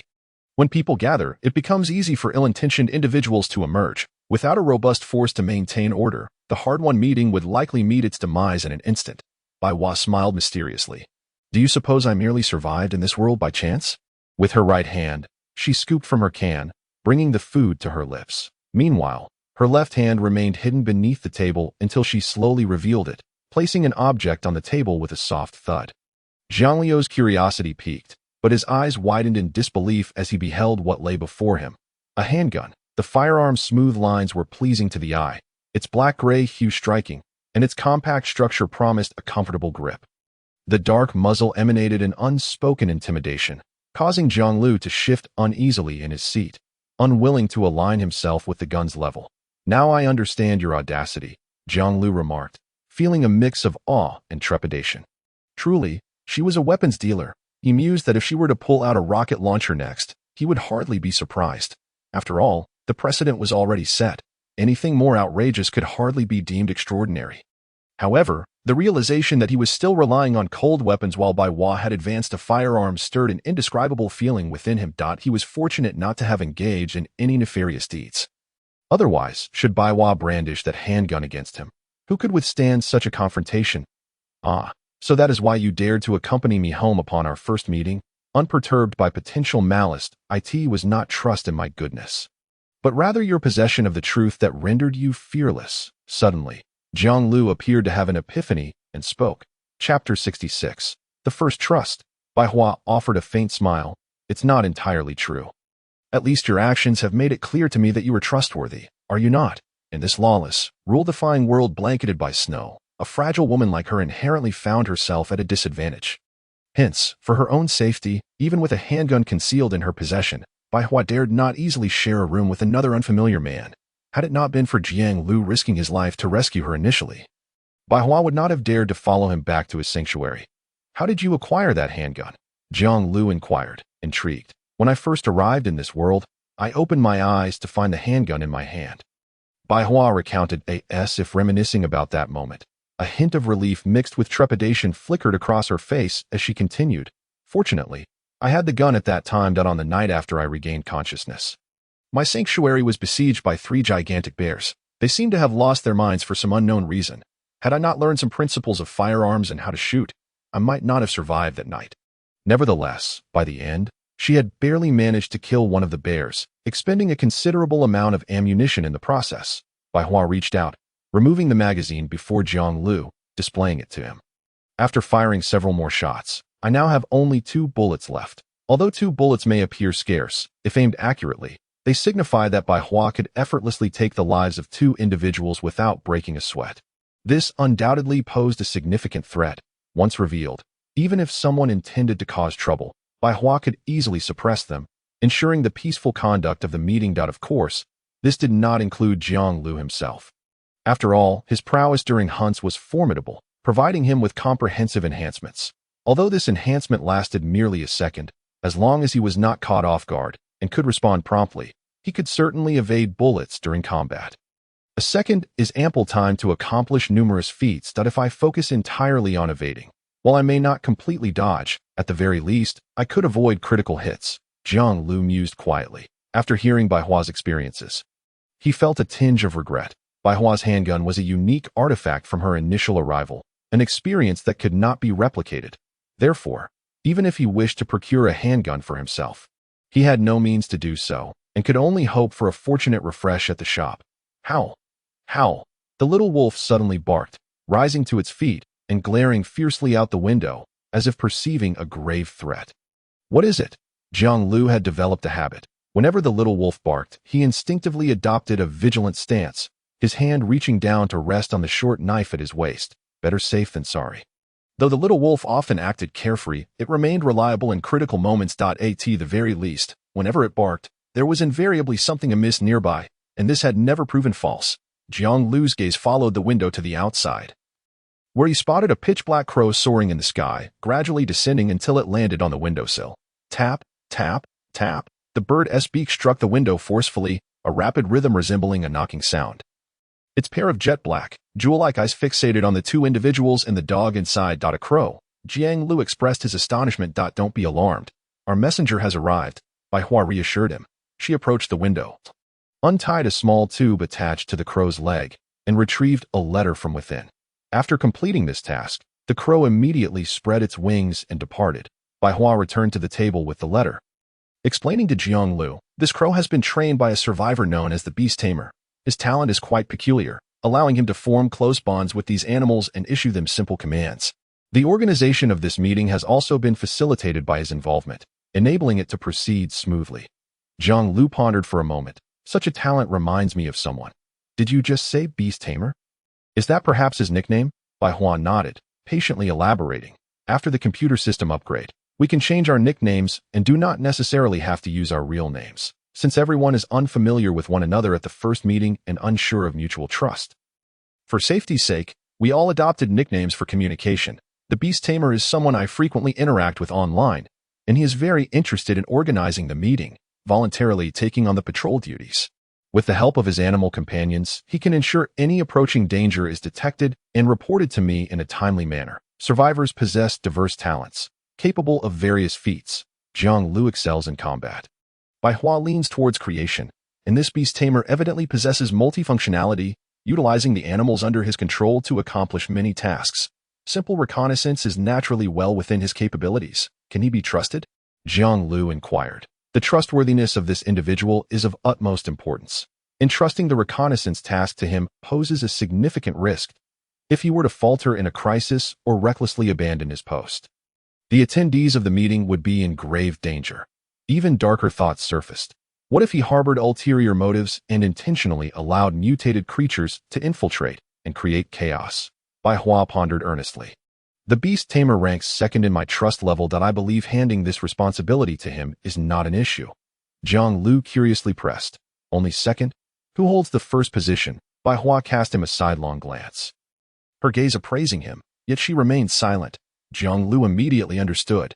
Indeed, he and Bai Hua were old acquaintances, having interacted on multiple occasions. Previously, he had saved her life in the lair of the red-eyed spider. If Bai Hua did not trust him, she would likely struggle to find another trustworthy ally. Look at how they could now share a meal at the same table. If Bai Hua were wary of him, she would not dare to remain so close. What does the letter say? Jiang Liu urged. Bai Hua opened it, and moments later, her expression darkened. There has been an unexpected development. The beast tamer's letter states that the original location we selected for the meeting is no longer viable. We need to change the venue urgently. Chapter 67. Without entering the tiger's den, how can one obtain the tiger cub? Changing locations? That shouldn't be a significant issue, right? There are plenty of open areas around. We can easily find another spot to hold the meeting, Jiang Liu remarked. You're right. Bai Hua sighed. It was initially an excellent location, with a broad view and no risk of ambush, and escape routes were quite free. Even if something went awry, we could retreat quickly. However, for some unknown reason, several mutated creatures have appeared there, engaged in fierce combat, and it seems more are approaching from the surroundings. In this situation, despite the terrain's advantages, we must abandon it. Safety comes first. Everything else can be prioritized later. Jiang Liu agreed. Indeed, life. However, as he spoke halfway, he suddenly felt a sense of familiarity with the scene, opening his mouth to speak, yet finding himself momentarily at a loss for words. Bai Hua looked at him quizzically. What is wrong with you? Jiang Liu paused, seemingly recalling something. He slowly retrieved his leather map from his backpack and spread it out on the table for a detailed examination. Bai Hua curiously leaned over, observing as Jiang Liu placed his finger on a yellow question mark on the map, inquiring, the location you established for the meeting. Is it here? Bai Hua scrutinized the map closely and then replied. It seems to be. How did you know? That spot was a gentle hillside, devoid of trees for cover and lacking any appealing food sources, which should not have attracted mutated creatures that it was puzzling why they would abandon their nests to come here. Bai Hua complained incessantly, failing to notice the growing intensity of Jiang Liu's gaze, which eventually reflected a resolute determination as he solemnly spoke to her. Is that truly the best venue for the meeting? Without a moment's hesitation, Bai Hua replied, Of course, not only is it well positioned, but I also disseminated the information early and made arrangements with everyone. Changing it hastily would be quite troublesome. However, now that trouble was unavoidable. Given the danger there, she could not insist on keeping the meeting at that location and would instead look for a better spot. Jiang Liu, however, interrupted her. No worries, leave it to me. I will go there and take a look. Bai Hua was just him who advised changing the location for the meeting. As they traveled, Jiang Liu and Bai Hua clarified the matter of the supplies in the sanctuary. Although the map had been shown to the other party before, it was merely a fleeting glance, and coupled with Jiang Liu's lack of detailed explanation, Bai Hua did not possess a comprehensive understanding of the meaning behind the yellow question mark. However, upon hearing Jiang Liu's explanation, her eyes sparkled with excitement, akin to two little light bulbs. Are you saying that the safe containing over 10,000 winter coins was discovered in one of the 4 shelters? Indeed. Are you implying that the supplies within those shelters are abundant, perhaps even hiding several cans of tomatoes? Well, not exactly, but it's close enough. There is indeed a considerable amount of food. Then what are we waiting for? There's still some time before noon. We can leisurely scavenge and hold the meet up later. Upon hearing the mention of tomato cans, Bai Hua's excitement surpassed even Jiang Liu's. Scavenging was imperative, yet time was of the essence. Jiang Liu understood these mutated creatures far better than Bai Hua did. Encounters with clusters of mutated beings were not uncommon for him. This scene was remarkably familiar to Jiang Liu during his time at the treehouse shelter. He had encountered a similar situation. Someone had inadvertently stumbled upon that shelter, accidentally knocked over a pool of blood, which in turn attracted the mutated creatures lurking nearby. The likelihood of such an event occurring was indeed high. Thus, their actions needed to be swift. If they arrived too late, the food supplies within the shelter could be devoured by the mutated beings or entirely taken away by that intruder, leaving them with nothing but empty hopes. Moreover, while examining the map earlier, Jiang Liu realized that the treasure chest he had accidentally discovered after falling into the water last night was, in fact, one of the shelters. However, its supplies were cleverly concealed. Hidden beneath the riverbed, had he not fallen into the water, he would have never found it. Adding the 2 shelters he had previously discovered, this meant that this was the last one. If they missed this opportunity, it would be unlikely for Jiang Liu to scavenge such a large amount of resources comfortably in the future. Therefore, he was determined to seize this final shelter, just as his equipment had received a minor update. These creatures had presented themselves. It would be a pity not to test the strength of their weapons on them. Furthermore, with the little wolf able to go berserk, breaking through their encirclement should pose no problem. As for the injury on his left shoulder, it was not a significant concern. As long as he refrained from close combat, it shouldn't affect the wound. This operation, if successful, would yield a substantial bounty of supplies. And even if it failed, it would not threaten their lives. If he let this opportunity slip, he would surely regret it upon returning. Jiang Liu thought to himself. Beside them, the little wolf dashed about, emitting excited howls, prompting Jiang Liu to reach out and firmly close its mouth. Stop your howling. We are almost there. If anything happens, remember to alert us immediately. Understood? Especially you, Bai Hua. Your combat ability is lacking. So keep a close watch. If there's trouble, act swiftly and don't hide in the back. Take good care of her, and I assure you, your dog food will be plentiful, Jiang Liu instructed. Upon hearing this, the little wolf perked up, nodding vigorously, indicating its commitment to the task. After sliding across the icy surface for 15 minutes, they arrived at their destination. Have we received any messages? Jiang Liu asked Bai Hua. Intelligence was of utmost importance. According to the letter brought by the raven, there were at least a dozen mutated creatures engaged in battle in that area, making it exceptionally perilous. Thus, for the 2 of them to venture in and investigate would entail significant risk. A moment of inattention could result in being targeted by the mutated beings, leading to dire consequences. Consequently, Bai Hua had summoned the raven to utilize the letter and communicate with the beast tamer. Inquiring about the latest developments to determine their strategy. It's here, Bai Hua pointed skyward. A black-feathered raven spiraled down, landing precisely on a branch before them, carrying the latest intelligence within its leg-mounted message tube. Chapter 68. Fishing for Justice. The battle was nearing its conclusion, with the victorious party being a group of snow-white monkeys, known for their capricious tempers, often moving in packs to scavenge everything edible within their sight. Most crucially, they wielded weapons. During this skirmish, they brandished wooden clubs, shattering the skulls of over 10 mutated white wolves and a brown giant bear. Even the hawks circling above would be torn apart by their sharp teeth and claws if they dared to land. Bai Hua recounted the information contained in the letter. Snow-white monkeys.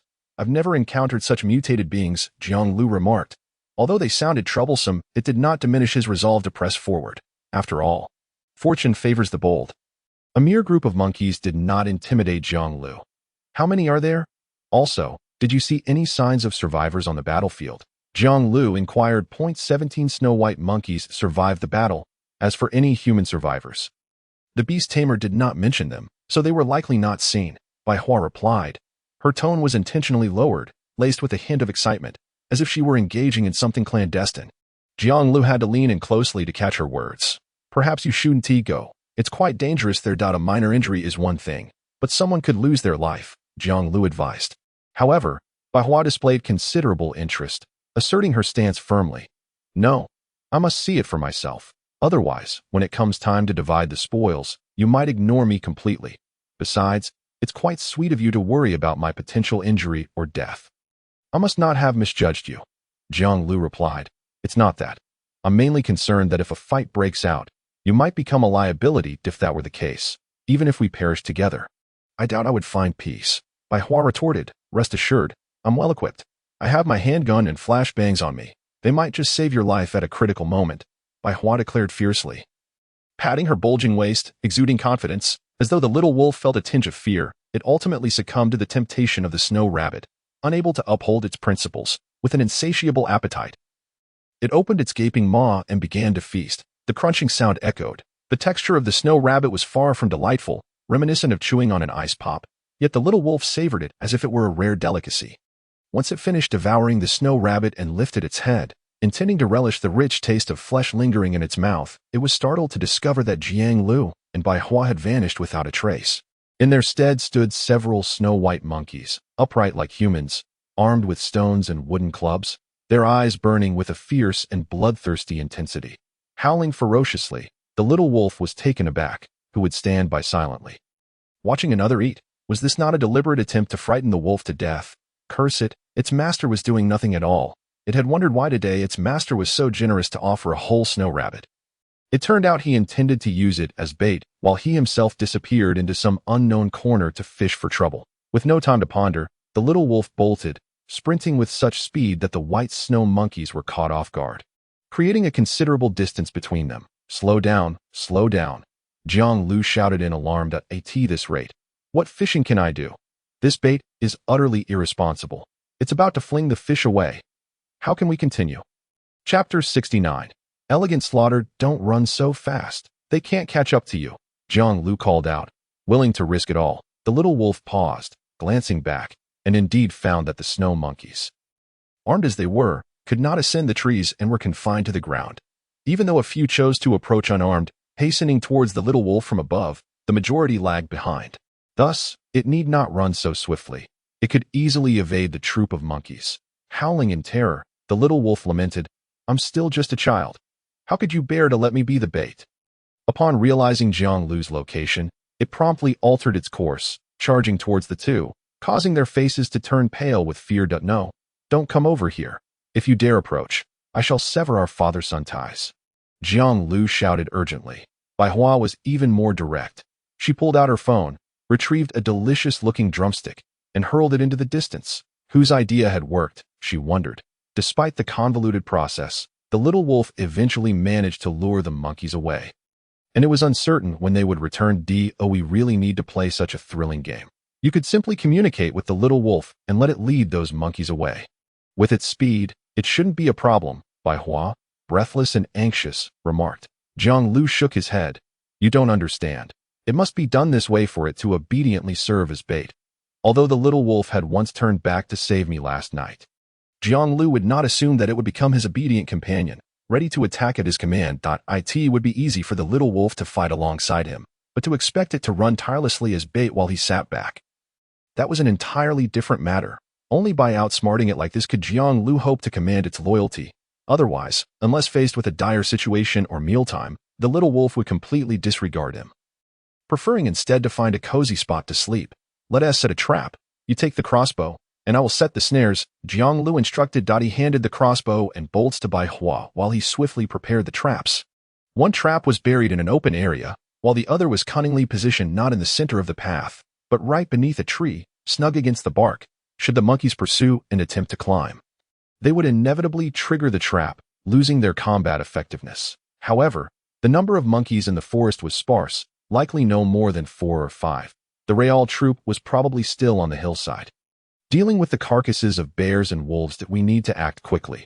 Otherwise, who knows if the supplies at the shelter will be ravaged, Jiang Liu said. Armed with a long gun, he and Bai Hua waited for 2 or 3 minutes until they spotted a white little wolf, moving at a leisurely pace, with 3 monkeys trailing behind. Meanwhile, 2 others clung to the trees, attempting to dive down at the little wolf, but it effortlessly dodged their advances with swift acceleration. Since we are pursuing speed, let's confront them head-on. You and I will handle 2 each, and the little wolf will take 1. After swiftly resolving this skirmish, we can check out the area over there. Though Bai Hua appeared gentle, her underlying character was quite fierce, and she boldly proposed this strategy. Jiang Liu hesitated for a moment before agreeing. All right, but don't overexert yourself. If it becomes too difficult, call for backup. As for the bullets, it's best not to waste them here. Bai Hua had a gun and flashbangs, and he had 2 moments of lethal strikes as trump cards. Yet, if they were forced to use these against merely 5 monkeys, Jiang Liu felt they might as well head home to wash up and rest rather than target the last shelter. Whoosh! While the little wolf continued running, it suddenly heard the sound of an arrow being released, followed by the anguished cries of the monkeys and Bai Hua's excited exclamation, "Yes, hit! Don't get too cocky. Hurry and load the crossbow." Jiang Liu quickly reminded her, primate species possess a degree of intelligence, especially these mutated monkeys. Whether this mutation enhanced their brains, making them more cunning and even able to wield weapons, was uncertain. 1 monkey, brandishing a wooden club, charged at Bai Hua, who was still loading the crossbow, seemingly aiming for a decisive blow. Yet, halfway there, snap, the trap suddenly clamped shut beneath the snow, ensnaring its left leg. Bai Hua's movements accelerated in that instant. Her earlier clumsiness had been a ruse. A master of metal. How could she not know how to load a crossbow? Possessing a measure of intelligence, albeit not much, she aimed the bolt at the shrieking monkey, coldly assessing the situation before pulling the trigger. Whoosh! In an instant, blood splattered. She efficiently dispatched 2 opponents without a hint of unnecessary motion, only a cunning disguise to deceive her enemies, leading them straight into this deadly trap. Jiang Liu observed this spectacle, silently nodding in admiration. One could not deny that, compared to most, Bai Hua displayed remarkable composure, even elegance in her execution. The entire sequence flowed seamlessly, resembling a graceful dancer orchestrating death, rather than brutishly unleashing violence. He had initially worried about Bai Hua's ability to cope, but now he felt reassured, redirecting his focus towards the 3 remaining monkeys. Does this little wolf not know how to halt? It merely passes by without a pause, Jiang Liu thought, observing it howl and dash away, oblivious to its surroundings. Now he had no choice but to exert himself and resolve his share of the problem as well. Chapter 70. The Art of Deception. 3 monkeys were a trivial matter for Jiang Liu. Equipped with new gear, he felt an overwhelming surge of confidence, desiring not mere slaughter but a swift and unscathed victory. With a slight crouch, he stepped forward, thrusting his long gun as one of the white snow monkeys entered his strike range. Jiang Liu instinctively reacted, launching his attack without hesitation. The strike was akin to a dragon soaring forth, not overly forceful, yet striking with pinpoint precision.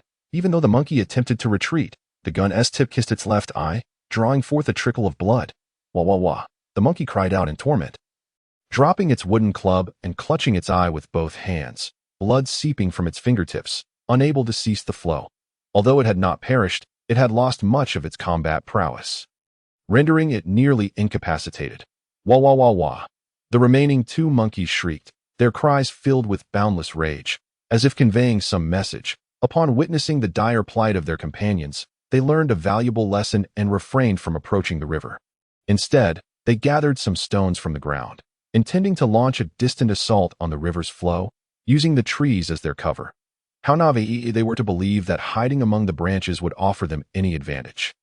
The river, upon observing their antics, made no move to pursue them. Instead, it stood its ground, seemingly inviting them to hurl stones at it, as if to say, "Let us see if you can inflict any harm."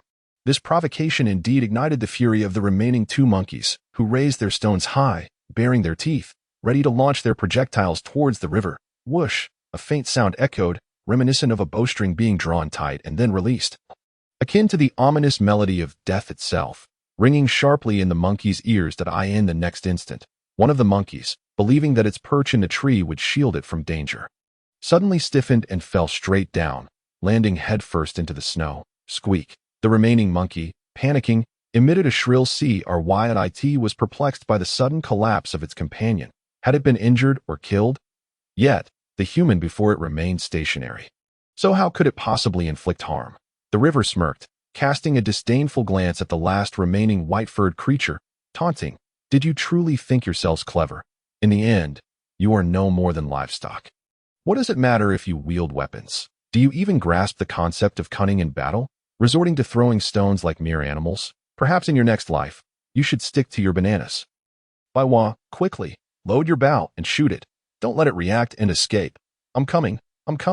This bowstring is heavy. Don't rush me." Baihua's voice rang out. The white snow monkey turned its head stiffly, as if it understood a part of the river's words.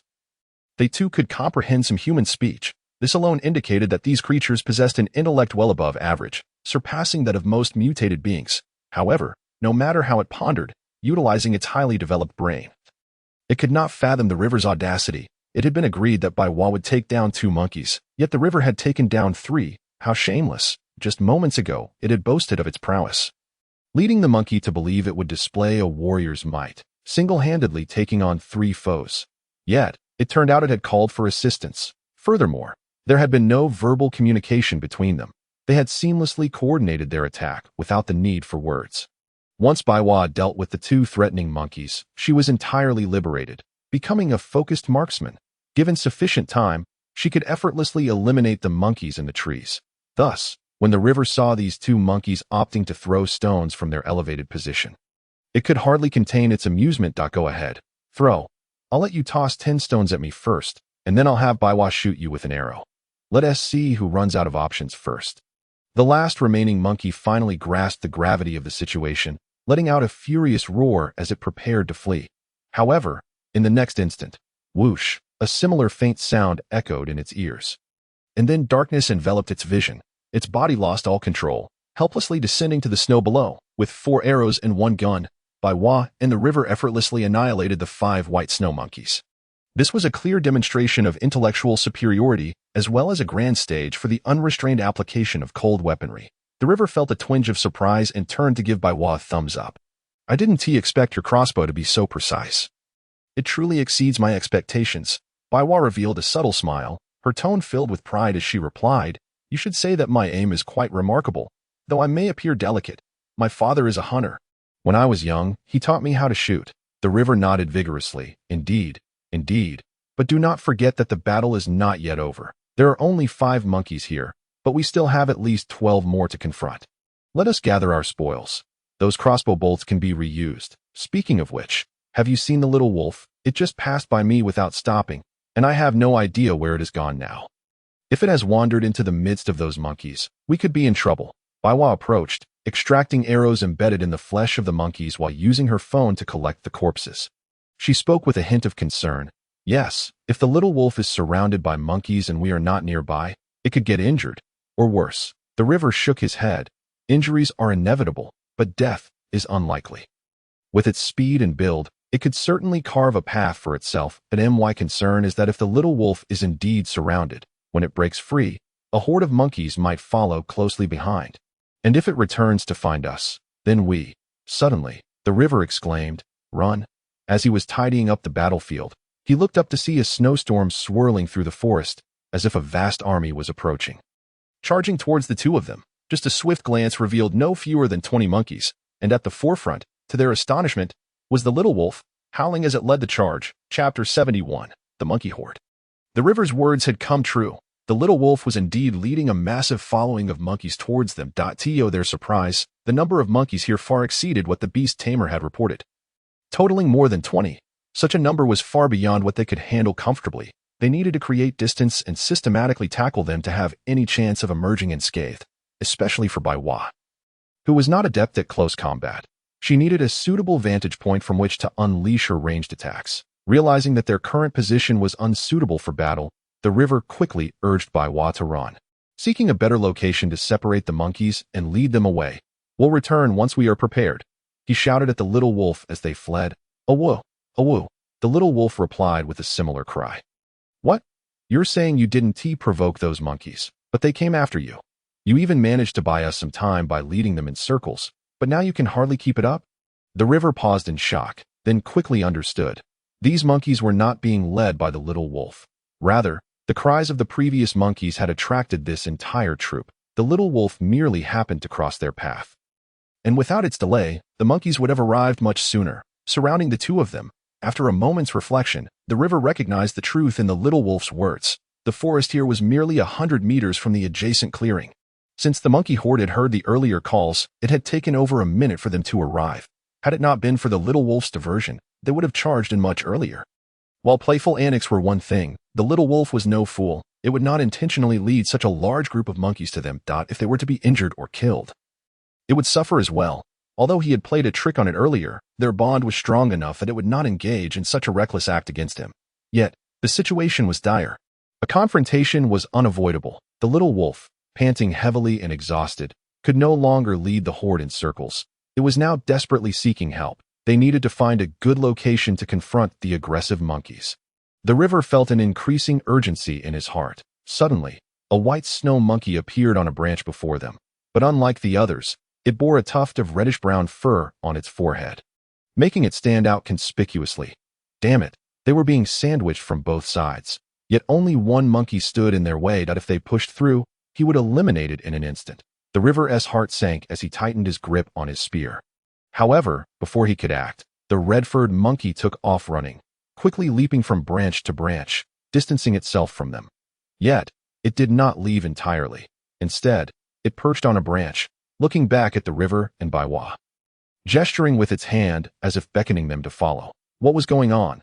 These monkeys certainly possessed intelligence, but whether this one was genuinely offering assistance or had ulterior motives was difficult to ascertain.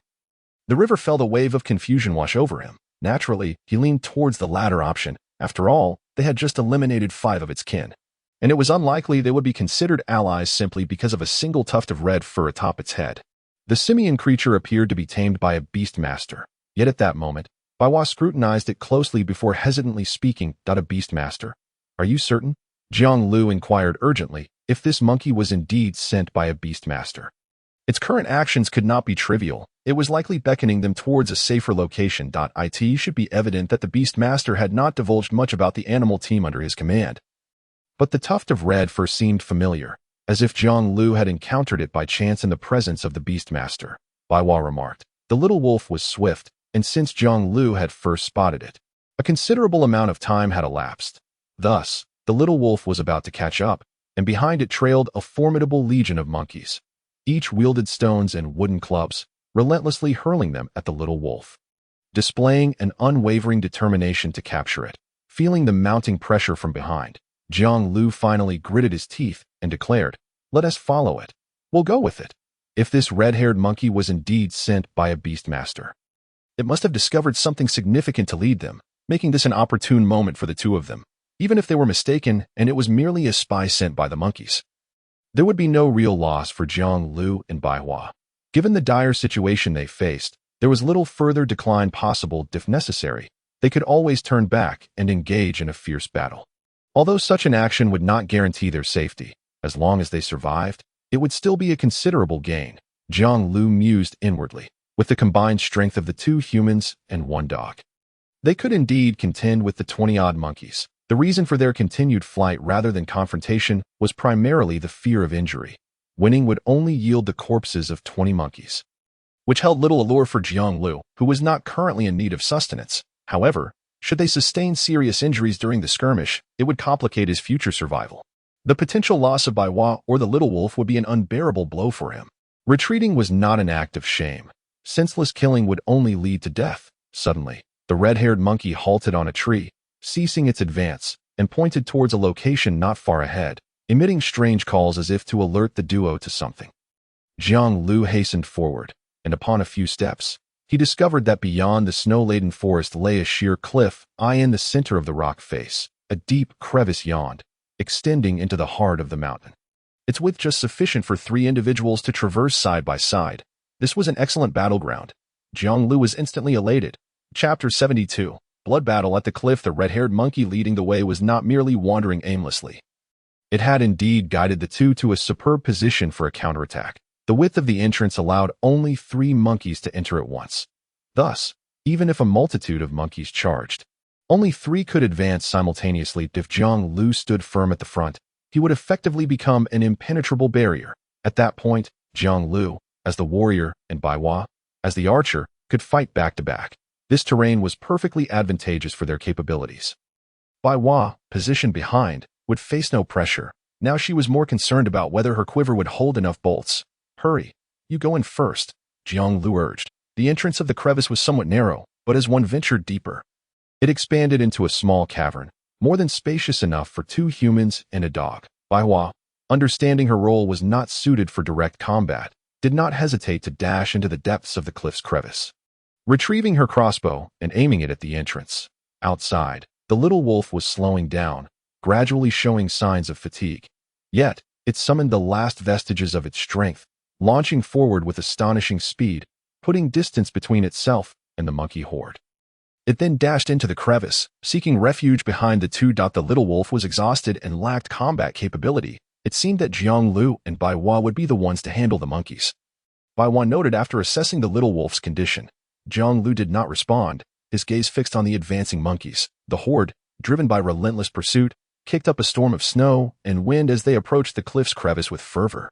These creatures possessed a degree of intelligence. They understood the use of tools and could analyze the advantages and disadvantages of their surroundings, noticing the crevice's narrowness, which could only accommodate 3 monkeys at a time. And spotting Jiang Liu, equipped with formidable weaponry, standing ready, the entire troop came to a halt, hesitating at the threshold of danger. Some of the bolder monkeys hurled stones into the crevice, but Jiang Liu merely stepped back a few paces, easily evading their projectiles. Occasionally, a stone found its mark, but it posed no real threat to him. The monkeys seemed to have reconsidered their approach, appearing to relent for the moment. It seems the monkey horde has decided to spare us. If we wait a little longer, they should retreat. Baiwa remarked that no. How could these monkeys let us go? Their hesitance to enter is merely a reflection of their cunning. They wish to avoid unnecessary casualties. Jiang Liu countered, holding a differing opinion as expected. The 2 waited within the cliff for a full 10 minutes without witnessing any inclination of the monkeys to depart. Occasionally, a few would wander off, but would soon return, bringing with them an abundance of wild fruits and pieces of flesh to share with their companions. Clearly, this monkey troop intended to engage in a war of attrition, while we have red crystals for warmth and sufficient food. Our time is precious and should not be squandered on these monkeys, Jiang Liu asserted. You're right. We have yet to scour the shelter and need to organize a meeting. Prolonging this standoff with the monkeys is unwise.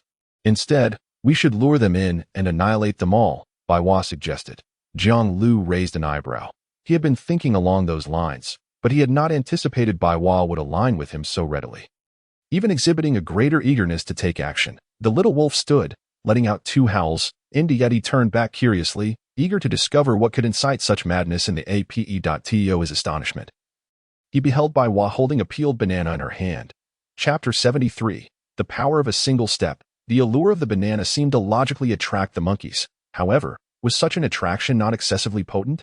It had even reached a level where a monkey would be willing to approach and meet its demise. Baiwa, slightly embarrassed, remarked, "I thought it wise to eat something first since we might not be able to fight right away. What if we get hungry later?" But who would have known he would come over upon catching the scent? "Don't look back at me. That monkey is practically in front of you." Jiang Liu, exasperated, turned his head back. In such terrain, he found no need to aim deliberately. With a swift thrust of his weapon, he unerringly struck the body of the ape. Crimson blood gushed forth, staining the pristine white snow beneath. Wow! Wow! Though this strike did not instantly kill the creature, the combined stimuli of blood scent and its companion's injury finally provoked the numerous onlookers among the monkeys to rush forward one after another. The injured ape, initially contemplating retreat, found itself compelled to inch closer to Jiang Liu due to the pressing crowd. Its gaze, once filled with urgency, now reflected a growing clarity mingled with a hint of terror, as if it were inching ever closer to its own demise. Finally, they came. As the horde of monkeys surged forth, Jiang Liu wasted no time and instantly activated his hunting prowess. In that fleeting moment, his strength, speed, and reflexes were tremendously enhanced. It felt as though an inexhaustible energy coursed through him, as though he were favored by the divine. With a jubilant roar, he lunged forward and delivered a powerful kick towards the advancing monkeys. Bang! The sharp edge of his protective gear collided with the foremost ape, fracturing bones and rupturing organs, rendering it nearly lifeless. Yet, the immense force did not dissipate. Instead, it propelled the unfortunate ape like a deflated balloon, violently crashing into the oncoming horde behind. Like a game of bowling, this unfortunate creature effortlessly knocked down a plethora of its fellow monkeys. Bang, bang, bang. In an instant, the narrow gap was filled with the limp bodies of fallen monkeys. What should have been a life-and-death struggle had been effortlessly quelled by Jiang Liu, as if the once formidable "what is this?" Curious, she picked it up and discovered it to be a white USB drive, with the character for winter engraved on its back. Its overall design bore no distinction from the black upgraded USB drive she had seen before. Could it be? A remarkable idea suddenly blossomed in Baihua's mind. Wait, stop. Look at this. She hurriedly stepped in to prevent a scuffle between a person and a dog, handing the USB drive to Jiang Liu for inspection. What is there to see? It's just a USB drive. Jiang Liu replied curtly, still seething with anger. Although he had put Little Wolf in a precarious situation, he had adhered to a moral boundary. He would never jeopardize Little Wolf's life. However, what about Little Wolf? This fellow harbored an extraordinary desire for revenge. What had he consumed to attract such a horde of monkeys to attack him? Had he not been astute enough to sense the danger? The battle could have ended in his demise or severe injury. Don't stop me. I must throw this guy out suddenly. Jiang Liu paused mid-charge, his thoughts interrupted. Wait, did you say USB drive? What USB drive? He abruptly halted, snatching the USB from Baihua and scrutinizing it closely, revealing the extraordinary nature of this white USB. Goodness, aside from its color, this USB is indistinguishable from the previous upgraded version, Jiang Liu exclaimed. The computer system could undergo further upgrades beyond its initial enhancement. Clearly, this white USB was the key to upgrading. Once utilized, it could elevate the computer system in their shelter to a new level. Oh, whoa! Little Wolf, shrinking his head, let out a cry, attempting to justify his previous actions. That's so. You're saying you went to that hillside, discovered a bounty of food, devoured it all, and then stumbled upon this white USB while searching?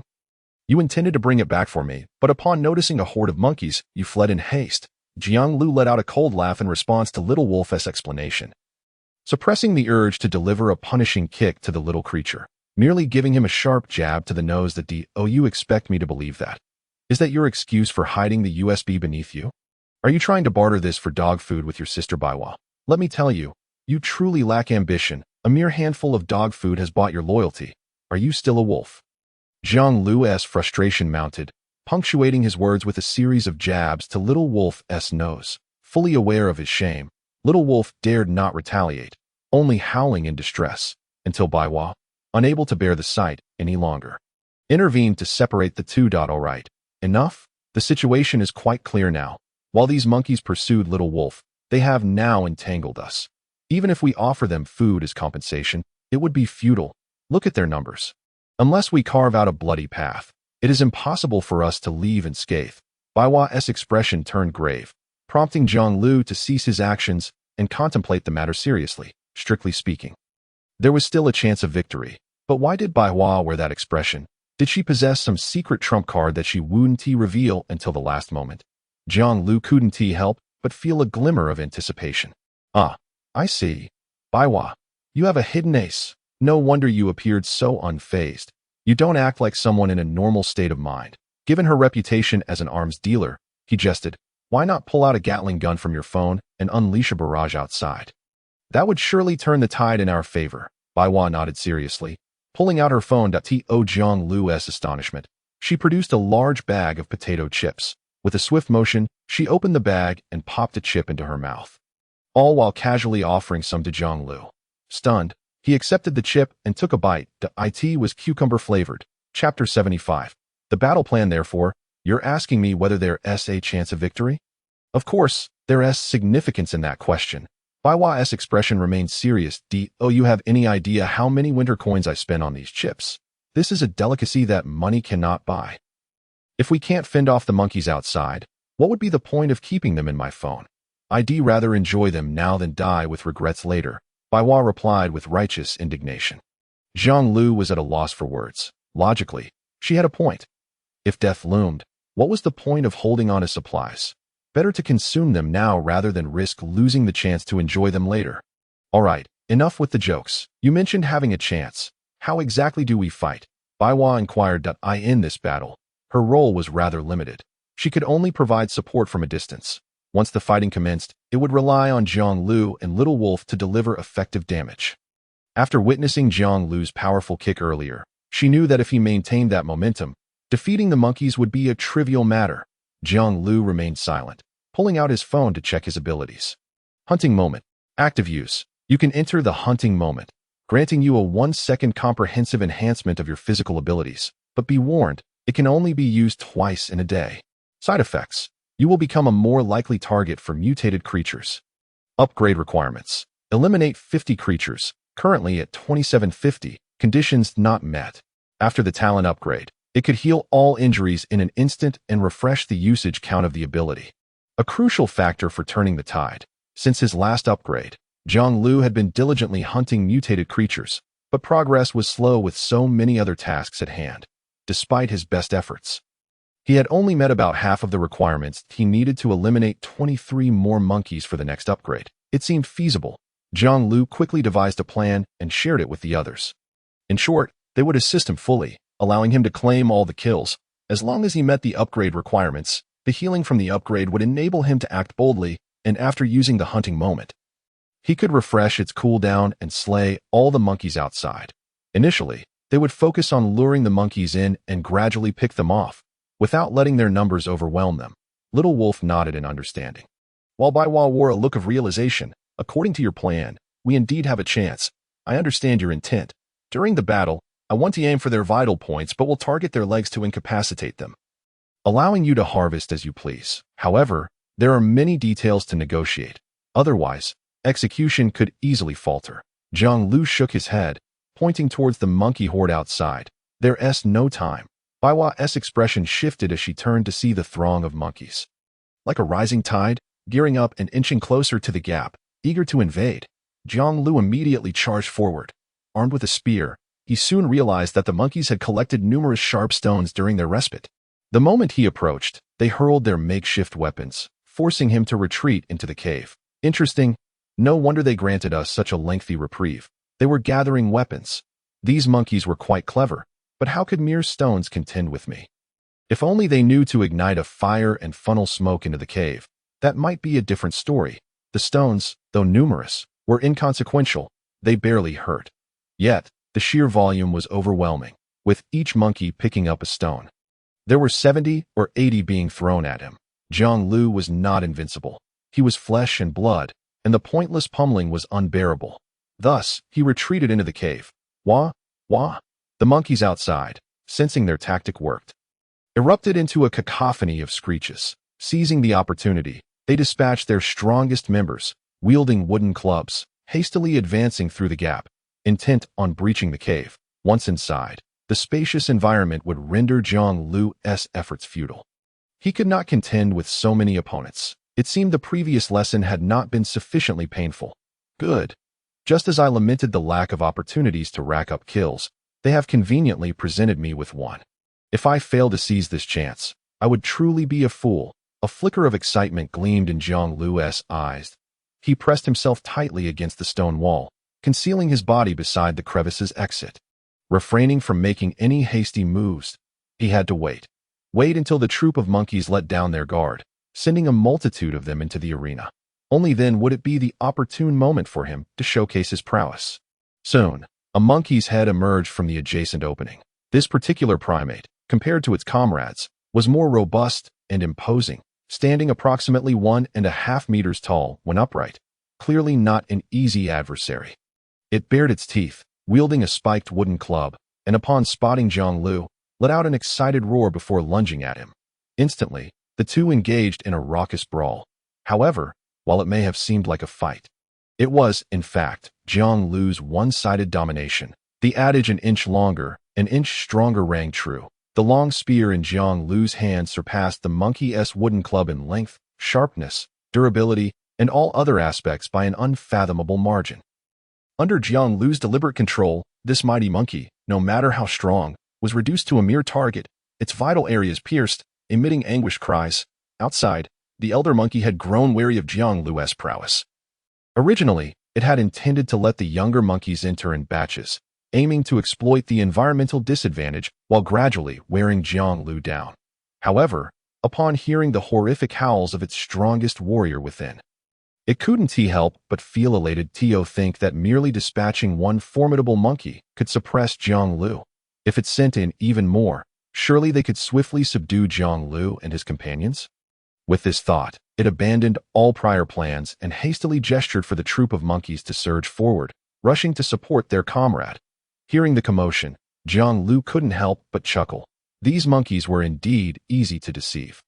Truly believing that a single monkey could engage him in a fair fight, he wondered how many more heads he could claim with another kick. Chapter 76. A repetition of old tricks. It was proven that even mutated monkeys still lacked the intelligence of humans. Jiang Liu merely employed a subtle stratagem, successfully inciting the monkey troop's fury, disregarding their previous constraints, and they eagerly rushed in. The crevice soon became crammed with monkeys clad in white fur. Their bodies pressed together like sardines in a can, swarming towards the depths of the cave. Almost there. After feigning a struggle with the monkey for a while longer, Jiang Liu decisively called for reinforcements. Whoosh! Suddenly, a crossbow bolt flew from the shadows, striking the monkey squarely in the chest. The jolt of pain significantly diminished its combat effectiveness, allowing Jiang Liu to ruthlessly pierce its neck in a few swift motions. Effortlessly claiming another head. Upgrade condition. Slay 50 creatures, currently 2850, not met. Without the need to waste extra time checking his phone, Jiang Liu silently counted down in his mind. Just 22 more to go. With a thrust of his spear, he swiftly retrieved it, paying no mind to the lifeless monkey at his feet, and quickly advanced to the crevice's exit. Wow! Wow! Wow! Instantly, a cacophony of monkey screams erupted, accompanied by waves of nauseating breath wafting toward him. The foremost monkeys, spewing saliva, nearly splattered Jiang Liu's face, their ferocious snarls and glaring eyes etched vividly in his memory. Observing them at such close range, he found their appearance thoroughly repulsive. With a cold chuckle, he thought, it was time for the hunt. Without holding back, now was the perfect moment to unleash his trump card. A surge of power coursed through Jiang Liu's entire being, like a tidal wave washing over his limbs, bestowing upon him an unbelievable enhancement in every aspect. Each time he activated the hunt moment, Jiang Liu couldn't help but marvel at the magnificence of this power if he could maintain this state for just a minute. He was confident that he could single-handedly and unscathed vanquish this horde of grotesque, white-furred beasts. Alas, it lasted only a second, yet it was more than sufficient to dispatch a good number of the white-haired monkeys. At that moment, the strength in Jiang Liu's right hand surged to astonishing heights. He twisted his wrist, altering his grip on the spear, positioning his legs with one in front and the other behind, slightly lowering his center of gravity. Then he swiftly advanced 2 steps, crossing his legs, bending low to transfer his weight, and with an unimaginable force, hurled the tightly gripped spear forward. Whoosh! Whoosh! In that instant, the spear emitted a piercing sound as it cut through the air. Its speed so rapid that it left no opportunity for reaction, almost instantaneously traveling from the crevice's exit to the entrance. Splat! Blood sprayed, nearly staining the entrance red. Many monkeys traversing the crevice, unable to see their enemy, could only glimpse the back of the monkey ahead. The next moment, the spear descended upon them like the grim reaper, swift and lethal that a mere brush resulted in grievous injuries, while those struck in vital areas fell dead on the spot. In less than a second, the once thriving troop of monkeys suffered catastrophic losses, with a rough count indicating at least 20 had fallen. Wow! Wow! Wow! Just a moment ago, the monkeys had been exuberantly rallying to charge into the cave, intent on exterminating the enemy who dared to steal their food. Yet, in the next instant, Their triumphant cheers escalated into frantic, terrified screams. Some fortunate monkeys, clinging to the crevice's edge, managed to escape, but upon witnessing the corpses of their comrades surrounding them, they were left disoriented, screaming in desperation to flee the scene. Outside, those monkeys yet to enter the crevice could only witness a blood-red spear suddenly erupting, striking a tree trunk with a resounding thud.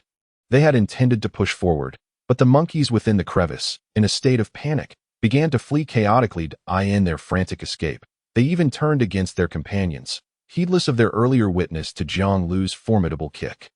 Yet now, witnessing his unparalleled success once more, Bai Hua couldn't help but widen her eyes in disbelief at the scene unfolding before her. Without having engaged in a formal confrontation, the monkey troop seemed to be on the verge of collapse. All of this chaos had stemmed from Jiang Liu's single spear throw. This was simply too surreal. How could one possibly equate such a ruthless talent with my metallic combination in the same lottery machine? This damned computer was exceedingly unfair. I demand a rematch. At this moment, Bai Hua's envy reached its zenith. Such a talent was undeniably extraordinary. Even if she had to consume 10 cans of tomatoes in one go, she would covet such a gift. Outside, the elder monkey, witnessing the elite troops he had dispatched being utterly routed by Jiang Liu in less than a second, felt a surge of anger. These wretched creatures, so eager when it came to bananas and peaches, now faltered at a critical moment, easily subdued by the enemy's single strike. Wow, wow, wow. With little time to ponder, he promptly took to the field, issuing commands in an attempt to regroup and once more confront Jiang Liu. Xiaolang, hold your ground. Don't let them breach our defenses. I have matters to attend to first, Jiang Liu instructed Xiaolang, retreating immediately. Without the ability to use the hunt moment, it was prudent to let Xiaolang serve as a meat shield for the time being. Quickly checking his phone, Jiang Liu gasped in astonishment. Upgrade condition, slay 50 creatures, currently 4350, not met. Good heavens! What a revelation! That single throw of his spear had directly felled 15 monkeys, and those injured were not even counted. But surely there were at least 10 more? This meant that with just one strike, he had taken down over 20 monkeys, accounting for a third of their total number. Such a terrifying efficiency in slaughter. If Jiang Liu had the strength for a few more throws, the remaining monkeys would surely surrender without a fight, retreating to their corners without offering their heads as tribute. With just 7 more monkeys needed to upgrade his talent, this was easily manageable. Xiaolang, control them a bit and let some of the injured monkeys slip through for me, Jiang Liu called out. Chapter 77. The second talent upgrade. The monkeys trapped in the crevice, faced with the threat of death, became frantic and disoriented. Some scrambled to the sides. The fortunate ones escaping outside found fleeting solace in the familiar embrace of nature, only to be reprimanded by the elder monkey, who commanded them back into the fray. The unfortunate ones who managed to break free encountered a mutated white wolf, several times their size, its claws sharp and eyes bloodthirsty, effortlessly injuring any monkeys that dared to approach. With a gentle nip, it tossed them back toward Jiang Liu, who then easily trampled them underfoot, claiming head after head. 3, 2, 1. Good. Enough of the heads. You can handle the rest yourselves, Jiang Liu silently counted in his mind. And upon meeting the necessary condition, he immediately called for Xiaolang to halt. He glanced at his phone. Hunt moment. Active use. You can enter the killing moment, thereby obtaining a comprehensive enhancement of your physical attributes for 1 second. However, be mindful that it can only be used twice within a single day.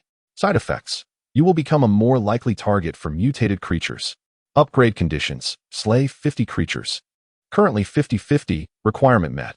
Consume 500 winter coins to access the upgrade page. You confirm. Damn, the last time it was only 50 winter coins, and now it demands 500 coins. Truly heartless. Jiang Liu cursed under his breath, yet his body was honest, obediently confirming the upgrade. Instantly, 3 choices appeared on his phone screen. A-class upgrade. You pursue a one-hit kill, becoming a true assassin in the shadows. Upon activating the killing moment, your speed and stealth will receive a significant boost, though enhancements in other aspects will diminish. Note, with enhanced stealth, you will no longer easily attract the wrath of mutated creatures.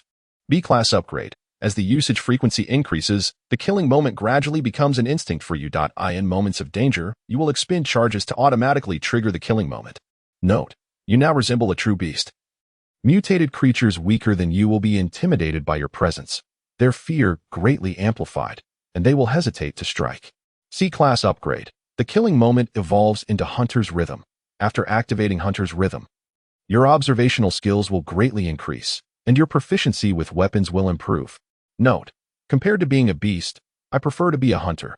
However, be aware that once you lose your weapon, the distinction between a hunter and an ordinary person may become negligible. As before, there were 3 options, each with its pros and cons under normal circumstances. Jiang Liu would carefully deliberate to ascertain which choice would maximize his gains.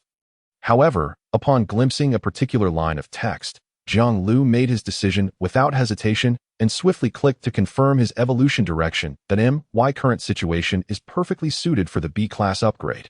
Jiang Liu rejoiced internally. The automatic triggering mechanism mentioned in the B-Class upgrade was incredibly powerful, something he had long desired. It could activate the killing moment in the event of an ambush. When he had no time to react, in other words, it served as a de facto life-saving charm. As long as Jiang Liu had one charge of the killing moment available, he could avoid the fate of dying unexpectedly while traversing the streets. Moreover, the crucial line below was even more significant. Mutated creatures weaker than you will be intimidated by your presence, their fear greatly amplified, and they will hesitate to strike. What does this imply? It is akin to wielding a divine artifact in the face of a group of weaker beings, especially when confronted with multiple foes, setting everything else aside. Just like now, Jiang Liu was besieged by a throng of snow-white monkeys. And this so-called intimidation would prove exceptionally effective. It would render his adversaries hesitant and unable to unleash their true strength. He could seize this opportunity to unleash a slaughter, successfully annihilating this pack of white-furred beasts. Invincible. This moment is truly invincible. Jiang Liu's body shimmered with a white glow as the serious wounds on his shoulder and various minor injuries gradually healed, clearly undergoing the evolution of his talent. Awoo! Awoo! Meanwhile, the little wolf was struggling and let out a series of howls. Despite having entered a state of frenzy, transforming into a robust and imposing snow-white wolf, it was overwhelmed by the relentless waves of monkeys, intent on wearing it down through sheer numbers. How long could it endure this? After battling with these monkeys for some time, tufts of its fur had been torn out, causing it to howl in pain. Thus, before Jiang Liu could finalize his talent upgrade, it was forced to yield, allowing some less formidable monkeys to enter, so that Bai Hua, the archer, could assist. Yet Bai Hua was just one person, even with a crossbow in hand. How could she contend with such a multitude of monkeys? Soon, the little wolf was compelled to retreat to protect Bai Hua, ensuring that this benefactor who provided it with food would not suffer injury or death. However, while this action safeguarded Bai Hua, it left the exit unguarded.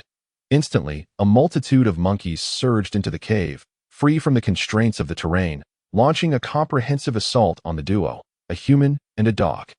The adage 2 fists cannot defeat 4 hands epitomized by Hua and the little wolf's current predicament. Awoo! The little wolf roared, relying on its imposing stature and sharp claws to charge through the monkey horde, often claiming the life of at least one monkey with each movement. However, with each strike, it would be met with the attack of 3 or 4 wooden clubs and a barrage of stones.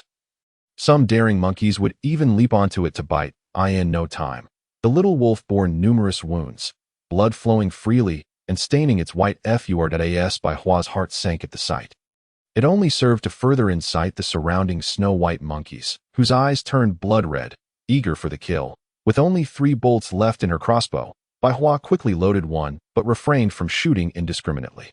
Instead, she waited until a monkey lunged at her before taking it down midair. However, this approach inevitably left her in a vulnerable state, unable to fire for a short while to the left, a monkey seized upon this opportunity, pouncing toward her. Now was the perfect moment for it. As the little wolf was preoccupied and Bai Hua was defenseless, by the time she reacted and reached for her pistol, it was already too late. Feeling the breath of death upon her, Bai Hua's face turned pale. What the hell? Why are you still posturing in front of me? Kneel down immediately. A booming voice suddenly resounded nearby. Chapter 78. Intimidation. Jiang Liu's roar echoed. Facing a life-and-death crisis, upon hearing Jiang Liu's words, Bai Hua felt an urge to kill him. Big brother, a monkey is about to leap onto my face, and you're just standing there talking? Could you please move and give it a kick? This monkey was not a pet.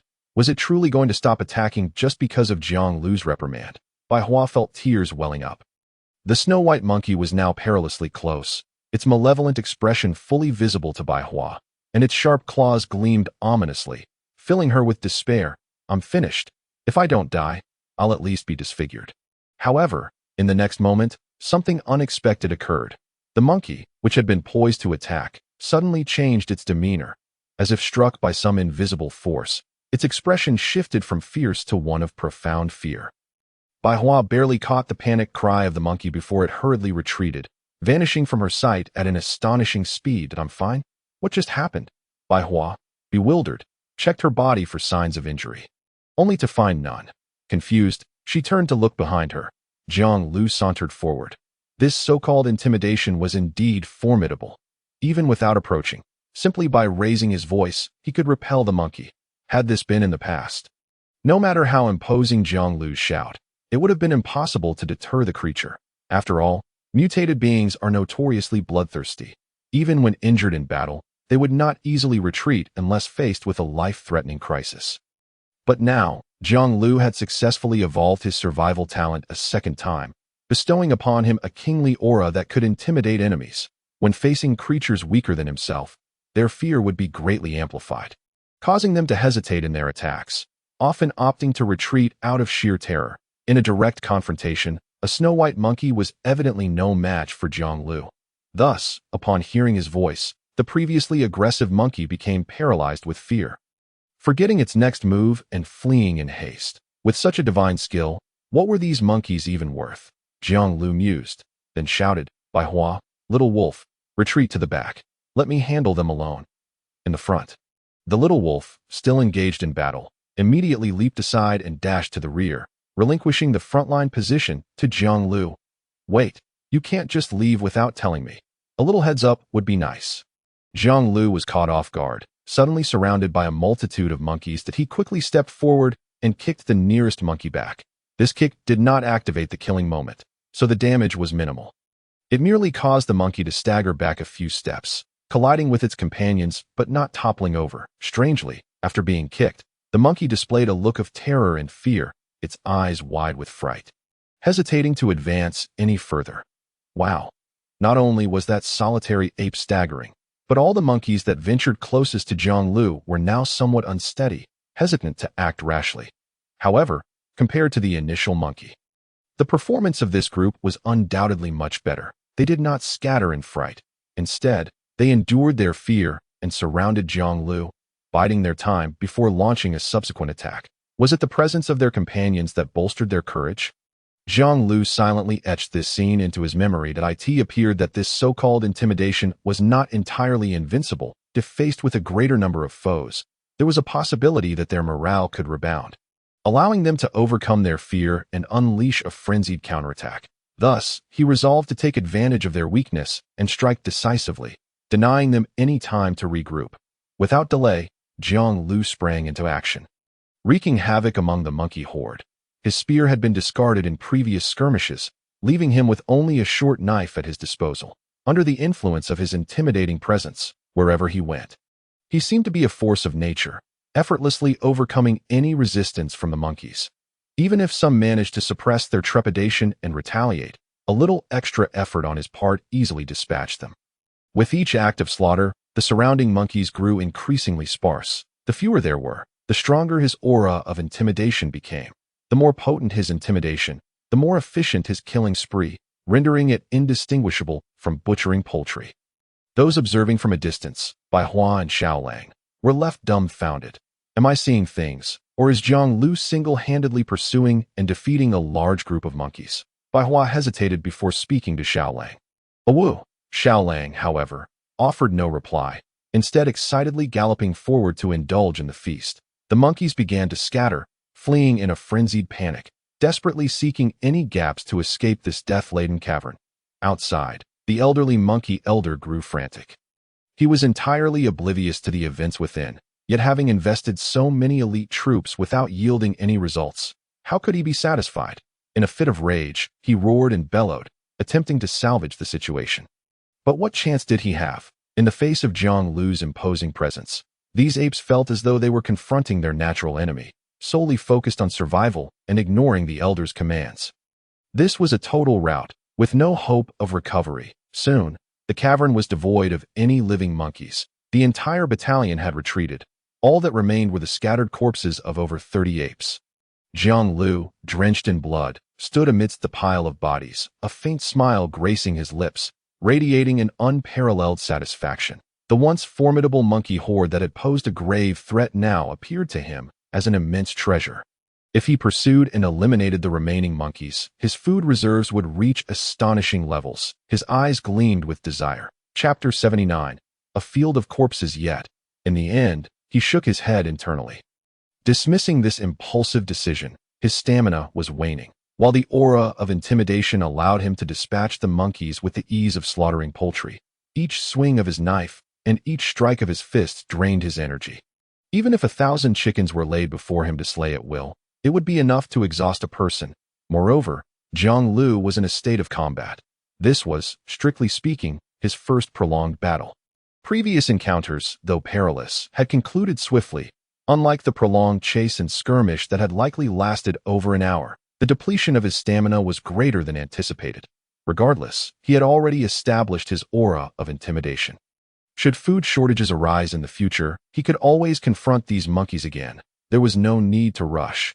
Panting heavily, Jiang Liu gradually lowered himself to the ground. Bai Hua was in a slightly better state.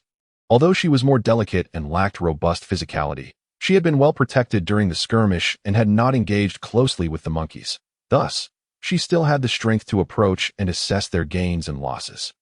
We actually killed 37 monkeys, and that doesn't even account for the corpses outside. This number is utterly astonishing. In terms of Han Dong coins, that's at least 2,000, possibly nearing 3,000. What an immense fortune. As for losses, only 3 crossbow bolts were unaccounted for, which could easily be overlooked in light of such a significant gain, and this was merely the result of a chance encounter. Why not forego the gathering and enlist the beast tamer to locate the animal herds? I can replenish our supplies, and you and Xiao Lang can take the lead. We can hunt daily from now on. At this rate, it won't be long before we can all move into a warm, cozy house. Bai Hua was positively elated. It was shocking to realize that this unexpected clash with the Bai Shuem monkeys had yielded a minimum of 2,000 Han Dong coins. Even though she hadn't contributed much, she would still receive 300 to 400 coins. What an incredible efficiency, far superior to rummaging through houses or scavenging discarded items. It was no wonder she was so thrilled as to voice such thoughts. It all came down to Jiang Liu. This guy was simply a monster. How did he manage to navigate through the monkey horde, slaughtering them without sustaining a scratch? It seemed his second upgrade had bestowed him with an immensely powerful skill. Xiao Lang's transformation was equally astounding. Despite resembling a harmless, fluffy puppy, how did he suddenly grow several times larger, becoming a fierce, bloodthirsty beast? Bai Hua was deeply intrigued by these developments. However, she was no fool. She knew what to inquire about and what to avoid. Therefore, in the absence of Jiang Liu's voluntary disclosure, she wisely chose to remain silent. Jiang Liu forced a wry smile, feeling his limbs ache and grow heavy. A clear consequence of his recent frenzy of slaughtered as for actively hunting and dismantling these beast dens. That thought hadn't crossed his mind. If it were a matter of opportunity, where a plethora of wild beasts conveniently presented themselves, he would undoubtedly seize the chance without hesitation.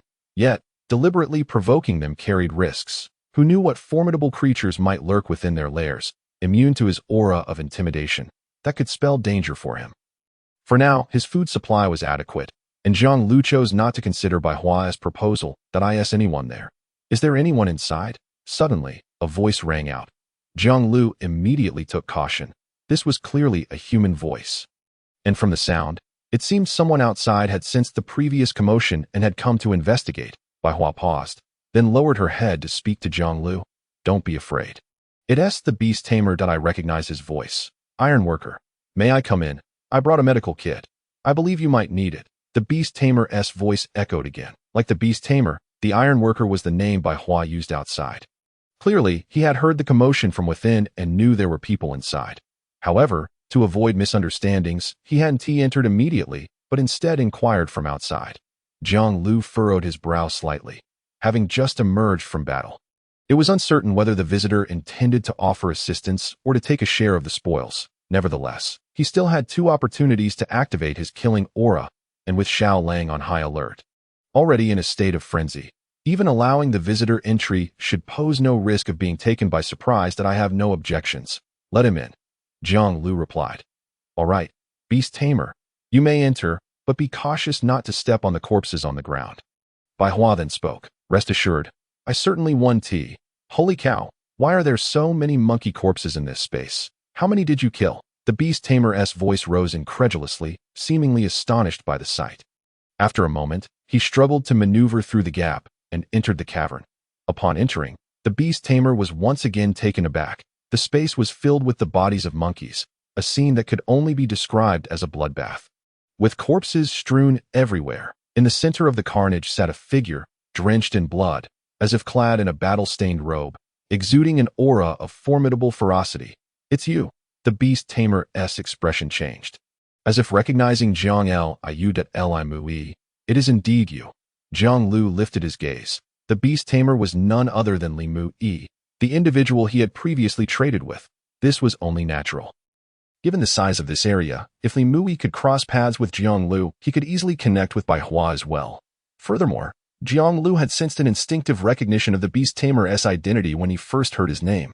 Ah, it turns out to be Brother Jiang.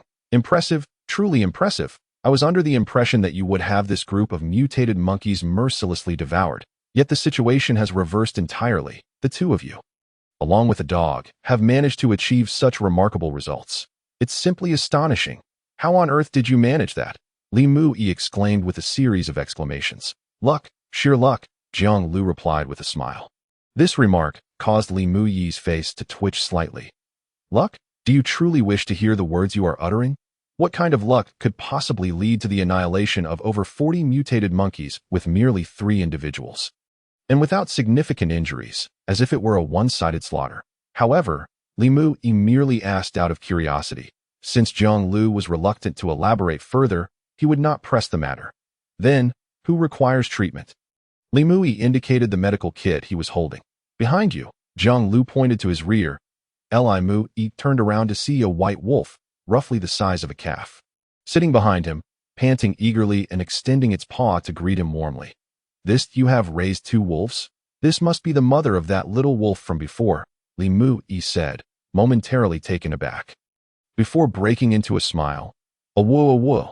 Upon hearing this, the little wolf expressed its dissatisfaction with a series of growls. What is this? Just a few days ago, when I was with you, you fed me a chicken leg. Has your memory deteriorated so greatly? It's only been a few days, and now you act as if you cannot recognize me. It is indeed the one I sent to you previously.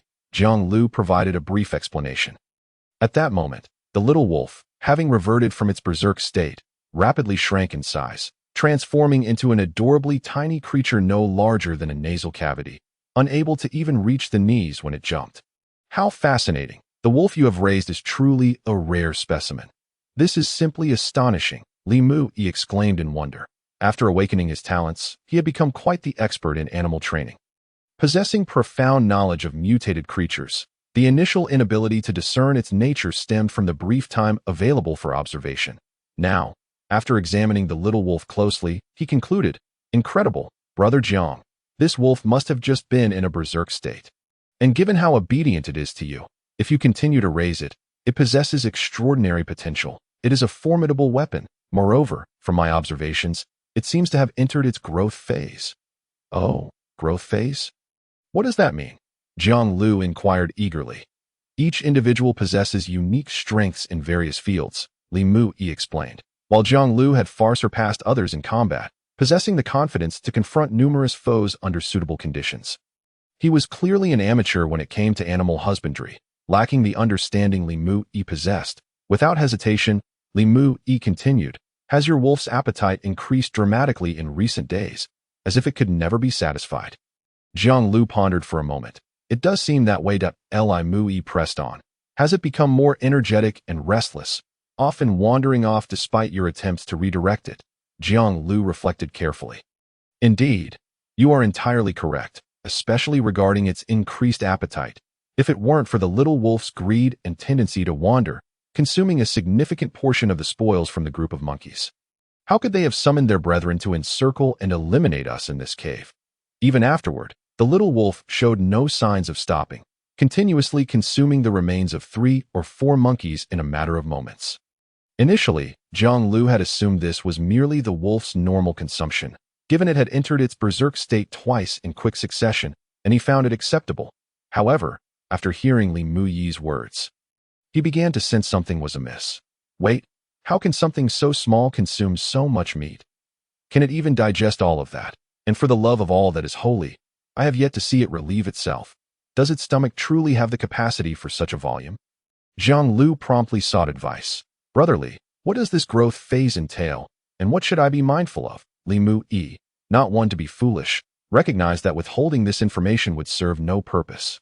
If he sought compensation now, it might lead to a perception of inferiority from the two. Even if he succeeded in securing some resources, antagonizing them was not a wise choice, given their immense combat prowess.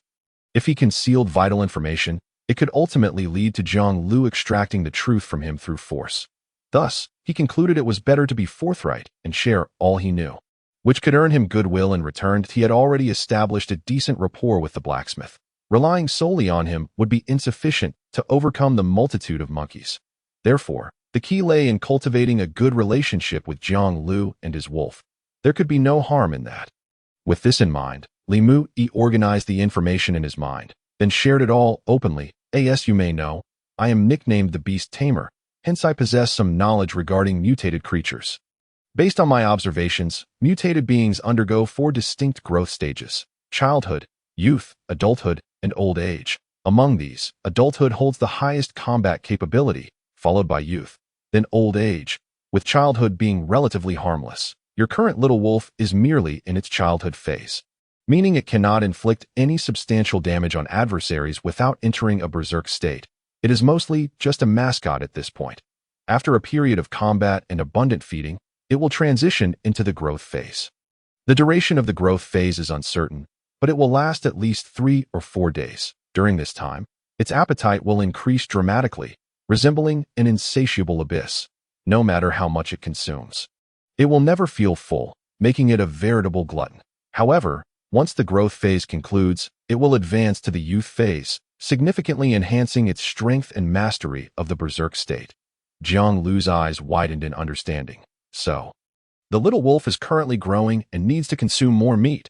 Li Muyi's lips twitched slightly. That is indeed a simplistic interpretation. Furthermore, as its provider, your relationship with it will deepen as it matures, potentially leading to a sense of dependency on you. What amount of sustenance is required for it to grow successfully? Bai Hua, intrigued, interjected. She found the fluffy little wolf quite endearing that if circumstances permitted in the future, she wished to adopt one as a companion, serving both as a guardian and a source of comfort. That is difficult to ascertain, as my research on mutated creatures has not spanned a long duration. Li Muyi replied. However, generally speaking, the more pronounced the bloodline, the longer the growth phase will last, necessitating a greater intake of flesh and blood. Bloodline? Jiang Liu inquired with curiosity. Li Muyi patiently explained. Have you noticed that these creatures are referred to as mutated beings because they exhibit peculiar traits, as if altered? For instance, the mutated white wolf can enter a berserk state, enhancing its strength and sharpness. Similarly, the mutated brown bear possesses an astonishing sense of smell. Any trace of blood nearby will attract its attention immediately. There are countless other examples, such as the terrifying vision of mutated hawks, the incredible intellect of mutated monkeys, the exceptional speed of mutated snow hares, and the cunning of mutated white jackals. The list goes on and on. Both Jiang Liu and Bai Hua contemplated this, recognizing the truth in Li Muyi's observation. Particularly Jiang Liu, who had encountered mutated beings frequently, had developed his own insights on the matter. Why are the creatures here so different from those on Earth? That question eludes my explanation, as I too am unaware of the reasons. Different species exhibit distinct directions of mutation. From my observations, even among the same type of mutated beings, there can be variations in the degree of mutation of this. I am certain. Li Muyi called out a few times towards the crevice, and moments later, a wolf with pure white fur slowly squeezed through, appearing before them. The little wolf instantly perked up, thrilled to encounter a fellow creature, especially one so harmless. It eagerly wagged its tail and rushed forward to play. However, while this white wolf was larger than the little wolf, it appeared somewhat timid.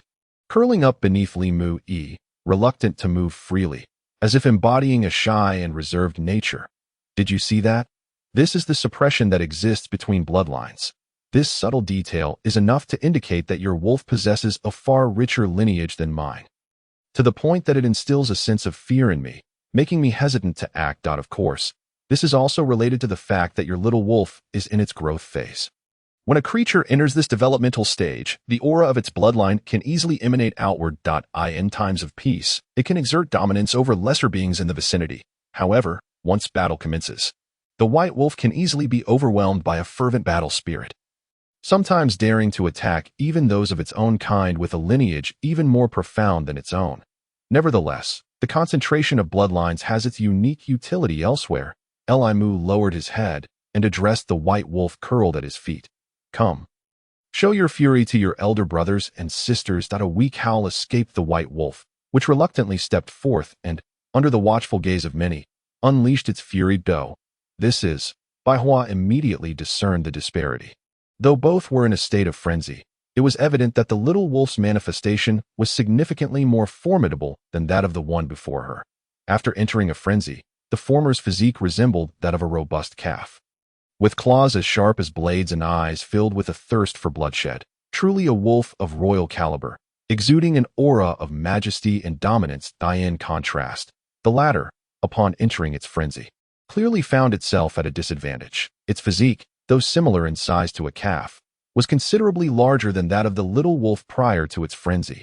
Now, post-frenzy, they barely matched. Furthermore, its claws appeared less sharp, its limbs somewhat feeble, and its murderous intent lacked depth, exuding a hint of timidity, as if its entry into frenzy was not voluntary, but rather coerced. Li Mu slapped his forehead.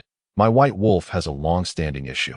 Its temperament is too gentle, reluctant to engage in battle. That is why I could easily reach an agreement with it, fostering a mutually beneficial relationship. However, you should now be able to perceive the disparity between the two, right? Although we merely caught a fleeting glimpse moments ago, it is clear that your little wolf possesses immense potential. In terms of bloodline, temperament, and other aspects, it is of superior quality, to put it bluntly. If it were not in your hands, but rather in someone else's, I would certainly devise a scheme to covertly seize it for myself.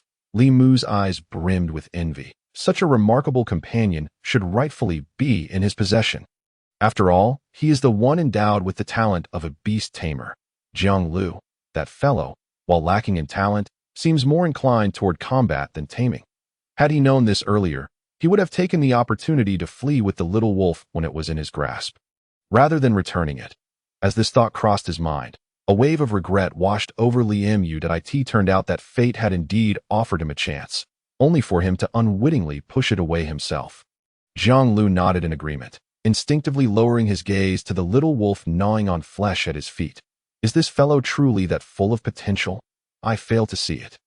But you are the expert, so I trust your judgment. Since you say so, I shall no longer be stingy with this blood and meat. Little wolf, eat to your heart's content. Jiang Liu then declared with a hearty laugh. Having recently emerged from a skirmish, he had indeed reaped considerable rewards. First, he had gained an upgrade in hunting prowess, which would now activate passively when faced with life-threatening dangers, rendering him immune to ambushes. Secondly, he had amassed a significant amount of monkey blood and meat, along with the upgraded USB stick returned by the little wolf. Both items held considerable value, especially the USB stick, which would greatly aid Jiang Liu in further enhancing his sanctuary. Moreover, he had also recovered from his injuries, a fortunate side benefit of his upgraded talents. Initially, he had over 7,000 winter coins, but after continuous expenditures, that number had dwindled to just above 6,000. It seemed that upon returning, he would need to promptly initiate preparations for relocating. Otherwise, should his winter coins continue to diminish, even if he found a suitable location, it would be challenging to move and establish a perfect survival sanctuary. Winter coins are of paramount importance in survival. Many of the functions Jiang Liu required would consume a substantial amount of these coins. Thus, even if he had previously amassed a considerable sum from the safe, without a means of replenishing them, sustaining his resources over time would prove difficult. Therefore, Once the meeting concluded and the relocation was complete, he would have to devise a strategy to increase his winter coin reserves. With the little wolf in tow, Jiang Liu made his way toward the designated meeting spot. As they passed by a hill, he noticed an underground sanctuary nearby, where the corpse of a survivor was being ravaged by 4 or 5 monkeys. It seemed this individual had fallen prey to a blood trap upon entering the sanctuary, drawing nearby mutated creatures and inciting a chaotic battle. Surrounding the sanctuary were pools of blood, yet few bodies remained. Either they had been dragged away and consumed, or the survivor immediately following. The figure of Liu emerged, and upon seeing Jiang Liu, he enthusiastically waved his hand, signaling that he had not arrived at the wrong place. Incredible! How many people have you invited? This is hardly distinguishable from a small gathering. Jiang Liu couldn't help but exclaim that I estimate there are about a dozen or 20 individuals. Initially, we only intended to invite a handful. But somehow the news spread, attracting a multitude of survivors, Liu explained. This is after we filtered out many people. Otherwise, the number of attendees could easily exceed 50, he added as they walked through the camp. Jiang Liu looked around and noticed that the tents were arranged in a roughly concentric circular formation. People sat inside their tents, surrounded by various supplies, eagerly engaged in discussions, negotiating trade deals. Individuals wandered along the paths, occasionally stopping at stalls that piqued their interest to exchange a few words. What were your criteria for filtering? Jiang Liu inquired. Only survivors who have undergone a second upgrade are invited, as the transaction fees online are exorbitant, prompting them to prefer face-to-face meetings. Typically, those who can achieve a second upgrade in a short span possess unique qualities and tend to have surplus supplies for trade, Liu responded. Chapter 83. Buying the Little Wolf. The sheer number of attendees at the gathering is, in fact, not an entirely favorable situation that a larger crowd inevitably brings more complications, even with just over 10 individuals present. Jiang Liu felt a sense of danger, sensing that the situation was becoming somewhat uncontrollable. In this regard, the decision made by Bai Hua and Liu to filter and only allow survivors who had undergone a second upgrade to participate in the meeting was undoubtedly a sagacious choice. The primary reason is that survivors who have undergone a second upgrade typically possess sufficient food and are less likely to commit the foolish act of killing for supplies. Jiang Liu articulated the underlying truth. If the meeting were unsafe and attracted a horde of thieves and robbers, then regardless of how abundant the supplies on hand were or how desperate the need for trade might be, who would dare to participate? The requirement of a second upgrade serves as an excellent threshold. Most individuals are still struggling to meet their basic needs. Who possesses the means to seek out an upgrade USB? Even if a fortunate few manage to stumble upon one, they likely lack the surplus supplies to attend the meeting afterward. Thus, Bai Hua merely needs to engage in a detailed conversation with the other party, assessing their food reserves, which would suffice to filter out 99% of the desperate individuals. What if we encounter the remaining 1%? Jiang Liu asked. Well, then consider it your lucky day. You might just get a taste of the bullets from Bai Hua's pistol. Feel free to roam about and take a look. With your combat prowess, you should be found out if possible. Please help maintain order during the meeting. We must avoid any incidents of bloodshed. Liu clearly had his own matters to attend to and, after greeting Jiang Liu, hurriedly departed. Jiang Liu was unconcerned, wandering alone within the camp, curiously surveying the goods on display. Berries, honey, furs, armor, brooms, brushes. The array was truly eclectic. While not a dazzling spectacle, the majority of expected items were present, and in substantial quantities, capable of satisfying the needs of at least a dozen individuals. Each person's talents, the surrounding terrain, and environmental resources are different, resulting in a diverse array of goods that can be produced. For instance, Bai Hua's abilities are predominantly focused on metal manufacturing. In the outside world, this would classify her as a blacksmith, capable of producing vast quantities of ironware and its derivatives. However, regardless of how much she can manufacture alone, it is of little use unless exchanged for other supplies, thus maximizing its value and procuring profit. Therefore, by merely observing the types of goods displayed at each stall during this meeting, one can roughly infer the survival talents of the individual. Jiang Liu's gaze was intense, his eyes fervently scanning the various stalls. He was not solely interested in a single transaction. He harbored greater ambitions, seeking to find potential partners for collaboration, aiming to establish long-lasting relationships.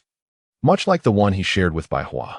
Once a partnership was forged, Jiang Liu could acquire substantial metal gear to safeguard his combat endeavors, enhancing his effectiveness during hunting moments and minimizing the risk of being overwhelmed by numerous mutated creatures.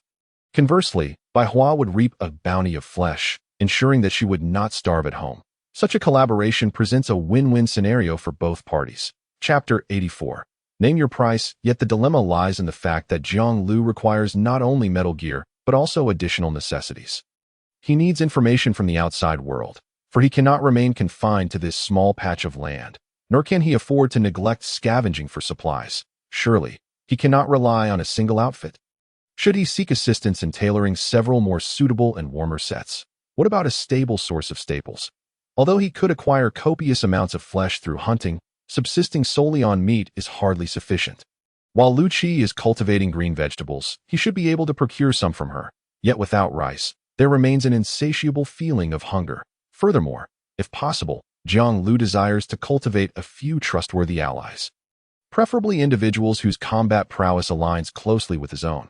After all, there is a saying, 2 fists cannot contend against 4 hands. No matter how skilled one may be, facing multiple adversaries is far more manageable with a few comrades at one's side. Due to the side effects of the hunting moments, Jiang Liu has begun to sense a grim premonition. It is likely that as he progressively enhances his talents, he may ultimately find himself in a tragic scenario of being relentlessly pursued wherever he goes. Despite the imposing aura he possesses, which deters weaker mutated creatures, should he encounter several snow lions, snow leopards, or black bears, he would find himself in a precarious predicament, regardless of his combat strength, at such a moment. Should Jiang Liu be able to summon reinforcements with a mere phone call, the ensuing battle would undoubtedly be considerably safer. Awoo! Awoo! The little wolf dashed about the camp, frolicking joyfully, having shed its rage. It appeared extremely endearing, its fluffy white fur inviting to the touch, reminiscent of a snowball, and it quickly garnered the attention of several young women in the camp, who crouched down to pet it. This little wolf's fickleness was not a novel occurrence. Unlike its behavior before Jiang Liu, it now exhibited astonishing obedience, licking its tongue while remaining still, as if it were wearing a sign that read, "I am a good dog, pet me." "What a well-behaved dog, is it yours?" a female survivor inquired, noticing Jiang Liu. "I found it by the roadside. I've had it for some time now," Jiang Liu replied casually. He was in no hurry to seek out partners, as the meeting would last for a considerable duration, 4 to 5 hours, so there was no rush. Instead, the current atmosphere was a rare opportunity. Witnessing so many survivors congregating in one place was an uncommon sight. To miss out on enjoying it would indeed be a pity. This dog is so adorable and obedient. As a solitary woman in this harsh winter world, I often feel lonely, curling up in my shelter at night, which can be rather frightening. Coincidentally, this gathering is meant for trading. I initially thought I would just browse, yet upon entering, I discovered something I truly liked. I would like to buy your dog. What do you require? Food, winter coins, or other supplies? Name your price. The woman smiled slightly, her tone exuding a sense of determination, as though she was resolute in her intent to take the little wolf home. Unwilling to relent until she succeeded. Chapter 85. The jeweler named my price? Jiang Liu mused. Finding the meeting to be quite entertaining, he had initially come to purchase supplies, yet before he could even make a move, someone was attempting to forcibly acquire his little wolf. Moreover, judging by the woman's demeanor, she had no intention of considering his opinion in the matter. He glanced up to see the woman standing opposite him, clad in thick white winter attire, completely enveloped in layers of clothing, with only her delicate face visible. The wind tousled her hair, causing it to dance wildly in the air, yet she seemed unconcerned. Already reaching out to embrace the little wolf, gently stroking it, clearly enamored. "Hey there. You're quite lucky. This lady is a wealthy patron. She has been wandering around here for quite some time, purchasing anything that catches her eye, throwing money around until she gets what she wants. How much do you think your dog is worth? Why not take the opportunity to set a high price? Milk it for all it's worth." "What? This wealthy lady enjoys keeping dogs. Well, I wouldn't mind. To be honest, and I must admit, it has become something of a hobby for me." The crowd erupted into a lively chatter. Clearly, despite the meeting having just commenced, the reputation of this lady had already spread. There may not be much else, but she certainly had an abundance of money. If you refuse, she'll just throw winter coins at you until you agree. The bustling crowd soon caught the attention of Bai Hua and Li Mui. Originally, this so-called meeting held little significance. As managers, they naturally had to maintain order, thus being particularly vigilant in areas where crowds gathered. A jeweler? What is she thinking? Why is she so fixated on Jiang Liu's little wolf and displaying such an air of determination? This could spell trouble. What if a conflict arises between the two? Bai Hua immediately felt a surge of anxiety. However, there was no need for concern. That little wolf, Jiang Liu, would certainly not let himself be taken away. Yet, for your sake, he should also refrain from escalating the situation. We are well aware of his capabilities. Would he allow himself to be at a disadvantage? It would be prudent for us to refrain from intervening prematurely, allowing Jiang Liu the opportunity to teach that jeweler a lesson, so she does not come to believe that wealth grants her the right to act with impunity in this realm. In the end, we can personally step forward to admonish the jeweler, forbidding her from engaging in any coercive sales tactics, thus bringing the matter to a perfect conclusion. Moreover, this approach would serve as a cautionary tale to others, subtly deterring those survivors who harbor ulterior motives, thereby laying a solid foundation for future meetings. Li Mu immediately interjected, his mind racing as he swiftly envisioned the multitude of advantages lurking behind this scenario. Bai Hua pondered for a moment, acknowledging the validity of his points. After all, this place is far from a civilized society. When a dragon arrives, it must be tamed. When a tiger comes, it must be subdued, no matter how wealthy one may be. What does it matter? Rules must come first. Coercive sales are unacceptable. Otherwise, I could easily lead a group to storm your sanctuary, and you would be left begging for mercy, hands raised, offering gold and jewels. Given Jiang Liu's prowess, it is evident that this jeweler lacks the means to intimidate him. Therefore, allowing Jiang Liu to exert a little pressure on the adversary seems harmless. I shall send Jiang Liu a message, advising him to exercise caution and ensure no harm comes to her, as long as he brings back the little wolf, making her understand that winter coins are not all-powerful. Bai Hua ultimately concluded. She retrieved her phone, having just finished composing the message, when suddenly, she heard Jiang Liu, surrounded by the crowd, bellowing in anger. Miss Wealthy Lady, I believe you are mistaken. Do you not realize that the one you are holding in your arms is my beloved friend? My brother? To sell him for winter coins? Do you have any idea how difficult that is for me to accept? Behind the crowd, Li Mui shook his head slightly, letting out a sigh. Alas. Your message arrived too late. Judging by Jiang Liu's demeanor, it seems he intends to give this jeweler a thorough lesson. While he won't go so far as to kill her, a few punches and a spit should be inevitable. The jeweler brushed her disheveled hair back with her free hand, her expression unchanged, and inquired, So what do you wish to say? What I mean is, I require more money. Jiang Liu's tone shifted abruptly, his previously furious visage transforming into a sycophantic smile. Such a beautiful and gentle dog is worth the extra expense. After hearing Jiang Liu's words, the jeweler nodded and pondered, ultimately presenting an offer. How about this? I will pay 3,000 winter coins that if you have more quality pets like this in the future, do not hesitate to contact me. I will take them all. My name is Jeweler, and you can reach me through the blacksmith. 3,000 winter coins? Wow. Am I hearing things? At that moment, Jiang Liu doubted the integrity of his hearing, as the outrageous offer seemed almost surreal. The surrounding spectators were equally bewildered, exchanging incredulous glances, questioning whether they were caught in a dream.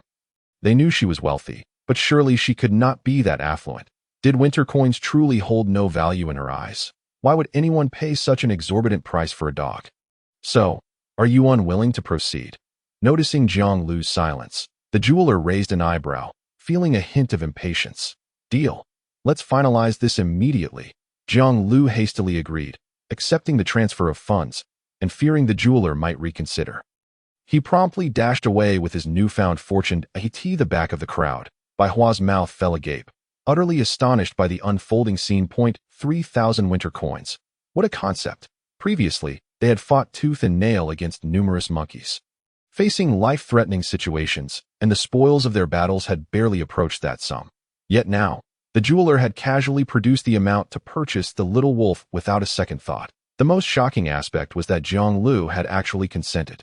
Had I underestimated the power of wealth? It is truly a pity that I may never again touch the little wolf. Wait, where is the beast tamer? Where did he go? Bai Hua, halfway through her musings, suddenly realized that the beast tamer had vanished. After searching around, she finally spotted him beside the jeweler, wearing an obsequious expression. "Ha, Miss Jeweler, I heard you like pets. I happen to have 3 dogs. I wonder if they would meet your expectations." Wong Kai number 1.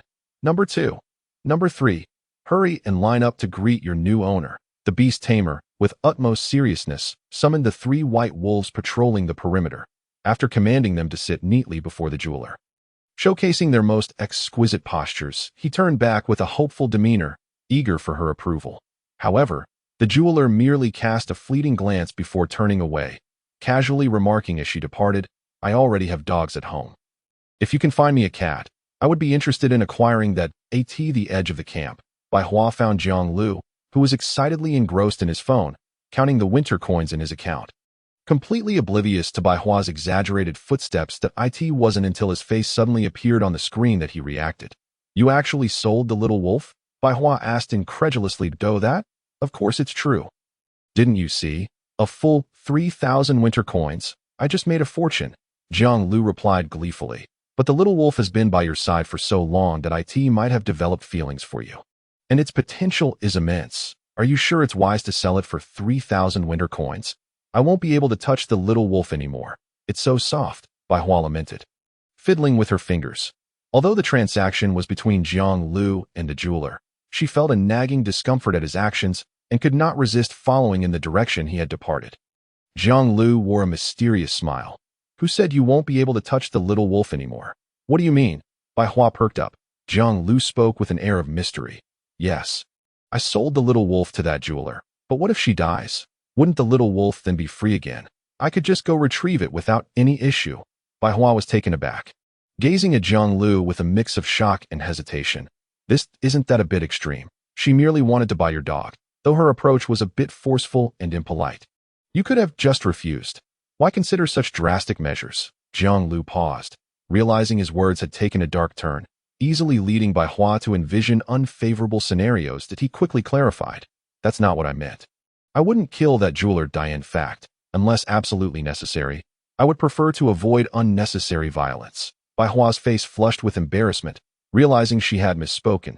She quickly turned her head away, feeling sheepish as she asked, "Then what did you mean by that? Even if I don't take action, I fear that the jeweler may not return home safely after the meeting concludes," Jiang Liu stated confidently. Wealth should not be flaunted.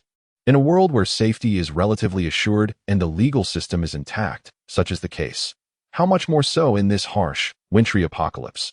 Pets are not essential for survival. Yet, she can unhesitatingly spend 3,000 winter coins to purchase my little wolf in front of everyone. What will those who witness this think? They will surely conclude that if the jeweler can afford 3,000 winter coins for a dog, her entire fortune must exceed that amount. By my estimates, it must be at least 100,000. Such irrational behavior could awaken the darker impulses lurking within the survivors. After all, the jeweler does not appear to possess any significant martial prowess. If one were to take reckless measures, uniting several individuals to ambush her, even if the jeweler possessed firearms, it would likely prove exceedingly challenging for her to cope. Jiang Liu's words were resolutely emphatic. Although this scenario had yet to unfold, he perceived it as an inevitability, a foregone conclusion. Who would remain indifferent to such a substantial fortune? Who wouldn't yearn for a life of indulgence in this wretched, wintry world, residing in a lavish villa, with the warmth of spring enveloping them, a well-stocked pantry, and even personal attendants at their beck and call? Jiang Liu could assert with confidence, no one desires any less. To achieve such aspirations, a considerable amount of winter currency was undoubtedly a prerequisite. The allure of 100,000 winter coins, or even more, was unimaginable, enough to drive an ordinary person to madness.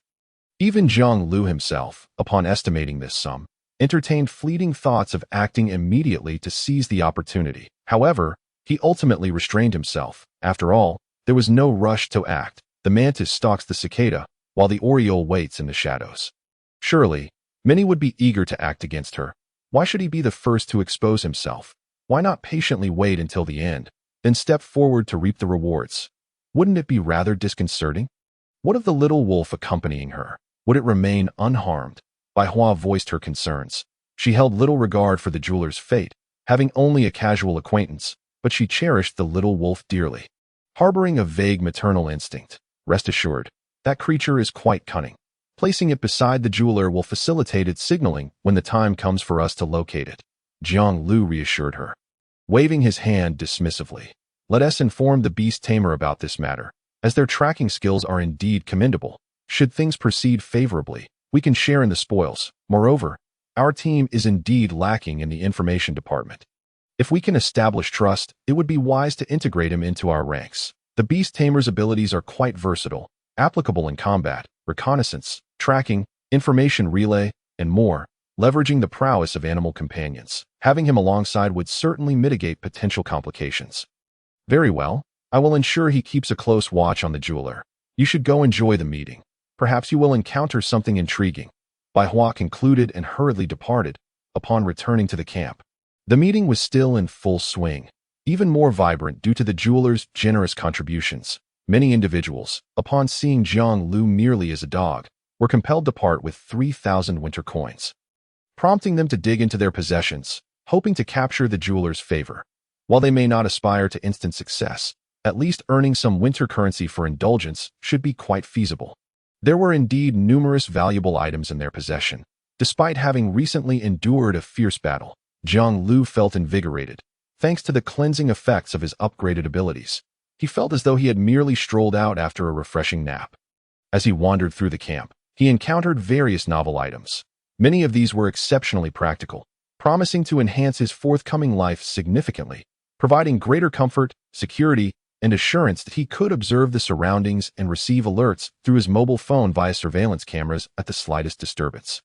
The insulation properties of vibrant red moss could significantly reduce heat loss when laid in a shelter, ensuring warmth. There was even a jar of green viscous liquid, which, according to the seller's claims, would emit a repugnant odor upon application, effectively repelling most approaching mutated creatures. In simpler terms, it would make consuming him utterly distasteful to others, naturally prompting them to steer clear. While this substance appeared and smelled revolting, one could not deny that if it performed as advertised, it would undoubtedly be a valuable asset for him. With these thoughts in mind, Jiang Liu approached to inquire about the price. The seller of the foul-smelling liquid was an elderly man. His hair a disheveled gray, clad in warm clothing, his deep-set eyes lined with numerous wrinkles, and his fingers bore signs of erosion. Noticing Jiang Liu's interest, he refrained from rushing to quote a price, and instead courteously extended his hand, asking, "I am known as the perfumer. May I know the name of this young brother?" "You may call me the hunter," Jiang Liu replied, hesitating briefly before shaking the man's hand politely. "Oh, hunter, it seems we are quite fated. If you seek to confront mutated creatures, I believe I could prove quite beneficial," the perfumer remarked with a smile. "How so?" Jiang Liu responded, maintaining an impassive demeanor, as if merely engaging in casual conversation. The perfumer turned to a shelf behind him, retrieving several bottles of varying shapes and sizes. The containers, made from various materials and appearing rather crude, resembled discarded soda bottles and curry chicken tins. However, what drew attention were the diverse, colorful liquids contained within. As the perfumer shook them, they rippled enticingly, exuding a captivating array of hues. The red liquid was known as beast lure, specifically designed to attract mutated creatures. Once opened, it could swiftly draw nearby beasts, effectively ensuring success. The blue liquid was labeled as charming aroma. While its scent was pungent, it would cause any creature, human or beast, to succumb to a swift unconsciousness upon inhalation. The green potion was named Unpleasant Odor, its stench beyond unbearable. Once applied, even mutated creatures would find him repugnant. Unless one encountered a starved mutated being, should they dare to lick him, it would be at their own risk. "I would compensate you tenfold.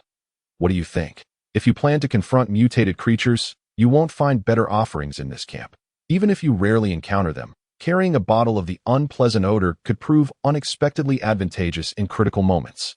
Perhaps this very decision could save your life in the future." The perfumer enticed further as he spoke. He opened the cap of the green liquid, instantly unleashing an indescribable stench that was reminiscent of the putrid juices of fermented trash, combined with the odor of a roommate's unwashed socks and underwear after 9 days. Jiang Liu's complexion paled significantly at that moment. The utility of this substance remained uncertain, but its odor was undeniably atrocious.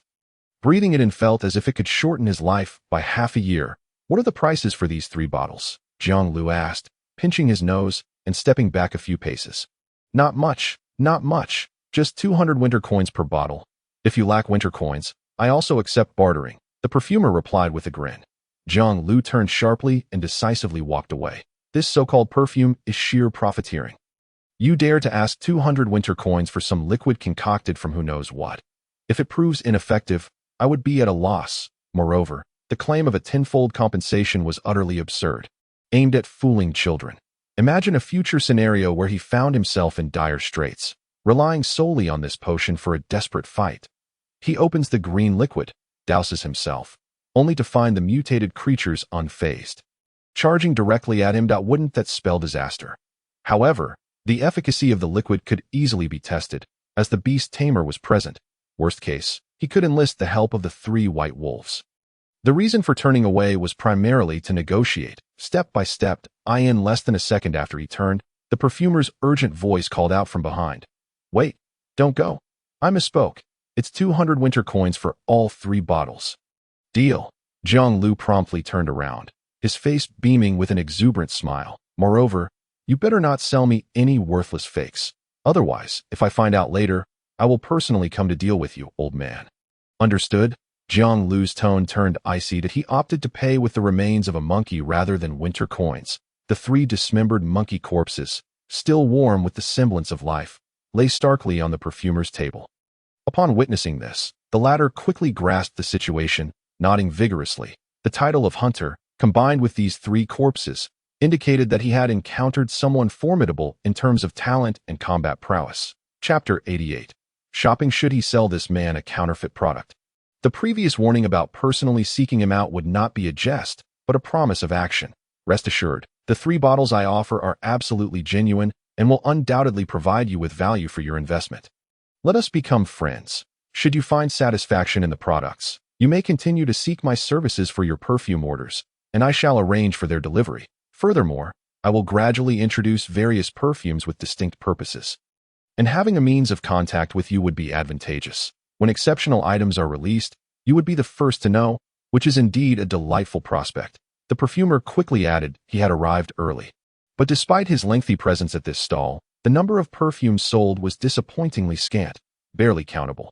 Most survivors merely purchased the unappealing green fragrance to carry on their person for emergencies. As for the alluring red beast lure and the captivating blue scent, they seemed to be utterly disregarded by the market, attracting no interest whatsoever.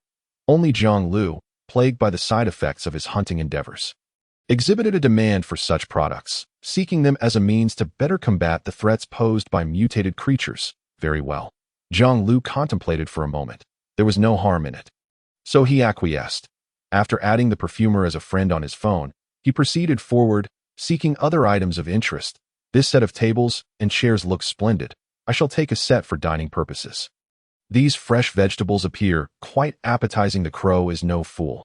It is fully aware of your intentions and would undoubtedly flee to a safe distance, only to return later when the coast is clear to keep a watchful eye on you. Is it not a straightforward matter? Moreover, the most crucial point is that Jiang Liu does not actually care whether or not you are able to spot the crow above you. He simply needs to know where you are. When you are attacked, the number of assailants, their combat capabilities, and whether he can handle the situation. After all, even if you manage to notice the crow, eliminating it would not be so simple, as the attackers would not wait idly by.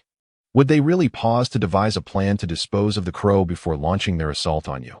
Thus, upon seeing Li Mu agree to this matter, Jiang Liu felt reassured.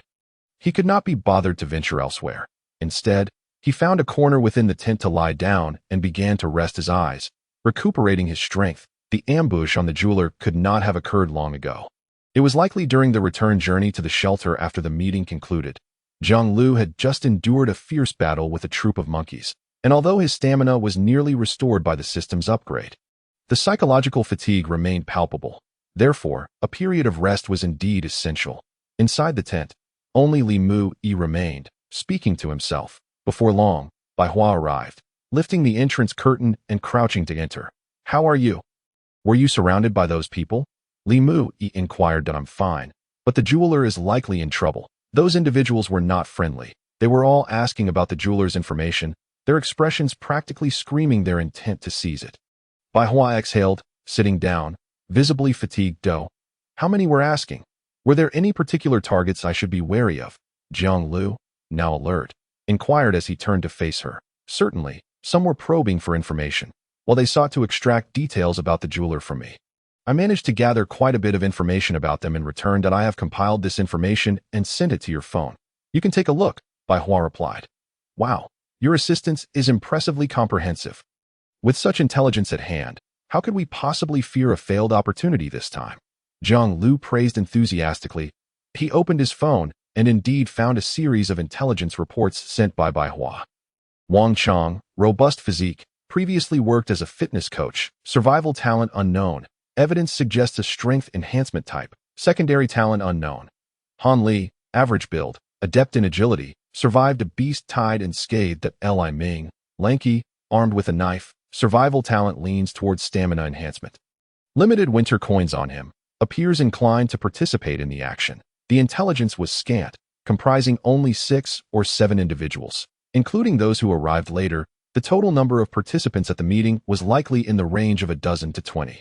Jiang Liu had not expected that such a wealthy jeweler, showcased so brazenly in front of everyone, would attract fewer than half of the onlookers to consider a heist, according to his estimation. It would have made sense for at least a couple of dozen individuals to be involved. Was it that there were too many law-abiding citizens in this world, or did they truly possess sufficient funds and were unwilling to engage in such risky endeavors?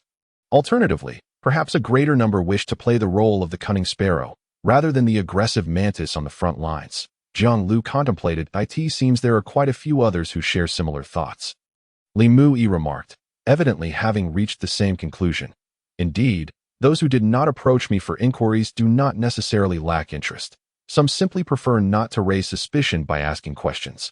After all, in this world, no one would complain about having too few winter coins. In fact, aside from the jeweler, many are eager to pry into your information as well, Bai Hua added with a smile. Me? Jiang Liu responded, astonished. What have I done to become notable? 3,000 winter coins should hardly warrant such desperate attempts to seize them. Bai Hua nodded affirmatively. Indeed, it is you. You engaged in numerous transactions during the meeting. And cumulatively, the amount is substantial. Moreover, you always settle using the carcasses of monkeys and present yourself as a hunter, armed with blood-stained elite weapons. Consequently, people have come to perceive you as an experienced hunter. Many have even sought to purchase information about you from me, eager to gauge your capabilities. This could potentially be a point of leverage for you. In the future, you might carve out a niche for yourself in the market through the meat trade. Bai Hua's words struck a chord. Trade is an indispensable aspect of survival in this frigid, post-apocalyptic world. Without trade, it would be impossible to amass a significant amount of winter coins. Relying solely on the occasional scavenging of wild homes would suffice for daily sustenance, but would fall short for a comfortable existence or to procure various quality supplies from shops. My actions resemble a butcher's stall in the market. A well-functioning market must cater to all goods, and in this winter world, the demand for food and warmth is undoubtedly maximized. Bai Hua's reasoning was sound. If I could capture a significant quantity of game, selling it would yield substantial winter coins. My dealings with others often involve the carcasses of monkeys, which few would refuse. This illustrated the pressing need for sustenance among the populace. Jiang Liu felt a stir of ambition. In the past, such unsightly monkey carcasses would not have been accepted even if offered for free. Only the most desperate would consider consuming them. Yet now, people are indiscriminate. Upon seeing Jiang Liu produce flesh, regardless of its source, they eagerly accepted it, believing it prudent to stockpile provisions against future crises. I had an abundance of food. Just taking Little Wolf for a stroll could yield countless snow hares. Thus, I had subconsciously overlooked the plight of others. Many in this world still struggled to find enough to eat and stay warm. Perhaps this is why, after the second upgrade, the transaction fees for online trading skyrocketed to a frightening extent. Discouraging casual exchange, Li Mu remarked, Wang Kai San, referring to his 3 white wolves. Though they were not particularly inclined towards violence, they were, after all, mutated creatures. If they were to unleash their ferocity, it would not be an issue to provide support on the battlefield, slightly disrupting the situation and affording Jiang Liu and his companion a moment to catch their breath. As for himself, being rather physically frail, he believed it more prudent to summon additional animal allies to join the fray than to engage directly. Bai Hua, come along. With you here, I feel a measure of reassurance. After all, you possess the essence of truth in your hands. Should we encounter someone obstinate who refuses to heed reason, your presence would facilitate a better alignment of our efforts, Jiang Liu stated. Both of them were shielded by red crystals, rendering the night's chill inconsequential to them, whereas it could adversely affect others. Furthermore, due to his night vision ability, Jiang Liu's sight remained unaffected by the darkness. And in fact, he perceived the night even more clearly than it could be said that during the night, Jiang Liu was the most formidable presence. Chapter 91. Awaiting your arrival without hesitation, Bai Hua accepted Jiang Liu's invitation. Observing her eager demeanor, one might mistakenly believe Jiang Liu was leading her to some festive gathering rather than into battle. This was not their first time fighting side by side. Jiang Liu had been thoroughly impressed by Bai Hua's previous performance, recognizing her as a reliable ally. Otherwise, if he had doubts about her contribution, he would prefer to face the challenges alone. The bitter wind howled, and darkness enveloped the world. In this apocalyptic winter, night fell with alarming rapidity. One moment the sky appeared gray, and the next it plunged into an abyss of blackness. Jiang Liu encountered precisely such a situation, despite having been awake and active for less than 10 minutes. The outdoor environment had transformed dramatically, rendering it nearly impossible to discern direction amidst the profound darkness, compounded by the biting cold wind that dissuaded any venture outdoors. Fortunately, the red crystals maintained their body temperature. Otherwise, Jiang Liu would have adamantly refused to expose himself to such peril. Caw, cawed out a black-feathered raven, nearly blending into the night, flew overhead, leaving behind a hauntingly sharp cry, before flapping its wings and soaring ahead. It called twice, indicating it is too far away and needs to close the distance, Bai Hua clarified. While Jiang Liu slumbered, she and Li Mu had devised a simple system of communication using bird calls to relay environmental information. Although they could also use their phones for communication, Bai Hua prudently noted that using a phone in the wilderness at night, even with the brightness set to its lowest, could attract the attention of lurking mutated creatures. If luck were to abandon them, and they were discovered by nearby entities, Jiang Liu and Bai Hua could find themselves under sudden attack, leading to a precarious situation. When we return, I must purchase wireless headphones. Relying on bird calls as a communication signal is quite absurd, Jiang Liu grumbled, quickening his pace. They moved in tandem, Jiang Liu leading the way while Bai Hua followed closely behind at a steady pace. This arrangement proved advantageous. Thanks to his night vision ability, Jiang Liu could respond swiftly to any dangers that arose, preventing him from being caught off guard. Meanwhile, Bai Hua, armed with a taut crossbow and a loaded pistol at her waist, was poised to provide formidable firepower should the need arise. Their strategy was, without doubt, a highly rational pairing, predicated on mutual trust. Otherwise, the one in front might fear being shot in the back, rendering their collaboration untenable. Caw, caw, caw. The dark raven again pierced the night sky with its harsh cries. The three calls signified that there were individuals nearby, necessitating a cautious approach to concealment. Bai Hua looked upwards and remarked, I have spotted them. Jiang Liu, fixing his gaze ahead, responded quietly, I see them. With the enhancement of his night vision, the enveloping darkness posed no barrier to him, allowing him to easily discern three figures swiftly moving through the woods. Utilizing the cover of night, one of them, large and burly like a bear, wielded a fire axe as a weapon. This individual must be Wang Chong. The other two, one tall and one short, were not part of Bai Hua's intelligence and appeared to be Wang Chong's hired companions. Bai Hua instinctively tightened her grip on the crossbow and softly inquired, What should we do? Without hesitation, Jiang Liu replied, Let us circumvent them. There is no need to engage in battle. Although Jiang Liu's night vision provided him with a distinct advantage in combat, allowing him to easily overpower the three, he recognized that killing them would merely raise alarms and squander precious time. The potential spoils from such a conflict were trivial compared to the invaluable target ahead, the jeweler, who possessed at least 100,000 winter coins. If Jiang Liu were to forsake that opportunity for the sake of these three minor adversaries, he would surely regret it upon his return. The mere thought of it could stir his ire in the dead of night. Let them remain. A bit of chaos may serve us well. We shall take this route, Jiang Liu urged Bai Hua, quickening their pace to evade their foes and advance ahead. Caw, The black raven emitted a sharp cry, causing Bai Hua's heart to race as she scanned their surroundings. Over there, she pointed, having ascended a small hill, unexpectedly spotting the jeweler's trail before Jiang Liu. Goodness, is this woman so brazen? She dares to light a fire and linger in one spot, instead of hastily returning to safety. Does she not realize how many eyes are watching her in the darkness? Stopping here is tantamount to courting death. Jiang Liu gaped in disbelief at the scene Bai Hua had indicated. There, the jeweler, clad in white garments and a felt hat, her disheveled hair brushing against her face, had found a cave that shielded her from the biting winds. After gathering a heap of firewood, she brazenly ignited a blaze at the cave's entrance, casually warming herself by the fire. Utterly unconcerned, exuding an air of contentment. Could there be a trap? We cannot act hastily, Bai Hua advised coolly. Whether or not it is a trap remains uncertain, but it seems a fierce battle is inevitable today. I cannot ascertain where this group has emerged from, but from my observations, there are no fewer than 20 individuals surrounding us. Jiang Liu climbed to a vantage point, using the trees for cover. Casting his gaze over the area, the sheer number of foes was staggering. With a mere glance, he identified at least a dozen or more. The value of 100,000 winter coins was astronomical. Even a penniless individual could leverage such wealth to survive in this world. It was a maddening prospect. If a confrontation occurs, are you prepared to take a life? After a moment's hesitation, Jiang Liu turned to Bai Hua. Chapter 92. Many wolves. Little meat killing people is an entirely different matter than hunting the wild mutated creatures. If Bai Hua were to slaughter chickens or ducks, she would do so without a moment's hesitation. In her view, they belonged to a different realm.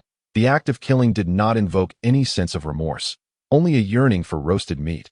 However, when it came to taking a human life, Bai Hua questioned her own resolve. If the situation necessitates, then I can do it. Taking a deep breath, she ultimately provided her answer. There was no choice in this winter apocalypse. Food was scarce, and resources were exceedingly precious. While it was not impossible for everyone to survive, it was undoubtedly a daunting challenge to compete for limited resources and ensure her survival in this world. Bai Hua was willing to take action, to attempt tasks she had never undertaken before. Yet, if it were not essential, she would refrain from pulling the trigger. After all, bullets were a valuable resource, and if possible, it was best not to expend them recklessly. Very well, let someone approach. We will assess the situation before deciding whether to act, Jiang Liu observed Bai Hua, relieved to witness her swift change of mindset.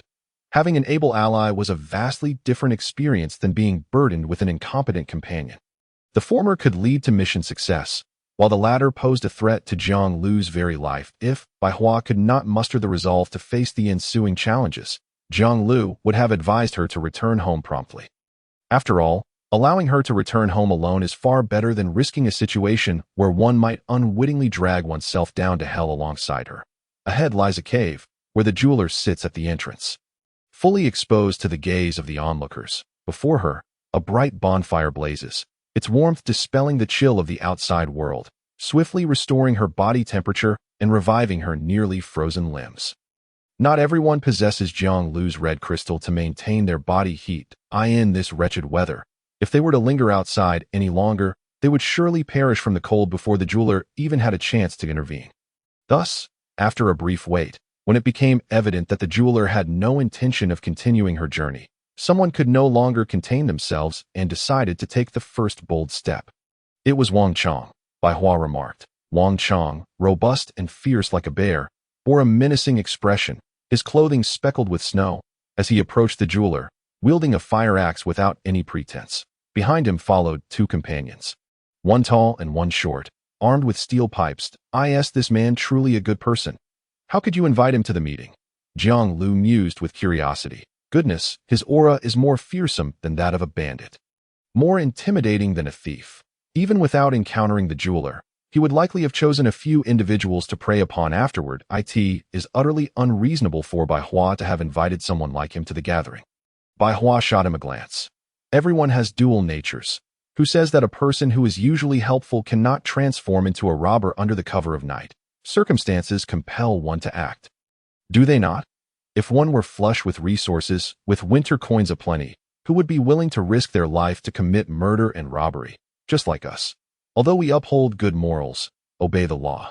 and actively organize meetings to assist others with their trading needs. We are also participating in this operation, are we not?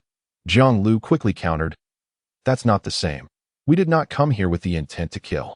We merely wish to take advantage of the chaos for our own benefit. If a scuffle breaks out, and others seize the jeweler's belongings, we can then take from them. This isn't robbery, but rather an act of justice. Punishing those unscrupulous thieves. Perhaps if the jeweler survives, she might even thank us for our intervention, not only returning what was stolen, but offering additional wealth as gratitude. Bai Hua was left speechless, rubbing her forehead. You certainly have a vivid imagination. In fact, I believe Wang Chang's approach may not result in him harming the jeweler. After all, everyone is merely seeking wealth. There is no need for murder. Even if the jeweler is reluctant to comply, once that axe is at her throat, she will undoubtedly acquiesce. However, if she does agree to pay, the real problem arises. How will the gathered multitude divide the spoils to everyone's satisfaction? The most straightforward outcome would be a brawl, with survivors taking what they can. Yet, given the current situation, it's uncertain whether anyone would dare to act first, fearing to become the target of collective ire and be swiftly eliminated. If no one dares to strike, the situation will stagnate. Though you think it possible that the outcome will devolve into the jeweler paying to appease us, with each of us receiving a portion of winter coins. Returning home each to our respective mothers, as Bai Hua spoke, she began to contemplate another possibility. None present were fools. If there were only 3 or 4 individuals, one could muster the courage to strike first and potentially emerge victorious. However, with at least 20 people in attendance, the dynamic shifts that we look at each other, aware that we all wish to act, yet no one dares to be the first to step forward and take the lead. Moreover, if Jiang Liu and his companions can conceal themselves, so too can others. If Bai Hua calculates based on a conservative estimate, there are at least 30 individuals encircling the jeweler, all poised for the opportune moment to act. This is precisely what puzzles me. Why has the jeweler chosen to halt her advance? A rational individual, knowing that pursuers are hot on their heels, would either quicken their pace or seek refuge. Yet she has done neither, brazenly lighting a bonfire and sitting at the cave's mouth, seemingly eager for all to witness her presence. In response, Bai Hua swiftly offered an explanation. There is nothing particularly strange about it. In a direct confrontation, she cannot hope to overpower so many. Faced with a situation where wolves abound and meat is scarce, if the prey remains still, the wolves will inevitably turn on one another, fighting over who gets the first bite. Perhaps that is her strategy. It is certainly plausible. Chapter 93. Bloodthirsty bats. I understand your point, but my curiosity lies in the fact that if the jeweler intended to incite discord among us, she could have chosen a more suitable location. For instance, the basin we passed earlier or a narrower space. Our numbers are too great, and in a competitive state, armed with various weapons, proximity could easily lead to friction, igniting a full-blown conflict. Jiang Liu explained, holding back, waiting for internal strife to unfold, while the jeweler seizes the opportunity to escape is indeed a highly reasonable plan. After all, if Jiang Liu were in the jeweler's position, he could conceive of a similar strategy for evasion. Yet she could have selected a far better location rather than arriving at this cave after a long trek. This unusual behavior leaves Jiang Liu bewildered. Why has she chosen this spot? Perhaps she only recently conceived of this tactic, or she believes this place to be relatively safe. However, the reasons are ultimately inconsequential. Look, Wang Chang is already drawing near, and the others are beginning to stir. A clash is imminent. Bai Hua gestured toward the surrounding crowd. The jeweler's actions offer one distinct advantage. She has ignited the bonfire, securing temporary sanctuary, and is in a state of rest. Yet the ambushing crowd suffers none of this comfort. With every passing moment, they endure the torment of the biting cold. Should this endure too long, the jeweler need not devise any other strategies, for they would succumb to the chill on their own. Wang Chang, recognizing this, decided to approach the jeweler after a brief wait. Observing his movement, the other lurking survivors found their restraint wearing thin. This accursed weather has rendered their clothing stiff and ineffective against the cold. Only the bright bonfire before the jeweler offers any semblance of warmth. Jeweler, hand over 3,000 winter coins, and I shall leave without further involvement. Wang Chang declared halfway through his advance, his voice resonating that he dared not approach the jeweler recklessly.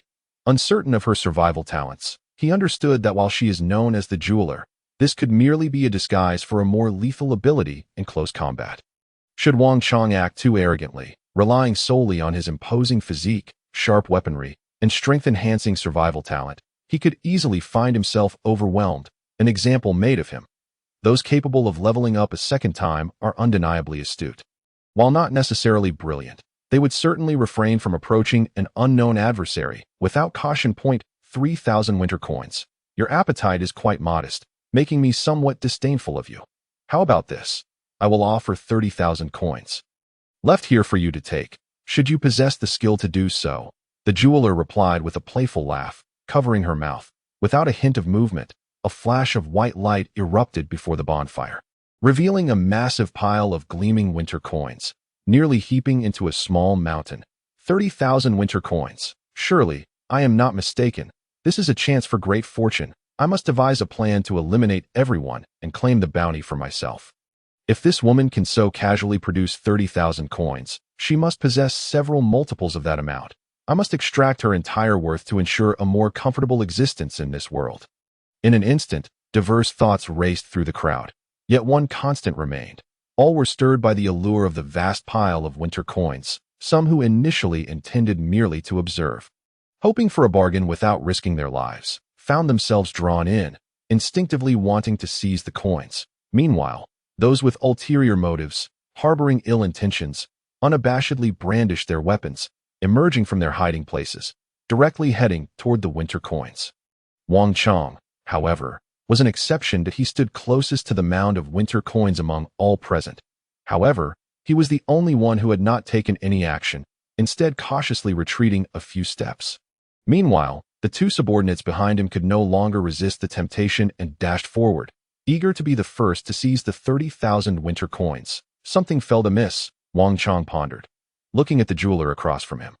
Where was the expression of begging for mercy or the look of spending money to avert disaster on that woman's face? Instead, it was filled with disdainful mockery, as if she were laughing at their audacity and foolishness. As the crowd surged towards her, their strides transformed from hesitant steps to brisk walking, then to a frantic run, fearful of arriving late. The jeweler could no longer contain herself and burst into laughter. In full view of everyone, she produced a slingshot and a small vial containing a red liquid. Then, she proclaimed loudly, "This is a trinket I acquired at the camp that it was sold to me by an old man who claimed to be a perfumer. And this concoction is called beast bait. Once shattered, it will attract the mutated creatures in the vicinity. Conveniently, there resides a large colony of bloodthirsty bats within the cave behind me. They are nocturnal creatures. And if my calculations are correct, it is nearly time for them to awaken and hunt. You are quite eager to follow me, aren't you? If you wish to take these 30,000 winter coins from me, it is not impossible, but the prerequisite is that you must possess the strength to survive the onslaught of the bat swarm." Whoosh! The slingshot, loaded with the red liquid, was launched with great force, striking the foremost subordinate of Wang Chong. Immediately, the jeweler reacted swiftly, retrieving a canister of green liquid from her bosom, opening the lid, and despite the foul stench, dousing herself with it. She then swiftly found a corner to curl up. Resembling a lifeless corpse, swish, swish, swish, deep within the cave, pairs of crimson, piercing eyes abruptly illuminated the darkness, their brilliance nearly tangible, inducing a sense of panic. The air began to stir, reminiscent of a gust of wind. Hundreds of wings began to flap, gradually quickening, like a long-dormant beast whose heart was beating anew, inching closer to its optimal state. The hunting hour of the bloodthirsty bats was about to commence. Chapter 94. No need for perfume. So many bloodthirsty bats. It must be said that when Bai Hua and Jiang Liu, who remained motionless at a distance, beheld the dense throng of crimson eyes within the cave, they were undeniably taken aback, and no wonder the jeweler chose to stop here, having deliberately ventured into this cave. Did she find it comfortable, with a pleasant view? Clearly not. The jeweler had evidently prepared in advance. Prior to attending the meeting, she had anticipated the possibility of being pursued afterward, and had thus devised appropriate countermeasures. She intended to utilize the bat cave, leveraging the overwhelming number of bloodthirsty bats to teach this group of ill-intentioned marauders a profound lesson. With a rustling sound, the bats, detecting the maddening scent, flapped their wings and surged out of the cave, their inky black forms merging with the night, appearing surreal. just when one might feel fortunate to only glimpse the first 40 or 50 bats. They would remain oblivious to the hundreds or even thousands of bloodthirsty bats lurking high above, coalescing like a mass of clouds. The two, who had previously rushed forward, fearing they would miss out on the 30,000 winter coins, were now left dumbstruck, their minds blank, unsure of what to do. Whoosh! The cold wind stirred by the bats swept over them, jolting the two from their stupor, their faces etched with sheer terror as they scrambled back. However, how could they possibly outrun the speed of the bloodthirsty bats? Sensing an intensely alluring scent, the swarm went into a frenzy, their speed unparalleled, arriving ahead of the fleeing duo, like a colossal beast opening its gaping maw to swallow them whole. Each bloodthirsty bat possessed wings that were extremely thin yet remarkably elongated. When fully extended, they resembled two sharp blades. Even without biting, their velocity alone was enough to slice through human skin that a single bloodthirsty bat might only inflict a shallow wound on each of them. Insufficient to be fatal, but what about hundreds or thousands of bats? In an instant, enveloped by the swarm, the two unlee had it not been for Jiang Liu's quick reflexes, pulling her back just in time. The latter's skin would undoubtedly have borne several wounds. Must you provoke unnecessarily? If she refuses to come down, do you seek to hasten our demise? Jiang Liu spoke with a hint of irritation. Bai Hua playfully stuck out her tongue, lowering her head in embarrassment as she replied, I apologize. I was simply curious. Look, they have formed such a large swarm of bats heading our way, yet now they hesitate to attack us. This situation is rather peculiar. They cannot possibly be here to protect us, can they? Or perhaps they intended to ambush us, but something frightened them away upon approaching.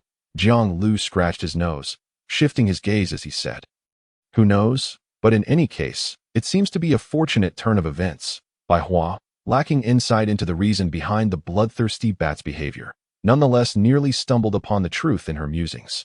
Jiang Liu's hunting prowess inherently attracted the attention of mutated creatures, rendering him a preferred target for the swarm. As the bloodthirsty bats set out to scour the periphery for survivors, Jiang Liu became the favored guest, marked with a green light of attraction. However, in a one-on-one confrontation, the bloodthirsty bats were undoubtedly no match for Jiang Liu's strength.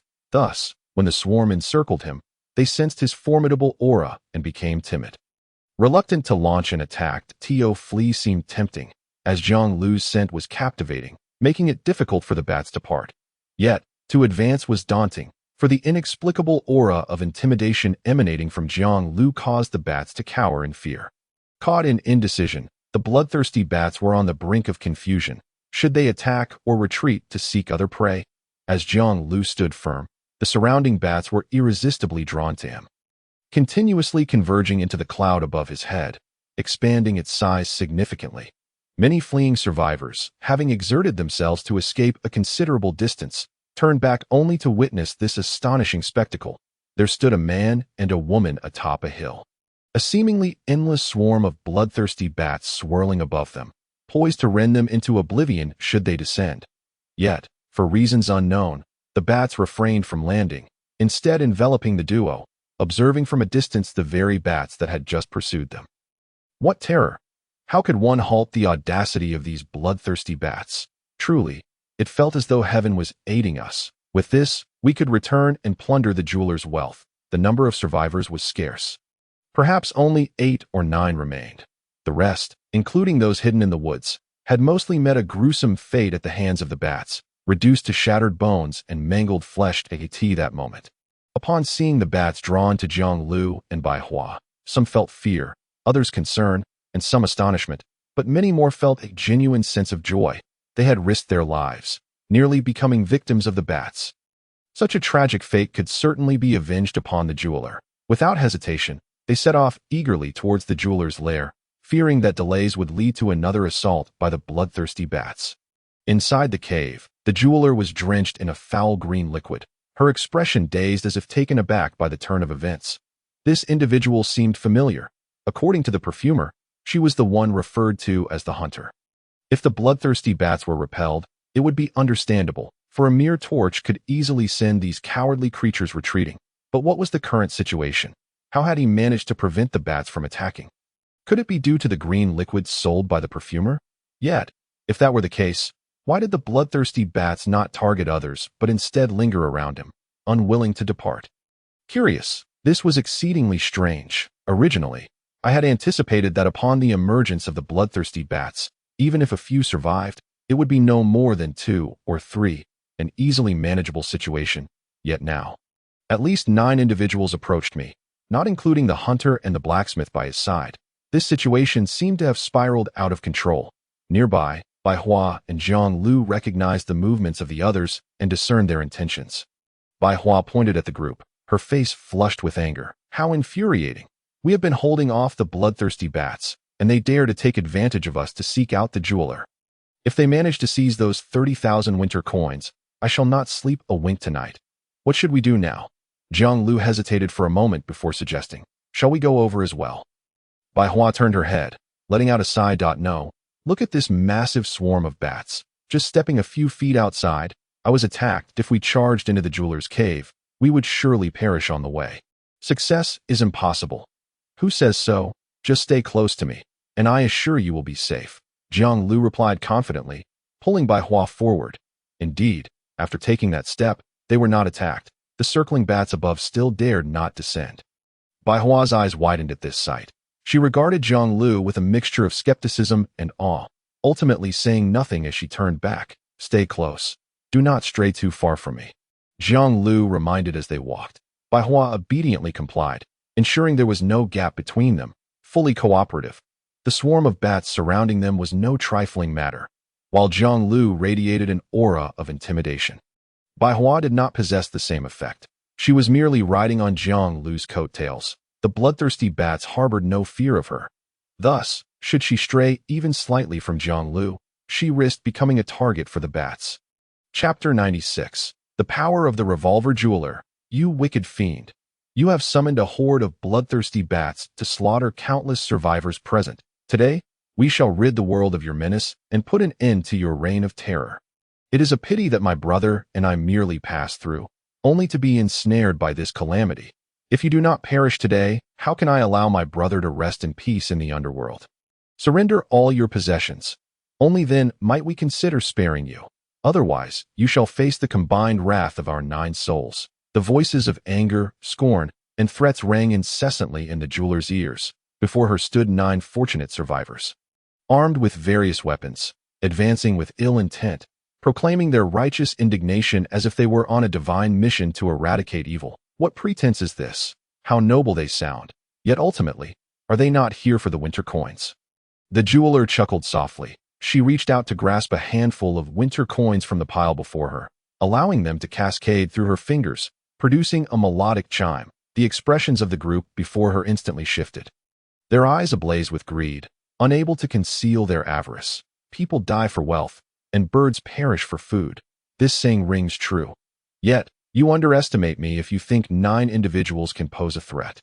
The jeweler smiled as she withdrew a revolver from her attire. A gun. She actually has a gun. Damn it, I knew this girl had other treasures, but a gun? That's a bit too extravagant. The moment the weapon emerged, the dynamics of the situation shifted dramatically. The survivors halted in their tracks, hesitant to advance, fearful of provoking her into firing. Witnessing this, the jeweler's smile grew wider. She slightly adjusted the gun's aim, and those standing nearby recoiled in terror. Leave now, and I shall let bygones be bygones. As if nothing ever occurred, the jeweler coldly declared, if I am not mistaken, that should be a revolver in your hand. Yes, it can hold a maximum of 6 bullets at once. And yet we are 9. I wonder how many are left in your chamber. Most of the survivors hesitated, but one particularly shifty-eyed individual was undeterred by the jeweler's intimidation, his tone imbued with a sense of certainty, as he brazenly replied. Bang! Without warning, a shot rang out. The jeweler showed no hesitation in expending her ammunition. Without a hint of weakness, she fired at the man after hearing his taunt. The bullet struck the snowy ground at his feet, sending a spray of snow into the air, prompting him to leap back in alarm, like a startled rabbit. Good heavens, this woman is serious. Fear not, for she has now expended another bullet from her magazine, thereby diminishing the threat to us by yet another degree. The man exclaimed loudly, My aim has not been particularly sharp. I sincerely apologize for having missed my target. However, this next shot should pose no issue.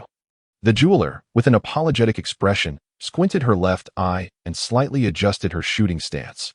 Bang! No sooner had the words left her lips than another gunshot rang out. Yet this time, fortune did not smile upon the man.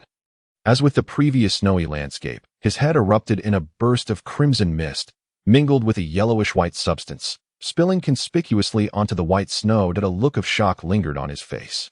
As if he could scarcely believe that the jeweler's shot could truly penetrate his skull, leaving him no chance to escape, extinguished in an instant. The remaining survivors scattered like startled birds, yet they did not flee. Instead, they sought refuge behind stones and trees, driven by an insatiable desire to survive. The jeweler found herself at a loss. Though she possessed an abundance of winter coins, this outing had only afforded her a revolver with 6 bullets, nothing more.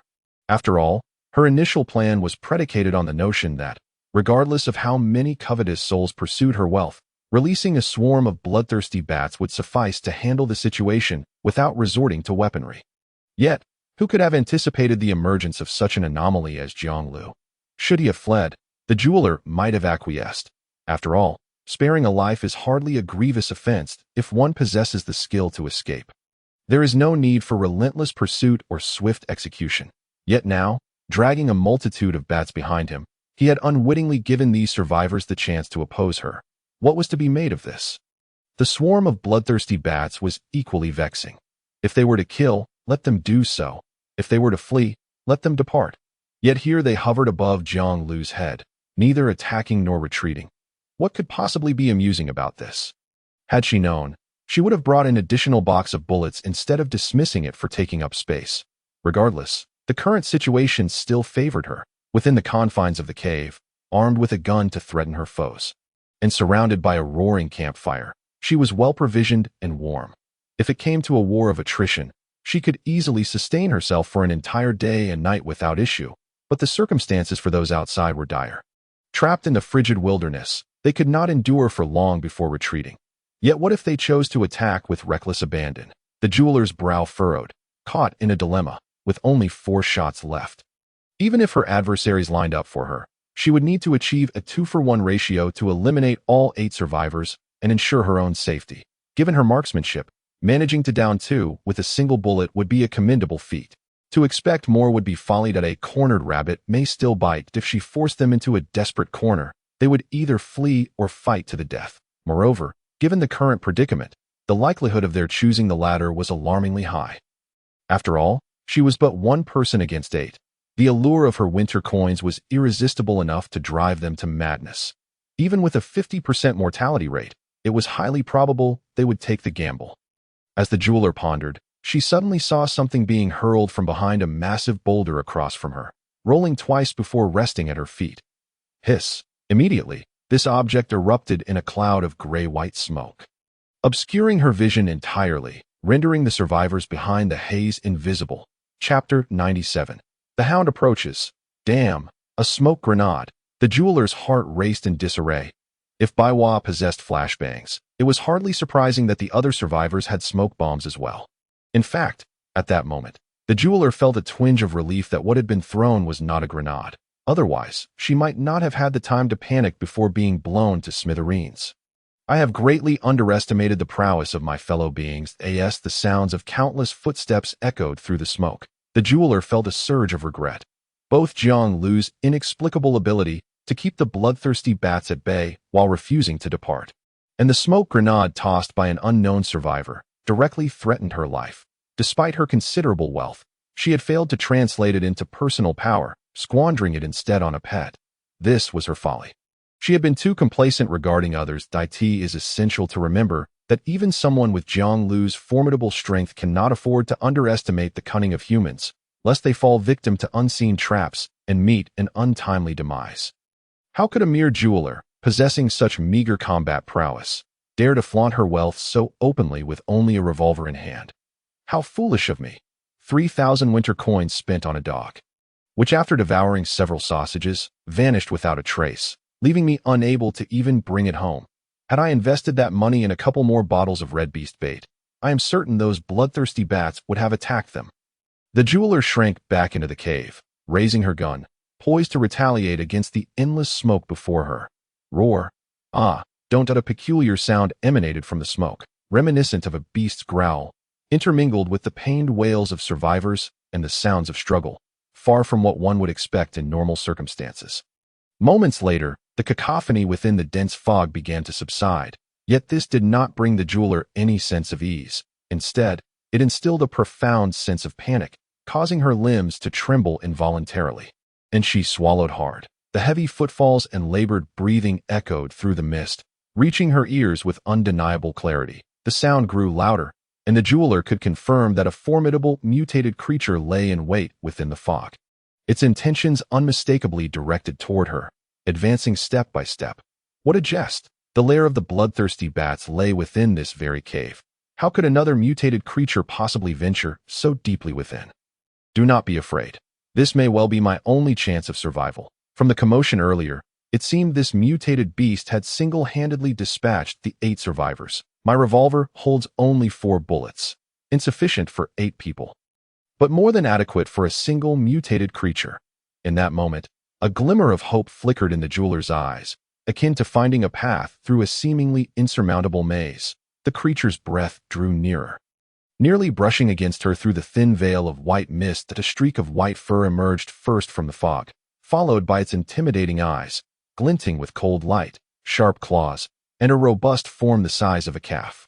Before the jeweler stood a fearsome, mutated white wolf. This majestic creature was clearly no ordinary beast. Its coat was stained with crimson blood, a testament to its recent battle, rendering it a terrifying apparition. Akin to a deity of death emerging from the depths of hell, the jeweler raised her pistol, aiming at the white wolf, yet her fingers refused to pull the trigger, as if the very strength in her body had ebbed away in that instant.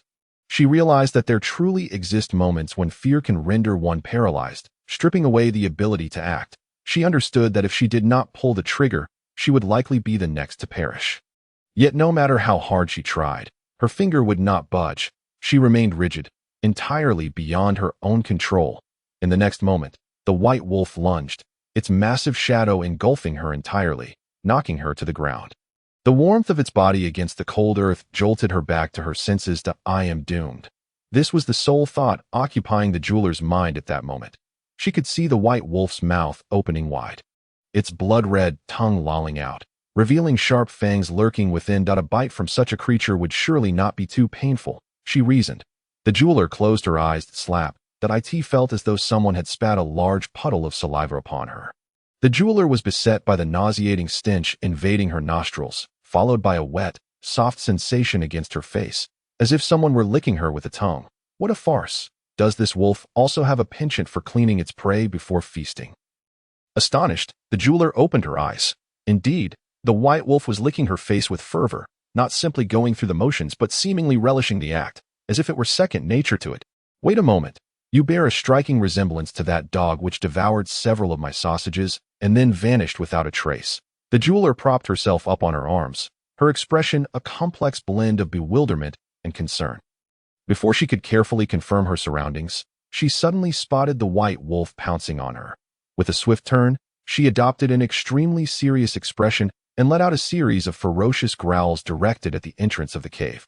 Displaying an unmistakable readiness to engage in battle, the jeweler felt a jolt of alarm. Prior to her arrival in this world, she had raised several large dogs at home, thus possessing a modicum of knowledge regarding canine body language. At this moment, the white wolf's demeanor was clearly one of defending against an external threat, as if it sensed a formidable danger lurking outside the cave. Its fur bristled, poised for an imminent confrontation. However, it had just dispatched 8 individuals amidst the smoke in less than a minute. What sort of enemy could possibly warrant such an exertion from such a powerful creature? Would she truly be able to emerge from this cave and return home safely today? The jeweler huddled in a corner, tremulously raising her firearm once more, aiming it towards the hazed eye. In the next instant, Jiang Liu stepped forward with composure, his expression neutral, leaning on a long spear as he leisurely emerged from the dense fog. Chapter 98. A misfire. The fact that this mutated white wolf felt fear, requiring it to adopt a battle stance, was astonishingly due to a single individual. Moreover, the jeweler had a profound impression of this person, for it was from his hands that she had procured a dog. Not long ago, this same individual had also attracted a majority of the bloodthirsty bats, preventing them from fulfilling the jeweler's desire to eliminate all survivors who dared to plot against her. If it were merely a single person, she still held a chance, especially since she possessed 4 bullets. Yet, she faced the prospect of a lone wolf and a man, and judging by the current situation, it was entirely possible that she would not even need to take action, as the two might engage with one another first. As the jeweler contemplated this, the next moment, the mutated white wolf unexpectedly emitted a low, weak howl. Instantly, a flash of white light enveloped it, and its form shrank dramatically, resembling a mere in a blink. It leapt into Jiang Liu's embrace, submissively allowing him to stroke it. "Little wolf, you are the real MVP here. To have taken down 8 foes without losing ground, and at such speed to resolve the matter, is nothing short of formidable." Jiang Liu did not hold back in his praise for the little wolf. The jeweler was taken aback. Upon closer inspection, she realized that the pup in his arms bore a striking resemblance to the one that had previously devoured several of her sausages before vanishing without a trace. You two set me up?" The jeweler finally grasped the situation. Reflecting on the pup's timely intervention and Jiang Liu's joyous embrace, she seemed to come to a realization, exclaiming incredulously towards the two. "Are you joking? Has the world progressed so rapidly that even a dog possesses such intelligence, capable of coordinating with humans and orchestrating ambushes behind the scenes?" With a sudden motion, she twisted her arm, aiming her gun at Jiang Liu. "What ambush? Don't act recklessly." Jiang Liu, bewildered, wondered what he had said to provoke such a swift shift in the jeweler's demeanor. Technically, the little wolf had just saved her life. She ought to be grateful, yet here she was, aiming a gun at him. What was the meaning of this? Did she believe he had come to extort her, intending to eliminate her and escape with a fortune? "You had best not move, or I cannot guarantee that your head won't explode like a flower." The woman's voice suddenly emerged from the mist. Bai Hua, with her right hand gripping a gun, strode forward, her arm raised straight, swiftly positioning the gun's barrel against the jeweler's temple, coldly stating, "At this distance, the jeweler could detect the foul stench emanating from Bai Hua, identical to her own. A distasteful concoction from a perfumer. Although Jiang Liu possessed an imposing aura capable of deterring the bloodthirsty bats, he had prudently applied this noxious liquid to Bai Hua, ensuring that no mishaps would occur. "A dog has eaten your sausage and now knows to return to save you. That we have done nothing to you, yet you are so eager to resort to murder. Lower your gun. I will give you 3 seconds. Bai Hua declared. Though she had never killed anyone with a gun, she had to overcome her fear and step forward. After all, Jiang Liu was currently under the threat of a gun, and the little wolf had calmed down. If she did not take some action, it was likely that both the man and the dog would be shot by the jeweler. At that point, Bai Hua would be too late to intervene. A flicker of hesitation and struggle crossed the jeweler's eyes, and with great reluctance, she replied, "If I lower my gun, how can you assure me that you won't harm me? You have no choice. There are 2 of us and 1 wolf. With just the revolver in your hand, should you pull the trigger, how will you survive our hands? Surrender is your only chance. I swear, as long as you do not act against us, we will not resort to violence." "I am not joking. You have only 1 second left to think. Point 2. Bai Hua's tone was cold. Holding the truth, there was no need for her to converse gently. It was essential to employ an inescapable tone, preventing any glimmer of leniency from showing, thus hastening the jeweler's surrender and allowing for Jiang Liu's rescue. After all, the jeweler was not a fool. She was keenly aware of the precarious situation. If she did not lower her gun, death was imminent. The words she had just uttered were merely a desperate struggle born of helplessness. Gritting her teeth, the jeweler attempted one last gambit. "How do you know I have no means? I simply do not wish for us to perish together." Bang! Bang! 2 gunshots rang out, one after the other, echoing through the cave like firecrackers. Caught off guard, even Jiang Liu was startled. At such close range, he could not discern who had fired first, but the moment for the hunt had now been triggered. In an instant, Jiang Liu felt an overwhelming surge of power envelop him. Seizing the precious second of reaction time, he decisively acted. As he kicked the little wolf aside, he darted forward, directly confronting the jeweler, extending his hands to disarm her of the revolver she clutched.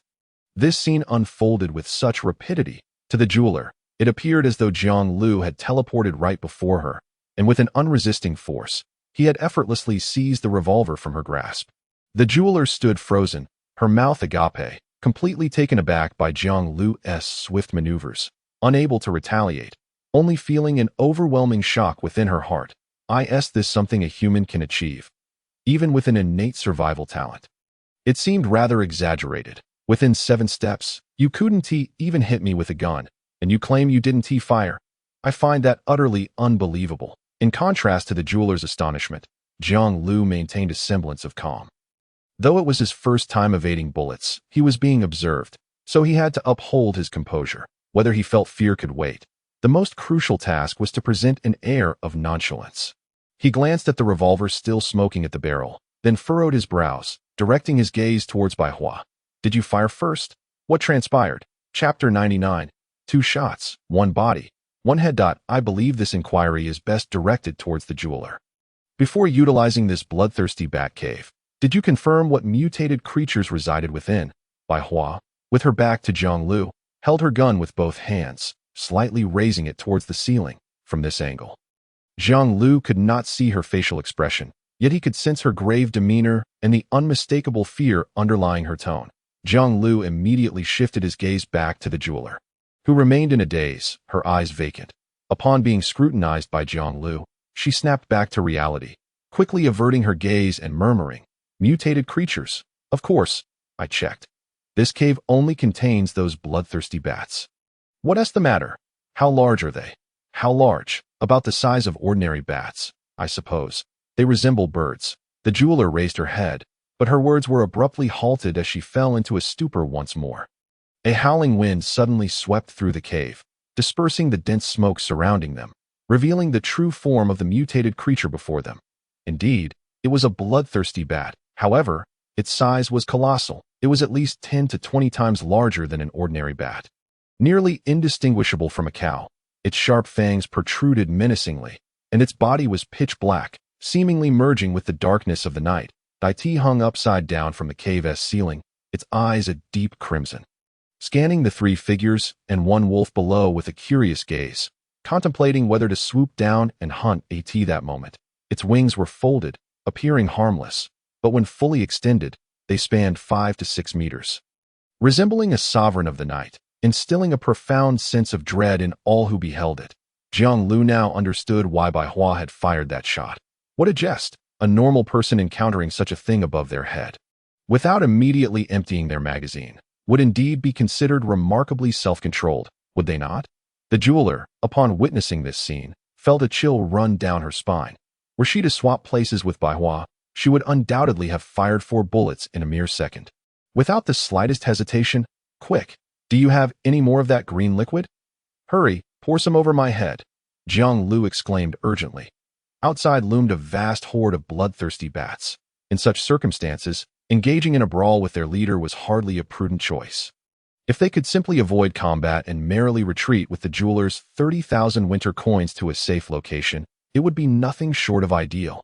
Jiang Liu would not hesitate for even a moment. "I don't have any left, didn't you buy extra?" The jeweler's face stiffened as she responded. "Goodness, I had no idea that old man might sell me fakes. Purchasing a bottle of each of the 3 items was already quite an achievement. Wasn't it? How could I dare buy more to bring home?" Jiang Liu felt helpless. While his imposing aura could deter the smaller bloodthirsty bats outside, it would likely have no effect on this larger one. They had already ventured into the enemy's territory. Without the aid of the green liquid, escaping smoothly would be quite the challenge. Indeed, the next moment, a series of peculiar sounds emanated from the leader of the bloodthirsty bats. Though not particularly loud, it seemed to attract the multitude of bats outside, which surged into the cave in a frenzy. Soon, their figures filled the cavern's ceiling to this scale, if the bats could overcome their fear and swoop down. Encircling the group and moving them about, they would undoubtedly be reduced to mere scraps. "Fire. These bats fear fire. We should head to the bonfire for temporary safety." The jeweler recognized that now was not the time for concealment and promptly shared this crucial information. However, in the next instant, before anyone could react, a violent gust of wind surged forth, even stronger than before, directly extinguishing the bonfire ignited by the jeweler. Darkness enveloped the cave instantly. Even the logs huddled together were scattered by the wind, making it impossible to reignite the fire in the short term. It was that bloodthirsty bat leader. It had struck with remarkable speed. Jiang Liu looked up to see the enormous bat, once hanging upside down from the cave's ceiling, now unfurling its wings. Without any apparent movement, a gentle flap of its wings summoned a tempest, whipping up dust and debris that struck the faces of those present, blinding them, with the fire extinguished. The smaller bats grew increasingly restless. Were it not for the foul-smelling green liquid and Jiang Liu's intimidating presence, this swarm would have likely launched an assault on the group by now. We cannot remain passive. We must strike back. Baihua realized this necessity. Without hesitation, she handed her handgun over to Jiang Liu. After all, in the absence of light, visibility within the cave was severely compromised if they could not see their adversaries. Even a rocket launcher would be rendered ineffective. Jiang Liu, however, was different. Based on Baihua's assessment, the enemy seemed to possess heightened sensory abilities that allowed them to see clearly in the dark, making it prudent to entrust the handgun to him. The Jiang Liu suddenly experienced an epiphany, and even the gaze he directed towards the little wolf was imbued with a newfound solemnity. This situation hardly bodes well, does it? After our departure, should your dog fail to escape, it would indeed spell disaster. There are still countless bloodthirsty bats lurking outside. This is no trifling matter. Accidents could truly occur. To Jiang Liu's surprise, the jeweler displayed an unwillingness to abandon the little wolf, exhibiting a desire to stand shoulder to shoulder with it in life and death. This unexpected display of loyalty earned her a measure of respect from Jiang Liu. He had initially presumed her to be a coward, eager to flee at the mere suggestion of escape. Yet here she was, demonstrating remarkable camaraderie. The little wolf had previously saved the jeweler's life, and it seemed that the act had not been in vain. Do not fret. It possesses remarkable speed. Otherwise, how do you think it managed to navigate through the throng of bloodthirsty bats and rush into the cave, rescuing you from the shroud of smoke? Regrettably, the little wolf lacked wings. Had it been otherwise, there would have been no need for trepidation in this battle. It could have simply unleashed its fury upon the bats, and regardless of their numbers, the outcome would remain unchanged. Jiang Liu gestured grandly, intent on leading the two women to safety. As for whether his actions amounted to selling out the little wolf, he believed the others would come to understand in due course. If the little wolf were to return from this ordeal, he vowed to reward it generously, perhaps even with some mutated chicken. He would ensure both its hind legs were well fed. Enough of your chatter. Hurry and lend a hand. The little wolf is going berserk, taking on 3 opponents. Baihua suddenly exerted herself, wrenching free from the grip that sought to restrain her. Oh, whoa. Not far off, the little wolf seemed to have witnessed this scene. Its growls escalating in fury, intermingled with an indescribable emotion, as if reproaching Jiang Liu. Here it was, valiantly battling in the front lines, and yet he contemplated retreating with others. Surely not. The little wolf lacked aerial combat capabilities. How could it possibly triumph over 3 bloodthirsty bats? Upon hearing Baihua's words, Jiang Liu felt an overwhelming disbelief. Turning his gaze, he was met with an unforgettable sight. The little wolf had indeed sprouted wings and was soaring through the air.